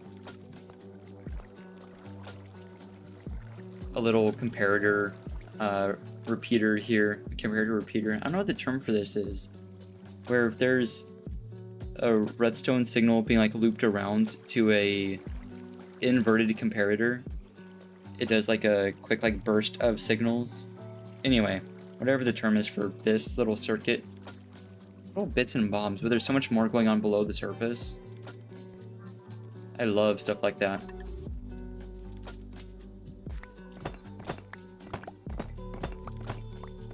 Well, I suppose similar to a clock, or like an old mechanical watch or clock, however you want to put it.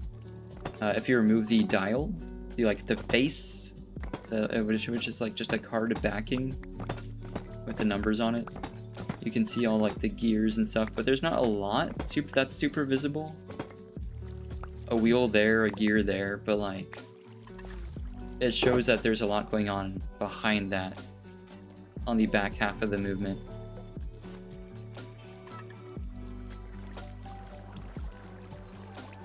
This TNT should probably stay in the shulker box so I don't get any funny ideas.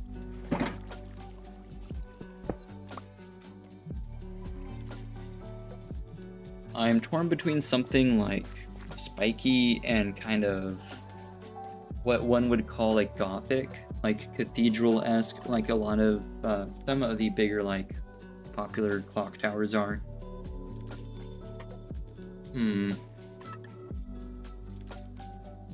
Or something that's kind of like high medieval type Renaissance, like kind of like Attack on Titan-ish.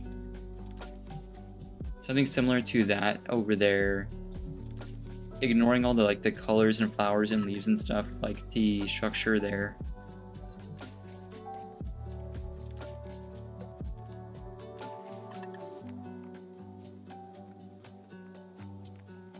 Actually,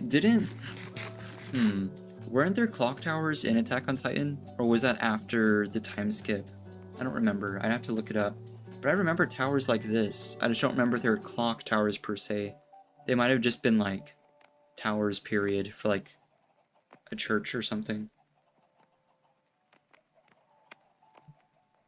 Anyway, we'll put away the extra material and grab our lanterns.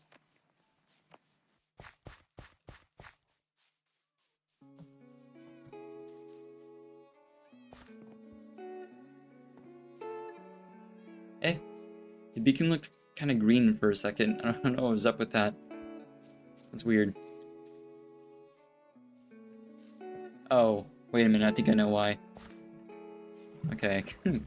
I may or may not have a lot of my blue light being filtered right now, just for the sake of my eyes, so that does make a lot of sense. That made me stop in my tracks. I was like, who placed a lime-tinted glass block over my beacon? Because that sure was not me.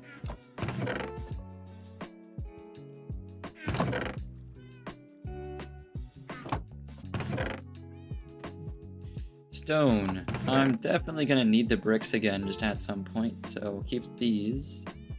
But the rest of it can go away, especially redstone stuff, because I shouldn't need any more. Boop.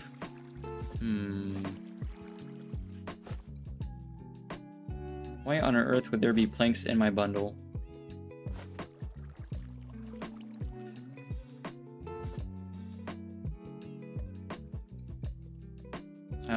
I guess scaffolding would go in here. Sure.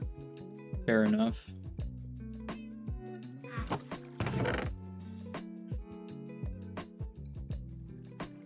Why is the font for TNT? I guess just because it's all caps. It looks really big.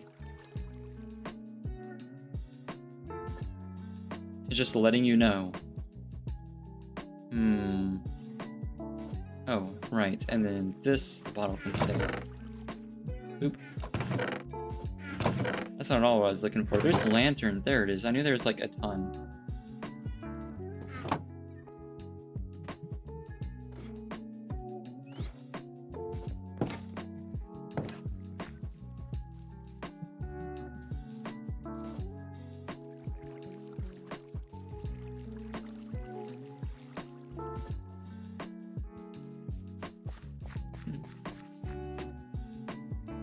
I like how this tree needs to go. This tree is, I mean, it's nice, but if not like go, it needs to be like scooted over a little bit. Oh, wait a minute. Isn't there a reset?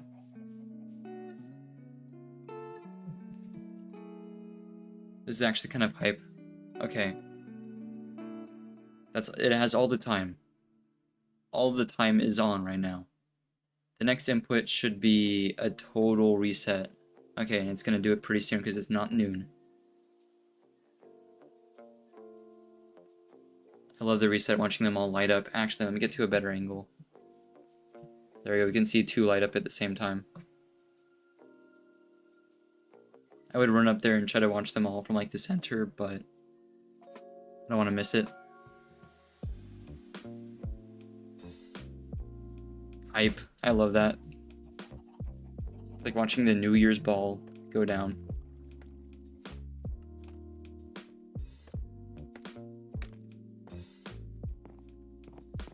I wonder how I'm gonna feel about hanging lanterns, or should I like... I don't know. I feel like there's too many of them already. But also, why not?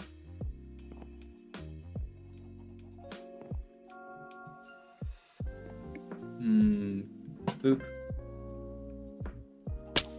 Darn. You know what? The new redstone components all make like really satisfying noises. I don't know who got on like the redstone department at Mojang, but it kind of just occurred to me that like the crafters make like a pleasant noise. It's nice and quiet.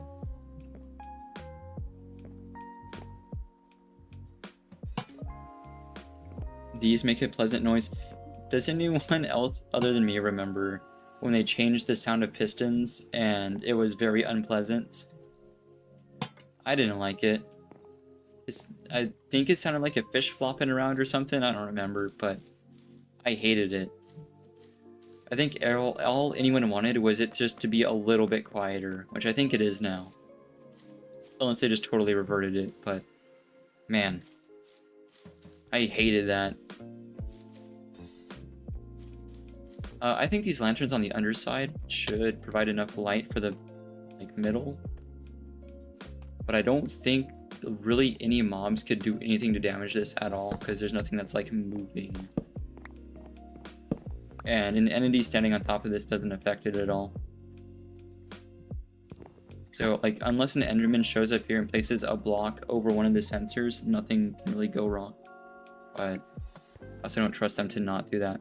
I could have also placed lanterns there, but I don't know. We'll see. I'm thinking more like fences, like spiky stuff.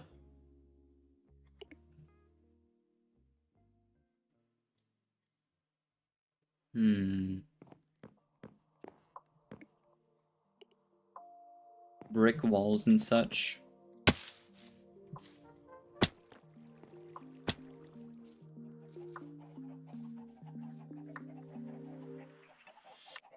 You're playing terribly today? That's no good.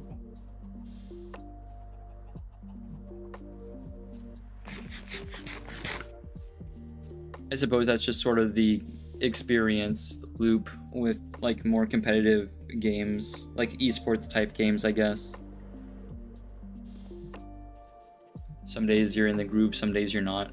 I'm never in the group with esports games. I don't think there's a single game that like is anywhere close to like esports adjacent that I'm decent at. Maybe Counter-Strike, maybe. Even that I'm pretty mediocre. But like, hell no. Not Rocket League, not really any fighting game. Unless they make like Dark Souls esports, I don't think I'm gonna go pro anywhere.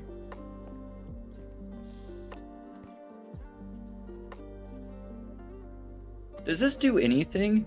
Why does this redstone do anything at all? I don't think it does. I think it's just there for funsies. Oh, I suppose I could have like like another copper bulb on top. If I still had it with me, I could have put it there and, you know, it could have done something.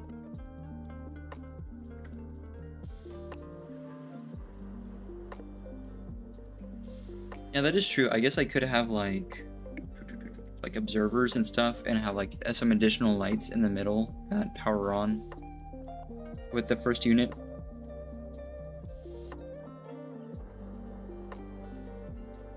It would be kind of tricky, but I wonder, it wouldn't really fit the vibe. So I'm not going to do it, I don't think, but I could probably have like a ring of bulbs or lamps, probably bulbs, that loop in a halo, like a horizontal ring of them, either clockwise or counterclockwise, dependent on whether this is a 1 or a 0, whether this is on or off. It would be kind of tricky, but I don't think it would be even like that hard. The issue being more so it just wouldn't fit this vibe at all. It would also have to be raised up by 1 because these observers would be powering it here, because it would need to be target blocks all the way around and then block comparator, stuff like that. It'd be kind of odd.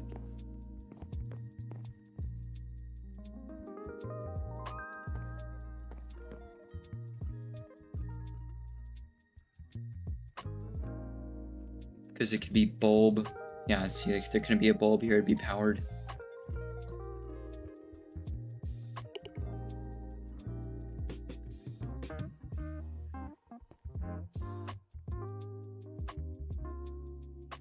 It would be sick. That just kind of occurred to me, it just kind of crossed my mind. If you could use stairs or slabs, because they're both transparent, so, like, this doesn't work. But slabs, right? If you could take a slab and make a bottom half slab there. So it's that bottom half. The observer could transfer a signal as if it were a solid block, but only downwards, not upwards, because there wouldn't be anything on top. It's just the bottom slab. And vice versa, if it's a top slab, it could transmit a signal as if it were a solid block upwards, but not downwards. And I think there's something that you can do with that, but I do not know enough, like niche redstone stuff, to do that. That is not my domain. But yeah, something like that. If the bulbs were on the outside here, that'd be a little rough. I can take a comparator output from a copper bulb, but not around a corner. Like through a block, yes, but not through a block and around a corner, unfortunately. I don't think. Kind of similar with hoppers.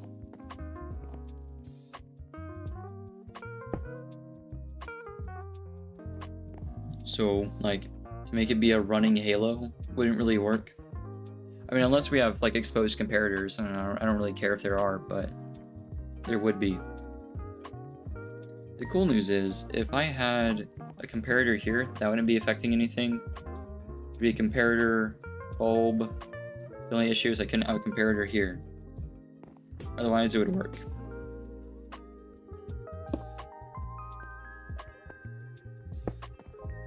And I'll mock it up, but I don't think it's gonna come to fruition. The redstone for reversing the signal is gonna be a little weird. Shouldn't be too hard though, because this either turns on or off. So this is either in one state or the other.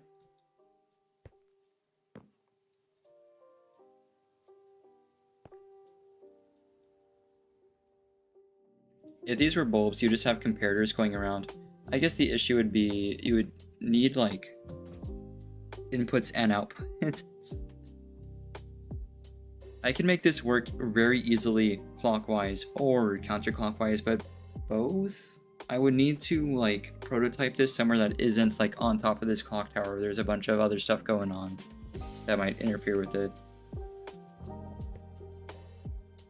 Although, you know what? It would have to be raised up a block, but if I could have something on top of this, like a glass block, I need to know that A, if daylight sensors can read through normal glass, not stained or tinted, and then to read through that, plus a redstone component or just straight up redstone, then yeah, I could do something.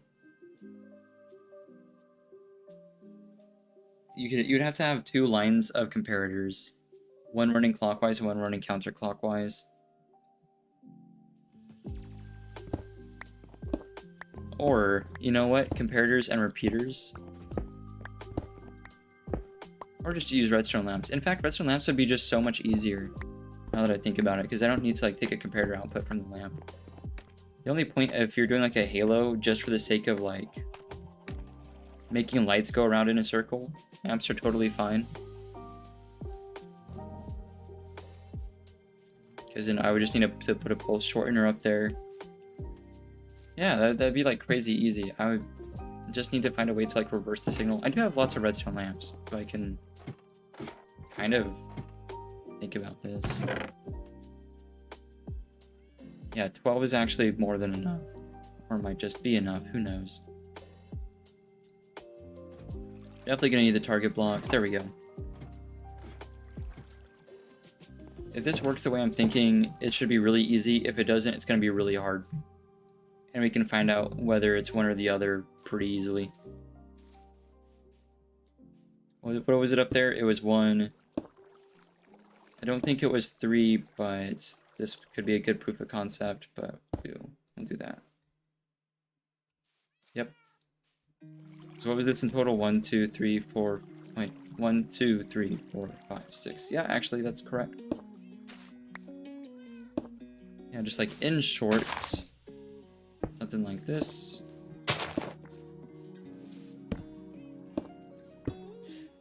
I get the feeling this area is going to be lacking light once the sun goes down. There we go. And it's just like target blocks. Or like Wadevsky's. Because like one could also do this, I wonder. That'll make it easier for me to see. Fine, we'll make a button.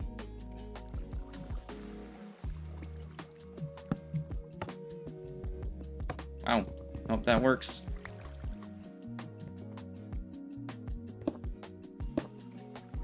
This is the first way of doing it, where you'd have like the sides of repeaters exposed. But I also wonder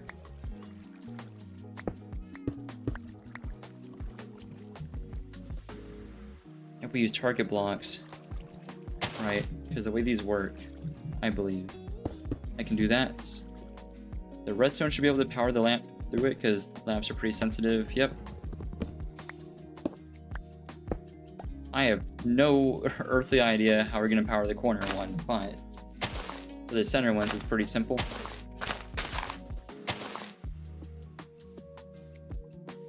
it's gonna be a lot faster of a ring. They're not gonna both like circle at the same speed. Wait, here, we'll make this one the counterclockwise one.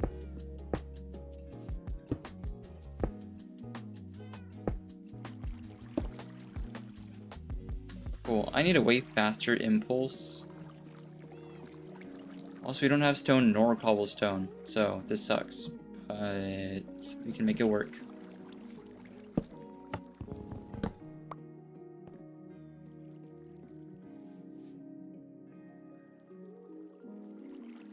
Sort of. Interesting that these don't get powered.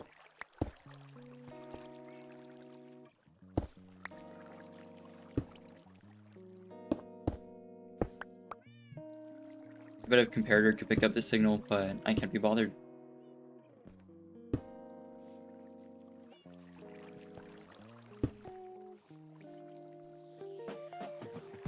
Yeah, I mean, if just a little bit of extra dust, you could do that.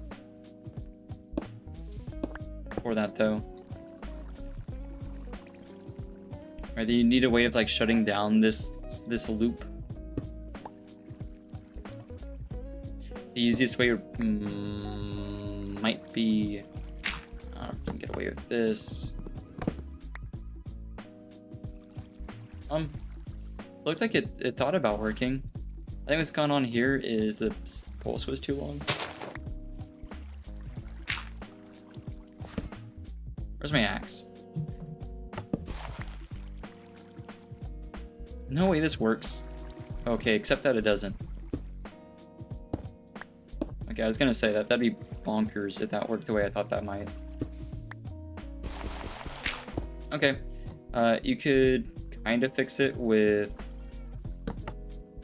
Oh, okay, no, that doesn't work at all. If you shut it down? Nah. You'd have to almost like remove, have pistons removing all the target blocks at the same time. I have no idea. So it kind of works the way I thought. So it's only a little bit more complicated than I thought it might be. What's more so than it being complicated or not is the fact that I would need like way more lamps, like a way larger diameter for it to kind of look correct. Because right now it just kind of looks like it's alternating, right? So if I remove that, place that, give that a pulse, it's just kind of doing that number. And bearing in mind, we'd only be able to see like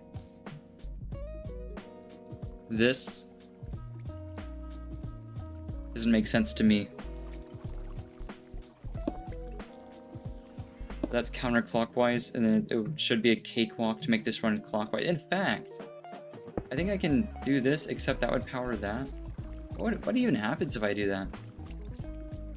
I need to remove that. Yeah, no clue. That does not work.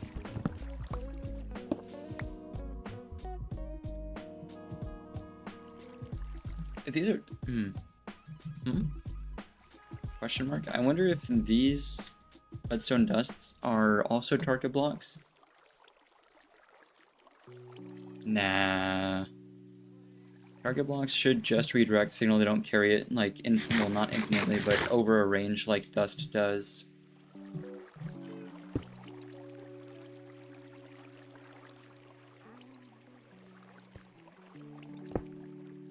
I think clockwise is just... I don't have all the repeaters to do so, but clockwise would just be this. So it works. You would just need to find a way to activate and deactivate one or the other. If you can move redstone lamps with the piston, that should be pretty easy, because you just remove one redstone lamp, and then you would remove the target blocks with the pistons, if you don't want that signal to travel. So you can have a ring of lights that runs either clockwise or counterclockwise, depending on like a signal, but the important part being that one loop, I think, is going to be more lackluster than the other.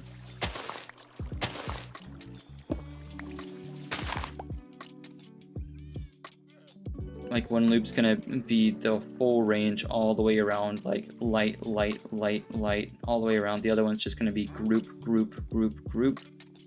Okay, this guy. Okay, he's about to meet the sword if he didn't get out of my face. I don't know, sometimes the wandering traders just really want to say hey. Okay, so to make counterclockwise work better.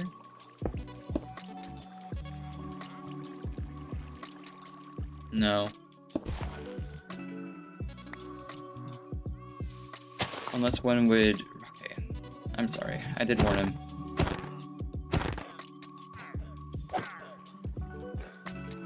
Do llamas die from thorns? I wonder. Oh. Wait a minute. Did that one snipe the other llama?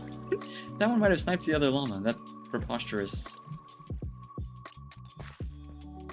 No, what I was gonna say, if we raise these, like the inner diameter, a level, it might have been like grossly overcomplicating it by having like two inner diameters on the same horizontal plane, but meh. Shouldn't be that bad.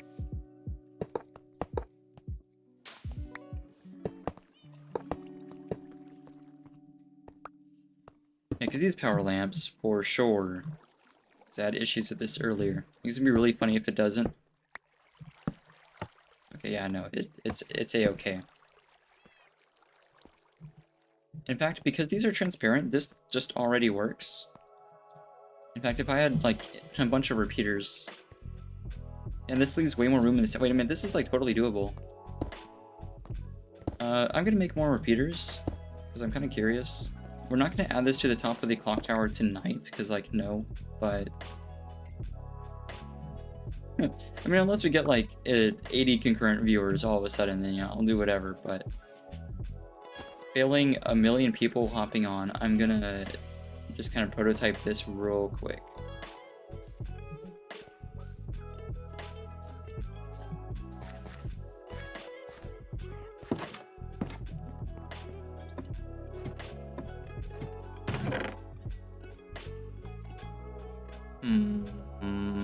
Where's the stone? I guess that's a stupid question. It's everywhere, isn't it? There it is. Much like the force, it surrounds everything. Also, I need more redstone. Boop. And just like a whole lot of torches. Yeah, there we go. That's not a lot. That's 3. But I tried. Sticks. Maybe not 16. Yeah, no, it's gonna be that many. Sure, Minecraft. Yeah, that works. Oh, wait a minute. Yeah, I have plenty. It's all good. Poop. Poop. Yep. And then... So we got clockwise going.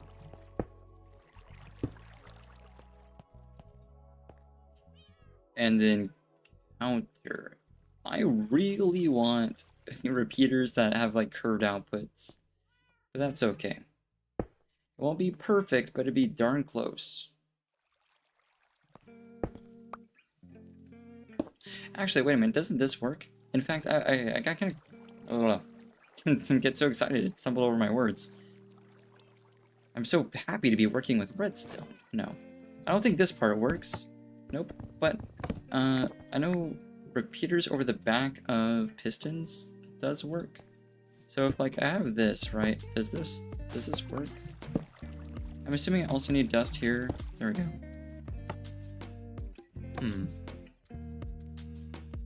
I don't think that's working because of the repeater. I think that's working because the redstone dust being directionally... Yeah, see? It was the dust, not the repeater. That's no good. So once again, one direction of like rotating lights isn't gonna have as much like pizzazz to it, but it's whatever. Doesn't really matter. Also, that definitely needs to be a target block. There's not really a way around that. Okay, that's not doing anything at all. And also the corners aren't gonna get lit up. Like, I don't really know how I would unless I have blocks and it's a whole thing. Like, if I do that,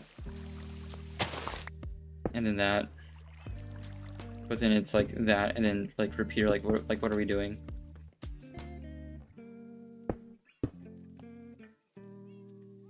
Wait a minute. Hold on. Wait a minute.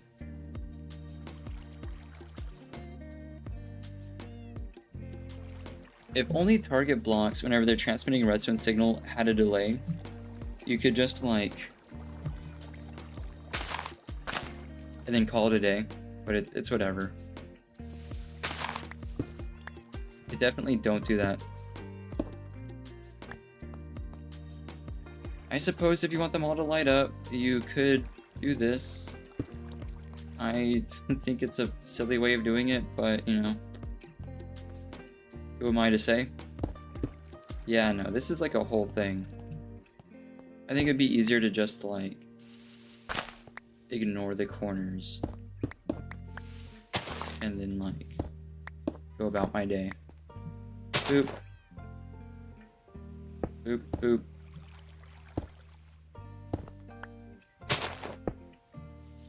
So it does literally the same exact thing as it was doing earlier, but with like way less complicated stuff going on.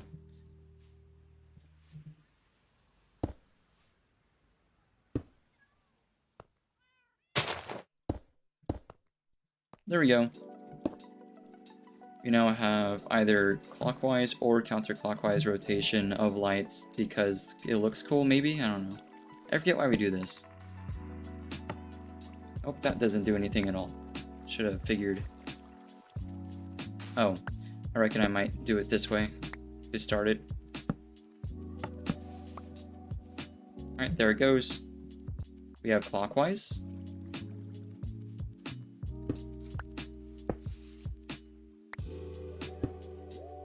And then we should be able to, I think, power this one. Except it doesn't work even a little bit. What's going on?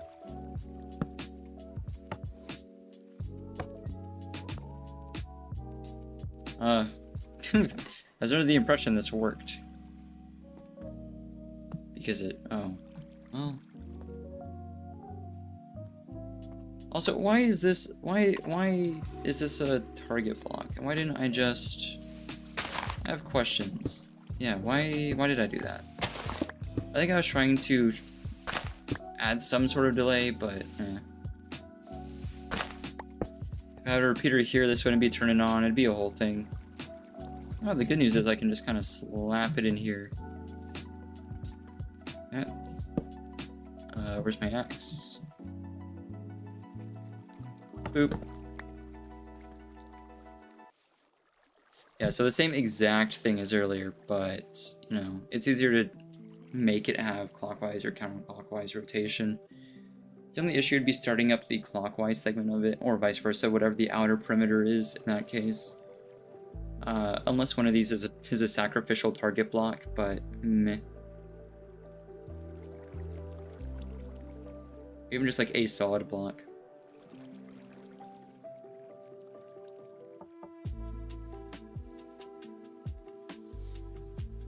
These don't transmit redstone signal in the same way that one might think. The only thing that might work is redstone torch, and then maybe this. Oh, it does work. Okay, that's kind of huge. That's a good thing. Except powering it's gonna be a little weird. Because if you do this, and then here, let me shut this down. Right. Oh no, I wasn't prepared. It was taking way longer to come around than I thought it would. All right, now if you do that, right? I don't think this does anything. I mean, except power this, which was a mistake.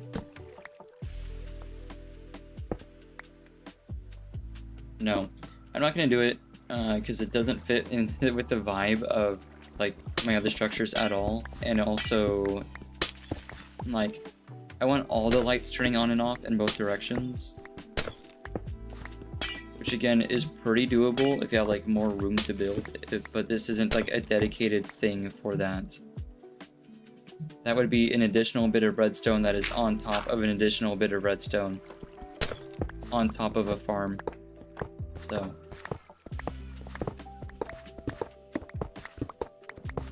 no.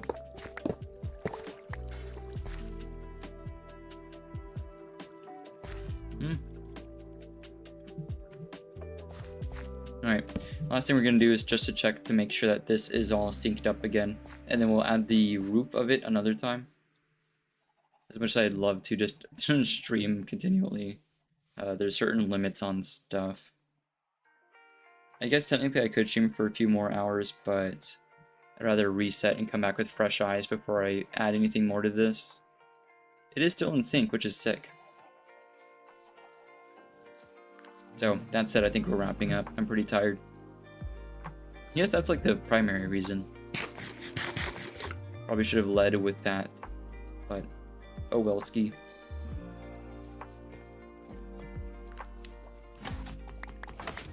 Oop, there we go. Thank you, Pie Machine. You know, it doesn't really tell time very well, does it? But, you know, at least it works. It sort of tells time, it just doesn't ever tell the same time twice, does it? Actually, with how many bits, like, are there? How many configurations, I guess, is a better way of putting it. That's actually an interesting way to explain, like, a set of binary numbers, is, like, there are configurations of switches. There's quite a few. I don't know if we're ever going to, well, ever, yes, obviously, but it'll take quite a while to show the same time for the same configuration of lights for the same time of day more than once. It's a clock that never tells time, I guess.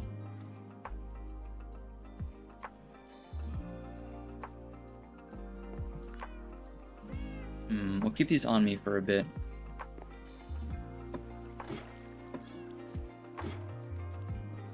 Oh, that said, huge thanks again for everyone who tuned in over the course of stream, as always. All the chatting and like interactions and stuff super help, and it also helps kind of keep us company. Because TBH, I get like pretty tired pretty quickly if it's just like me yapping to myself. Unless I'm doing like some redstone shenanigans, which does keep me pretty occupied. Other than that though, it is like crazy, like I run out of steam in like 2 or 3 hours tops. But all the streams that have been like 13 hours plus or whatever. Although the record did get knocked down a bit, didn't it? Because YouTube doesn't allow streams past a certain time. But we would have been live for much longer, given like all the conversations we were having.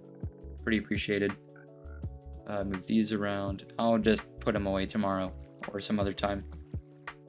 Yeah, but huge thanks again. Let's pop over to the just chatting screen. OBS, where are you? There you are.